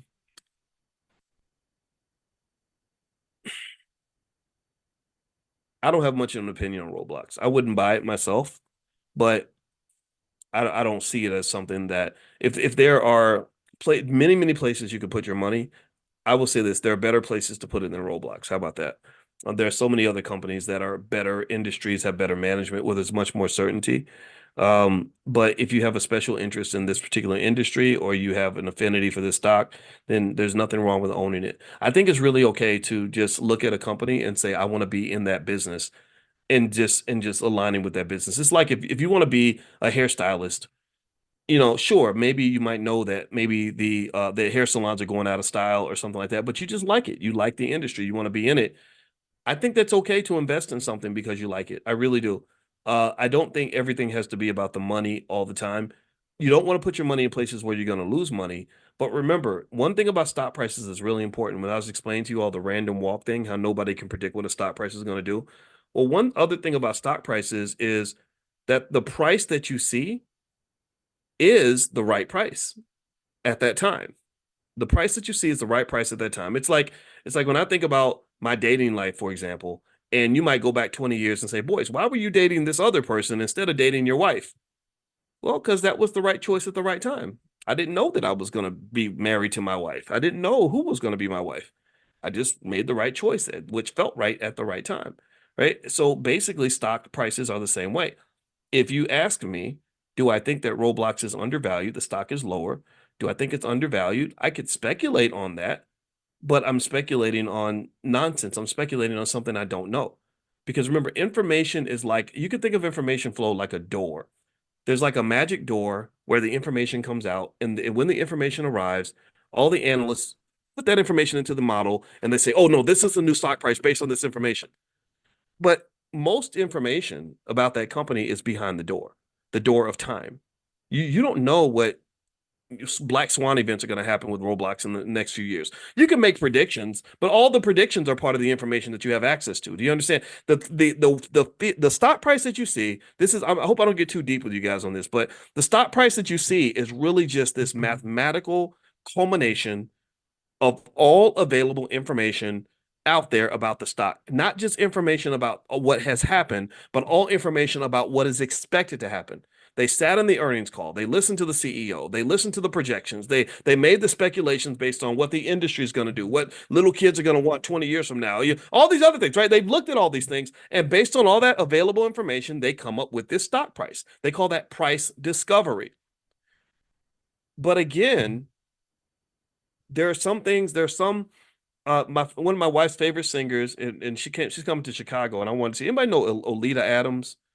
Olita's the best singer ever. I don't know why she's not famous. Everybody at the BET Awards was twerking. They should have had Alita up there. Alita would be better for the black community. And she has this song where she says, "Everything must change," right? And she says, the young become the old, mysteries do unfold. That's the way of time. I can't sing, but Olita can sing it better. But it's a great song. I used to listen to the song over and over again. The most beautiful song I've ever heard. Well, the thing about that is that's how stock prices kind of operate. That mysteries unfold because that's the way of time, right? As time goes by, more mysteries will unfold about what the true price will be, but you will only know the true price after all the events have happened. But based on where we are right now, if you look at the price of Roblox, the price that is there in the market is the best price estimate available based on all information that has been revealed. And as new information gets revealed, you see the price adjust. Like the price of Roblox probably changes every single day. That's because new information is being impounded every day. So when you ask me, do I think the price is going to go up? Do I think it's a good investment? I don't know. All I can say is that based on all available information, the price that you see is the right price. If I tell you what I think, that is merely an opinion of my assessment of where I think things are going to go from here. That's me saying, this is what I think will probably be behind the door, but nobody will really know until somebody actually knows. So that's I know that I don't want to be too philosophical on it, but that's kind of something I want you to understand because I can tell you 99% of the people I see talk about it online, they just get it wrong. But I understand why, because I studied this stuff 30 years. So it's a different kind of perception of how things work. But I want you to just understand that really when it comes to moving forward with your investing, the biggest mistake you can make when it comes to investing in the stock market is when you don't invest at all. If you allow what you don't know and the fear of the unknown to stop you from taking action, then you are making the mistake that has been proven over time to be the wrong decision. So I would say whatever you do, just do something. Wherever you invest, invest in something. Follow the basic rules. Diversify. Start with the S&P 500 companies, the VOOs and the SPYs if you want to be safe, and just be consistent with it. And I guarantee you'll be doing far better financially over time than 99% of your relatives who are too scared to make a move. So just don't be scared. Make a move, invest, plant your seeds. Something is going to grow. I can't tell you what it's going to be, but something will grow. One thing I can tell you is that if you don't plant anything, nothing will grow. Do you get what I'm saying? Let me know if you get what I'm saying. Okay. All right. So we're done for today. Thank you guys for hanging out with me. This is fun. We do the portfolio power play every Tuesday. And also, if you want to sign up for Money in a Minute, that's the first Money in a Minute sequence we put together with stock options. So feel free to text the word Miami. That stands for Money in a Minute. Text Miami to 87948. Or you can text Miami to 87948. The new podcast I mentioned on Spotify is Dr. Boyce Daily Stock Market. And also, last but not least, I want to make sure I mention to you guys, don't forget the All Black National Convention is happening October 25th through the 27th in Chicago, which is actually Lombard, Illinois, right outside Chicago. It's a really nice West End, and it's a very nice area. There's a movie theater across the street. There is a Target in the parking lot, actually, and it's just a really super cool, super nice neighborhood, and it's not far from the O'Hare Airport and the West End. We got the rooms down to $131, so the rooms are running out, so you may want to go ahead and book a room under our room rate, and it's going to be amazing. It's the largest gathering on the planet of intelligent Black people who want to specifically solve problems for the Black community in a way that breeds healthy love, healthy relationships, and healthy finances across the board for us and our children. That's what we want. That's the vision. It's very, very simple. So if that's who you are, if that's what you believe, then I encourage you to come to the convention, because the convention is just the place to be. And I'm really proud of the convention also, because we've had some people that have been there that are really doing some amazing things. D1 is transforming all of hip hop. He's been doing a great job. He's been at the convention 4 or 5 times as a performer. Killer Mike just won 2 or 3 Grammys or something, or 3 Grammys at the Grammy Awards. He was on the BET Awards last night. I don't like the BET Awards, but I like Killer Mike. Who else? Infinity Song, who actually was at the BET Awards last night. They performed 2 or 3 times, and so it's kind of become this awesome launching pad of really successful people. And also, in addition, but it's not just the performers we have during the ball, the B1 ball, where we all get dressed up and fancy. We also have tons of learning and connecting. So it's not just a big party at all, but it feels good. It feels more like a family reunion. So we do have fun at the ball, but there's also a ton of experts in every area, from crypto to real estate, to therapy to science, to attorneys, just whatever, right? So if that's who you are, then join us at the convention. I know you're going to love it. So anyway, if you want to learn more about the convention, you can go to allblacknationalconvention.com. That's allblacknationalconvention.com. So have a good night, everybody. Good day. And I hope you guys have a great day. I'm going to go hang out with my wife and eat some lunch. It's Wednesday. This is where we do the free Powernomics training every Wednesday night in the Black Business School. And the reason that Powernomics training is so important is because we know that money is power, and we know that we want to go get some. We want to have power so that others do not use their power over us. And also, for the last several years, we've been reading through every single one of Dr. Claude Anderson's books, because he's the GOAT in terms of individuals that have made tremendous contributions to our society and helped us to just learn the things we need to learn and be who we need to be. And so tonight we're going to do a couple of things. We're going to read in one of his books. His book is called The Black History Reader, and I'll let you guys know what page we're on in 1 second. And also, another thing we're going to do is we're going to talk about a little bit of a current event that I just saw that I thought would be worth analyzing, exploring, and breaking down. Because you know what I do. I do the Dr. Boyce Breakdown. In fact, I have a podcast on Spotify called the Dr. Boyce Breakdown, and literally there's stuff up there every single day. So if you have Spotify on your phone, and you support independent Black media, we would love to have your back. We would love to have you subscribe. And so feel free to look me up on Spotify, look up the Dr. Boyce Breakdown, or the other podcast I have called Dr. Boyce Daily Stock Market.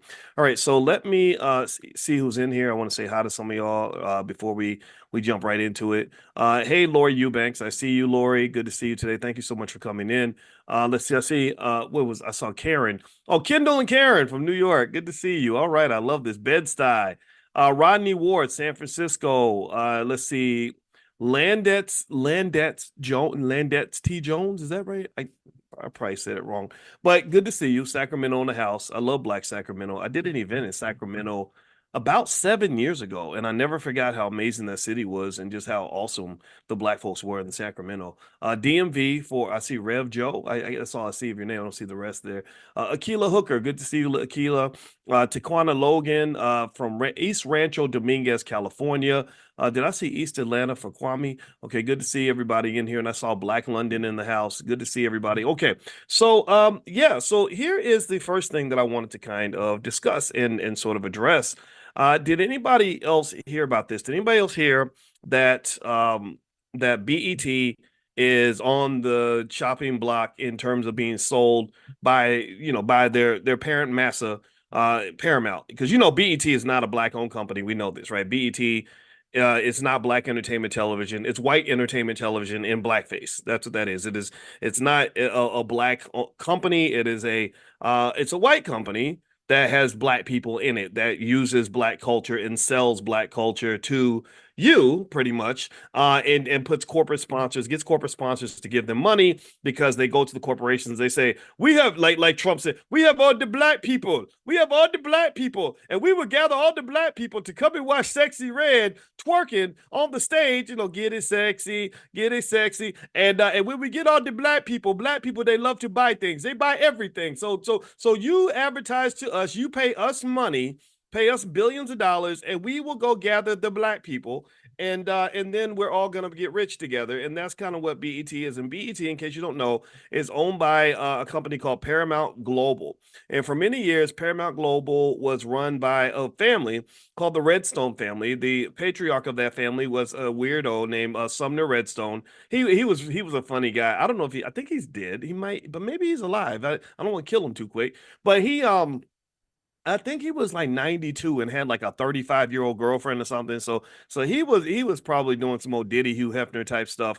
And anyway, so the Redstone family, apparently they have run Paramount into the ground. BET, if you work for BET, you better be worried because your economic daddy is having some problems. If you study Paramount Global, you'll see that Paramount Global has a big problem, and their problems can be summarized very quickly in terms of too much debt. They got about $15 billion in debt that they can't really service. They overpay for their content. They put out way too much money for content. Now they don't overpay for BET content. That they overpay for other content. Not but the BET content they get the discount. And I don't. Yeah, they're not going. Sexy Red probably cost you like $8 in a bag of Cheetos to get her to twerk on stage while she's pregnant or something. So that's cheap. That's there. So BET is, as black people always have been, BET is the golden asset of Paramount. It is really a nice little business where they're like, hey, we can go buy these Negroes for $1.99 and we can then sell them to advertisers and make our money just like we did in slavery. So it's something the rest on died in 2020. Thank you, Janet. I did not know that he was dead. I could not remember. I don't know the family that well. I know the basics. So let me kind of read to you about the sale of BET and what I've sort of seen, and then kind of give you a Dr. Boyce perspective on this. And just so you know, I'm coming. You know what I am. I'm probably gonna sound like a hater because I am. I kind of am. I hate anybody who hates us. I just I don't hate. You know what I mean? But I don't. When you hate us that much that you just want our children dead, you want our kids in prison, you want our people as ignorant as possible. You want more broken families. You want to celebrate all the things that harm us. You want to celebrate black people dying young from diabetes and fried chicken. You want to celebrate mental illness. You want to celebrate busted, broken relationships. You want to celebrate economic despair. You want to celebrate poverty. You want to celebrate the lack of education. That's gonna make me a hater. I'm gonna sound like a hater, so I have to be honest with you. I'm really not particularly interested in having a lot of patience with anybody who's probably doing more damage to the black community than the KKK ever could. There is no Klansman. There is no Trump supporter. There is no there's no Democrat or Republican that could ever do as much damage to the black community as BET is probably doing when they celebrate some of the stuff that they celebrate. In fact, if you recall, BET was the network that really, really, really elevated R. Kelly right after he got caught on video with that little girl. If you go back and you look back maybe about 2003, 2002, 2004, something like that, this was way before I was doing any of this. This is way before any of you knew who I was because I was just on the faculty at Syracuse University. No one knew who I was. Nobody cared. I remember I called my wife, Alicia, who's now my wife. She was my friend back then, and I remember calling her and I said, "How in the hell are they putting this Negro on TV?" And making him the keynote performer. They didn't just it was right after. If you recall, go look at the history. It was right after this man, was on this tape with this little girl. I don't know if that was the time he peed on the girl or not. I get them mixed up. There's so many pee stories about R. Kelly. And if you remember, the only network that really stood by him was BET. BET brought him on for an interview after the incident, and that was where he was given an opportunity to do some damage control. And he kept saying, "Just focus on my music, just focus on my music," because that's the goal, right? If we get you to focus on how good my music is, then you're going to forget about all these other things that are going on. And then for the BET Awards, I will never forget. I said, I wonder if they're going to have him perform on the BET Awards because a lot of radio stations had banned his music at the time. Not only did they have him perform on the BET Awards, they gave him the longest set. Like everybody else's performance might have been 3 or 4 minutes. His had to be like 12 or 13 minutes, maybe 15. It was really long, and it was a full-fledged music video, all that stuff. Maybe it was 03, 04-ish around that time. And I just remember thinking, Lord Jesus, is that all? So y'all really, that's all y'all really care about is the money, huh? And so this is the history. And I'm sorry, I don't think you can be nice about it. What BET kind of does is I understand what they're seeking to do. They try to balance the crazy and the negative with a little bit of positive to try to say, well, no, we got this and we got that, and I love that. They have Infinity Song, who performed at the All Black National Convention several times. They were at the BET Awards this year. I think D1's been invited, stuff like that. So I think that their goal is to say, look, we got a range. But I think I was talking to my wife about it the other day, and I said, okay, so if I gave you 30 gallons of Kool-Aid and it was like the best Kool-Aid you've ever had, but I tell you, oh, by the way, there's about 2 ounces of piss in the Kool-Aid. Like I just put a little drop of urine in the Kool, just a little pee, just a little. It's not a lot. You won't taste it. You won't taste the pee in the Kool-Aid, but because there's 30 gallons of Kool-Aid and just one drop of pee. Is that okay? Like, would y'all drink the Kool-Aid? How many of y'all, yes or no? Would you want to drink the Kool-Aid if it had even just one little drop of pee in it? But it was like the best Kool-Aid you ever had, but it's just one drop, just a little drop of pee in there. What do you think? I don't know. What do y'all think? And I think that's kind of what the point, the argument would be is that, if you think about it, if someone was to make the argument and say, well, no, look at all the good things BET does, that outweighs the bad things. I think that's an interesting conversation because then you can make that same argument about R. Kelly or Bill Cosby or really anybody, any person or entity that's done terrible things. You could say, well, even if you dislike Donald Trump, for example, or if you look at Joe Biden and know that he incarcerated more black men than any president in American history, or you look at Donald Trump and what he wanted to do to the Central Park Five, you can make the exact same argument. You could say, no. But look at all the good things. Look at all the good stuff he did. It's okay. It's all that's forgiven because he did this good stuff. And I think that's not an argument. That's not a debate for me to have for you. That's a debate I want you to have for yourself. And I think all of us have to kind of balance that out and figure that out. Like, what does this look like? So BET is very dangerous, to be honest with you. And I know I upset people over there, and I'd hate to be the guy who's saying these things. But I think that they know these things. They know these things, and the reason I know is because I had a conversation with a guy named T.J. Holmes, and back when he worked with BET, and I remember he called me. Somehow Don Lemon gave him my number, and he called me on my phone, and we talked. And I think he was surprised that I understood their business model so well. He said I was in a meeting, and he said I could have. It was almost like you wrote that article as if you were in the meeting with us. I couldn't believe that you wrote, and I said, yeah, well, because I understand how racism works. I understand how powerful media is. I understand what capitalism does. I understand when you mix money and media, that can be a formula for oppression. When you mix money and media, so y'all got to understand this. This is an economic lesson. I'm about to dive into this article in a minute. But when you have the money, which white people have much more than you. So if you measure your success based on how much money you have, then you're automatically going to be a white supremacist. And the reason is because white people have most of the money. That's like a fish measuring it's the quality of the fish by how fast it runs the 100-meter dash. A fish will always be inferior to a panther because panthers run fast and fish do not. Fish, they swim. So what the fish would have to do in order to create a level playing field is stop trying to be a track star. Stop trying to be something that you're not. Stop trying to give your opponent the advantage by competing with their rules and their standards. Do you understand? So stop measuring success, your success, my success, black success by how much money you have or how famous you are, how much you're on TV. Because that's something, if you want to talk about this whole oppression, white supremacy thing, well, they own the TV networks, they own the radio stations, they have the capital bases, they own the banks that fund these institutions. So how the hell are you going to compete with that? How are you? You can't do that.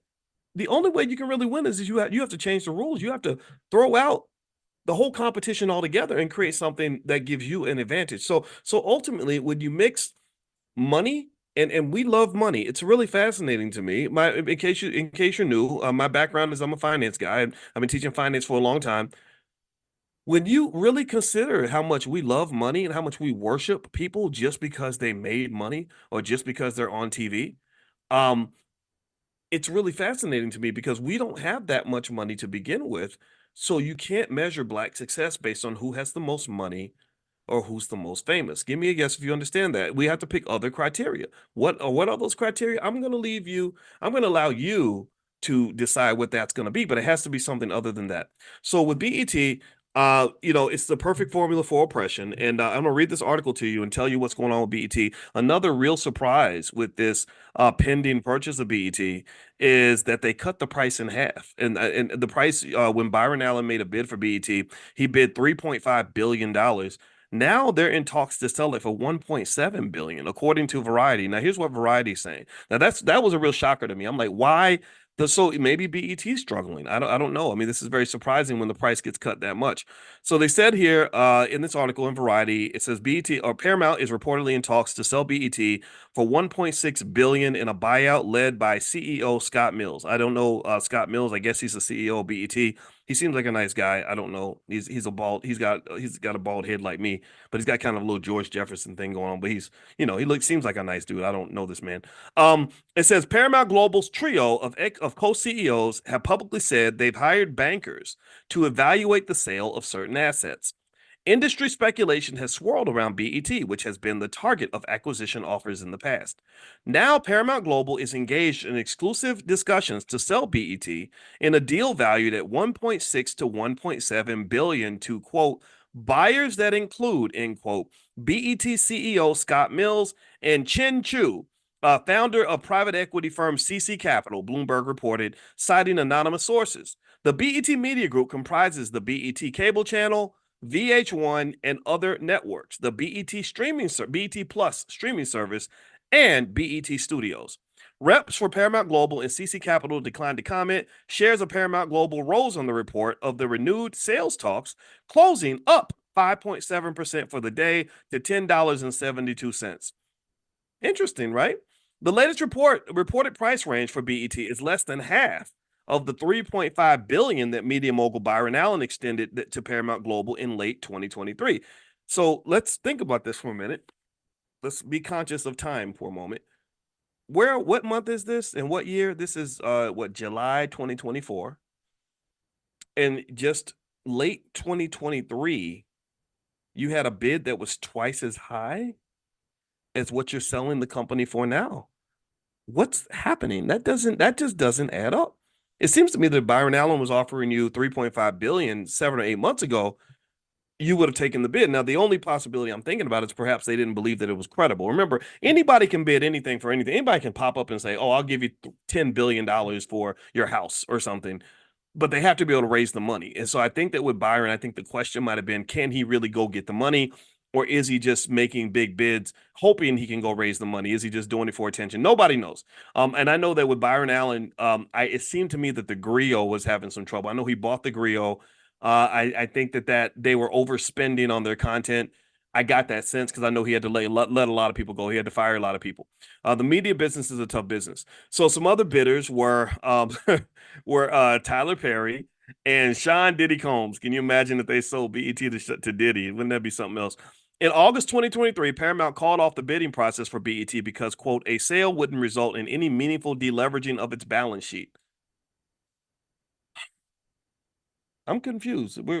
It's just 8 months later. So now it wouldn't. So 3.5 billion wouldn't result in you paying off enough debt, but 1.7 billion will. So I think that what's happened is that Paramount's in even deeper, much deeper trouble than it was at the end of 2023. But I can tell you, as a person who's been following Paramount stock for a long time, that company's been in trouble for a while. So I'm very surprised that they're even talking about this.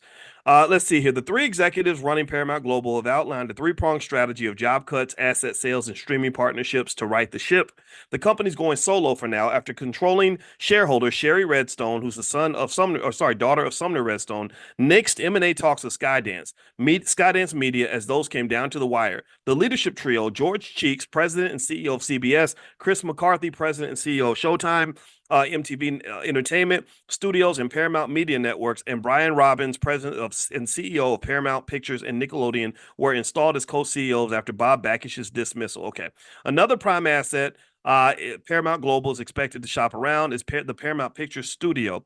So basically, okay, here we go. Let me move on to they talk about Chris Mills, the guy that I mentioned. I think his name was Chris Mills, the CEO of BET.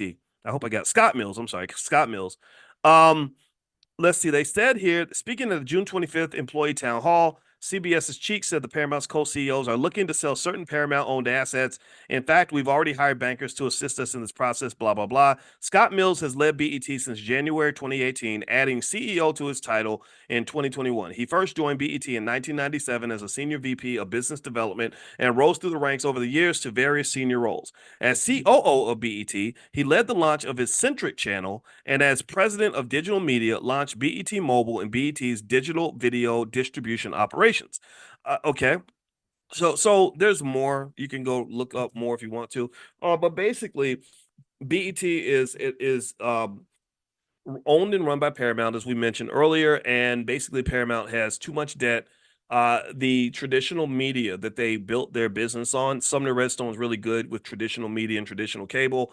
All that stuff's kind of dying. It's kind of going away, and so they're losing money in a pretty horrible way, and they're just overspending on their content. They had this show that I liked called Yellowstone, and they had this writer named Taylor Sheridan who wrote the show, and I guess because his shows were so good, they gave him like the ability, kind of a blank check to just create a bunch of other shows that are on the network. I forgot the name of it. I think one of them stars Sylvester Stallone's like Tulsa King or something, and a couple more. But anyway, the funny thing was that they were, and this is something for you to remember when you go build your own business, is that if you recall, remember the other day, how many of you were in financial consciousness training in the last couple of days where I talked about the free cash flow problem? Does anybody remember when we talked about the free cash flow problem and what happens when companies or even individuals just have too much access to cash? Well, what happens is you become less efficient, you become less financially conscious, you start to just make it rain, you start throwing around, you start becoming a rapper in the strip club, dropping $100 bills in stripper thongs, right? So basically, Taylor Sheridan, there was a deep Wall Street Journal analysis of Taylor Sheridan and the toxic financial relationship between Paramount and Taylor Sheridan, where basically they said that because Paramount Global had given this guy free range to do whatever the hell he wanted, he was creating amazing content, but he wasn't profitable anymore. This man was going around talking to other farmers, from what I understand. At least that's what the report insinuated. He was literally talking to his homeboys and saying, look, these people are suckers. These Hollywood suckers, they got all this money. You can rent your horses for $2,000 a day. You can use I use my property and they pay me $50,000 a day to use my land. He would fly in horse trainers from other states. When he would be in a state with plenty of horse trainers, but he would feel the need to fly his horse trainers in from Texas or whatever. So basically, they didn't sort of consider the fact that yes, you do have a hit. Yeah, you are making money, but you have to remember the most important rule of financial success. It is to live within your means. It is to spend less than what you make. I don't care if you make $1 trillion a year, if you spend more than you make, you're only digging yourself into a deeper and deeper financial hole. And so what happened with Paramount Global as a result, and this just gives you the backdrop. And I'm talking about this because BET is part of the community, and y'all people be out here thinking that it's a black owned company, and it's not. So the thing about Paramount that was interesting. So what happened was Taylor Sheridan, his shows were so good that they got a million new subscribers with Paramount. That's really good. They got a million new subscribers in a quarter. But that same quarter, I think they lost either $1 or $2 billion. They had $1 billion loss. While like literally the greatest period of growth in your company is a massive loss. And so keep that in mind. Be efficient with your money. Be efficient with your income. Conservatism is a culture. And I can tell you that if you don't embrace that, then you could have some financial challenges. And this goes for an individual, this goes for a company, or in everything in between. Okay, so just keep that in mind. I think that's a lesson to learn. I'll keep you posted on what happens with BET and who their new massa is, and maybe maybe Scott Mills will buy it, and then I guess it'll kind of be a black owned company. But the other things I'd always be interested in who's really funding this, right? Because I'm a believer that it's not the manager who makes the difference because he's been managing BET for a long time. He's been the economic babysitter of this entity for a very long time. The real power is the person who's actually writing the checks. That's the person who or the group who has the veto power. And the big problem you have with black media right now, here's the problem that you have. And this is something I want to talk about before we dig into the book. Unhealthy black people are very profitable. Vices and addictions are extremely profitable. Vices and addictions and unhealthy behavior are much more profitable than people living with intelligence, consciousness, and discipline. And what do I mean by that? It's much easier to sell black people fried chicken than it is to sell them health food. You actually have to care about them to get them to buy health food because you're not going to make as much money. So if money is your only criteria, then you don't sell people things that are going to help them. You sell them their vice. You sell them the things that they want, not the things that they need. And that's the biggest problem that you have with BET is that there is a part of the culture that has become quite accustomed to all of the cultural poisons that kill our young people at an early age. There's a part of the culture that really embraces the drugs because drugs are fun. I don't use drugs. I never popped a Molly before, but I bet I would like it. I ain't never hit the crack pipe. But if you'd say, well, how do you know crack is bad if you never tried it? Well, no, I know that if I tried, I would probably enjoy it. In fact, if I was to try it, I wouldn't be the man that I am right now. I'd be on here justifying crack use because I wouldn't want to give up that high. The reality is that when you talk about the problems that we have, we're very comfortable in the dysfunction. We're starting to celebrate the dysfunction. We celebrate it because what they do is they sprinkle money on top of it and they sprinkle fame on top of it. So you look at a young lady like a Krishan Rock. I don't know if you ever know if you anybody how many of y'all I keep up with all the culture. Me and my wife do. I don't know. Some of y'all I know don't keep up, but you need to look up Krishan Rock and Blueface. How many of y'all are familiar with Krishan Rock and Blueface? Anybody else? Because I watch the culture because I like to see because in my book, The 10 Commandments of Black Economic Power, I talk about economics, but all I talk about is culture. What does a strong economic culture look like? And we don't have one, people. We just don't. We have a long way to go. Well, Krishan Rock and Blueface, to summarize it, they're kind of like the new version of it's imagine Bobby and Whitney at 25 years old, but also imagine that neither one of them have any talent. Like Bobby and Whitney could sing. Bobby could dance and jump around and sing and wiggle and all that. And Whitney had the most beautiful voice ever. She actually had to earn her way to fame. Krishan Rock and Blueface don't really have any talent like that. They're not that great. They're okay. I think Blueface made a song or two, but they're not that good. But they're similar to Bobby Whitney. They're just this train wreck in slow motion. Like you're watching these two young people literally kill themselves in public. And the reason it ends up seeming okay is because they've got lots of money and lots of fame, and they've got millions of Twitter followers and Instagram followers that will watch them destroy each other's lives. And Krishan had a baby that my wife is a therapist who can identify things like fetal alcohol syndrome by looking at the face of a child. And she was deeply concerned with Krishan's child because she knows that Krishan loves to party it up. They were at the BET Awards twerking and, pregnant women twerking and holding liquor bottles. And one of the things, for example, this is one of many things we could talk about, but I'm not going to go into all of it because I don't want to depress anybody.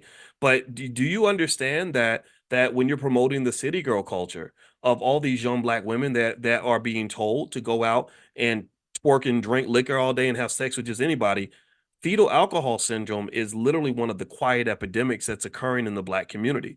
If you look at the symptoms and in the effects of fetal alcohol syndrome, you're talking about significant cognitive delays and significant behavioral problems of millions and millions of black children. I was shocked by how little alcohol the mother had to consume during her pregnancy for fetal alcohol syndrome to kick in. So think about this. You live in city girl life because you've been watching the BET Awards and Krishan Rock and Megan Thee Stallion told you that's how a young girl's supposed to live.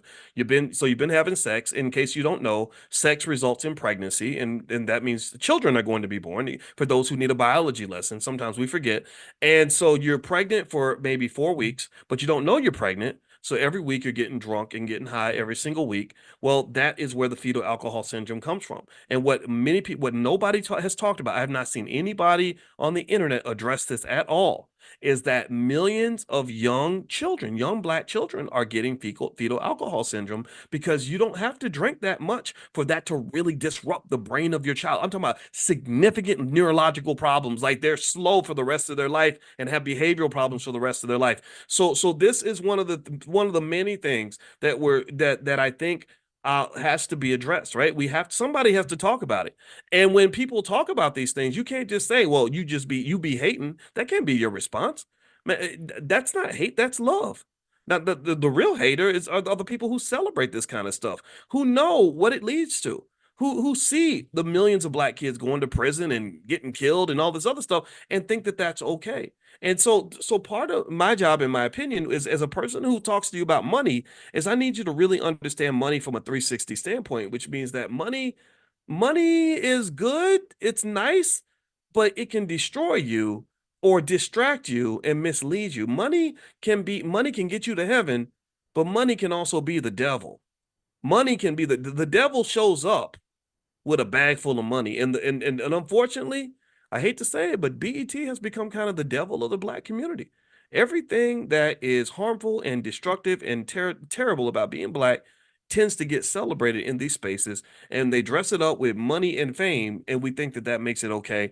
But even before people realized that Diddy was a predator, there were people who always said that, but there were many people who would have argued you down because they would have said, no, no, no, Diddy's one of the leaders of the Black community. I mean, process this. Think about this for a moment. One of the biggest predators that in the media right now is a guy who 4 years ago was telling you who to vote for. Anybody remember Vote or Die? He was telling you you got to vote or you're going to be dead or something stupid like that, right? And people were doing this. Millions of people were following the lead of a person who has a complete track record of 30 years of doing horrible, harmful things to people, possibly including starting with killing Tupac, right? So I think generally, and this is where we're going to dig into, we're going to read tonight about Black leadership and the history of Black leadership so you can understand that sometimes you're following the wrong leaders. That's my point. In fact, it's so dangerous to follow a Black leader nowadays, in my opinion, that I don't really want you following any leader. I don't even want you follow. I don't want you following me. I'm just an advisor. I'm a person who's got a perspective. If you'll hear my perspective, then that's all I ask you to do. I'm not asking you to follow me because generally speaking, it is difficult for Black people on a mass scale to distribute a message that is going to be beneficial to all Black families. Most of the messages that are healthy are not going to make as much money as the unhealthy messages that are going to point you to more ignorance, drug abuse, and ratchetism. That's what makes the money. This Black intelligence stuff is not a big money maker. Okay. All right. So let me jump into the book. We're going to read tonight from Dr. Claude Anderson's book, The Black History Reader. We're going to go to page 158. Now, Dr. Claude Anderson, his books, I always have to mention his website. It's powernomics.com. So you can go to powernomics.com. Get all of his books. These are the must-read books for every Black person in America that wants to do better. He's the modern-day Marcus Garvey. He's one of the greatest Black thinkers in the country, which is one of the reasons why he's seen as dangerous even by many HBCUs, because their bills are being paid by people who don't want to see the Black community gain too much power and influence. But if you read his book, Powernomics, it will transform you immediately. And I'm not here to say every entertainer is bad. I can tell you, Kanye West saw Powernomics. He immediately was affected by it. Ice Cube saw Powernomics, immediately influenced by it. Charlemagne the God, Tiffany Haddish, people like that. A lot of celebrities, even Diddy flew Dr. Anderson into his office because he has so much respect for Powernomics. So some of this, so what's going on, in my opinion, is that there are people who know that something's wrong.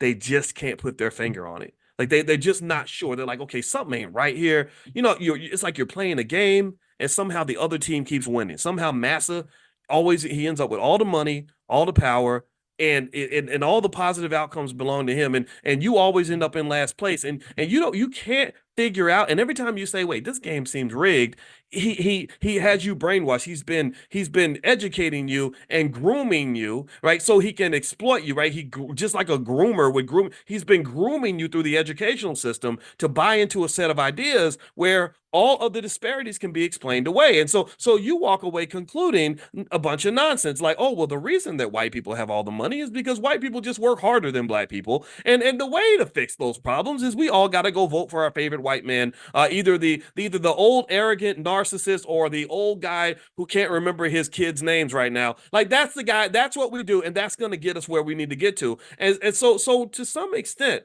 the reason that Dr. Anderson is dangerous is because he's encouraging you to wake up. And really, I will tell you, my position is very simple. I'm not really telling you to do what I tell you to do. I'm not telling you to do what I believe you should do. I'm telling you to do what's going to be best for you. And I want you to study that. I want you to figure this out. And again, it goes back to very simple things: health, wealth, and relationships. What does it mean for black people to be physically and mentally healthy? There wasn't much on the BET Awards that led to physical or mental health. None of that. There's nothing about a pregnant woman twerking and holding a liquor bottle that says anything about a young lady having a positive, wonderful life. It speaks that she's going to be abused, assaulted. She's going to be depressed, and have and fatherless for her children. Her children are going to be unhappy. There's going to be a lot of poverty. There's going to be a lot of despair. What's healthy about that? What's physically and mentally healthy about any of that? The second area is relationships. We need families. We lost our families. Who's getting our families back? What is it when you watch the BET Awards? What about the BET Awards on any level, in my view, is pro family? There's nothing. I mean, if you're highlighting the sexy reddish, type stuff, there's nothing about that that's pro family. Nothing. There's nothing about that that speaks of responsible planning of when you have a child and who you have a child with. All that's promoted typically is very irresponsible, very sloppy sex. I'm going to go sleep with whoever I want. STDs are very, very high because a lot of people fall into this culture. And also, broken families are very high. A lot of people don't even have the training of what's required to even have a healthy relationship with another human being that is necessary to provide a protective space for a child. So when a child is not protected by a father, that increases the probability that he ends up getting molested, or that he ends up in the street, or that something bad happens to him, or ends up in prison. And then you go down the third area. What does it mean for black wealth to actually go up? There's nothing that I've seen rappers really do that's improved or increased black wealth in the black community at all. Nothing. And then when you turn to the politicians, all they do is they offer you jobs working for white people. So those are the two options you get. You either get a rapper who brags about how much money he has, but ain't putting nothing in your pocket, or you get a politician who says, here, come work for me, Negro. I'll give you a job. I'll help you in your desperate situation. Well, who's giving you the long-term plan that's going to really allow you to have the peace of financial security? Who's really giving you the solutions that are going to allow you to actually prosper instead of just survive? Who's doing that?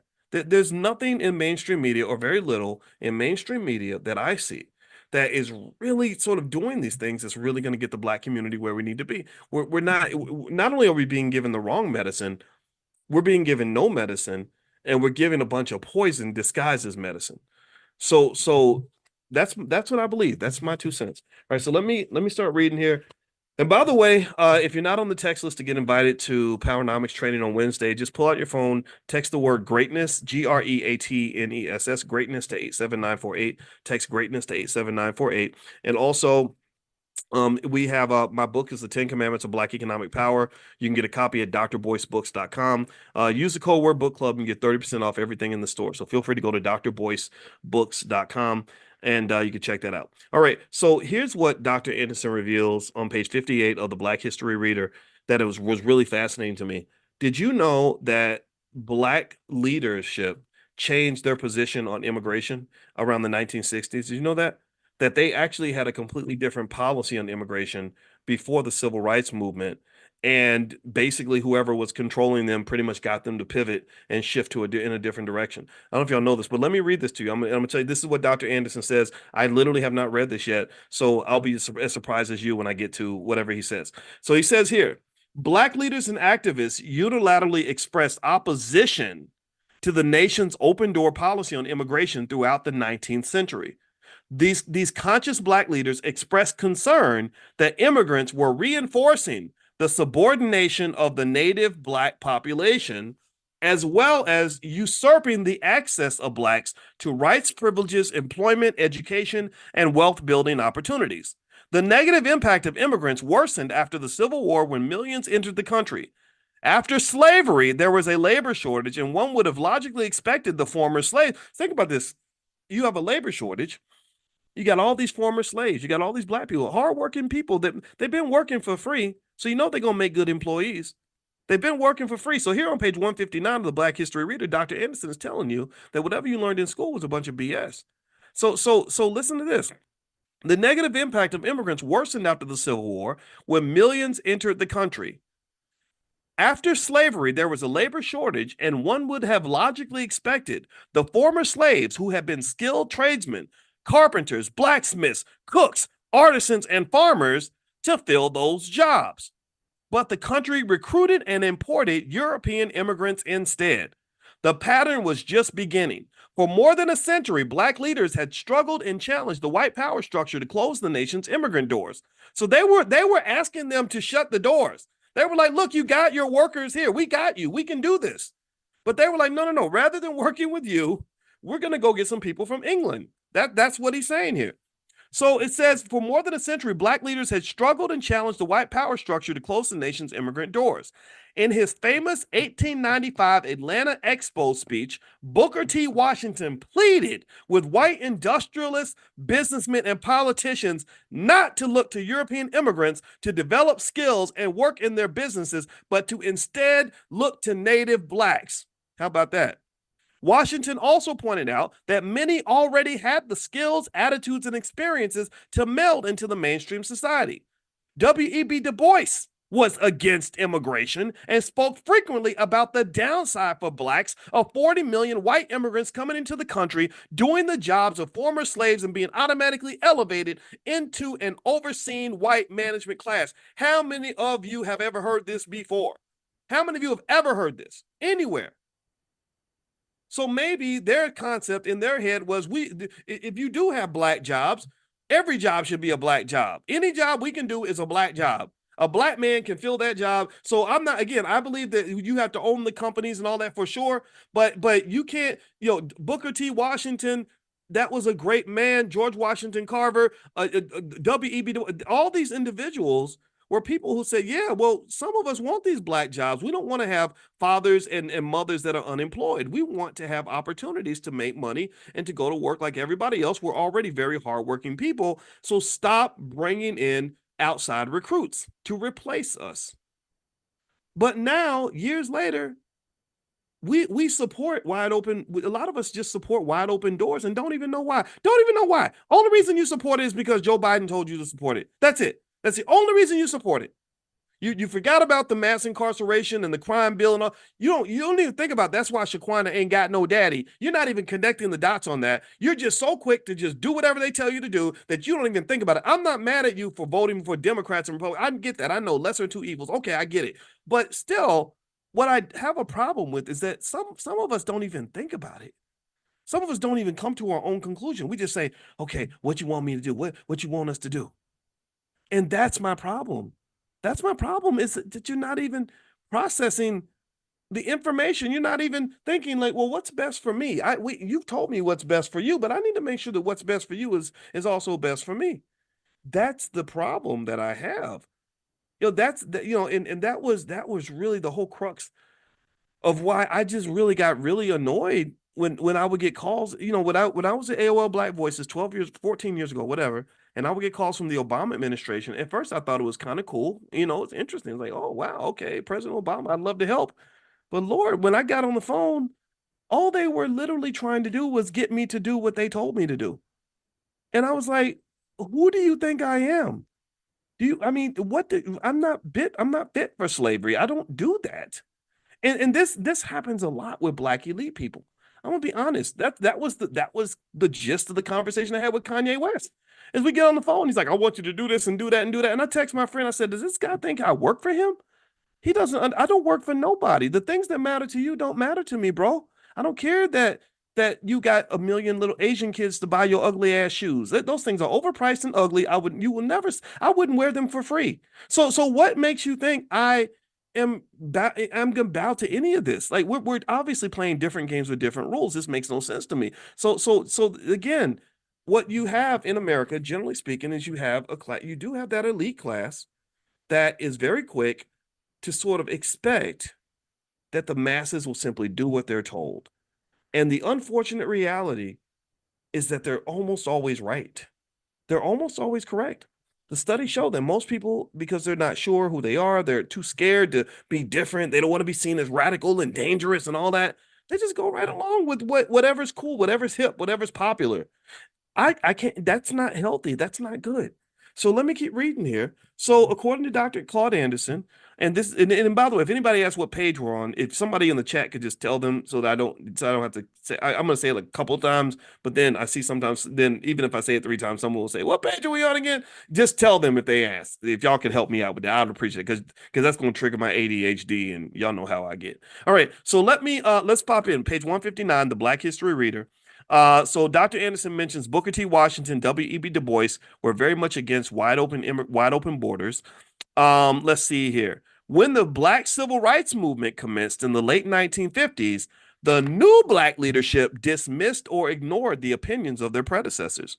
One can only speculate as to the reasons. Perhaps they did not have the foresight to fully understand the politics of displacement that was occurring, that they were being replaced. Or maybe they were unknowledgeable about this nation's immigration history, where Black people used to have a much larger percentage of the population.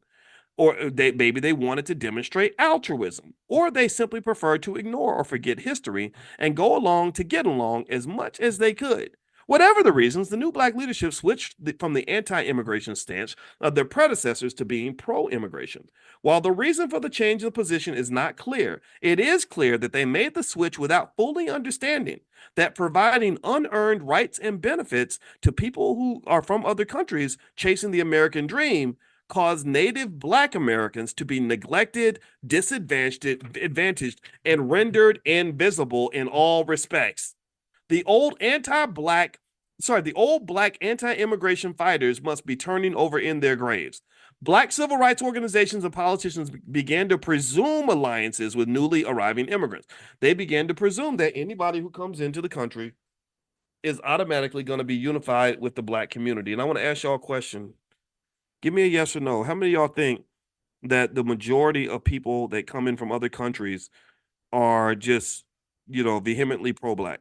How many of you believe that everybody who comes from, say, I don't know, south of the border is going to just line up and show up at the reparations rally and and just really make sure that y'all are good? Anybody believe that nonsense? Yeah, yeah. So maybe they're making us into Boo Boo the Fool.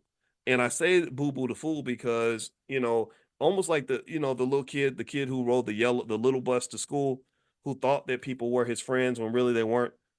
So you think that the bully is your friend when really he just beats you up and takes your lunch money every day, or you think that every time he makes a joke and him and his friends are laughing at you, you think that you're laughing together, so you start laughing too, and the kid starts laughing too. Like the slow. So maybe we're like the slow kids on the little bus. Maybe we're the ones who, and no offense if anybody in here rode the little bus or if you got a relative. I'm not making fun of those people because I think that they're actually smarter than us in certain areas. But really, you think about that. Sometimes you don't know when the joke is on you. Sometimes you don't know when people are laughing with you versus when they're laughing at you. And I think that we, to some extent, fall for the rope a dope because many of us get our political habits from people who just told us what to do and what to say and what to believe. We didn't actually form those beliefs on our own. And that's very, very dangerous because propaganda is real, manipulation is real. This does happen. So let me keep going here. So here's what else Dr. Anderson says on page 160 of the Black History Reader. He says civil rights organizations and politicians began to presume that there were alliances with newly arriving people from other countries. I'm gonna try not to say the word immigrant too much just because I don't want to trigger algorithms because again, there's censorship out here. Those alliances, especially with the Latino community, did not and do not exist. The Latino community firmly denies that such alliances exist, and it takes little analysis to determine that any alliances Black leaders presume are one-sided. Again, like the little kid on the little bus. You think they're laughing with you, they're laughing at you. Black leaders even support policies that benefit immigrant groups at the expense of Black people. Many Black leaders, for instance, support increased immigration, but immigrant groups such as Hispanics, Asians, and Arabs do not commit to or give support to any Black issues. There is no reciprocity, and immigrant advocate groups not only do not represent the interests of Blacks, the very purpose of their advocacy is in outright opposition to Black interests. Why is it that after all these years, leading Blacks cannot recognize circumstances that are harmful to their own people? Why is it that the people permit those whom they have accepted as leaders to continue doing them harm? So he says here, so the next question is question 53. How do immigration policies specifically injure Native Black Americans? So this is a good conversation to have in terms of if someone asks you, like, well, why do you have this issue with wide open borders or whatever? Well, let's see what Dr. Anderson has to say. He says, throughout the history of North America, waves of I'm going to say people from other countries have entered the country to take advantage of the considerable economic opportunities extended to them and to enjoy the elevated status, respect, and privileges they automatically receive over Blacks in the labor force. Since the Black descendants of slaves are not immigrants, they are excluded from the privileged status, benefits, and rights extended to people from other countries and must compete with every person from another country for basic rights and life resources. Immigrants and Blacks compete for space, rights, economics, and privileges. Reaching America has been a dream come true for people from other countries, but it has been a nightmare for many Native Blacks and their forefathers. Space. Although a growing number of legal and illegal immigrants are located in the suburbs, most immigrants find residential and commercial space in urban areas. Once they establish a toehold in the urban centers, they then mark and close the space using their language, culture, or religion as barriers to encroachment. Within the confines of their closed communities, they concentrate their resources and build socioeconomic enclaves or niches. Immigrant niches can be found in most urban areas like Detroit, Miami, LA, Philadelphia, New York, DC, San Francisco, and Chicago. After closing their territories, they mark them for their own cultural image, such as Koreatown, Chinatown, Frenchtown, Japantown, Little Cuba, Greektown, and Mexicantown. As their numbers grow, they spread out and gentrify the Black areas, such as Harlem in New York City, Overtown, Liberty City, and Coconut Grove in Miami, Inglewood, Compton, and Watts in the LA area, and Sweet Auburn in Atlanta. Has anybody seen any of this? Let me know if you've noticed any of this in your communities. Anybody seen any of that? All these formerly Black dominated cities are now occupied predominantly by Hispanic immigrants. Interesting. Numerical displacement means diminished economic and political influence by Blacks in mainstream society. Since 1900, this is interesting. Pay attention now. Listen up. Since 1900, the Hispanic population increased from 100,000 to 55 million in 2016. They have surpassed and made Black Americans a minority. Hispanics boast that they are now the nation's new majority minority and will gentrify urban residential areas along with whites and Asians, displacing Blacks. And that's what a lot of people in Chicago are protesting right now. They're very, very upset about this. The economic impact. Okay, so the economic impact of immigrants on Native Black Americans is quantifiable. For every 10%, listen to this now. For every 10% increase in the number of immigrants, Native Black income is reduced by 0.3%. Blacks had an earnings ratio of 56 cents to every dollar earned by whites in the 1950s. Because of the Black Civil Rights Movement in the 1970s, Blacks' earnings ratio rose to 66% of every dollar earned by whites. So we went from 56 to 66. However, between 1970 and 1990, there was a 300% increase in the number of legal and illegal Asians and Hispanics that entered the country, and the ratio of Blacks' earnings to white earnings dropped from 66% to 57%. Where it was nearly 40 years earlier. So in 40 years, no progress in that earnings gap. Give me a yes if you follow that, if you understand what I said there. So what he's basically saying is that you are making progress when you have policies like affirmative action that were specifically designed to close the racial wealth gap, specifically designed to address grievances that were grievances that were done to you, right? But then when everything started to dilute, when other people started to jump in and grab your benefits, your income ratio went down again. So this is what he's saying here. In short, the 9-point economic gains due to the Black Civil Rights Movement were wiped out by the 300% increase in immigration population that occurred between 1970 and 1990. Employment, whether the job category, this is where we talk about black jobs, whether the job categories are skilled or unskilled, this nation has a long history of displacing blacks to make employment opportunities for other people. According to a U.S. Department of Commerce survey conducted in 1865, over 100,000 of the nation's 120,000 skilled artisans were Black Americans newly freed from slavery. What? Damn. Did y'all hear that? Let me read it again. This is interesting. According to a U.S. Department of Commerce survey conducted in 1865, over 100,000 of the nation's 120,000 skilled artisans were Black Americans newly freed from slavery. This is when we had trade, y'all. This is when we had skill. Let's pause for a moment and reflect on. Let's do an economic consciousness exercise. Are our kids coming out with skill now? Coming out of high school? Are the majority of our children coming out of school knowing how to do anything? Knowing how to, I don't know, paint things, build things, carpenters, bricklayers, plumbers, electricians, welders. Are they getting any of these trades coming out of school? I mean, I'm gonna just tell you like this, in my opinion, we should be ashamed of ourselves. We really should be ashamed. We should be absolutely ashamed that that people 100 years ago had more skill than we have right now with our bougie asses, our high tech, internet having asses, all these opportunities we supposedly have, all this progress we claim to have made, but our children have less skill than the children had 100 years ago. That's downright shameful. I'm very sorry. That's downright shameful. So anyway, let me keep going here. All right. So let's see here. During the same time that 100,000 of the 120,000 skilled artisans were Black Americans right after slavery, during the same time, 55 to 65% of all Southern farmers were Black and former slaves. Instead of Lincoln's administration mainstreaming the 5 million former slaves, he and his administration chose to enact immigration reform that attracted 26 million Europeans into the country to replace Black farmers and artisans. Initially, newly arriving immigrants replaced Northern native Blacks in the lowest paying and dirtiest jobs. Later waves of immigrants replaced native Blacks in the South as well as the North in skilled trades, artisan crafts, and agricultural-based occupations. For those who would argue that immigrants did not displace Black Americans in jobs and employment opportunities, why are so many of the jobs that Blacks used to hold in hotels, retail sales, restaurants, airports, trash collection, banks, and other local businesses and all levels of government now staffed by Hispanics, Arabs, and other ethnic groups? Many Blacks were displaced by immigrants in business and public offices because they could not speak Spanish or other languages. The actual hidden or structural unemployment rate for Black Americans is nearly 50%. According to a report from the Center for Immigration Studies, matters were made worse between 2006 and 2016 when approximately 50% of all new jobs went to Hispanics.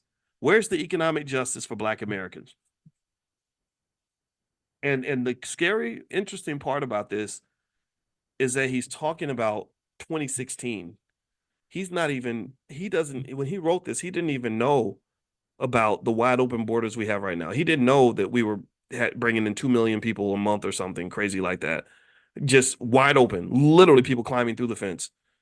Like that's very interesting. And what that speaks to is that the future is coming and it does not look bright if your goal is to sort of live off this integrationist dream of sort of like getting the same jobs that your parents would have gotten.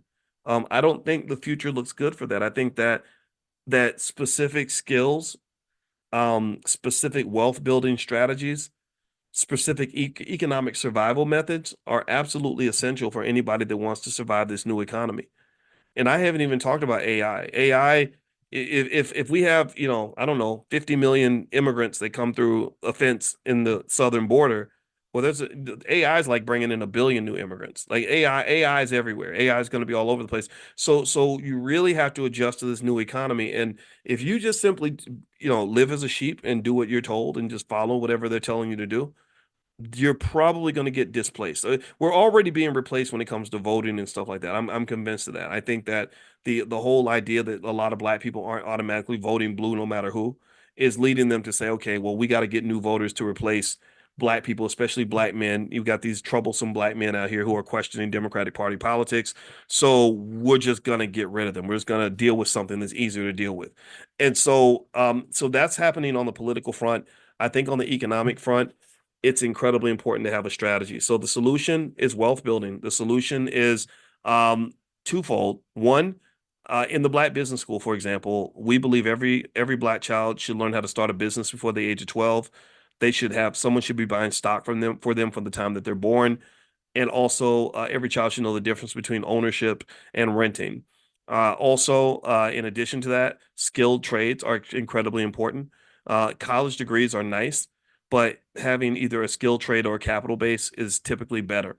And what I mean by a capital base is just a set of resources that allows you to generate the income that you need in order to pay your bills or to survive financially. I don't think it's very, very safe to send your children into an economy that has proven itself to be racist and has proven itself to marginalize black people for the last 150 years, and just sort of say good luck. I wish you the best. I don't think that they're going to be safe in that situation. So that's a solution. The solutions are out there. I personally think we need infrastructure building. We need investment. Job seeking, chasing down those few little black jobs that they decide they want to give you is not going to get you to where you want to be, typically. Okay, so let's keep going here. It certainly is not a solution for 40 million people. All right, so let's read here. We're on page 163 of the Black History Reader, which you can find at powernomics.com.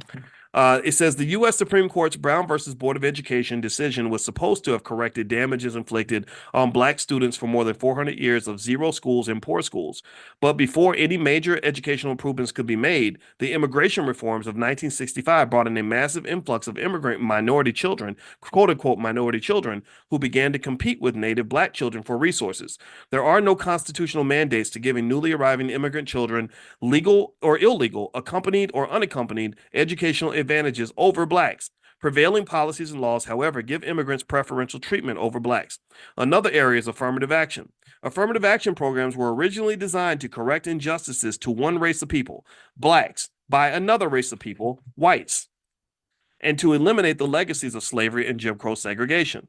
Today, affirmative action programs have been converted into preference programs for immigrants, though most categories of immigrants are white and have never been negatively impacted by the racism and racial conditions that caused these programs to be necessary. This error can be traced to the Immigration and Reform Control Act of 1986, which effectively required employers to treat immigrants exactly like native born citizens. Since nearly 90% of all immigrants are classified as white on their immigration records and driver's licenses, why aren't immigrants treated like whites and excluded from affirmative action programs? Why are they categorized with blacks only in the instance of affirmative action? So they don't live the whole black experience, but when it comes time to benefit from being black, everybody wants to be black. But when it's time to really be black and to deal with the struggles of being black, everybody walks out of the room. So he says here, putting apples and oranges in the same categories set up a situation where immigrants of any race displace blacks from the very programs designed to help them.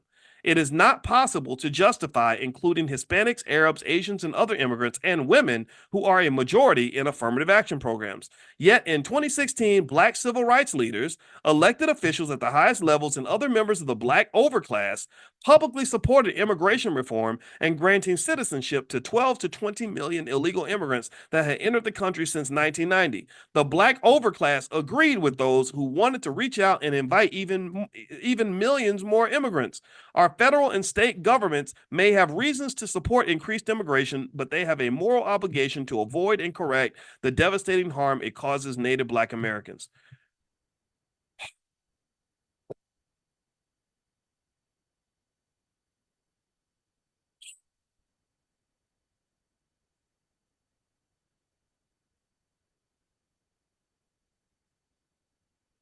I'm done. There's nothing else to talk about. Um, I'm irritated. I'm very irritated because you're really in a fight. Basically, you're really in this fight that you're losing. Collectively, you're losing. But there are solutions, and I don't see the solutions ever being implemented on a national level. And part of it is because if you go back to the beginning of our conversation where we talked about the BETs of the world, BET, this big white owned company that pretends to be black, that uses black people and sells them and makes billions of dollars doing that. These platforms are not positioned, this overclass is not positioned to do the things that are absolutely essential to really create the sort of um, economic or cultural or educational foundation required for you to truly succeed in this competitive economy. In this society, the more mainstream you are, the more mainstream your ideas are, the more you're relegated to the underclass. Because in the mainstream, there is a presumption that blackness means you're at the bottom. They will always have more sympathy for, I don't know, say a George Floyd situation where a guy gets killed by a cop and everyone feels sorry for a black man. They'll highlight that, but they won't talk about all of the other black men that are just trying to survive economically with their families, or the abuse that happens when men get incarcerated, or what's happening, how our families get broken when you have things like the Biden crime bill where so many men are in prison right now, and all these other variables that are affecting families. I get it. The police shootings are something worth addressing 100%, but that's not really something that is absolutely foundational to the existence and survival of the average black family in America. If you want to look at solutions, here's the deal. I think you have to get rid of the old school black leadership model where you have these civil rights superstars who are, going to be at the Grammys and the Oscars and taking pictures next to the presidential candidates claiming to represent the black community. In almost every single case, none of that ever really works. None of it. I still remember even when President Obama got elected and everybody was so excited about who he was supposed to become for the black community. I was speaking at a church in New York, and on the day he got inaugurated, they changed the words of the song "We Shall Overcome," and they started singing "We Have Overcome." That's what they started singing. And I remember sitting there, I couldn't even sing it. I just kind of moved my lips because I said, I cannot believe we're singing "We Have Overcome." What have you really overcome? Barack overcame a lot for sure. He's president. He should be proud of that. I'm very happy for him. But you ain't overcame nothing. Like what are you getting excited about? And then the same day, I remember a lady came out and she had this real nice picture of Barack Obama. It was like a painting. And I said, "That's a nice painting." And she said, "Absolutely. I just bought it." And she was real excited. She said, "I'm gonna put it up in my living room next to my pictures of Martin Luther King and Jesus." That's what she literally said. She was going to put it up next to Martin Luther King and Jesus, and that was like her inspiration for the day. And I get that. I'm not anti-Barack on any level, but I think that you have to kind of know the difference between substance and symbolism. Also, I think you have to know the difference between um, a pseudo solution and an actual solution. I don't think the solutions for the black community typically are going to be mainstream, led by mainstream leaders on national media outlets, because there's too much money being made from your oppression. There are too many people that benefit from controlling you. If you have a pimp and he's making money from his pack of hoes, because that's what we become. We become everybody's hoe except for, we don't benefit ourselves. We become a pack of hoes. That pimp has no incentive to liberate any of the women or any of the hoes, because he maybe got some male hoes too. He has no incentive to do what's best for those individuals, none. So to some extent, black people, we've always been this commodity for other people. We are the perfect consumer because we will buy anything. We are wonderful for the educational system because they make money when your kids are going to these schools and not being properly educated. There are, we also give away so many things for free. We have the best athletes in the world, the best performers, or the most interesting culture. People can package it up like BET and they can sell it and make money from that. And so there are so many people that are positioned properly to extract things from you. So when you're looking, when the pimp, when the prostitute is looking to the pimp to say, how do I become a better person? How do I do more for me? How do I make my life better? All he's going to do is tell her a bunch of lies.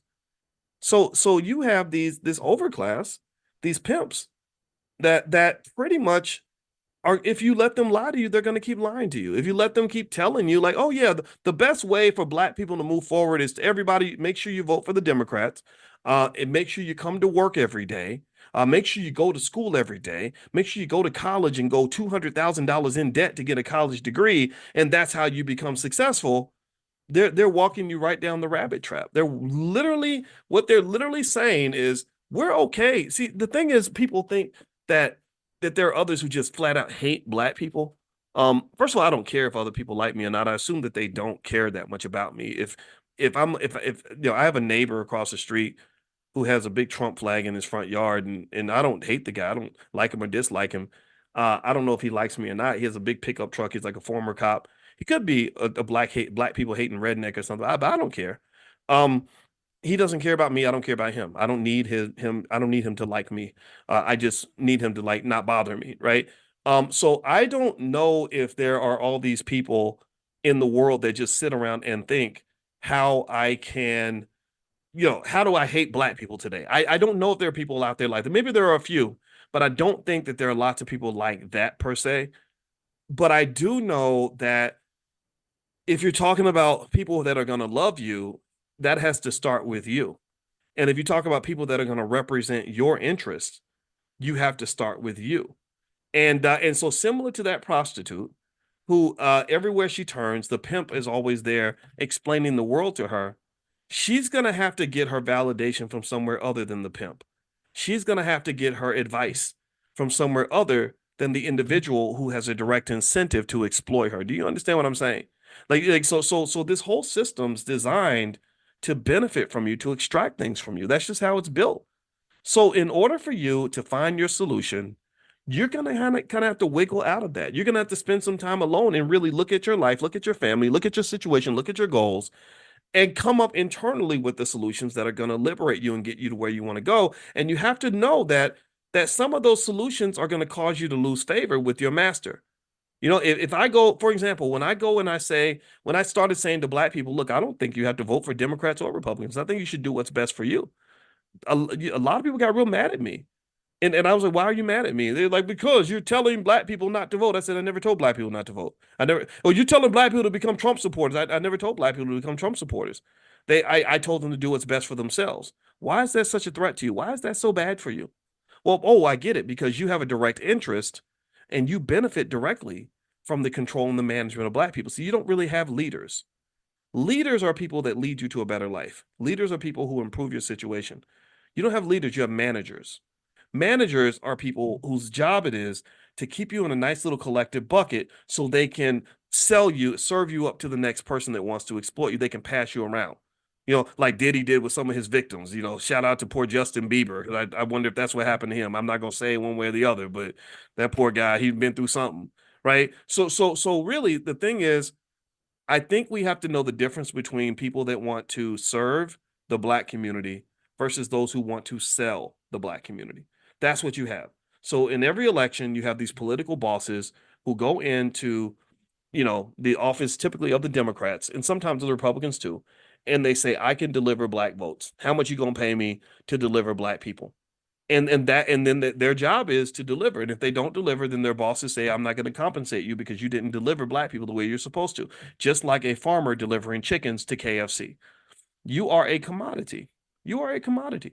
And I could keep going to other analogies, but I'm not going to keep on dragging this on and on. But I want you to really understand that. So in order for, if you have a prostitute who wants to do what's best for himself or herself, she cannot go to the pimp to get guidance or advice on any level.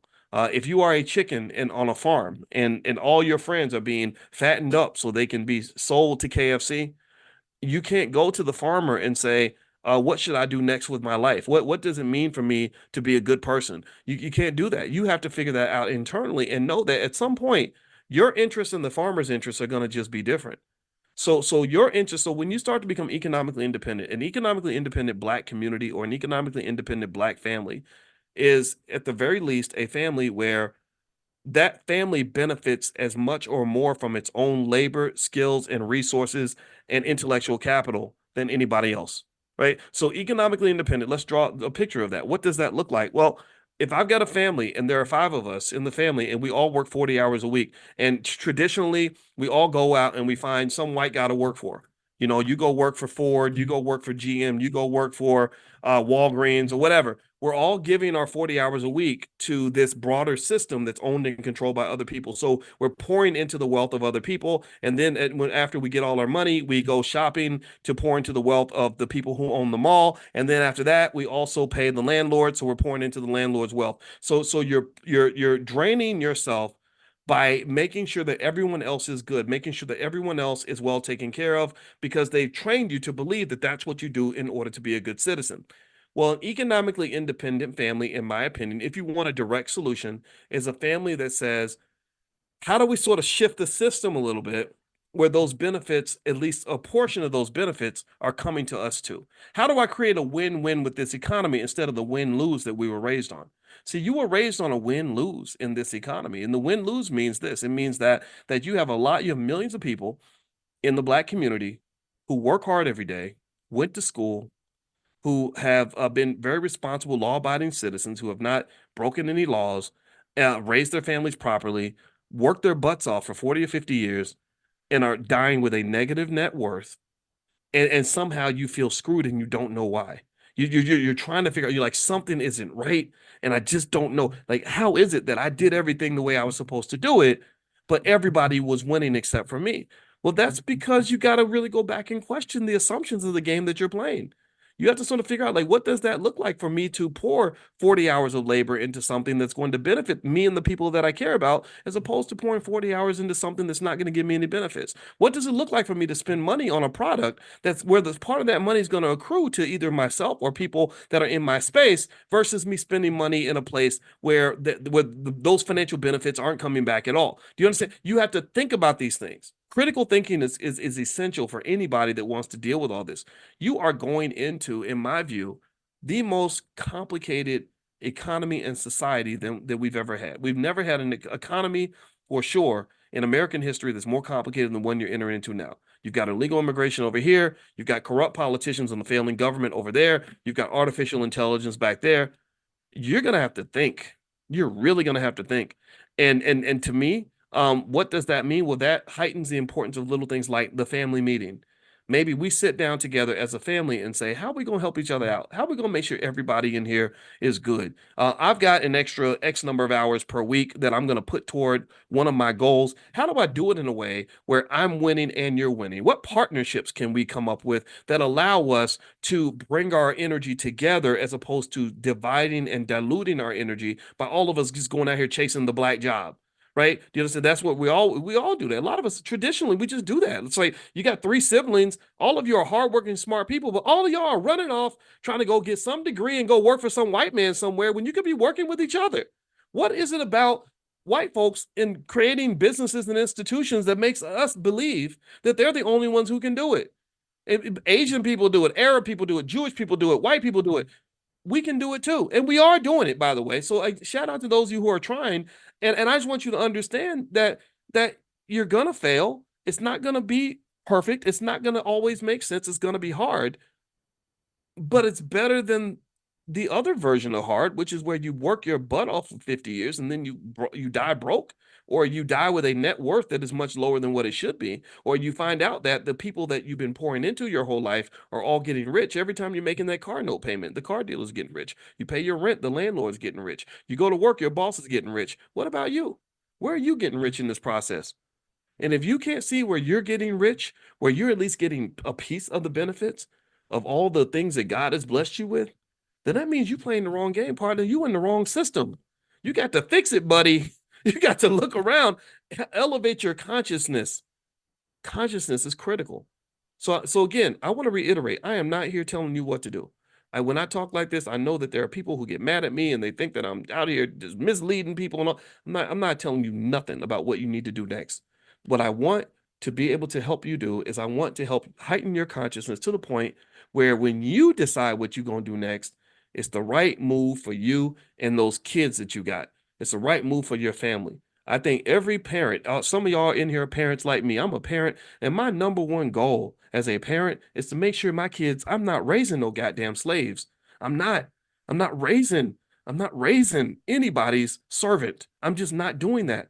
I want them, maybe they can serve humanity or something, do good things in the world. I want that, but I'm not raising, I don't want children that were raised under me to go out into the world and be miserable, broke, struggling, selling stuff that they shouldn't be selling just to go pay the rent. I don't want them in that situation. So I think, just something as basic as like loving yourself and loving your kids means that maybe it's worth sort of reconsidering the things that you were told, because a lot of things that they tell you are just wrong. And here's the thing about, and this is the last point I'm gonna make on this about capitalism, the dark side of capitalism, is that they're not just doing this to black people. They're not just doing this to you. They're doing this to everybody. The capitalist system, it harms it harms pretty much everybody, right? Anybody that's in the working class is pretty much getting screwed in America right now. I want to make that clear. So you're not the only ones, but it tends to happen worse to black people because we are so vulnerable. Do you understand? So effectively, when you're in that situation, I think it's important to at least start the conversation by realizing we don't have any friends, we don't have any true allies. Because if you were really an ally, you'd be fighting for us to get that 14 trillion in reparations. But from what I understand about money and power, people don't give those things away easily. I hope that this discussion was beneficial to you. That's what I'm seeing. I thank God for Dr. Claude Anderson for explaining the truth behind the historical immigration policies and what that does to us. I'm not telling you that you have to agree with him. Maybe he's wrong about things. I'm not going to say that he's right about everything, but this is another perspective for you to consider. Okay. All right. So anyway, I'm going to let you guys go. Tomorrow morning, we're going to meet for a financial consciousness training. If you want to join us, we meet every morning at 10 a.m. Eastern. It's 100% free to join the live session. So if you want to get an invite, you can text the word morning, MORNING, to 87948. Text morning to 87948. And also, if you live in another country and you can't text the word morning, just go to drboyceelevate.com. That's drboyceelevate.com. I'll send you an invitation, and we're going to meet tomorrow morning because I want your economic consciousness on 10. That when you have that heightened awareness, you just understand things better and you can get more out of life that you want without sort of hoping that somebody eventually gives you things that people just don't give away. Nobody gives away money and power. You got to learn how to take it. All right. So let's see. Where can you hear the recording? Well, this particular recording, I am streaming on my YouTube channel, which is drboycetv.com. If you want all of the trainings that we've done in this class, we've probably done 200 or 300 by now. You can actually go to drboycebookclub.com, or I think Amani's in the chat. Maybe Amani, if you have the link, you can share the link where if you want to just go get them all and you can share them with your family. There we go. Amani put the link in the chat. So feel free to take a look at that, and all of that's in there. And in addition to that, if you want to get a copy of my book, The 10 Commandments of Black Economic Power, you can go to drboycebooks.com. That's drboycebooks.com, and use the code word book club, all one word. You get 30% off. All right, guys. Well, have a good night. God bless you. It was great to see you, and hopefully I'll see you guys in the morning for consciousness training. And I wish you the best. So let's educate ourselves. Let's be great. Let's make black people great again. I'm kidding. We've always been great. We never stop being great. It's other people who got to be great again. I don't know about y'all, but I think most of y'all in here have been kicking ass for many years. So everybody ain't losing. So keep on winning. God bless you. I'm Gen X, and then there's millennials, then there's Gen Z. So you got millennials and Gen Z. And there were studies that basically sorted out investors. That was done by Bank of America, and they sorted investors based on whether you were over or under 44 years old. And on these criteria, they were able to identify some differences in terms of how younger folks invest versus, say, people above the age of 45. And I thought that it would be an interesting analysis to kind of think about this in terms of psychology, because all this is psychological. It all comes down to mindset. And as you guys know, in Money in the Morning, we basically are digging into financial psychology and the mindset of investors and what that means. Now, first thing I'm going to say before I reveal this is that it's not as if young people are investing badly, right? They just invest a little bit differently, and I also believe that the cross transfer of information across generations can be beneficial for everybody. Like I think that Younger people can teach older people a few things, and I'll mention that. And then also older people can teach young people some things. And so if you're smart, you'll listen because your grandma knows a couple things. She's seen things that you haven't seen. Your grandfather knows things that you have not experienced yet. And so I know that listening to my grandma, who is the Panther that's behind me, I keep my grandma with me everywhere I go. She's right here. Her name is Felicia, and she's also behind my head. My grandmother, protected me from myself on more than one occasion because when I was young, I was smart, but sometimes we think we're smarter than we actually are. So I had a little bit of knucklehead in me. I still remember my grandmother when she had bought me some savings bonds and that was how she knew to invest. She didn't really know anything about the stuff that we talk about. Like we're far more advanced than previous generations in terms of our economic knowledge. All of us, everyone in here. And she had bought me these savings bonds when I was little, and they all matured. And I got this lump sum of money when I went off to college. And I had this girlfriend at the time, and her car broke down. And I remember I used some of that money to fix my girlfriend's car. And I never forget, my grandmother was so furious.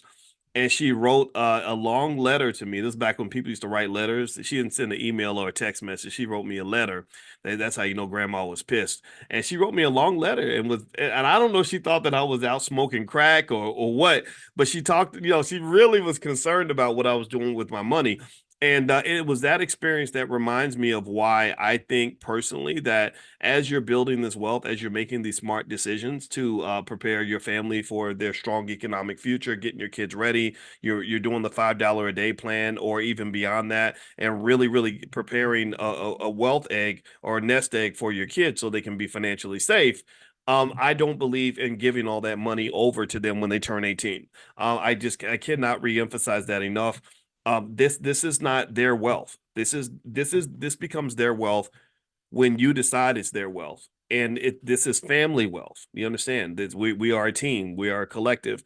Just like we're gonna give we have cars right now. We have a couple cars in our garage, and it's a little bit tough because now we got four people in the house that are of driving age, and everybody's got an agenda. Both of the kids have to get to work, and me and my wife have stuff to do, so we're having a car issue, right? So we're trying to decide how to navigate that. Do we buy them a car? And I said, hell no, I don't want to just buy them a car and give them a car. I don't do that. Again, I'm not saying there's anything wrong with you if you've done that. I'm just saying that that's not where I come from. You earn what you get. That's it. I don't know if anybody else feels this way. But I just believe that you're better off if you earn what you get. That way you can get the pride of knowing that you did this. And also, I think that spoiling kids just never seemed to work out right.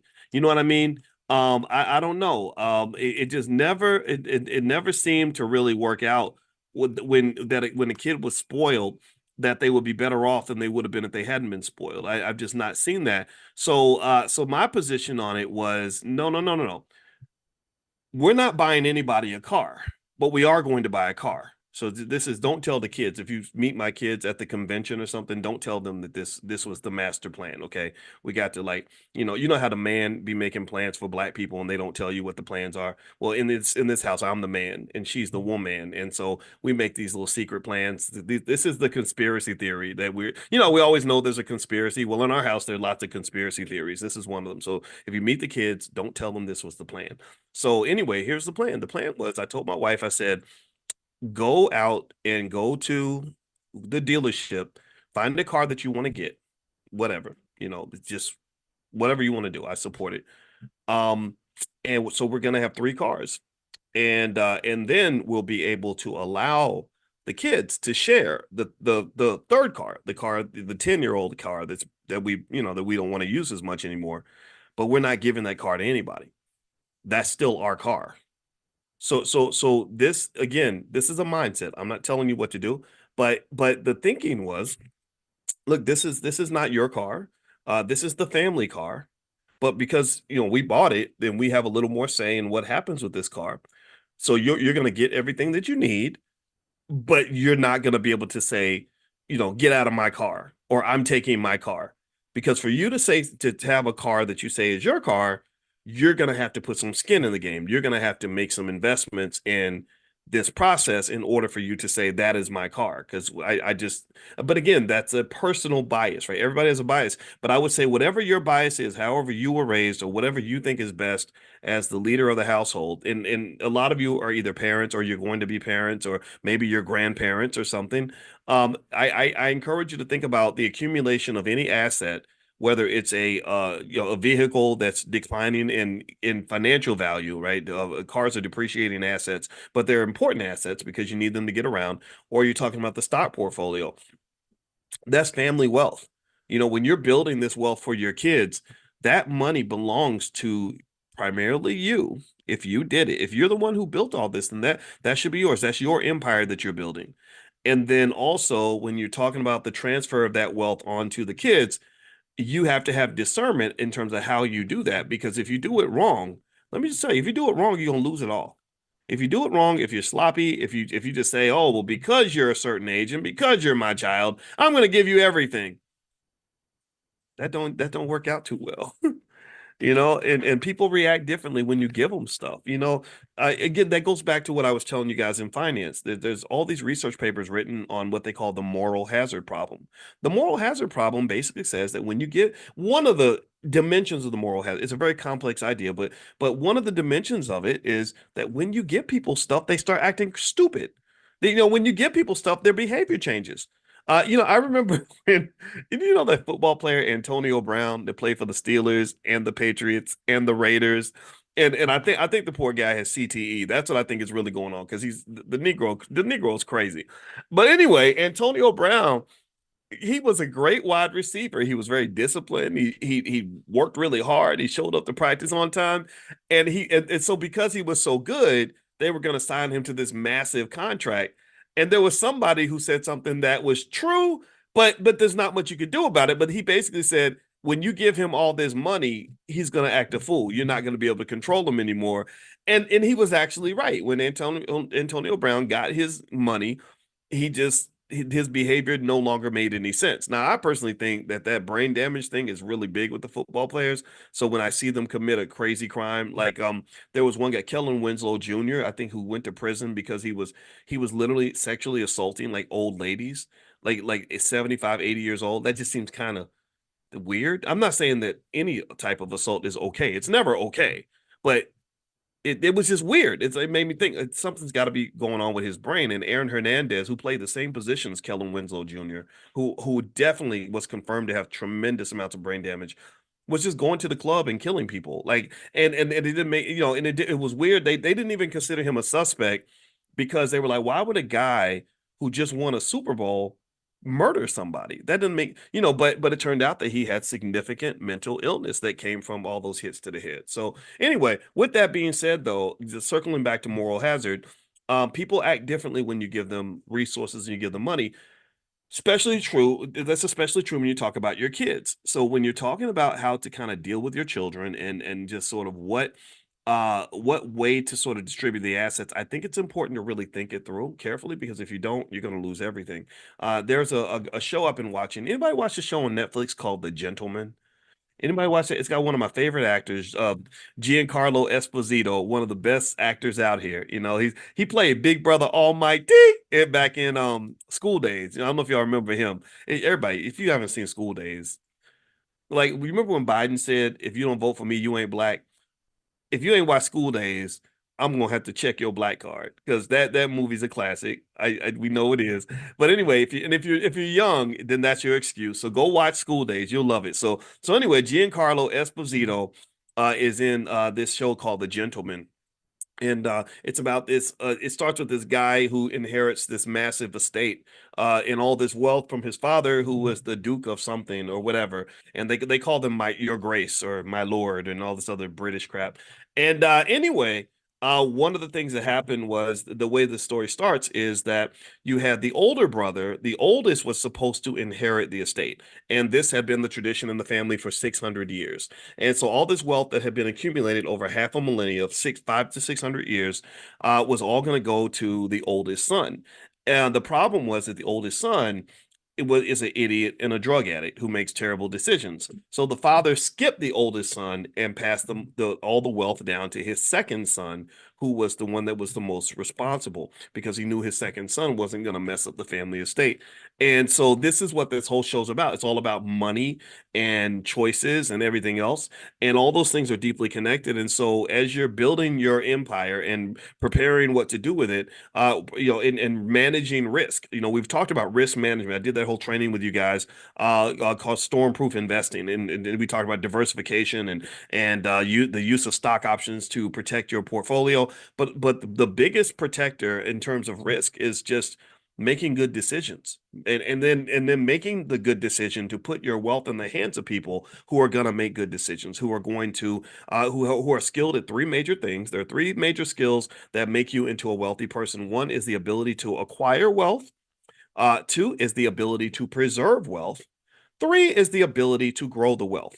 So really, it's simple. I would almost call it the football player analogy. And let me explain. I like analogies because it helps us understand that I'm telling you nothing new. Everything that we talk about, you already know these things. Well, if you think about it, what makes a great football team? Well, if you have the ability to get the ball, to acquire the ball, which means you got a good defense. Your defense can get fumbles and sacks and interceptions. Two, you can protect the ball. The quarterback does not fumble. They don't make mistakes. And then you can grow your score. You can get the ball down the field because you have a great offense. If you have those three things, do you understand? Tell me if you get this analogy. If you can acquire the ball, protect the ball, and get the ball down the field, then you will win Super Bowls. So to win Super Bowls in your life, in the game of economics, the very competitive game of powernomics that exists all throughout this world, the game of capitalism, then pick up those three skills and you're going to win. And then you only give the ball to people who also have those skills, right? So if I've got a child who does not preserve wealth, then why would I give all my assets to that person who's just going to be a leaky bucket, who's going to lose everything? And this is what that whole show's about. The Gentleman. There's so many shows. If you watch, there's so many shows you watch that are really straight economic lessons. There's so many shows you watch. Every time you watch a show where money is discussed and there's a money problem, or people are doing crazy stuff because they need to get money, that's a financial lesson. There's so many different shows I could point out on Netflix right now where money pops up everywhere in these conversations. And this is where you learn it. This is your training ground. All right, so let me dig into some of this study.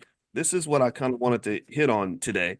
And by the way, if you want to copy my book, The 10 Commandments of Black Economic Power, or Financial Flashcards for Kids, we're halfway through the summer. It's not too late for you to give them something that's going to last for the rest of their life. You can go to drboycebooks.com, and there's a discount code, book club, the word book club. If you use a code book club, you can get 30% off anything in the store. So it's drboycebooks.com. Also, make sure you get on the text list for Money in the Morning. If you want to join the private Zoom for free, or get a notification. A lot of you just got a notification from me. Just text the word morning, MORNING, to the number 87948. Text morning to 87948. All right. So here are a few things that are going on. Basically, a Bank of America study found that young people under the age of 44 are more likely to choose investments that differ from those that are over the age of 44. People over the age of 44 are more likely to lean on the traditional investments, top three being stocks, real estate, and then emerging markets, right? So stocks, the stock market's number one, then real estate, and then if you want to go further, maybe emerging markets, meaning like third world countries. There are funds you can invest in that will let you benefit from other countries. I made a list for you guys of funds you can invest in to make money in India, Africa. I made a list for Africa. I'll text that out to you guys again if you'd like to see it, or you can email support@theblackbusinessschool.com and they can give you access to that. I don't have it in front of me now. Either way, if that were the case, I'd give it to you now. That's kind of what people do over the age of 44, right? So, and it makes sense. The stock market is the number one wealth builder in America. Those who don't participate in the stock market don't tend to build very much wealth. Also, real estate is very, very powerful. Real estate is a great way to have literally a real asset, something you can actually touch, something that's very tangible. So shout out to everybody who owns real estate. I think real estate's fine. I don't personally enjoy being a landlord. I think I've talked to you guys about that. So I choose to make my money by selling stock options and all that to get my income. But still, real estate is fine. And then also emerging markets are nice because emerging markets can give you that excess return because you're investing in these small countries that may grow very, very quickly. Now, um, here's the thing. The truth though is that younger people, typically every generation, they do something different from what their parents did. And a lot of the decision in terms of what they choose to do is informed by their experience, right? So, a person that's under the age of 45, they've grown up with a lot of technology, so they're very comfortable with technology. Younger people tend to be more comfortable with risk because they have a longer time horizon for investment, but then also they are comfortable with risk because sometimes it's because they haven't gone through certain experiences. My grandmother went through the Great Depression, so she was very, very risk averse, very risk conscious. People like Warren Buffett, they saw the effects of the Great Depression, so they're always thinking about the downside. They're thinking about what could go wrong. Whereas if you're a young person and you've only seen the market boom, you've only seen low interest rate regimes, which is what we had going all the way back to 2010, where you could just go borrow money and amazing things will happen after that, then a person like that is more likely to take on leverage and debt and kind of just gunsling a little bit, right? Because they haven't really gone through. In fact, the last 20 years, 25 years or so, you really haven't seen too many major economic calamities. You did have the decline in 07, 08, which was pretty bad for the real estate market. But for the most part, young people haven't really gone through like some sort of like significant economic hell in terms of the stock market, in terms of watching your portfolio go, just drop 60% right before your eyes. They haven't really experienced a lot of that. So a lot of times that can lead to um, different investment behavior of young people, right? And so here's what they found in the study that young people do when it comes to investing. They said that young people they tend to allocate toward real estate at the top of the list, crypto and private equity. That was what Bank of America mentioned in particular. Real estate, crypto, and private equity, as opposed to stocks being at the top of the list. Private equity might be, in some cases, just, your own business or investing in other people's businesses or some of these websites where you can put money in and they can, like I think Fundrise does that, where you're raising money for startups and stuff like that. And what's actually driving a lot of this is that also younger people tend to have a little less patience when it comes to wealth building. They sort of, especially on social media where there's a lot of incentive or a lot of what's the word? A lot of flashiness in terms of people showing you how much money they made and how they made it quickly. It can make someone feel stupid for doing things like getting up and going to work every day or, waiting 5 or 10 or 15 years for something great to happen. Why would you wait 15 years when you can make it happen in 15 days? And so the lure of the fast money a lot of times can drive certain investments that are extremely risky.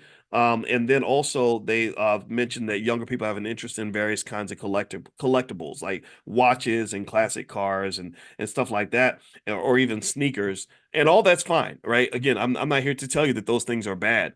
I think that what is interesting though to me is that you should know that there's something that everybody can learn from each generation, and generally speaking, things like crypto are incredibly risky, probably riskier than people can recognize. And they said that some of the reasons that younger people are more likely to deviate toward things like crypto is a lack of trust, a lack of trust in the government. You hear a lot of people talk online about how the dollar is gonna collapse and the whole economy is gonna go to shit and everybody's gonna lose everything, or the government is manipulating you in this way or that way. And I'm not saying those things aren't true. I'm not gonna say that America, I really completely agree with you that America is a country where there are conspiracy theories. There are people in the elite class that make certain decisions that affect the working class that are unfair. I've mentioned to you a few factors. For example, I think they've completely screwed a lot of people when it comes to student loans. So you have a lot of disillusioned people who say, "Wait a minute, I went into debt to go to college so I can do everything right, and here I got all this debt and I'm stuck and I'm not making the money I expected to make." Like all that's real and all that's by design. We've talked about that. But at the same time, though, I think that if this lack of trust causes you to throw the baby out with the bathwater, then that's not good for you, right? If you are just sort of like for example, if you believe that the stock market is a complete Ponzi scheme and you don't participate, well, then guess what? You're missing out on the chance to make money alongside Microsoft, Apple, Nvidia, and the greatest companies on earth. And so really, I think that a balanced approach is more appropriate, where you say, yeah, they're probably doing what's best for themselves. Yeah, the elites are going to be elites. Yeah, they're probably making plans and conspiracies for them to benefit themselves. But that does not mean that I still can't participate in this economy and do well.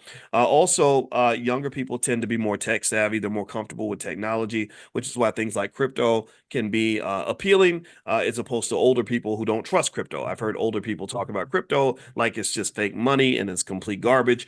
And I think that that's an inappropriate approach, because typically a lot of times the people that will say things like that are people that they know a lot about investing, but they don't know a lot about crypto. You understand? Like, so they'll know a lot about stocks and real estate and business. So that gives them their credibility, but then they won't take the time to really try to understand what's really happening with crypto. Like, what is it? Like, what's really going on here?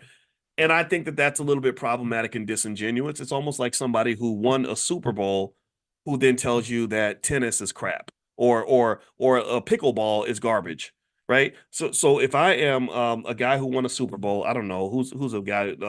I'm trying to think. I can't name any Super Bowl winners right now. I don't know. Shannon Sharp. I'm Shannon Sharp, and I won a Super Bowl in football. Um, but and then pickleball comes along, and I say, well, pickleball's a stupid sport, but I know nothing about the sport. If I say pickleball will never take off, nobody likes pickleball, it's dumb. What credibility do I have to really say that? Right? If my credibility is that I won a Super Bowl, well, that's not appropriate credibility. That's not accurate in terms of that's not my area of expertise. Do you understand? So a lot of times people that criticize crypto the most, I've noticed, are people who haven't taken the time to really understand it, participate in it, invest in it.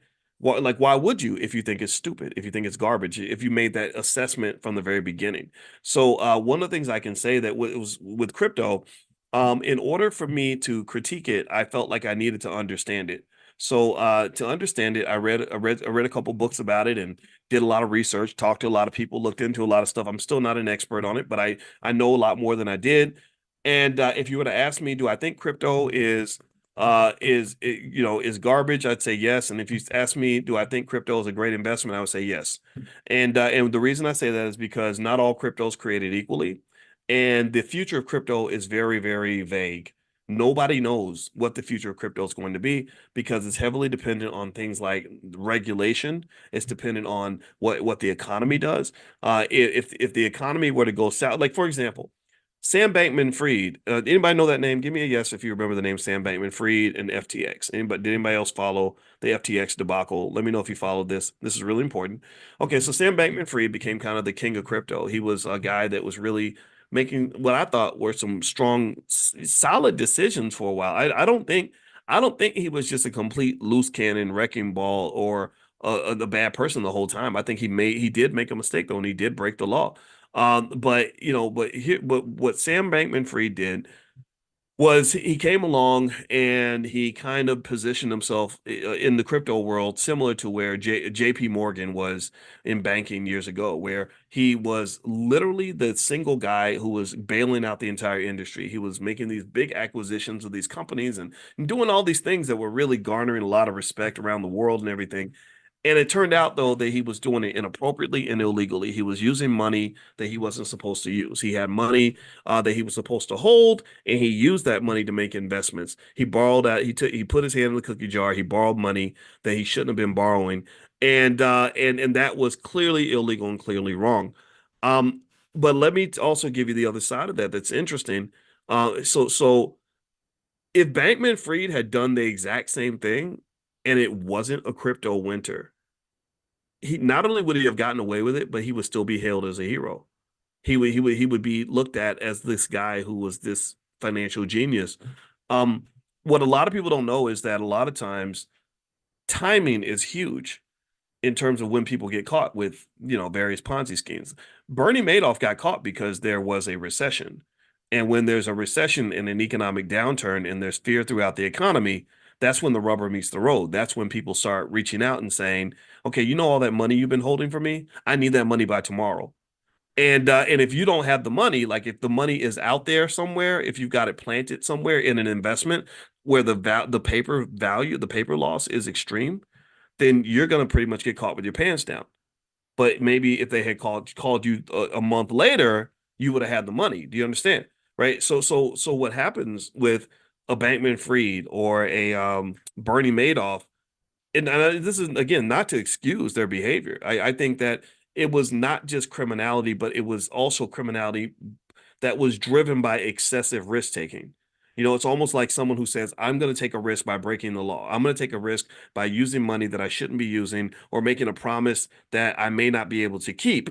And I'm hoping that you don't ask me the wrong question at the wrong time. Do you understand? Or maybe somebody who I don't know if your wife has a boyfriend and she brings him by the house and she's hoping that you're not home, that you don't come home at the time her boyfriend's at the house, right? You know, so basically, because if you come home, then you're going to break down the illusion. You're going to say, wait a minute, you were cheating on me, right? Whereas if you come home an hour later, you would say, my wife is wonderful and she's perfect and she's an amazing person, right? So the thing that's really um that I see with that is that crypto's future, similar to the future of a Sam Bankman-Fried, is highly dependent upon what happens with other factors that are unrelated to the quality of their ability as an investor.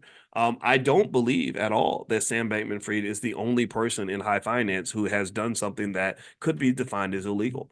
One thing that does happen is that whenever there's a crash, what happens is people start going back and they start doing very detailed forensics and really looking at every little detail to see exactly what you did right. And I guarantee you that 90% of you, if somebody really put a microscope on your life and said, we're going to go through every tax return you've ever filed and verify every single thing you ever wrote off and every little thing you've ever done, they will probably find something. They will probably, there's a chance that they would find something and say, oh wait, look at this, wait, you filed a bank loan in you got a bank loan in 2017 and you said your income was 98,200 and we found out your income was only 91,400, so that you know that's illegal because you lied on your form, and so now we're going to prosecute and all these other things, right? So effectively, when I think about the future of crypto, I think about the Sam Bankman-Frieds in the sense that a lot of people don't even know, for example, that the investments that Bankman-Fried made with the money that he was not supposed to use. So again, I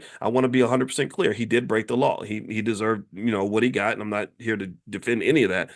But a lot of the investments he made with that fake money or the money he wasn't supposed to have, those investments did extremely well.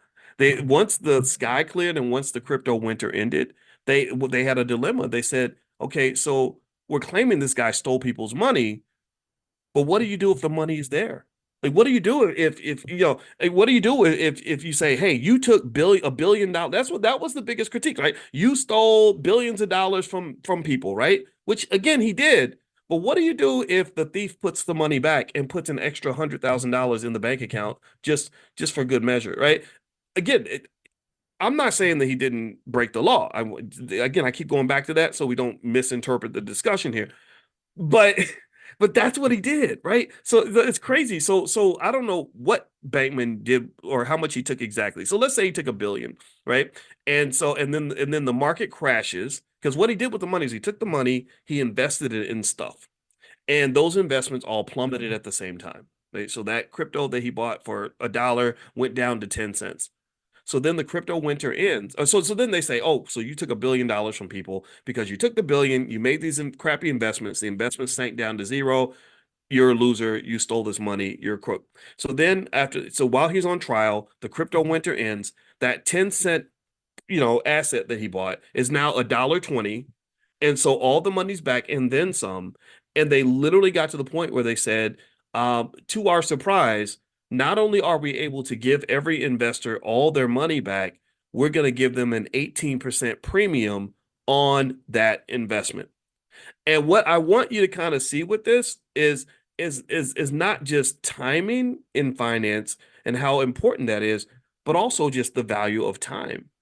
If in fact, for Bankman Fried, what he probably really wanted, if he could wish, if he can make three wishes and wish for anything on earth, one of the things he would probably wish for is just more time. Like, give me another 2 years. I promise you, it's going to work out. And time is important because Jeff Bezos, if Jeff Bezos had not been given more time, if he'd run out of time, Amazon wouldn't exist because there were times where Amazon was deep in the red. There was times where Amazon looked like a terrible investment. Bezos tells a story about how he almost had to shut the doors on the company because he needed $1 million. He said, I had to take 60 meetings to raise the $1 million. I got $50,000 per person, and I had to give away 20% of Amazon to raise that $1 million. And now Amazon's worth, a couple $1 trillion. So all those people made an amazing ROI on their investment. But if they said, you know what, we don't believe in you, this is where financial psychology comes into play. This is where emotion and belief and perception matters. Perception becomes reality in the world of finance because if they just said, you know, Jeff, we were going through your history and we found that you have a marijuana conviction from 10 years ago. So you're a felon, basically, and we don't trust you. We don't believe you. So we're not going to give you any money. Then Amazon wouldn't exist because they wouldn't have enough faith in him to give him more time. And this is one of the things that makes it hard for Black people, especially Black men, to build businesses, is because your margin of error is very thin. I wrote a whole book about this when I was on the faculty of Syracuse called What If George Bush Were a Black Man? And in this book I wrote in about 2004 was basically to kind of say that we underestimate from an economic standpoint how much your prior belief or your confidence in a person or an entity affects the ability of that entity to survive and to thrive. Do you understand how much perception makes a big difference in terms of the realities, in terms of outcomes? There's a whole statistical theory on this, a whole statistical area called Bayesian analytics, Bayesian statistics, which basically says that if I already have a preconceived belief about you, if I've already got a head full of stereotypes, this is why stereotypes are so dangerous. This is why whenever you hear me yelling and screaming about the way some of these poor female rappers are just dismantling the image of the Black woman around the world in a horrible way, or why it's not cool that Black men are typecast as athletes, comedians, and rappers. Well, the reason that these stereotypes are important is because if people come up to you and they already see you in a certain way, that's going to impact their belief in whether or not they should invest in you. I'm not going to invest in you if I think that you're an idiot, a thug, a criminal, or a loser. I'm not. And it's my decision to invest in you, society's decision to invest in you, that directly impacts your probability of success. So when I tell you all that 80% of Black owned businesses fail, the reason 80% of Black owned businesses fail is partly driven by the fact that nobody has faith in Black people. Nobody believes that Black man's going to be smart enough to do what Jeff Bezos did. If he ain't got the million, ain't nobody going to give him the million. They're going to say, oh, well, yeah, he's a Black guy. And those Black guys, all they do is make babies and rap and play basketball and whatever, right? They go to the strip club. They don't sit in the office and grind 14 hours a day to do what's necessary to make a company successful. They're loud and flashy. And if we were investing in him to go and become the next P. Diddy, we'd invest in that. But we're not going to invest in him trying to become the next Jeff Bezos because Black guys just don't do that.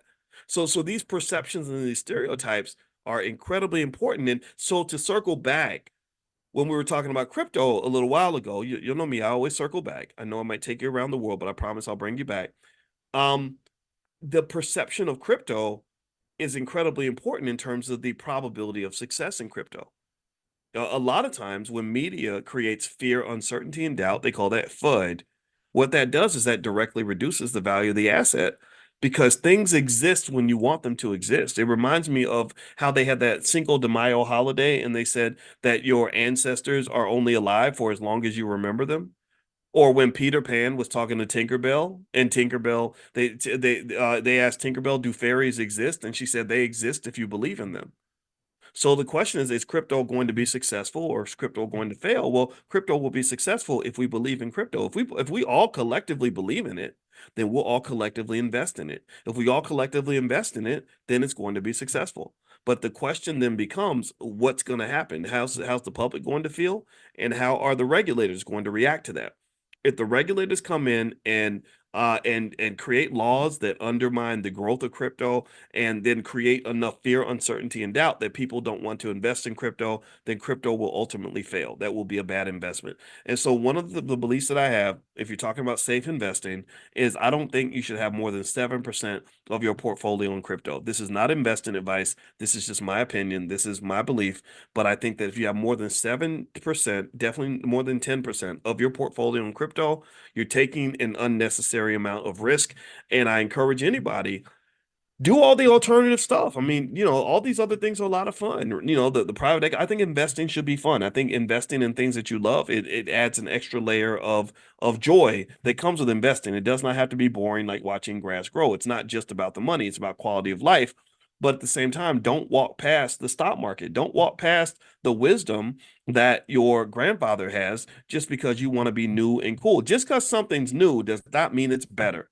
People talk about progressive and futuristic and moving forward as if it's always good. No, sometimes you move forward into a place that is worse than where you were before. Just look at integration. That was so advanced and so forward thinking and so futuristic for Black people, and it only made our situation worse.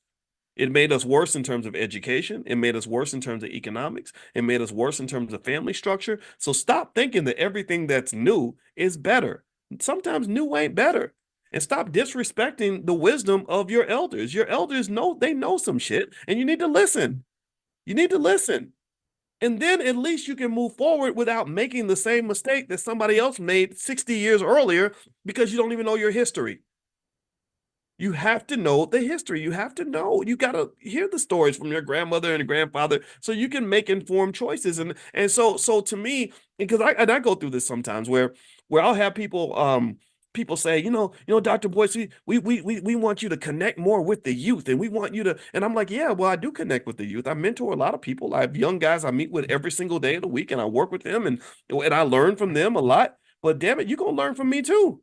Like I'm not going to just, like, again, it's an interesting, it's got to be an ecosystem in terms of the relationship that older people have with the youth. It has to be an ecosystem. You learn from me and I learn from you. It cannot be just you following me, because then you're not able to express your creativity and your originality. I get that. But then it can't just be me following you, where I am 53 years old doing TikTok dances because the shit's popular. I'm not doing things because they're popular. I'm not one of your little friends. I'm not trying to be that.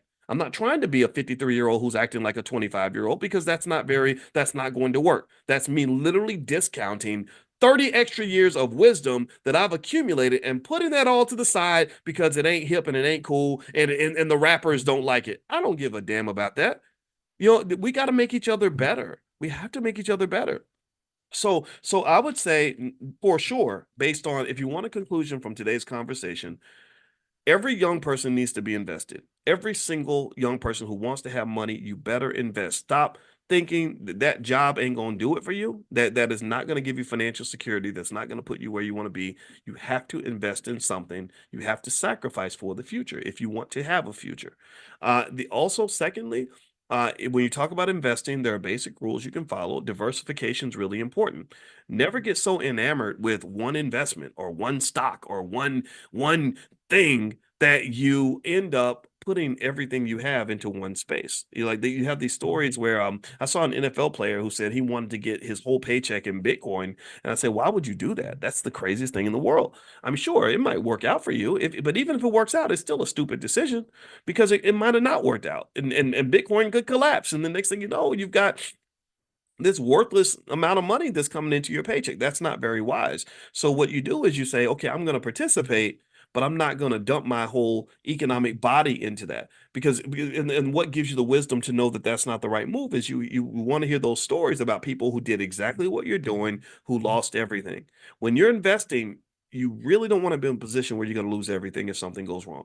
You want to be diversified. That's really important. And then also just being consistent and making investing part of your culture. That's how people win. That's how people succeed. So anyway, these are some thoughts that I had on this topic. I think also from an economic consciousness standpoint, another important thing that I know I did not understand when I was young, but I understand it better as I get older, is that this too shall pass. Sometimes we can get so caught up in a moment where, like you ever see pictures of somebody like from the 70s where literally the dude in the picture was like the coolest, hippest guy in 1974. Like he literally, maybe he looked like Bootsy Collins or something from I don't know, it wasn't Earth, Wind and Fire. It was the P-Funk. Like you ever see those P-Funk dudes and how they dressed? Like, let me find a pic. I gotta find a picture. It was the craziest thing. Let me see if I can find. Hold on. Let me see. All right. Um, Let me see if I can find one. And just so you know, I love P Funk, and I also love the greatest group of all time was Earth, Wind and Fire. Like Earth, Wind and Fire is the greatest. I met the guy who was one of the guys from Earth, Wind and Fire, the one that played the guitar, that had the big hair. I met him in Los Angeles, and I was going up to get his autograph, and it was kind of cool. Like he was signing all these autographs with all these people, and he saw me in the crowd, and he just stopped, and he said, brother, he said, I watch you every day. And that was kind of cool. That was like my clout moment because all the Hollywood people were like, "Who is this guy? Why is he paying attention to him?" But so I'm kind of like an acquired taste. Some people love what I do. Some people don't know who the hell I am and don't care, and I don't blame them. All right, so here's so if you look at like a picture like this, right? To me, when I see like a P-Funkish kind of picture, or I see like the Funkadelic or whatever, or I see my dad's old pictures where he's got the big hat and the fur coat and what like stuff that looked really cool in the 70s. I really wonder, like, I wonder if they would, how they felt taking that picture, right? Like in the moment, everything that you're doing is completely lit. Everything you're doing in the moment is hip and cool, and you're the coolest guy on the block. But you look at that same picture 20 years later, it looks crazy. You look ridiculous, right? And at that point, you can only laugh at yourself. You don't take yourself nearly as seriously as you did when you took that picture. And I kind of think about that when it comes to what's trendy with investing. A lot of times I think when we're young, we get caught in a trend and you think that that trend is going to last forever. Like you really think that what you're doing right now is going to be the best move for you forever. Like literally I'm overcommitting to the moment. That's what I'm getting at. That's what I want to kind of, and I think that overcommitment to the moment is a type of immaturity that we grow out of. And that's it's important to do that because sometimes overcommitting to the moment, for example, can cause somebody to when someone takes their life, like a 17-year-old takes his life because his girlfriend broke up with him. That's overcommitting to the moment because he doesn't realize that he's got the rest of his life to live. And 5 years from now, he won't even care about this girl anymore. But in that moment, it seems like that moment is forever. That moment's going to last a lifetime. I feel the same way about when my mother was pregnant with me when she was 17. They told her, well, it'll be easy for you if you just terminate the pregnancy. And my mother was like, no, this baby's going to grow up. He's got a whole life ahead of him. It's going to get better. And I'm glad she had that perspective because it did. It got better. The financial challenges she had lasted about 2 more years. She married my father when I was 3. Things got better. And now my mother and I have had 50 something years of a wonderful life. I paid her house off. I'm here for her. She benefits in a million ways because I'm here. But if she had only been trapped in the moment, she would have never had any of that. The whole 50 something years of our existence together would disappear. Do you understand? So a lot of times I think that with financial consciousness, one aspect of consciousness is knowing that there's more to your life than what's in front of you. That's my point, right? There's more to life than what you're seeing right now in this particular place. There's a big gigantic world and there's a long time series such that everything that's happening, most things that are happening are eventually going to pass and it's going to become the past. So in fact, maybe a good consciousness exercise as an investor is to try to imagine the year 2030. Like try to meditate and imagine it right now. And then think about how you kind of look at the year 2030, right? It seems like it's futuristic, it's way off out there. Nobody's really talking about 2030 in the year 2024. Nobody's talking about 2035, right? But if you go out to 2030, what's interesting to me is that 2030 is to 2024 what 2024 was to 2018. Do you see? And 2018 was just yesterday. Most of you probably remember 2018 like it just happened. And so imagine if, think about this. Imagine if in 2018 you'd invested to prepare for 2024. Like imagine in 2018 if you just made a series of investments in Bitcoin and different stocks, Apple, Nvidia, whatever, and you just consistently invested that money and you said I'm preparing for the year 2024. I'm going to be in really I'm struggling now, but I'm going to be in good shape by the year 2024. And let's say you committed to that and you were consistent and you did what you were supposed to do. Think about where you would be. You'd be in an amazing place. But here's the thing. Here's the problem. Here's the trick. This is the mind trick. It's crazy how this happens to all of us. In 2018, we weren't thinking about 2024 like that. 2024 was the future, right? And the future is always like this ambiguous place that we're never going to arrive to, but we always get there every time. Every time. I assume a lot of you are old enough to remember. Do y'all, any of y'all remember when even the year 2000 seemed like it was way off in the future? Like it was never going to arrive. Like Prince was singing about how he's partying like it's 1999. And it's crazy to me. It's like, holy shit, like 2000 is a long time ago now. Like that's ancient history. Some of you in here were born maybe after the year 2000. And so time is a sneaky little bastard. It's so sneaky. And but the thing is if you can really gain a connection to it and become very conscious of it and really feel it and flow with it and really respect it and accept it and don't waste it, that's one of your keys to wealth. Have told you all again, as a finance professor, we got to do equations and math. Everything we do is mathematical. The whole language is mathematics. When we've put together these equations that help us figure out wealth and how wealth grows, time is the number one variable in those equations. If you pour enough time into damn near anything that you're doing, you can get to whatever destination you want to get to. If I want to walk from New York to LA and I'm walking 1 inch per hour, walking incredibly slow, but I'm consistently walking from New York toward LA, if I give myself enough time, I can go from New York to LA, back to New York, back to LA, back to New York, back to LA, back to New York, back to LA. Do you understand? Time is the key. Time is the key. And where people lose wealth, in my opinion, is they waste time. You waste time. Or you give up on yourself. You say, "Oh, I'm broke right now. I'm gonna be broke forever." So then you start wasting time. And then next thing you know, you broke in 2015, you broke in 2016, you broke in 2017, 2018, 2019, 2020. Instead of realizing that if I harness the power of time and then just pivot a little bit and do something a little bit different, and I do that little pivot, I commit to that new set of actions and I do it across enough time, then eventually I'm going to be at whatever destination I'm trying to get to. Do you understand? So don't waste time. Like time is wealth, time is power. Time gives you the keys to the universe, in my opinion. So sit back one day and just meditate and imagine the year 2030 and just say, what am I going to do with this time? And then also time is a blessing and a gift. We're going to run out of time. We're running out of time right now. We have less time now than we had at the beginning of this conversation. What are you going to do with the rest of the time that you have? And when I say this, I really mean this. I'm serious about this to the point that it's almost like religious for me. Every year on New Year's, when I get a little bit sad about the fact that another year has gone by, it's a sadness sometimes, but a happiness too, an opportunity, but a sadness, right? You know what I do? I sit down and I budget my time for the year. I have there's 8,760 hours in a year. We're awake for about maybe 5,000 of those hours, and I will budget that time the same way you budget money. I budget time more than I budget money. My time is more valuable than my money. It's easy. And in fact, even when you get more money, it becomes more deliberate, more intentional. It becomes more apparent because there are people that I can give money to because I've got a little bit of money. But when I give you my time, oh, that means that whatever we're doing better be damn important. Do you understand? So process your time. Your time is that is your gift. That is your wealth. Use it appropriately and invest it properly, and that is what you will get you where you want to be. All right.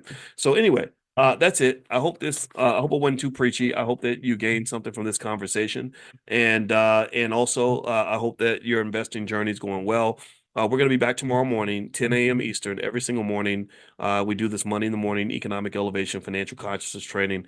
If you want to get notified when we meet, get on the text list. Just pull out your phone, text the word morning, MORNING, to the number 87948. Text morning to 87948. Also, if you live out of the country, I know some of you are out of the country, you can't get on the text list if you're out of the country. So just go to drboyceelevate.com. That's drboyceelevate.com. All right, guys. So thank you so much for your time. It was great to see you. I hope you have a wonderful day. And let's not